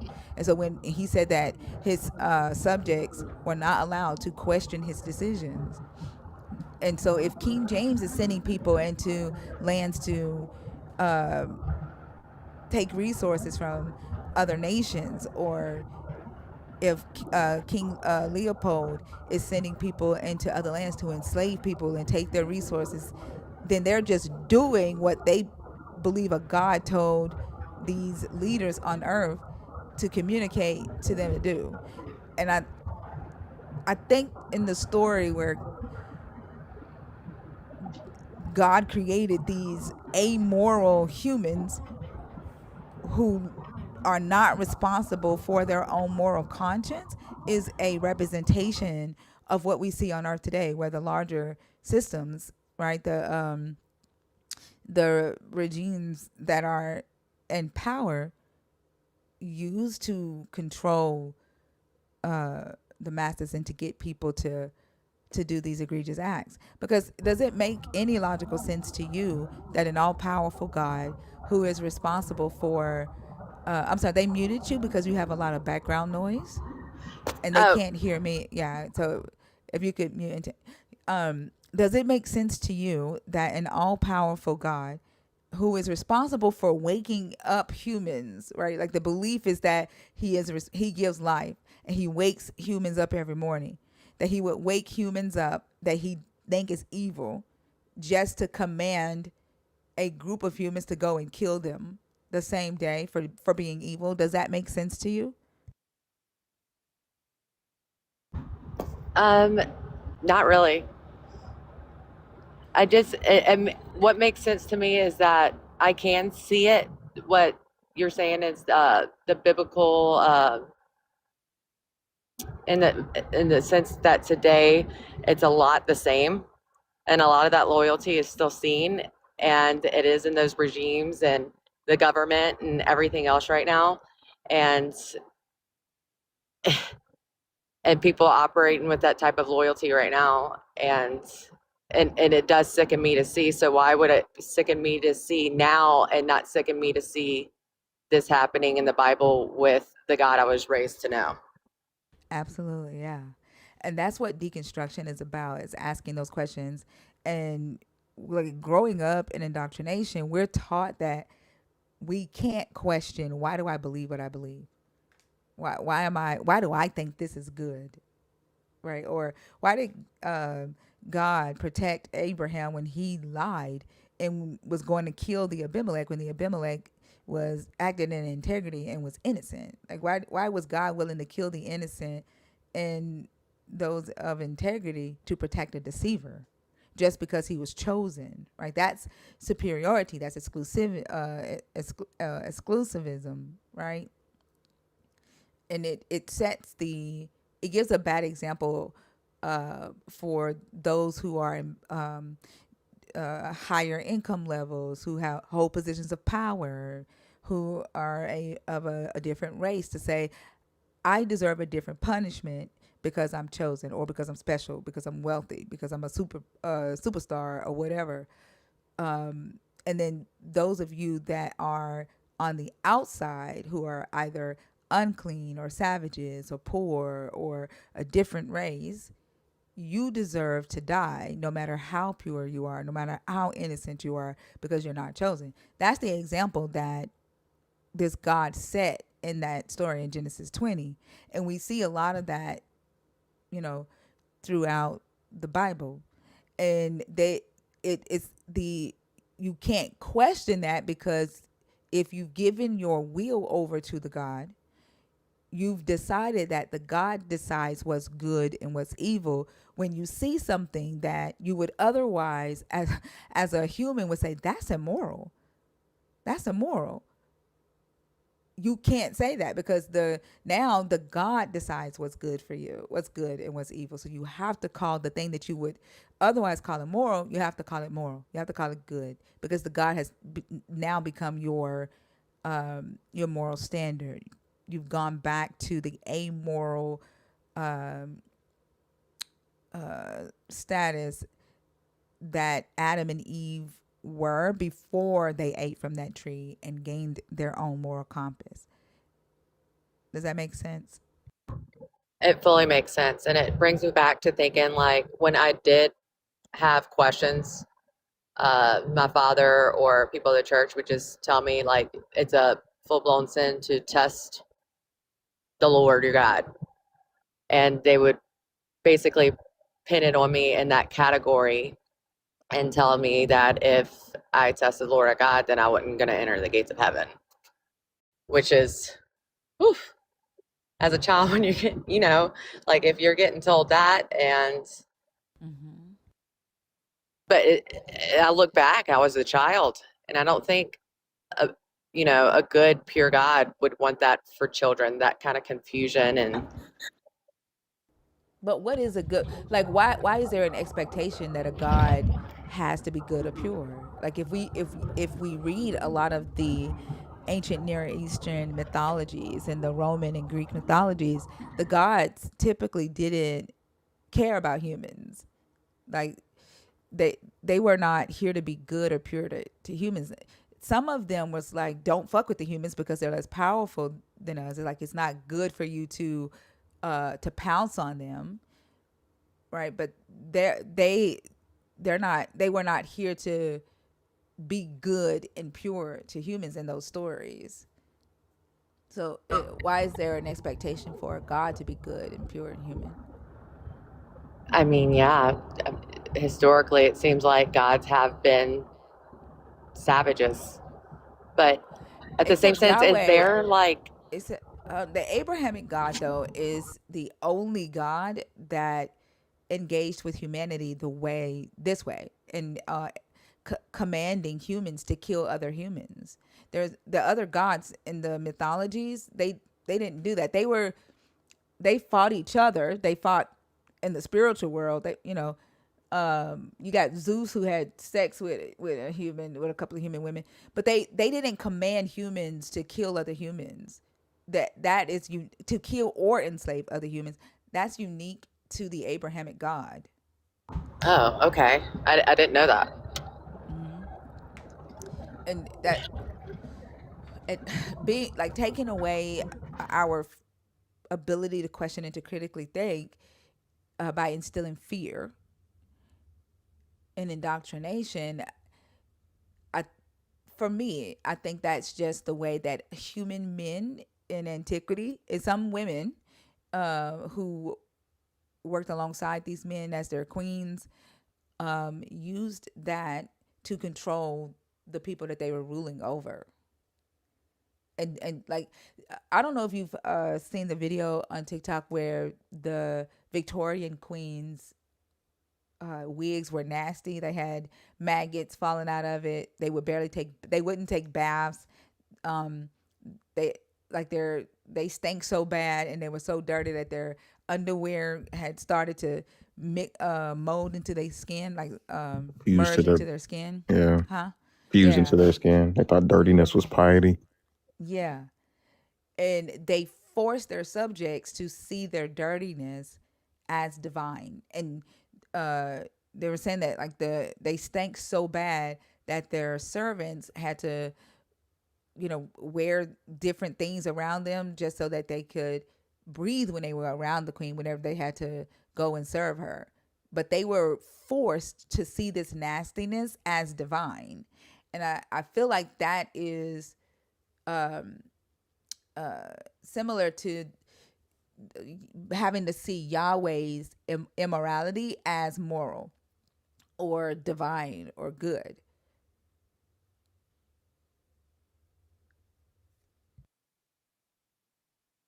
Uh, that's crazy. That's honestly the first I've ever heard of it. I've not done a deep dive like that. I've never heard that. That's so foul. Yeah. I mean, I was gonna eat breakfast, but Yeah. it's just I guess part of me, because it was always like a search for my father during my childhood to find religion, and he was probably just trying to do right by having me raised in it and trying to find a church that he could belong to, not knowing how confusing it was to me as a child. But um, I always wanted to have a feeling that there was a pure God that just knew good, that I could align with. And I think when I just started going to churches, and I literally would be in church and I'd be scared. I'd be fearful. Um, and I would just feel like I was being lied to. And I was like, all right, now here I found myself as an adult doing the same thing, and basically religion and church jumping for the longest. I haven't been in probably about 8 or 9 years, but um, I, I wanted so hard to believe that we do have an afterlife, and still do. And I wanted so hard to believe that we have a pure and good God. And I don't think there's anything wrong, right, with believing that um, whatever you believe for yourself. When you say it is the Abrahamic God, though, that God has a footprint in print. And if you say my God is good, then all I have to do is go to the Bible and say, no, the hell he's not, because he commands raping of women as a punishment. And unless you're going to say that raping women as a punishment is good, he ain't good. No, you're right. I get it. And I was just, I felt kind of like, okay, there is the many religions that had the same God, right?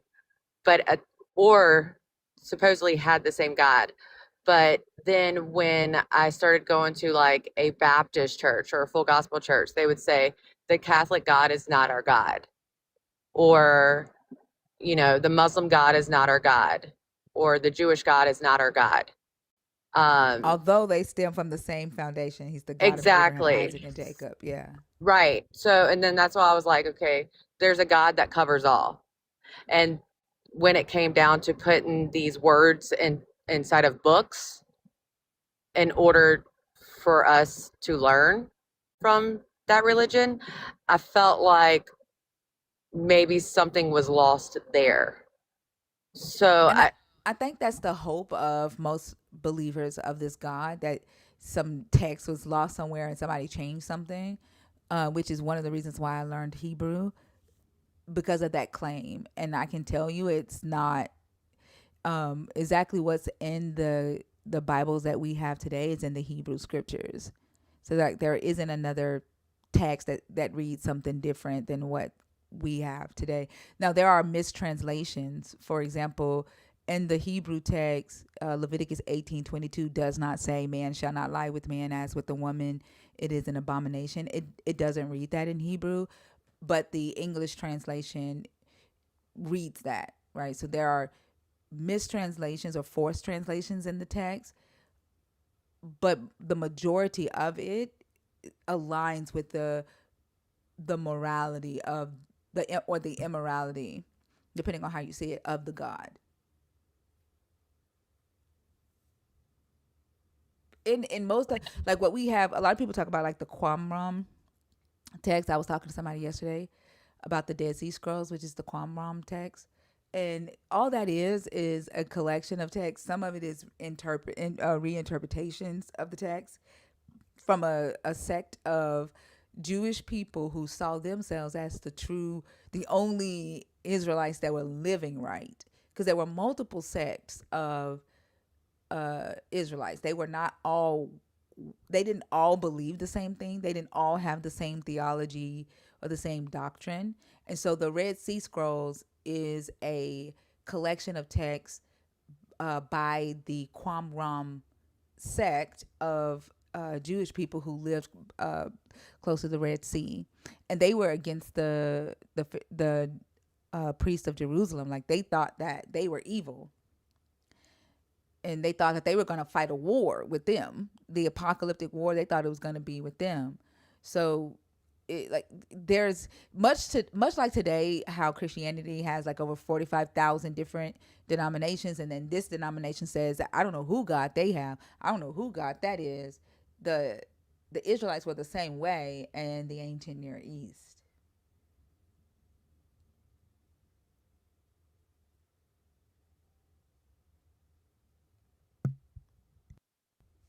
You're on mute. When you found that when you were studying Hebrew scripture, is that the same thing as Jewish law? Yeah. Did you find a big difference in their teachings about God versus the Holy Bible? Well, the nature of the Jewish God and the Christian God is different. The Jewish God is an all knowing, like the omni properties that the Christian God has, being all knowing, all powerful, omnipresent. What's the other one? Omnibenevolent. Um, the Jewish God is not that in the sense. He has a all knowingness, but not the way the Christian God is. So the Jewish God doesn't know everything, right? So in the story, when it says that God asked Adam where he was, that's because he didn't know where Adam was. But for Christians will say, "Oh, he was just being rhetorical because he knows everything." And when he is talking to Abraham and he says, "I have to go down and see what the cry is about in Sodom and Gomorrah," the Jewish God does not know what's happening in Sodom and Gomorrah until he goes and checks it out. The Christians will say, "Oh, he was just being rhetorical." So there is a difference in the nature, and then with the Jewish God wants them to wrestle with him, and that's symbolic for the text that they have. They know it's mythology, like they know it's not historically accurate. They know that a lot of it is influenced from oral traditions from other ancient Near Eastern mythologies from where the ancient Israelites used to live amongst. And so they use it as a text that allows them to wrestle with their humanity, wrestle with their ethics, their morals. Christians don't do that. Christians say, "Oh, it is the word of God. You don't question it. You obey it." Right there. So that as far as the differences between the gods, that's what I see so far. The interpretation is different too. And I was sharing with them with the chat, the community yesterday. I was studying a rabbinic tradition of the Adam and Eve story, and they were saying that the serpent in the garden was Samael, which is of course Satan. And then they started talking about how Samael stopped Abraham from sacrificing Isaac.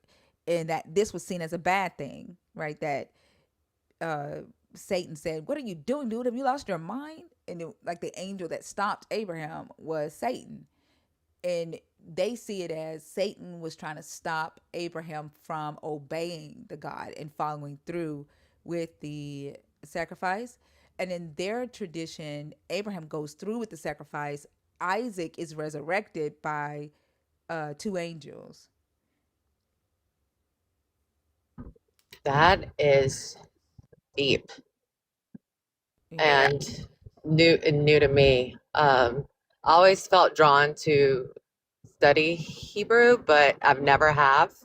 And I think that you just probably turned me on to looking into that because that's a that's a big difference right there. Yeah.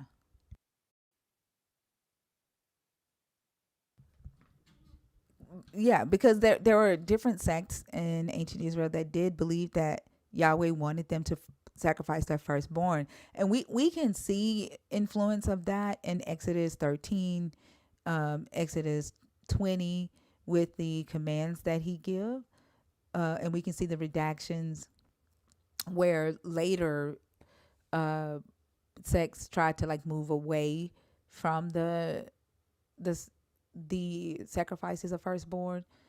So they would have, because in the story the Abraham character comes from and would have been Babylonian, and the teaching is that in Babylon they did believe in offering up their firstborn, so he would have grown up with that understanding, and so he would have believed that this God Yahweh wanted his firstborn or sacrifice to him. So to not do it would have been to disobey. And so Satan stopping him and saying, "Dude, have you lost your mind?" That is seen as sin, because the expectation is you don't transgress against the law of the God or the command of the God, even if that is sacrificing your child. Which is why you see today believers will call people like myself Satan or demonic, because I will call something immoral, but because the God said do it, in the believer's eyes, it's just, it's moral. You don't have a right to question it because they're only human. Therefore, because you think you can question God, you're Satan. And it doesn't matter if it's logical. It doesn't matter if it's ethical. Yeah, that's scary, actually. That's scary that a mind can be closed that much to automatically think that without, I guess, looking into it a little bit more and being open, to I just I want to be careful because the same sense, like, it has, that religious aspect has been a huge part of my life, but at the same sense I am questioning everything, especially having children, and I don't want to pass down something that can be potentially harmful to them, like religion. Yeah, and so what you and I are talking about is not even religion. Religion is a whole problem all by itself, but we're just talking about the character of the God, right? And the morality of the God. Yeah. And the all we have to know the God and to know and understand this God's character is the Bible, right? Right. Is there any point or any reason that you would be okay with your God commanding the rape of women as a punishment? Like, Absolutely not. Absolutely not. I think I would it's have probably listened to quote unquote Satan in that aspect that told me this is not right.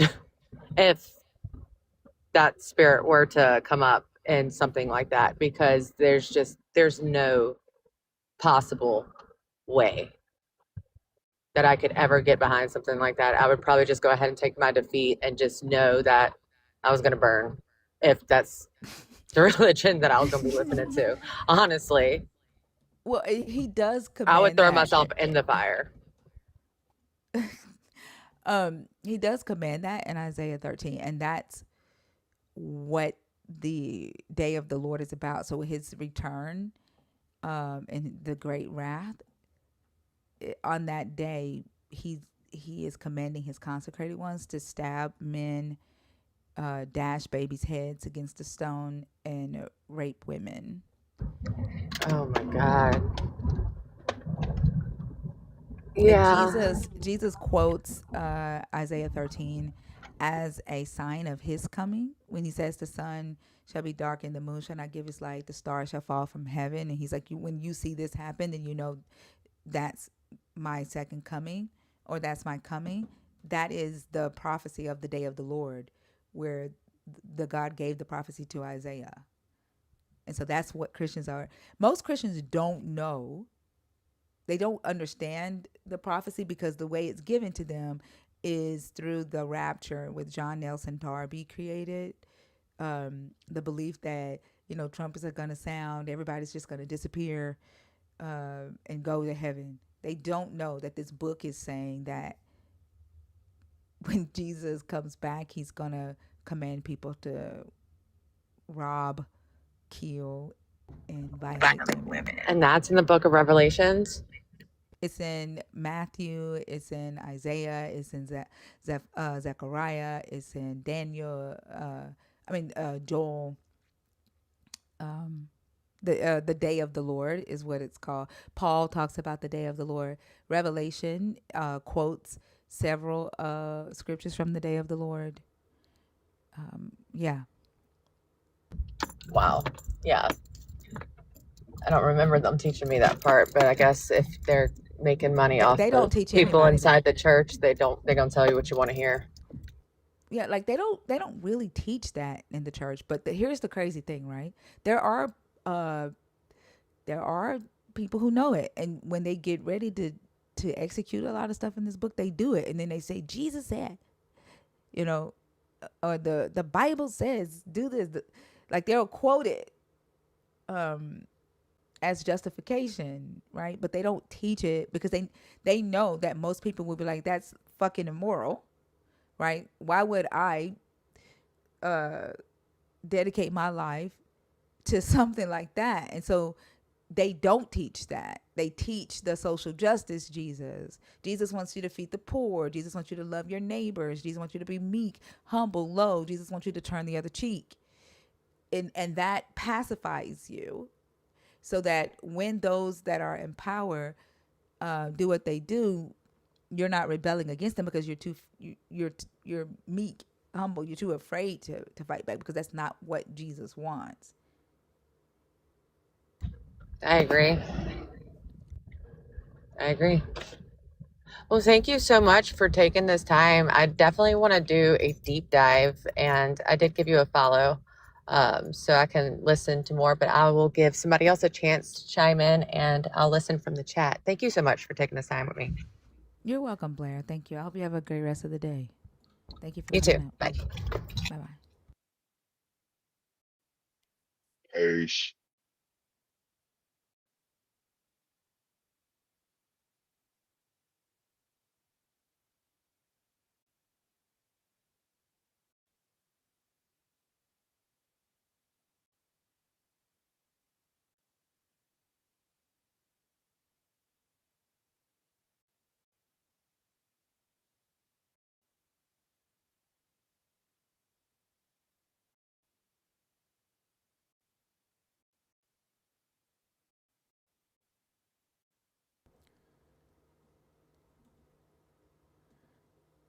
Okay, not connecting. I see you, Evan. I'm trying to get some different conversations in here. We've had nerd after nerd after nerd tonight. So give me just 1 second. VM, are you in the box on purpose or on accident? VM, are you up here on accident? It sounds like he playing drums on 5 gallon buckets.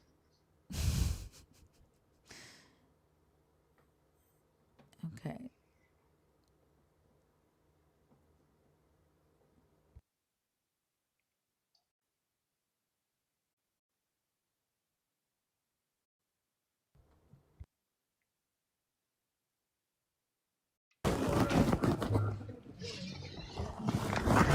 VM, are you requesting on accident?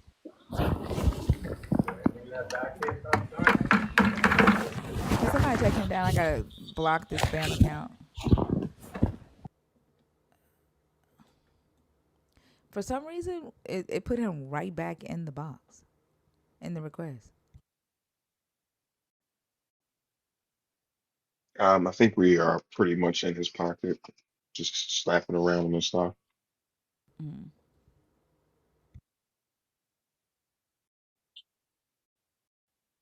Hey, Evan.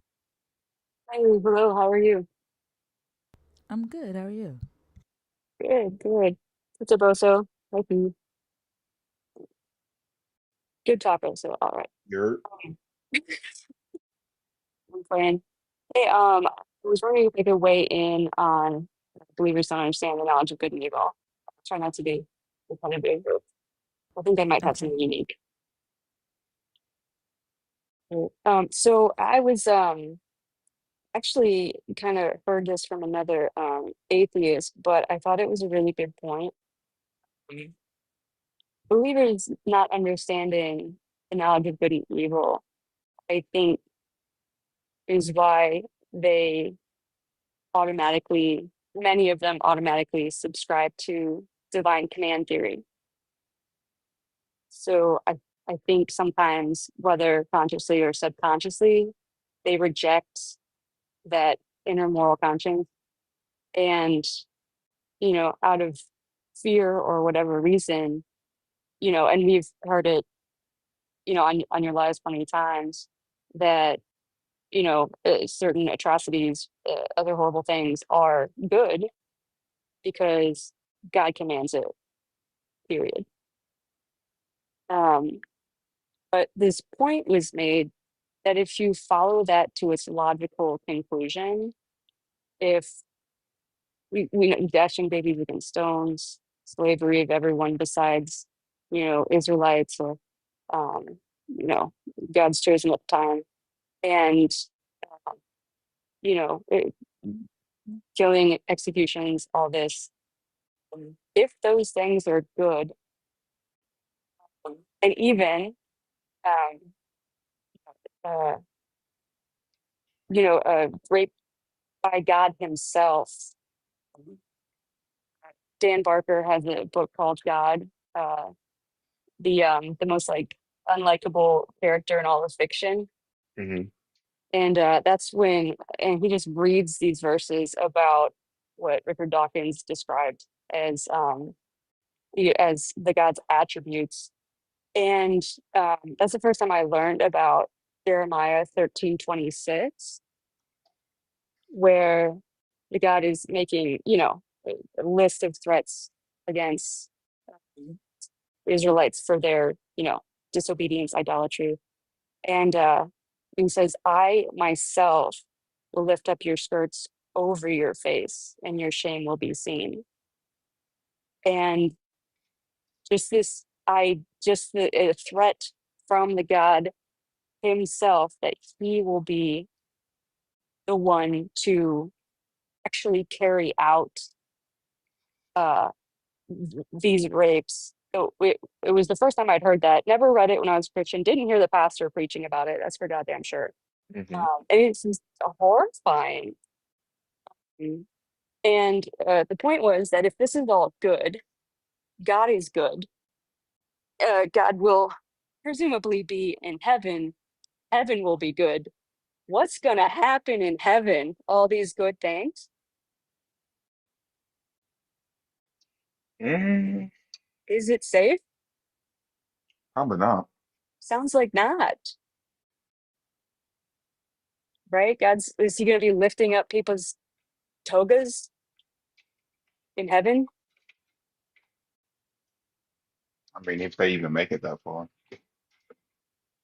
Yeah. But if it's something that the God sees as good and he is in heaven doing good things, then maybe he's just lifting up everybody's togas and having his way. Just another reason I don't want to go to heaven. Yeah,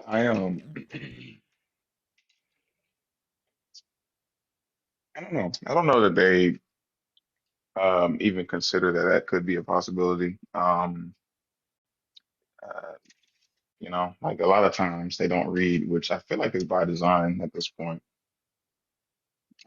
Especially when you look at the dumbification or stupefaction of America and just how fucking so many illiterate people walk amongst us, and there's so many people that just don't even know that they're illiterate and fully are.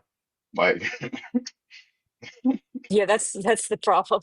It's I don't think that people have the capability to read and comprehend, or even the willingness to read and comprehend, to kind of piece it together and think to themselves, what if, you know? Yeah, I agree. I think willful ignorance is scary, and being ignorant of your ignorance is maybe scarier, but I think the willful ignorance comes from, wanting to be comfortable, running from cognitive dissonance and fear. Um, but just what you said reminded me of a Bill Nye quote. He said, "When you're dead, you don't know it. It's just that everyone around you suffers. Hmm. Same thing when you're stupid." Excuse me. I can agree with that. Me too. I can definitely agree with that. There's some incredibly dumb people that get up here fighting tooth over nail, and at the end of the conversation, don't realize, like, or you didn't make that dent. You Yeah, didn't even approach fucking being smart or making a valid point. yeah, but they're coming up here, you know, I just I think I heard someone say God's soldiers, and like I feel like a lot of times, believers are not thinking about how much war language is in Christianity, and using the language of war and aggression, and you'll hear conquering all the time, and whether they'll say it's spiritual warfare, whatever, it's just this violent language. And when I was a Christian, I didn't notice it. I mean, I didn't ask, hey, is this language appropriate, or think there was anything wrong with being soldiers in God's army. When we're little kids, I there was a song in my Sunday school, I'm in the Lord's army, amen. All these children singing I'm in the Lord's army. And looking back, it's like horrifying. It's Hmm. abuse to indoctrinate children with war language, I think. Um, but I was ready it's to go just, get Coney ass out of Africa. That's crazy. you know, so I mean, yeah, that's pretty much it. Just that thought that, if you don't understand, your own moral conscience, the difference between good and evil, then good could be real dangerous when we look at the quote unquote good things that this God is into. And like I said, I'd be afraid, I'm not trying to get my toga lifted up by God. And that's pretty much it. I thought for me, that was perspective. Like it was something I never thought about, you know, Hmm. thank goodness none of it's true. But as far as an internal critique, it's something I definitely never thought about. And I presume most believers haven't either. So just wanted to comment on that. That's it. Yeah, I feel. I think yeah, I'm of the same opinion. I don't know that they care to. I mean, even if they had the ability, I don't think most of them would care to even look that deeply into it, which is sad because they're just signing away their ability to think. But it makes them fucking happy. They would rather not have the ability to think, which is asinine. But it's their Well, life. well, you're right. And I think that falling into this, um, these people who are like, yeah, sure, I would stab a baby if God said so. People, and most people don't do it, but the folks who do go that far, or at least have to accept that, oh, it was fine when God commanded it, you are choosing apathy. over empathy. And that is so dangerous. So yeah, that's to your point. Maybe apathy is easier, but uh, I, empathy is so important. But yeah, I totally agree with that. Yeah, Thank you guys for the time. I love you and I just appreciate you so much. So thank you. Hope you guys have a great day. Have a You're good one, very Evan. Appreciate welcome. you. Have a good day. Thank you. Could you let me down, please? I got you. Thank you.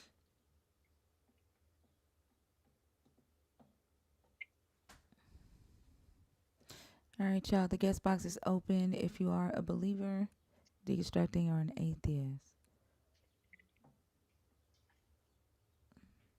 Mm-mm. Is there anybody else? Shaky Dicky, are you in the box on purpose or on accident?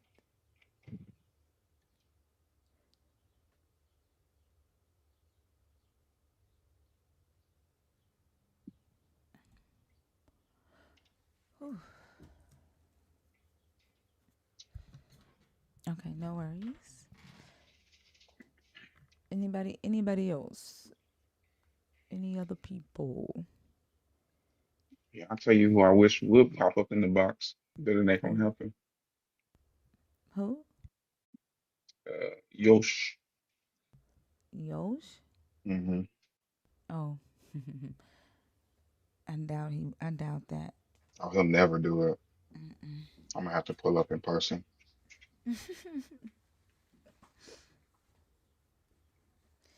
I think the reason why he tagged me was to be petty, right? To throw that in my face, but also he has that. He just launched a book. I think he was trying to get traffic from. Yeah, 100%. Yeah, yeah. Because I can't even imagine why he thought he was that damn relevant to me months later. Like that's crazy. Yeah. And I think it's also really funny that he said, about 75% done. I'm gonna knock out the next 25% tonight. Um, is your book 7 pages long? The fuck you gonna do 70, Wait, you gonna do the book ain't done? 25%? No, he said he's gonna work on getting it published by Wednesday. What? Yeah. Mm. Sacred Scars uh, did a response video to him probably a couple of weeks ago. That's how I found out he was publishing a book. I thought the book was done. Mm-mm. It's like the Oh, third part. oh. I told you I didn't even watch all of Josh's video. Once I realized he was talking about my brother, I commented and then I I called my brother. I was like, "What the fuck is this?" I, I the last huh half was the last half of the book was a commercial. a oh, a Hmm. commercial for his book. Yeah. Mm. I see you. Are you up here on purpose?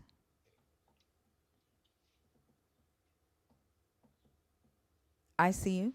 I see it. Yes. Yes. Hi. How are you today? I'm good. How are you?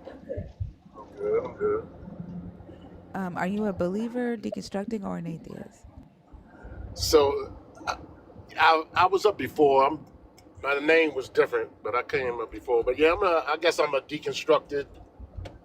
I got out of it like 30 years ago. But yeah, I'm not a believer. Are you an atheist? I, yeah, I'll take that. Yeah, I'm an atheist. Okay. I apologize. I don't recognize the name, and I talk to a lot of people. Uh, well, we talk to a lot of people. So if you change your name, it's really gonna be difficult for us to get to know you. I Like know. if you're like in the community a lot, I would say keep a name. Let us get to know the face, like your PFP, and then start changing your name. So Yeah, that that's we can get to know you. yeah, for sure, for sure. I'm with you. What topic did you want to discuss? The believers don't understand the knowledge of good and evil. Okay, what are your And thoughts on that? my thinking is that well, a lot of believers don't, from my perspective, don't understand a lot of what they profess to believe in. They just walk the walk, or what they hear, they go by what they hear.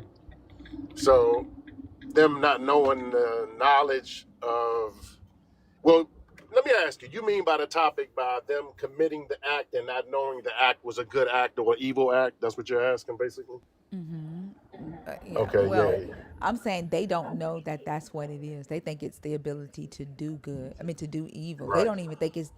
They don't even think it's the ability to do good. They somehow think that the knowledge of good and evil is the ability to do it, but Adam and Eve could do good. They just couldn't do evil. I don't know how they think this, but that's the Right. explanation we keep getting from them. Right, because God does good and the humans and the devil, I guess, do the bad stuff. So they never associate God with doing the negative stuff or whatever. So it's But hard to yeah, lock but them down.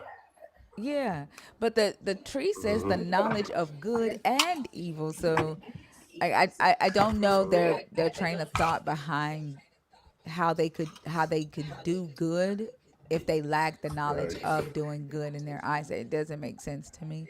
But and I know they do say because the God is good, but it's still illogical. So I don't know. So what I'm gonna do is I'm gonna start coming up a lot more. I'll be, I want to get into these chats with y'all and all, but I'll be having, I guess you could call it social anxiety. I guess I just like, um, get confident and being on these panels and speaking out and giving my point of view or whatever. So Oh I'm yeah, gonna get a lot more active with that as opposed to sitting in the chat. But yeah, yeah, so yeah, yeah, I just think as far as that, yeah, they just have a hard time gripping with reality, and when they hear something about what they like that they don't think is good, then they immediately say that's not right or that's not the correct thing. But yeah, they don't have the ability, I think, or to understand a lot of the things that they believe because they don't read it, research it, and just do the necessary work that it takes to actually know what it is they believe. yeah. Yeah. So look, but yeah, I'm gonna get off because I'm gonna run in here and knock this work down real quick. But every day I'm in your chat, man. So I'll be here and listening, and I'm gonna start coming up more so I can be a little more active. That sounds good. Thank you so much for coming up, and I hope you have a great rest of the day. I will, and I will see you later. Okay. Look, that's a good way to put that in my head. I love it. Hey, all right. Oh, so see you later too, homie. Much love, brother man. All right, y'all. Peace out. All right. Peace. You have a good one. You too. Yeah. Hey, I was gonna say, "Hey, girl, hey" is memorable. Let's see. I see you. Are you back in the request on purpose, or did it put you back in here on accident? We slapping thighs again. Hey, delete it. All right, y'all. The guest box is open. Okay, thank you. I see you.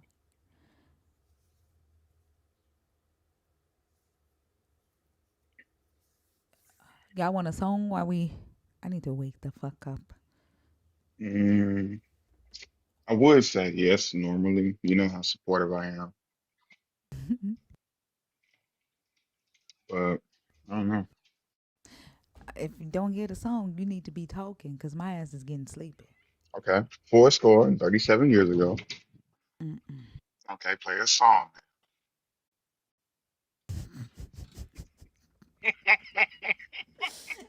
Well, like your ass. For that, for that, You know it's crazy. I knew it could only be one song. I knew what it was going to be. It's okay.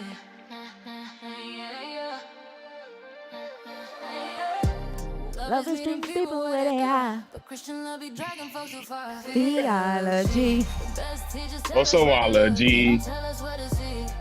theology. Osowology. To fear inquiry. That's not theology.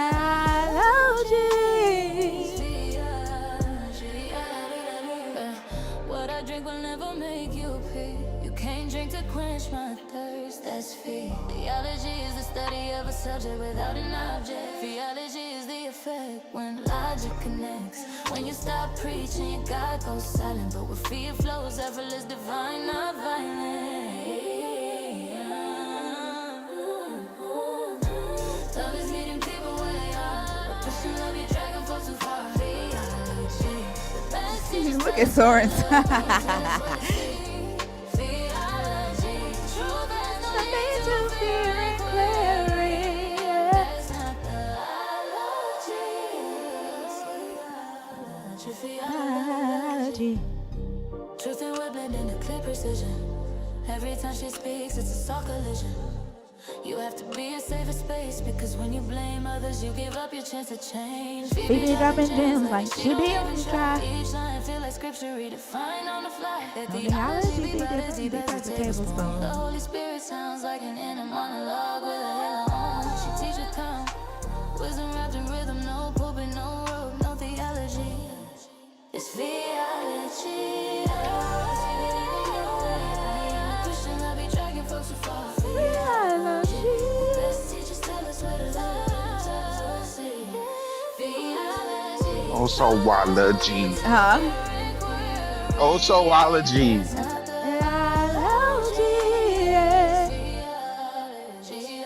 Osoology. I realize I don't need a savior, just a sister who sees, who don't try to sell me heaven. Fee, are you But tired of Oso reminds me hating to on you? breathe. Fears what happens when She your can't main be. She's still here. focus ain't to be perceived as a good person, but just tries to be a best fee.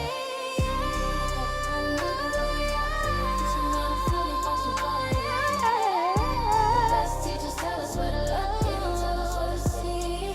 Theology, truth has no need to be queried. That's not theology. It's not theology. It's not theology. Theology. Theology. Fee probably on a phone call. Or she doesn't appreciate the songs that you write for her.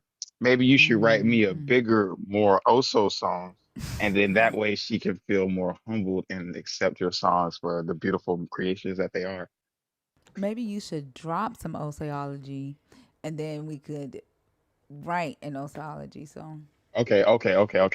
Only because you tempted me and by doing that, but I feel like this was probably the greatest bar I have ever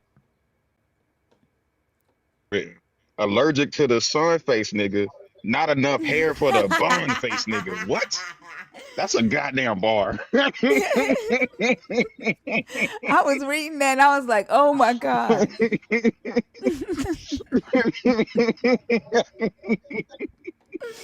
Oh my gosh.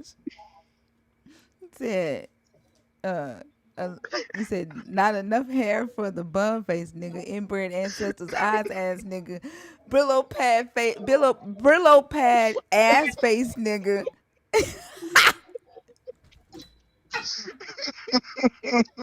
I was cooking. I don't care what you say. Oh my gosh. That shit crazy.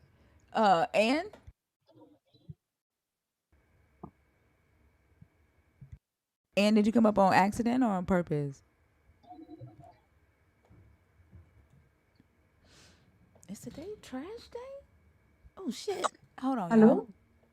Hi. Did you come up on accident or on purpose? No, no, my phone was in my pocket. Oh, okay, Slapping no thighs worries. again. But let me say hi. Hi, Hosu. Hi, everyone. Hi, Fee. Hi, how you doing? Hey, how are I'm you? fine. I'm fine. I'm just That's here doing the good. thing, you know? Doing working? Anyway, yeah, I'm working. I'm always working. I'm Okay. just always listening to you guys. Yeah, Well, I but appreciate sometimes that. I just listen on the headphone because I can't have my phone with me while working. I have to hide and listen to you guys. It'd be like that. I It'd be love like it. that. Yeah. Yeah, but I'm here almost every day, and when I don't get to listen to the live, I go to YouTube and listen to it. Hell yeah. Yeah. I appreciate that. Thank you. Okay, so I'm gonna keep on listening. Have a nice rest of the day. Thank You you. too, You man. too. Okay, bye. Bye bye. Take me down. Look.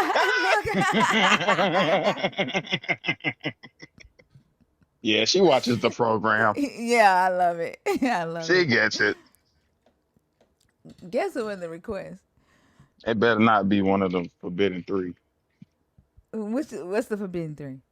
I don't know. I Toya don't know what face your. ass, No. goddamn divine ugly ass, and No. goddamn No, stay woke.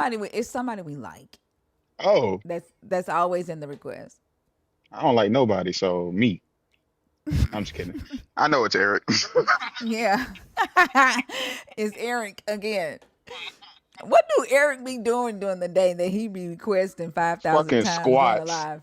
Fucking squat.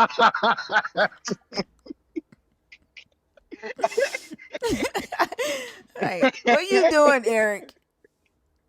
We in that front right pocket, fucking rubbing thigh all day long. Oh shit. All right, y'all. The guest box is open. If y'all want to keep the live going, let's get some conversations flowing, and that way we don't have to listen to Osology. Damn, that's crazy. Eric, I just took you out. How did you get back in there that fast? Are you requesting on purpose this time, Eric? Hey, so y'all done talked about my name enough. are you are you requesting on purpose this time? Because I took him out and they put him right back in.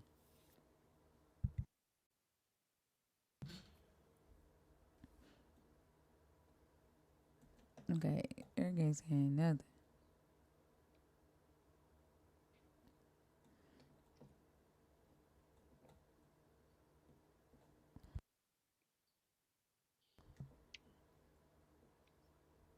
Oh All my right. goodness. Put it down. What? What is Pressure doing? He's obsessed with the stick now. He keeps trying to walk in the house with him. Like, nigga, put that fucking tree bark down. Is it the stick that you was throwing at him the other day? Yeah. That's his stick. The fuck, let him bring it in the house. Hell no. I don't know what's living in that motherfucker. And the stick, the one that you was Yeah. throwing at. Yeah. I don't know what's living. Oh, get his stick. Oh, okay. God damn, son, you gonna punch my jewels out. Calm down. Here you go.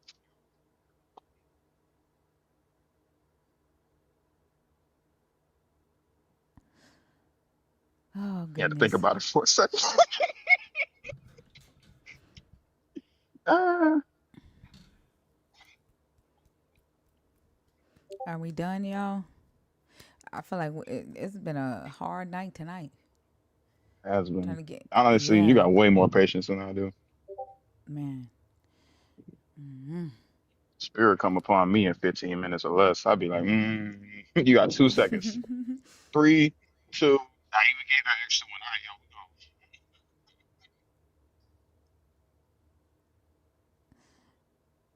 yo, I'll give it 7 minutes. 8:30. If we don't get a conversation going by 8:30, then we'll go ahead and call it a day.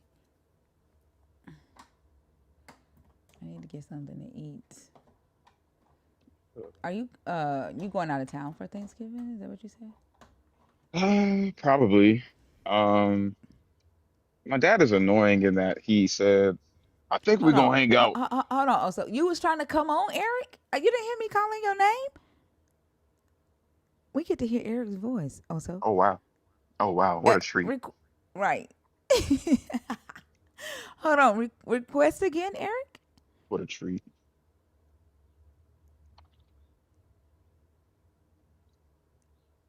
Go ahead, Oso. I'm sorry.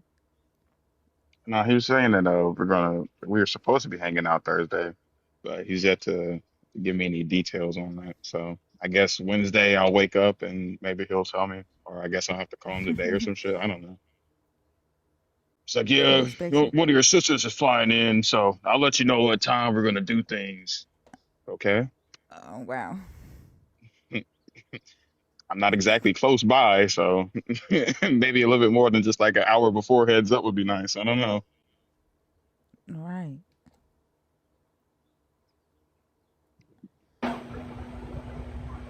J Mo. Snow, are you in the box on purpose or on accident? J Mo.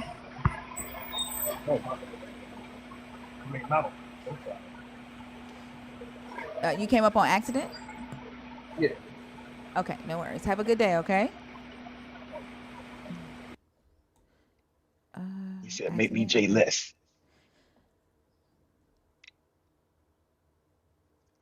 Ooh.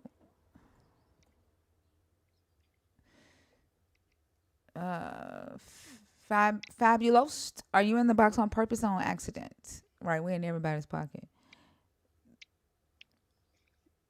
Why is it on Monday? Like the Monday night streams is when we get the people not wanting to come up and talk.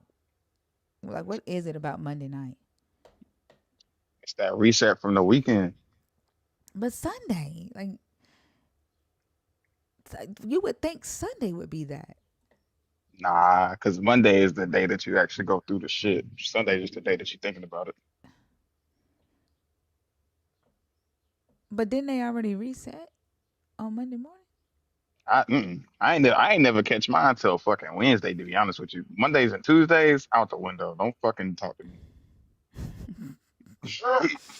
Which, when I was working on the phones and in sales and shit, it wasn't necessarily a good thing. But Mm.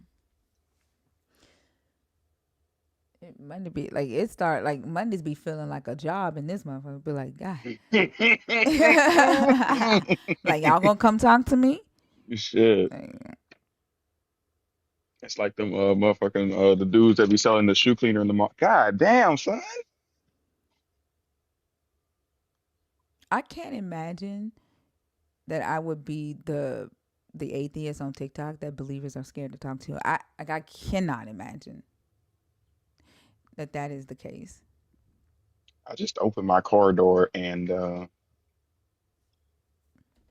motherfucker, I didn't even know he was right behind me. Just jumped in the motherfucker. You didn't know he was in the car? No, I know he just jumped in the car. Like as soon as I opened the door, he jumped in the car. I'm like, you was Oh. just eating the stick. That nigga said, I'm ready to go too. Take me with you. I ain't leaving. uh, hey Eric, how are you? I'm good. That's good. Just come back on. Huh? Hello. What's up, I'm Eric? on. Hey. Oh, I didn't know I was on. My fault. Yes, sir. Hey, I was just about to go to work myself, but I be listening to y'all every day, so I be like We know. learning stuff. Yeah, you know I be there. So I had to call y'all back to let y'all know I wasn't scared. Y'all No, good we don't. people. we don't think you Yeah, scared. yeah, I'm learning No. every day, so it's like going to school. Like I told Elsa one time, I said it's like going to school when I listen to y'all. I ain't have to go nowhere to learn it. Just listen Oh yeah. Yeah. and pay attention. So that's all. Yeah. So I'll be. Will you come back on tonight? Yeah, I'll be back tonight. Tonight is Yeah. Maddie's hour, so yeah. Oh Yeah, yeah, I'll be yeah. back I'll be on. learning every day, so I appreciate you. Sure. I just wanted to let y'all know that much. Oh, thank you, Eric. A lot of I stuff I mean, ain't even know. I ain't really read the Bible all the way through or no way. Just a little bit here and there. So a lot of stuff I didn't even know it was like that in the Bible. So if we would know that earlier, we wouldn't be feeling that way probably. right, So exactly.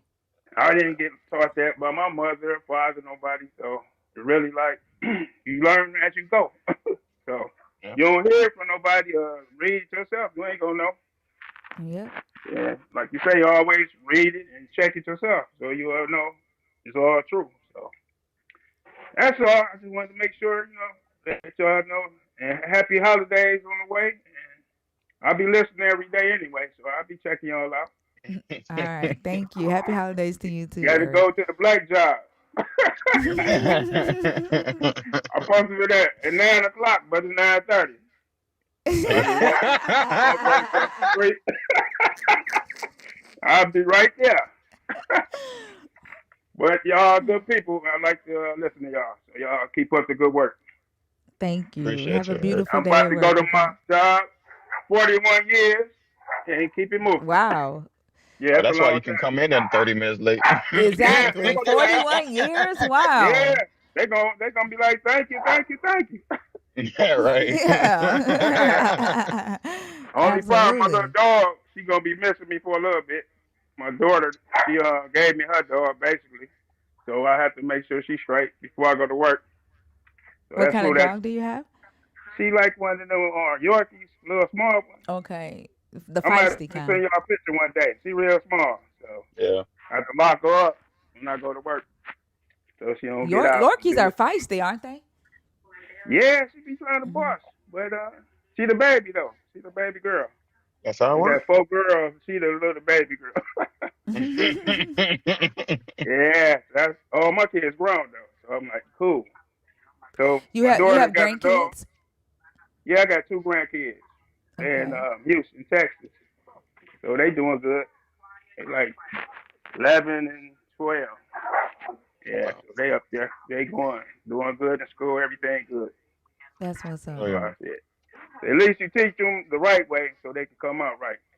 If you Yeah. don't teach them nothing, they ain't gonna know nothing Yep. Right. but the Yeah. streets. So other than that, my dog named Daisy. So call him Driving Little Miss Daisy. Daisy. Yeah, I'm gonna send y'all a picture one day so y'all can see her though. Oh, It sounds Yep, good. but y'all have a good old day, and I'm about to bounce my butt out. I'll be listening to yeah. All y'all right. every Hey, other you day. about to bounce your butt out. You're gonna end up bouncing your butt right back in that guest box. That's it. I That's know, I know. I gotta get that's that where you money. like that.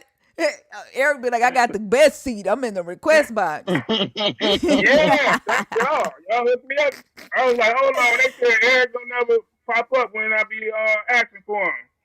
But I ain't know how Yeah, to really do it. But it's just it come on when I don't try to do it. I know. And when I That's try to like do it, it wouldn't come on. it right. It put you in the request box about 3-4 times a night. Wow. See, I be sleeping with my headphones on, listening. I Oh, wouldn't be knowing. okay. So my headphones probably bumping, and I don't be knowing what y'all saying. And I be asleep anyway, and I wake back up listening to y'all. If I have my headphones on, so that's all good. So I Yeah. don't really miss too much. I sleep for about an hour or two, and then wake back up. And, like she's still on. I don't believe it. And I get ready to go to work. You be still on. I be like, sure, you don't play around. That's No, what's up, though. we got a lot to do. That's how we learn, though.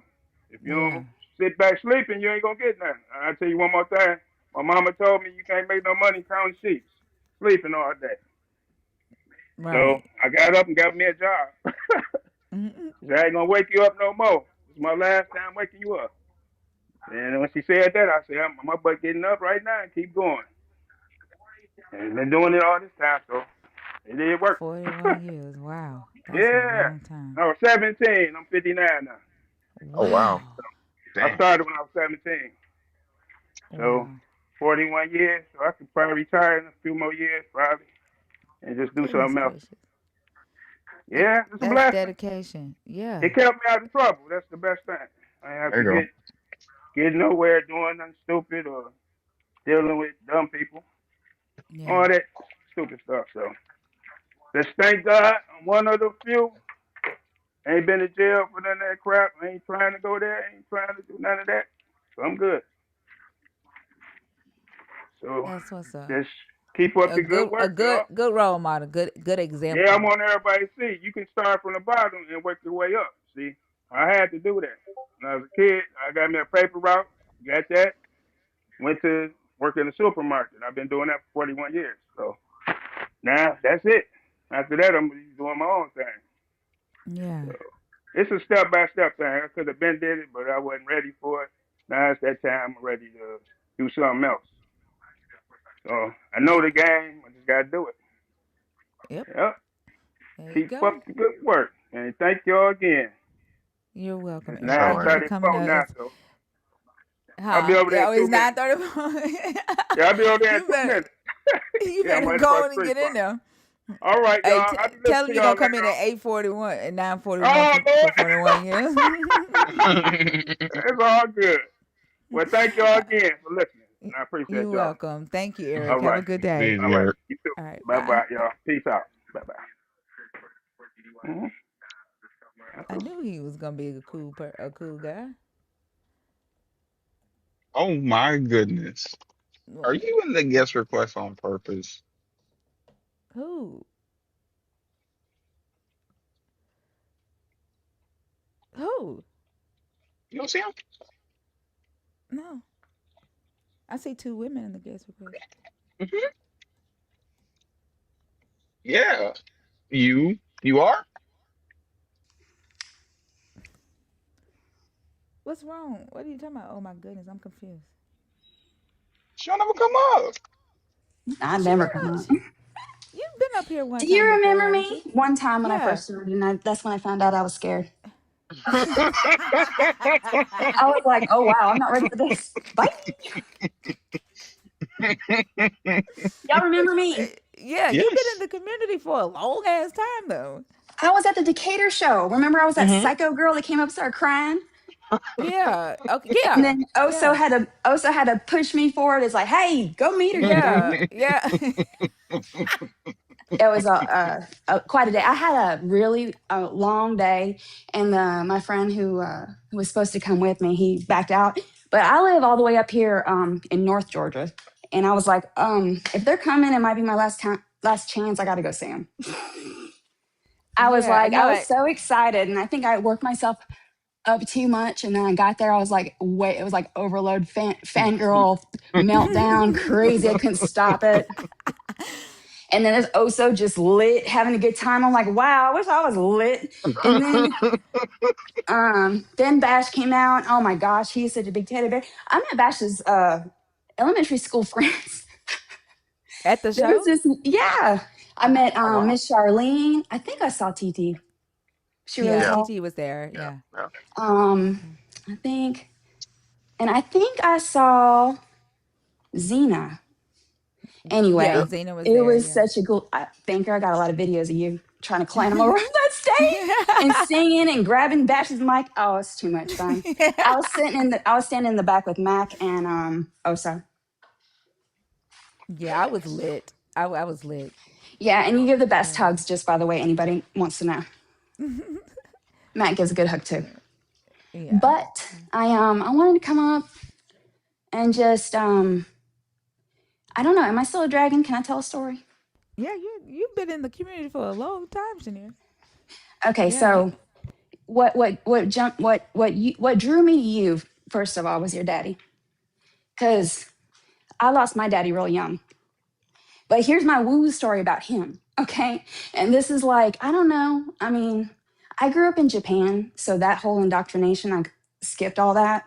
So when I got here, I was like, what the world? So I guess, I don't know.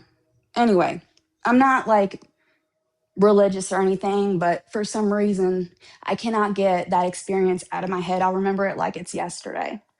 But my daddy, he had dropped dead, aneurysm, gone. And the night he passed away, because he passed away early in the morning. Can y'all hear me okay? Just making sure Yeah. I'm not yeah. yelling or anything. Yeah.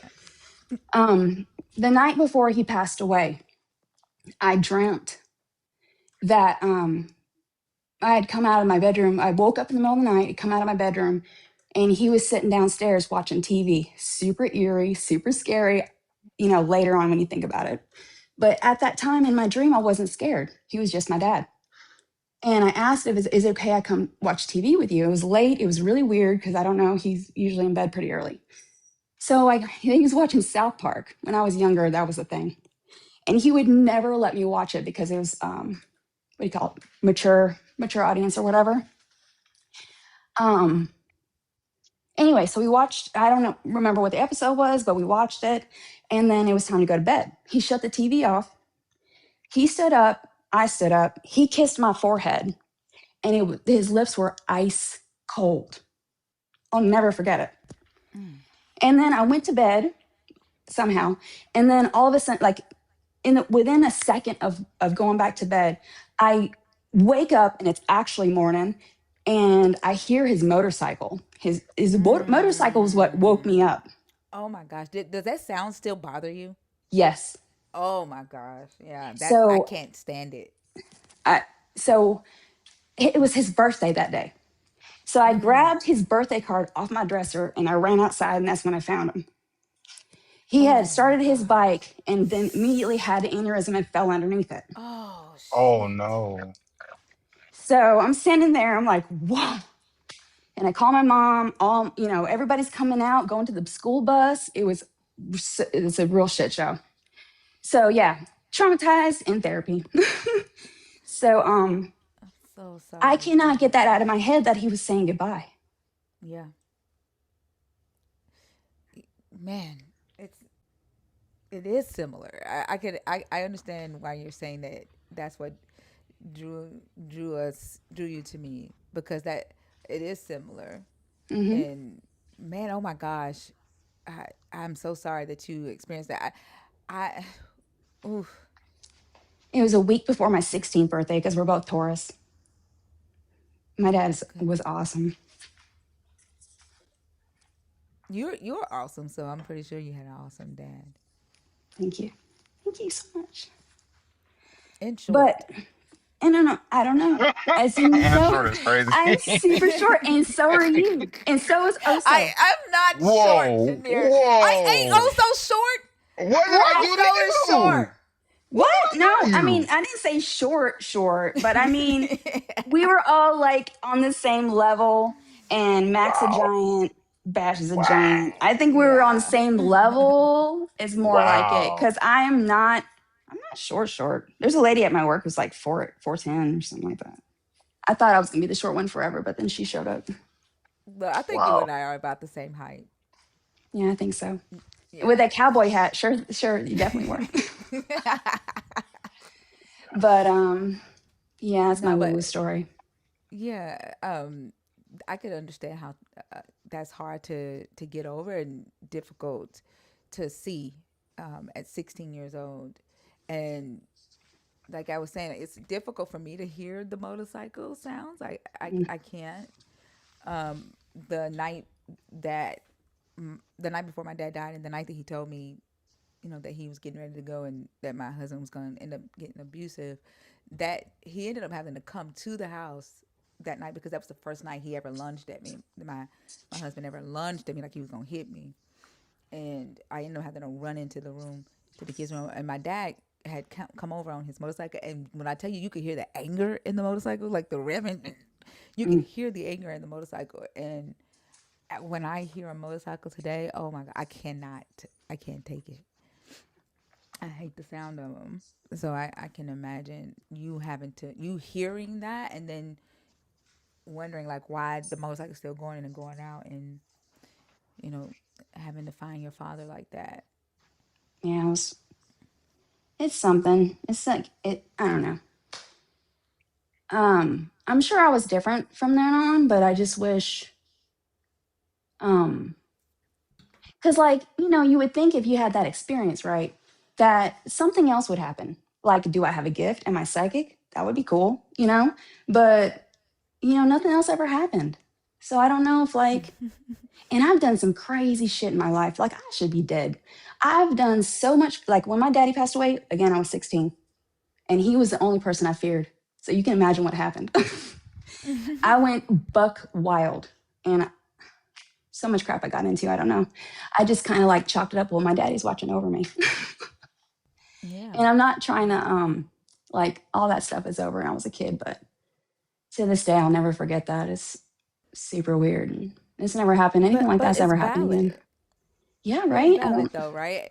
And people will try to make you feel like, oh, your dad passed away 19 years ago. You should be able. No, especially if I had a good ass daddy. Hmm. No, it's not that easy to get over. 19 for me, 19 years is not enough to get over a man like my father. Like he was he was a good man, and no one can tell you that it's enough time for you to get over losing your dad. They say the longer you are with your parents, the harder it is for you to grieve them because you have memories, right? You know them, and like nobody can. Girl, talk about your daddy. I Talk always about your do. daddy. His and it's crazy too. I'm just gonna say shit because I know it's just being a person, but I see his birthday everywhere. Again, it happened on his birthday. So when I turned 39, which he died on his 39th birthday, I did not leave the house. I was so scared I was gonna die on my 39th birthday because of my dad. Oh. So once that finally came and went, I was like, oh, okay. But all the way up to my 39th birthday, I didn't want to celebrate my birthday anymore because we buried him on my birthday. And yeah, it was just kind of a whole whirlwind because he was just gone like that. And he was like, everything to us. But he was Do you military. have siblings, Shania? I do. I have a sister.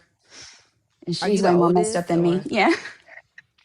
Yeah, she's 2 years younger than me. She lives in Alabama. We grew up in Tennessee. So I was like, Really? wow, this lady done, lost her dad like Yeah, we me. She got a lives in lot in Middle common. Tennessee. I grew up in Clarksville, right north of Did y'all. you? Yep. Okay. Yeah, when my dad retired from the Navy, that's why we grew up in Japan.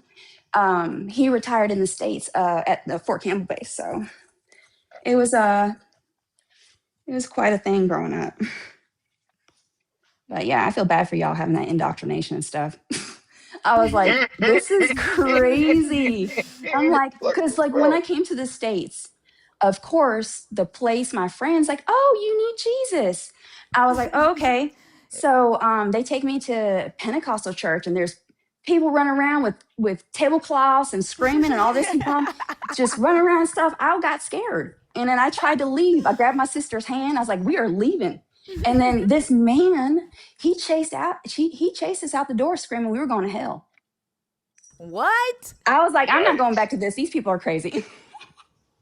Was that in Clarksville? Did they have it in Clarksville? Yeah, I was in Clarksville. Oh yeah, I should have known. The Pentecostal down here is crazy. It's a whole different thing, a whole different ball game. I think I was probably 18. That was the last time I went.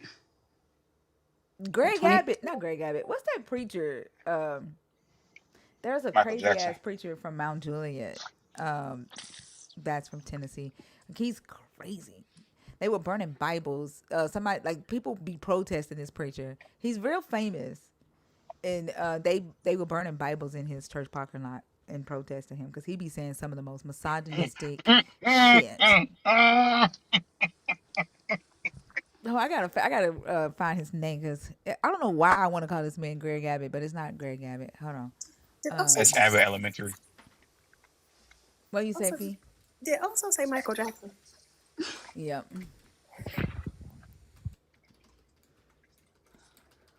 Well, y'all keep asking me, but I don't know. Maybe they could need to blow the picture up so y'all can see it. I can't see the big jump.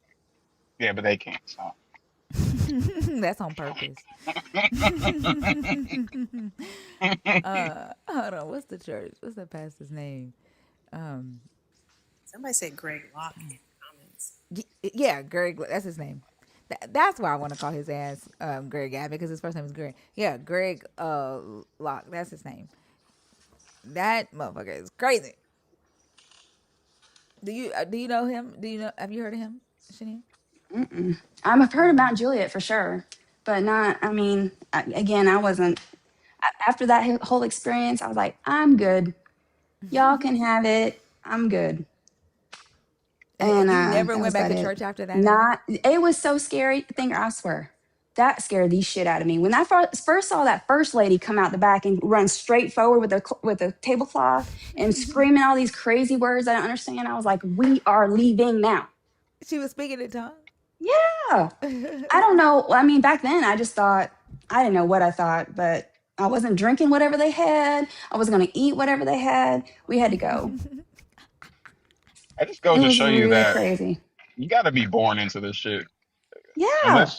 Unless you're just desperate for something, like you got to be born into this shit. Because there's no way you look at that and you're like, oh yeah, that seems very much logical. That seems coherent. You guys seem well adjusted to life, very put together, stable emotionally. Yeah, all the things.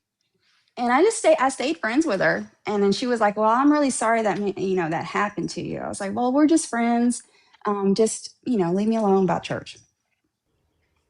She's like, okay. No, that's good that she respected that. Yeah, I think she knew it was crazy too, but it's her folks, you know. Anyway, I hope our generation. I'm that millennial, the early millennial, late millennial, whatever. So I think our generations hopefully just be like, okay, once the old people die off, we can get normal. I don't know. Which Fingers is an crossed. interesting thing. Because a lot of people that deconstruct be like they'll come up and be like, well, my granny died, so now I can deconstruct and be like, whoa. So crazy. So now I can be honest with myself. Yeah. Granny gone. I can deconstruct now. It was so good talking to y'all. Look at Scrollborn said that's exactly my thought. Crazy. Well, she'll know after she dies, she'll know exactly what you're doing. I'm kidding. But I gotta go. I gotta get ready to go to work. I've been playing hooky all morning because of this rain. And Okay. I'm gonna get ready to go to work. I really appreciate you guys, and I can't wait to see you again. I was really hoping to go to the Alabama show, but I found out that was like 4 hours, 5 hours from here. I was like, Yeah. and Plus it's but you know, Alabama, so It's so much fun. Oh, so I don't know what you have against Alabama. racism. Fee, Fee, during that Decatur show, Fee, I was so excited to meet you, and I'm sorry, like your son had gone to an accident, and I was so excited to see you. But I'm gonna see you one day. I'm gonna meet you. Absolutely, absolutely. I'm looking forward to it. I can't wait. All right, y'all. I love y'all for real. I love you too. Have a good day at Love you work. too. You too. Bye. Bye. Let me down. Look, oh, I Nice. love it. Let me down. That That's how you country do it, accent. motherfuckers. That country accent, southern accent. Get me gone. I got you. Have a good day. You too. Bye. Uh,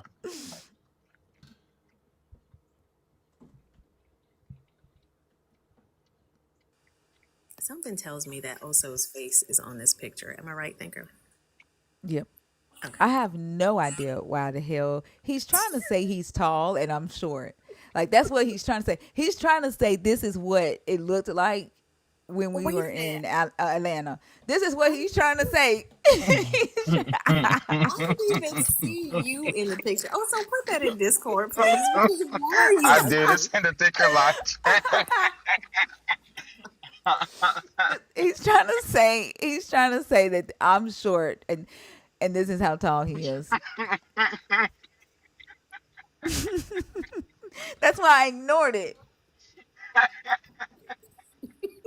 Oh my That's God. accurate. That's biblically accurate. I don't know what you're What? talking about. Said biblically This accurate. What is wrong with you? also live in the spirit realm because ain't none of that shit true. You know damn well that ain't true.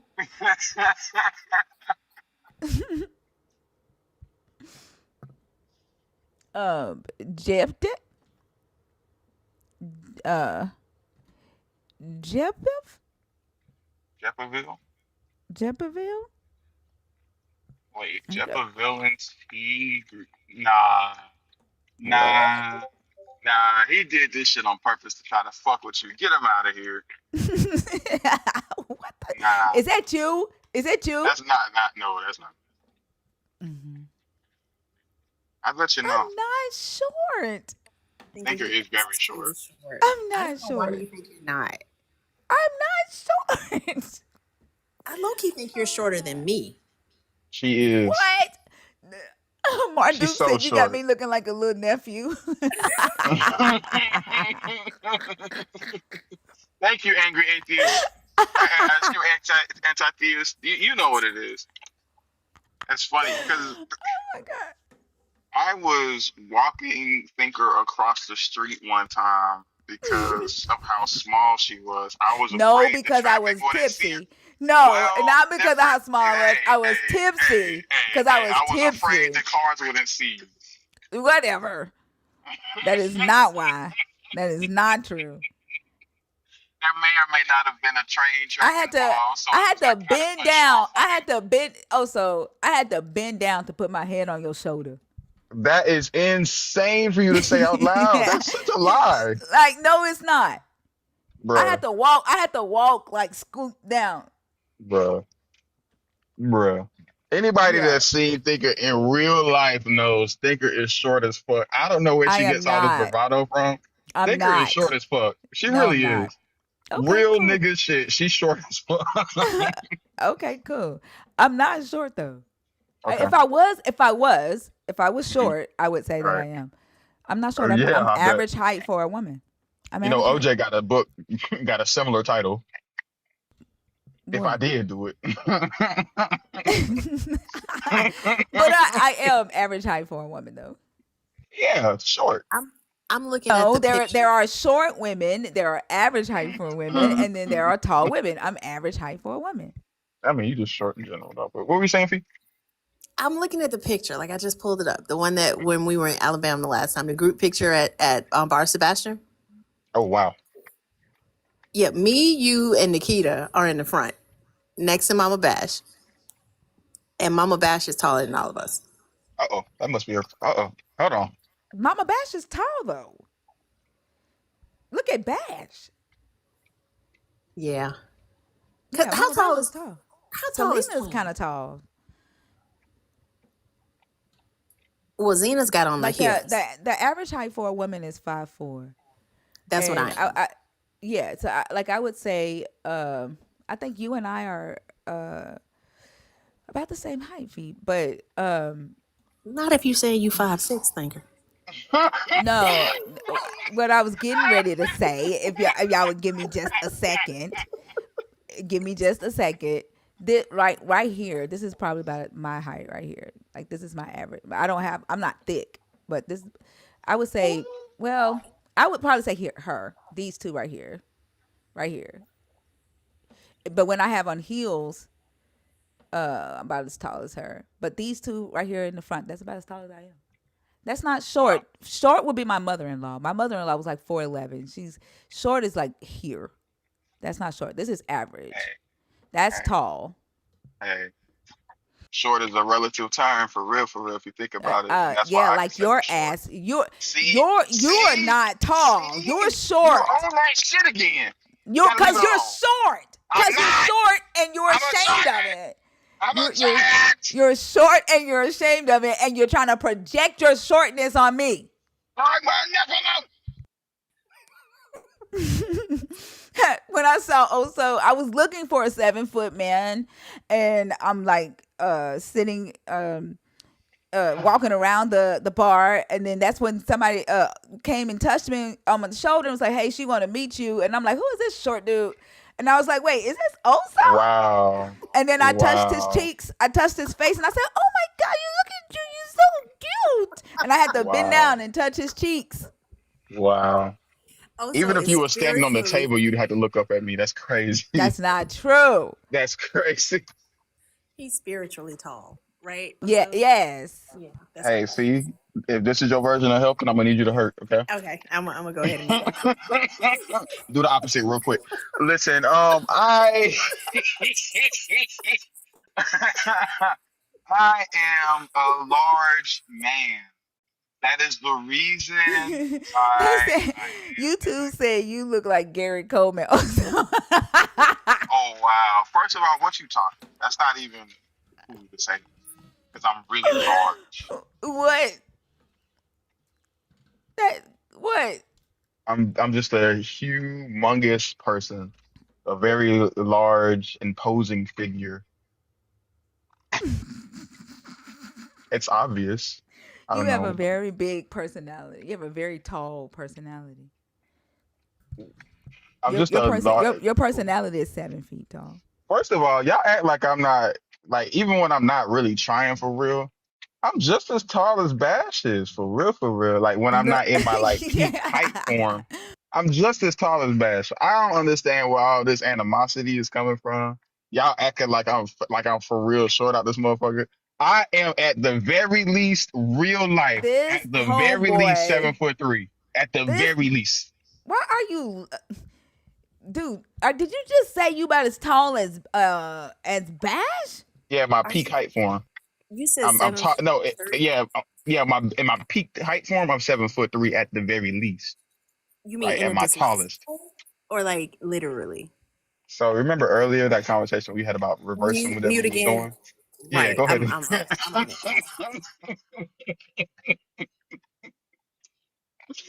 Calling me 3'7" is crazy.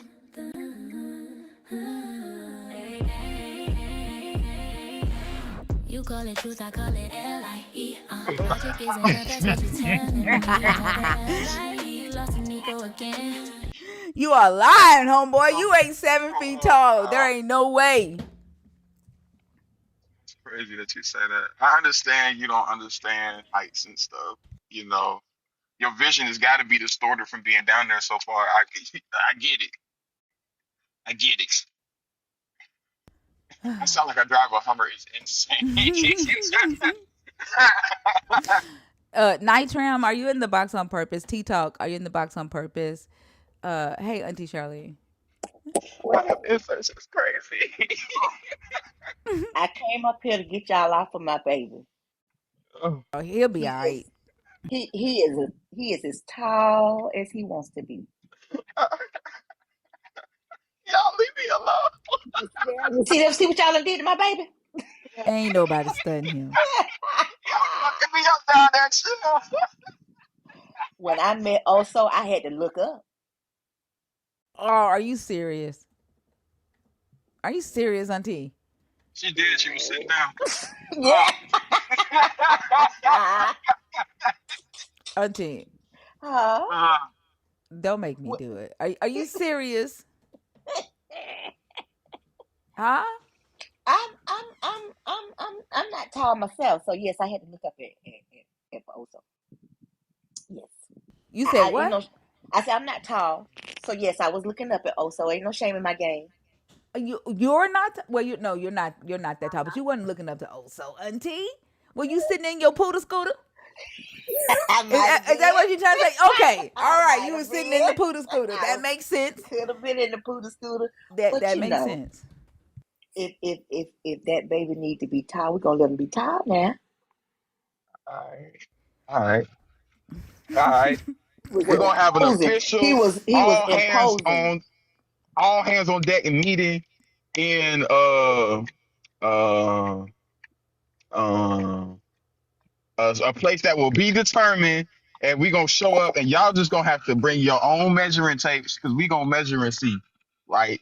Because y'all think I'm playing about this height and I'm not. Who the fuck is this driving in my Also, yard? we have seen you in person. No, y'all have not.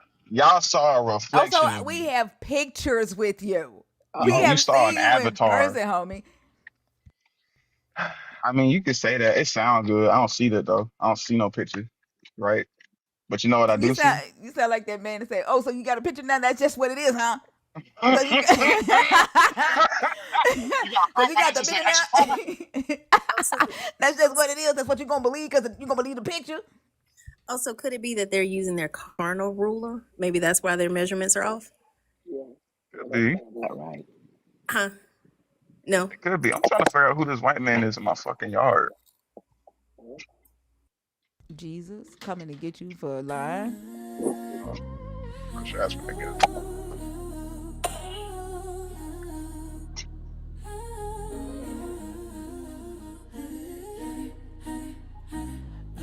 You call it truth, I Call call it it L-I-E. L-I-E. Logic is enough, that's what you telling me. Another L-I-E, you lost an ego again. Truth without proof means you about to lie again. Where your proof at, L-I-E, Oso? let's ignore evidence, huh? Your claims don't make It's sense, on but lying your screen. defense. Say it with a grin, like it's heaven sent news, but we see Five through foot Also, you. Mr. two. We Taylor, see through. your head is not Hold up. matching his Let me body. get What? this straight. There's 12 levels to heaven, not 12 gates. Where His that head is at? not Book, matching his chapter, verse, body. go His on, head is state it. like You just quoting Facebook posts like your 3 God shades dictated it. darker than Why his you body. getting mad? Now you It's called wanna a crash, farmer's huh? tan. Knowing that Google you it. getting petty. Oh, You okay, start to thank you. circle jerk when the facts don't fit. Y'all deflect and smirk. Arguing without logic, baby, that won't work. Nah. No info evangelists up in my DMs. Quoting translations Also that got don't make spiritual sense. eyes. Cause they came from moms and dads. Flashing insecurities everywhere you go, amen. Every life you telling lies, thinking we don't know. Logic irrelevant, evidently so. You call it revelation, I call it deja vu. Same sermon, different fools, still lying through and through. You call it truth, I call it L-I-E.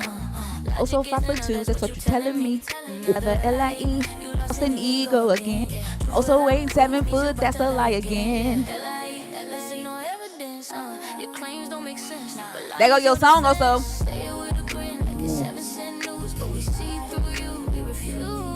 You So deflect. how many Did you songs hear have the you question done I yet? Because asked I'm you? trying to make If sure I logic got ain't them all. important, why does 1 + 1 make 2. Lit ignorance endlessly. Oh, Oh, you you proud proud of of that? that? Got your Bible, not a clue where the context at. You say that's the word, but you twisting it for sport. Every verse ain't your Lord, and your ignorance, boy. Lost and I see Jesus while building your own case. Screaming, Screaming, I I see say, Jesus Jesus, while why you you lying lying to to my my face. face? You ain't got receipts, just recycle lies. You And I ain't still 7 foot. wonder Why you trying to why you lie? lie. L.I.E., Lost L.I.E. an ego again. You Lost 5'2", without boy, baby, try try again. again. Same old place, same old news. We We see see through through you. you. Oh, Think I so refuse. refuse. You call it truth, I call it LIE. Oh, so Logic is enough, 5'2", that's that's what what you you telling telling me. me. Telling me LIE. L.I.E. You You lost lost an an ego ego. again. Let's go again. Okay, yeah. LIE, 5'2", LIE, no evidence. Your claims don't make sense. We call it pretense. Pick you a ain't drop and 7 shoot, foot. no need for defense. Oh, Someone double so cross try this again. man. Yeah, yeah. There go your song, also.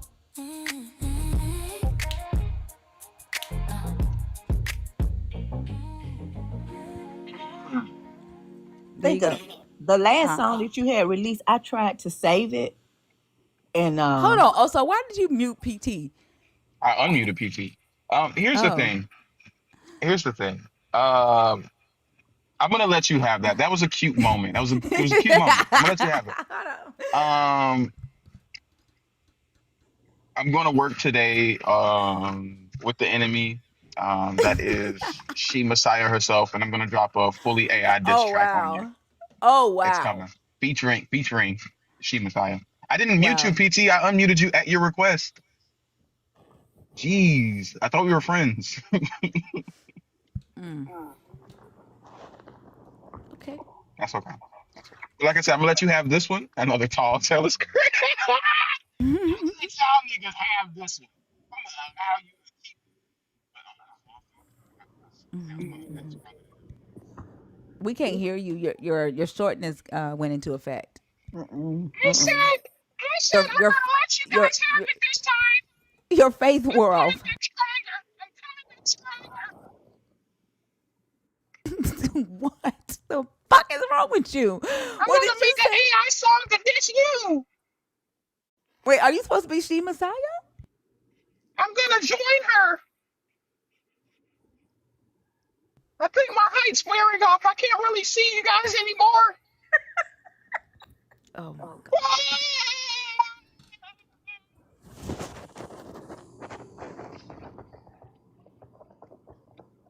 The fact that we voluntarily bring this on ourselves with Oso is kind of insane. I I ain't got a gonna lie, song for y'all. you. I Also got a make my song for day. I I got a can't song lie. for you also. This is dedicated to you. Don't be This bad. is it's not. This is how I see your claim that you are 5'2". I mean 7 foot. No, you said it right the first time.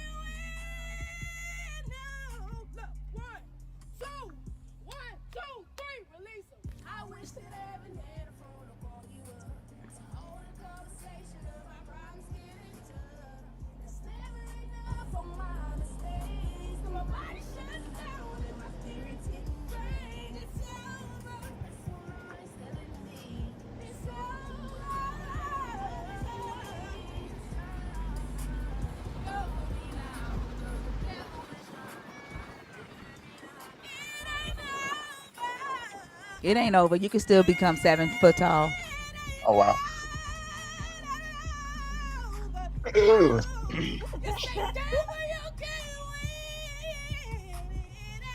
Mm. Mm. Mhm. Mm. Mhm. I'm in my Randy Jackson anointing right now. Mm. That's a bit pitchy for me, dog.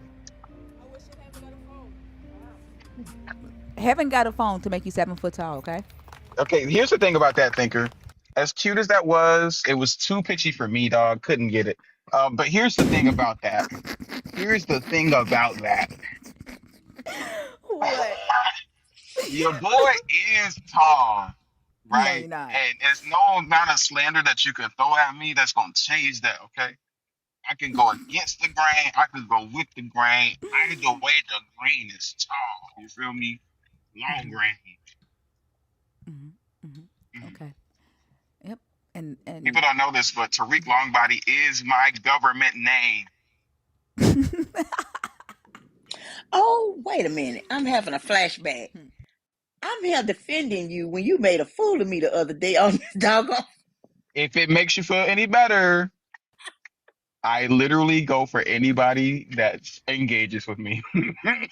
Ask Nelly how it hold works. what do you do? Oh my God. I was on, who was I on with? I think it was it Christina or Zena Mae? One of them. It might have been Zayna Zena Love. Mae. It was on Yeah. Zayna Love.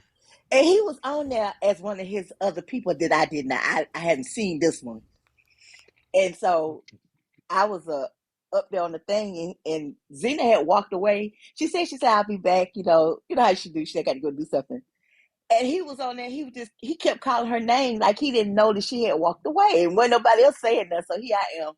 I'm gonna try to be nice. I said, well, I said, the host has walked away. I said, she'll be back soon, but you try to it was him. And they were trying to tell me, but I didn't get it, I'm slow.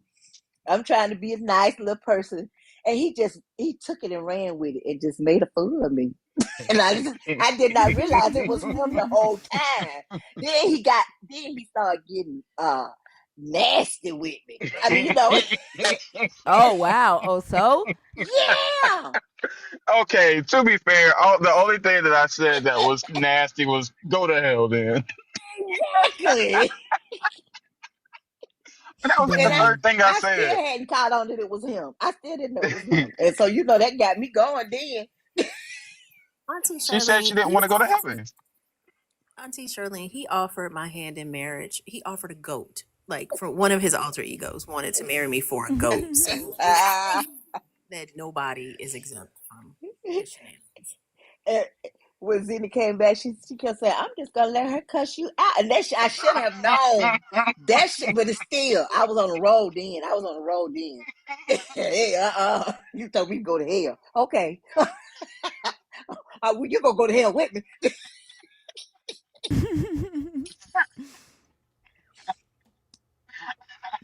She said, little boy, I said, I'm older than you.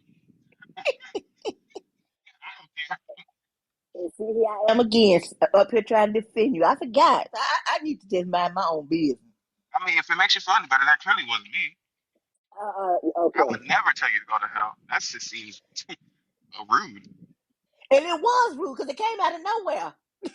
Yeah, well, not really, because if you think about it, he was asking you if you were a believer in the God of the Bible, and you were like, And nah. It's I like, said okay, well, then go to no. hell. Yeah, then go to hell. Exactly. Right. Because, I mean, like, And logically, right? I didn't say it nastily. He said, "Are you a believer?" I said, "No." But go to Go to hell. hell. I'm like, what the fuck? Wait a minute. Hold on, bud. The fuck? Did I miss a conversation? Did I just wake up and this was going on? What's Just call, cut into the chase. I'm not going to argue with you about it. Just go there, please. okay? All right. Also has that effect. He be getting under people's skin. Made a country out of me. But that's all right. And here I come trying to defend him. Yeah. Damn. Damn. Dr. Mukobi needs to pay for that. Also doesn't, though. Yeah, that's who it was. Doctor somebody.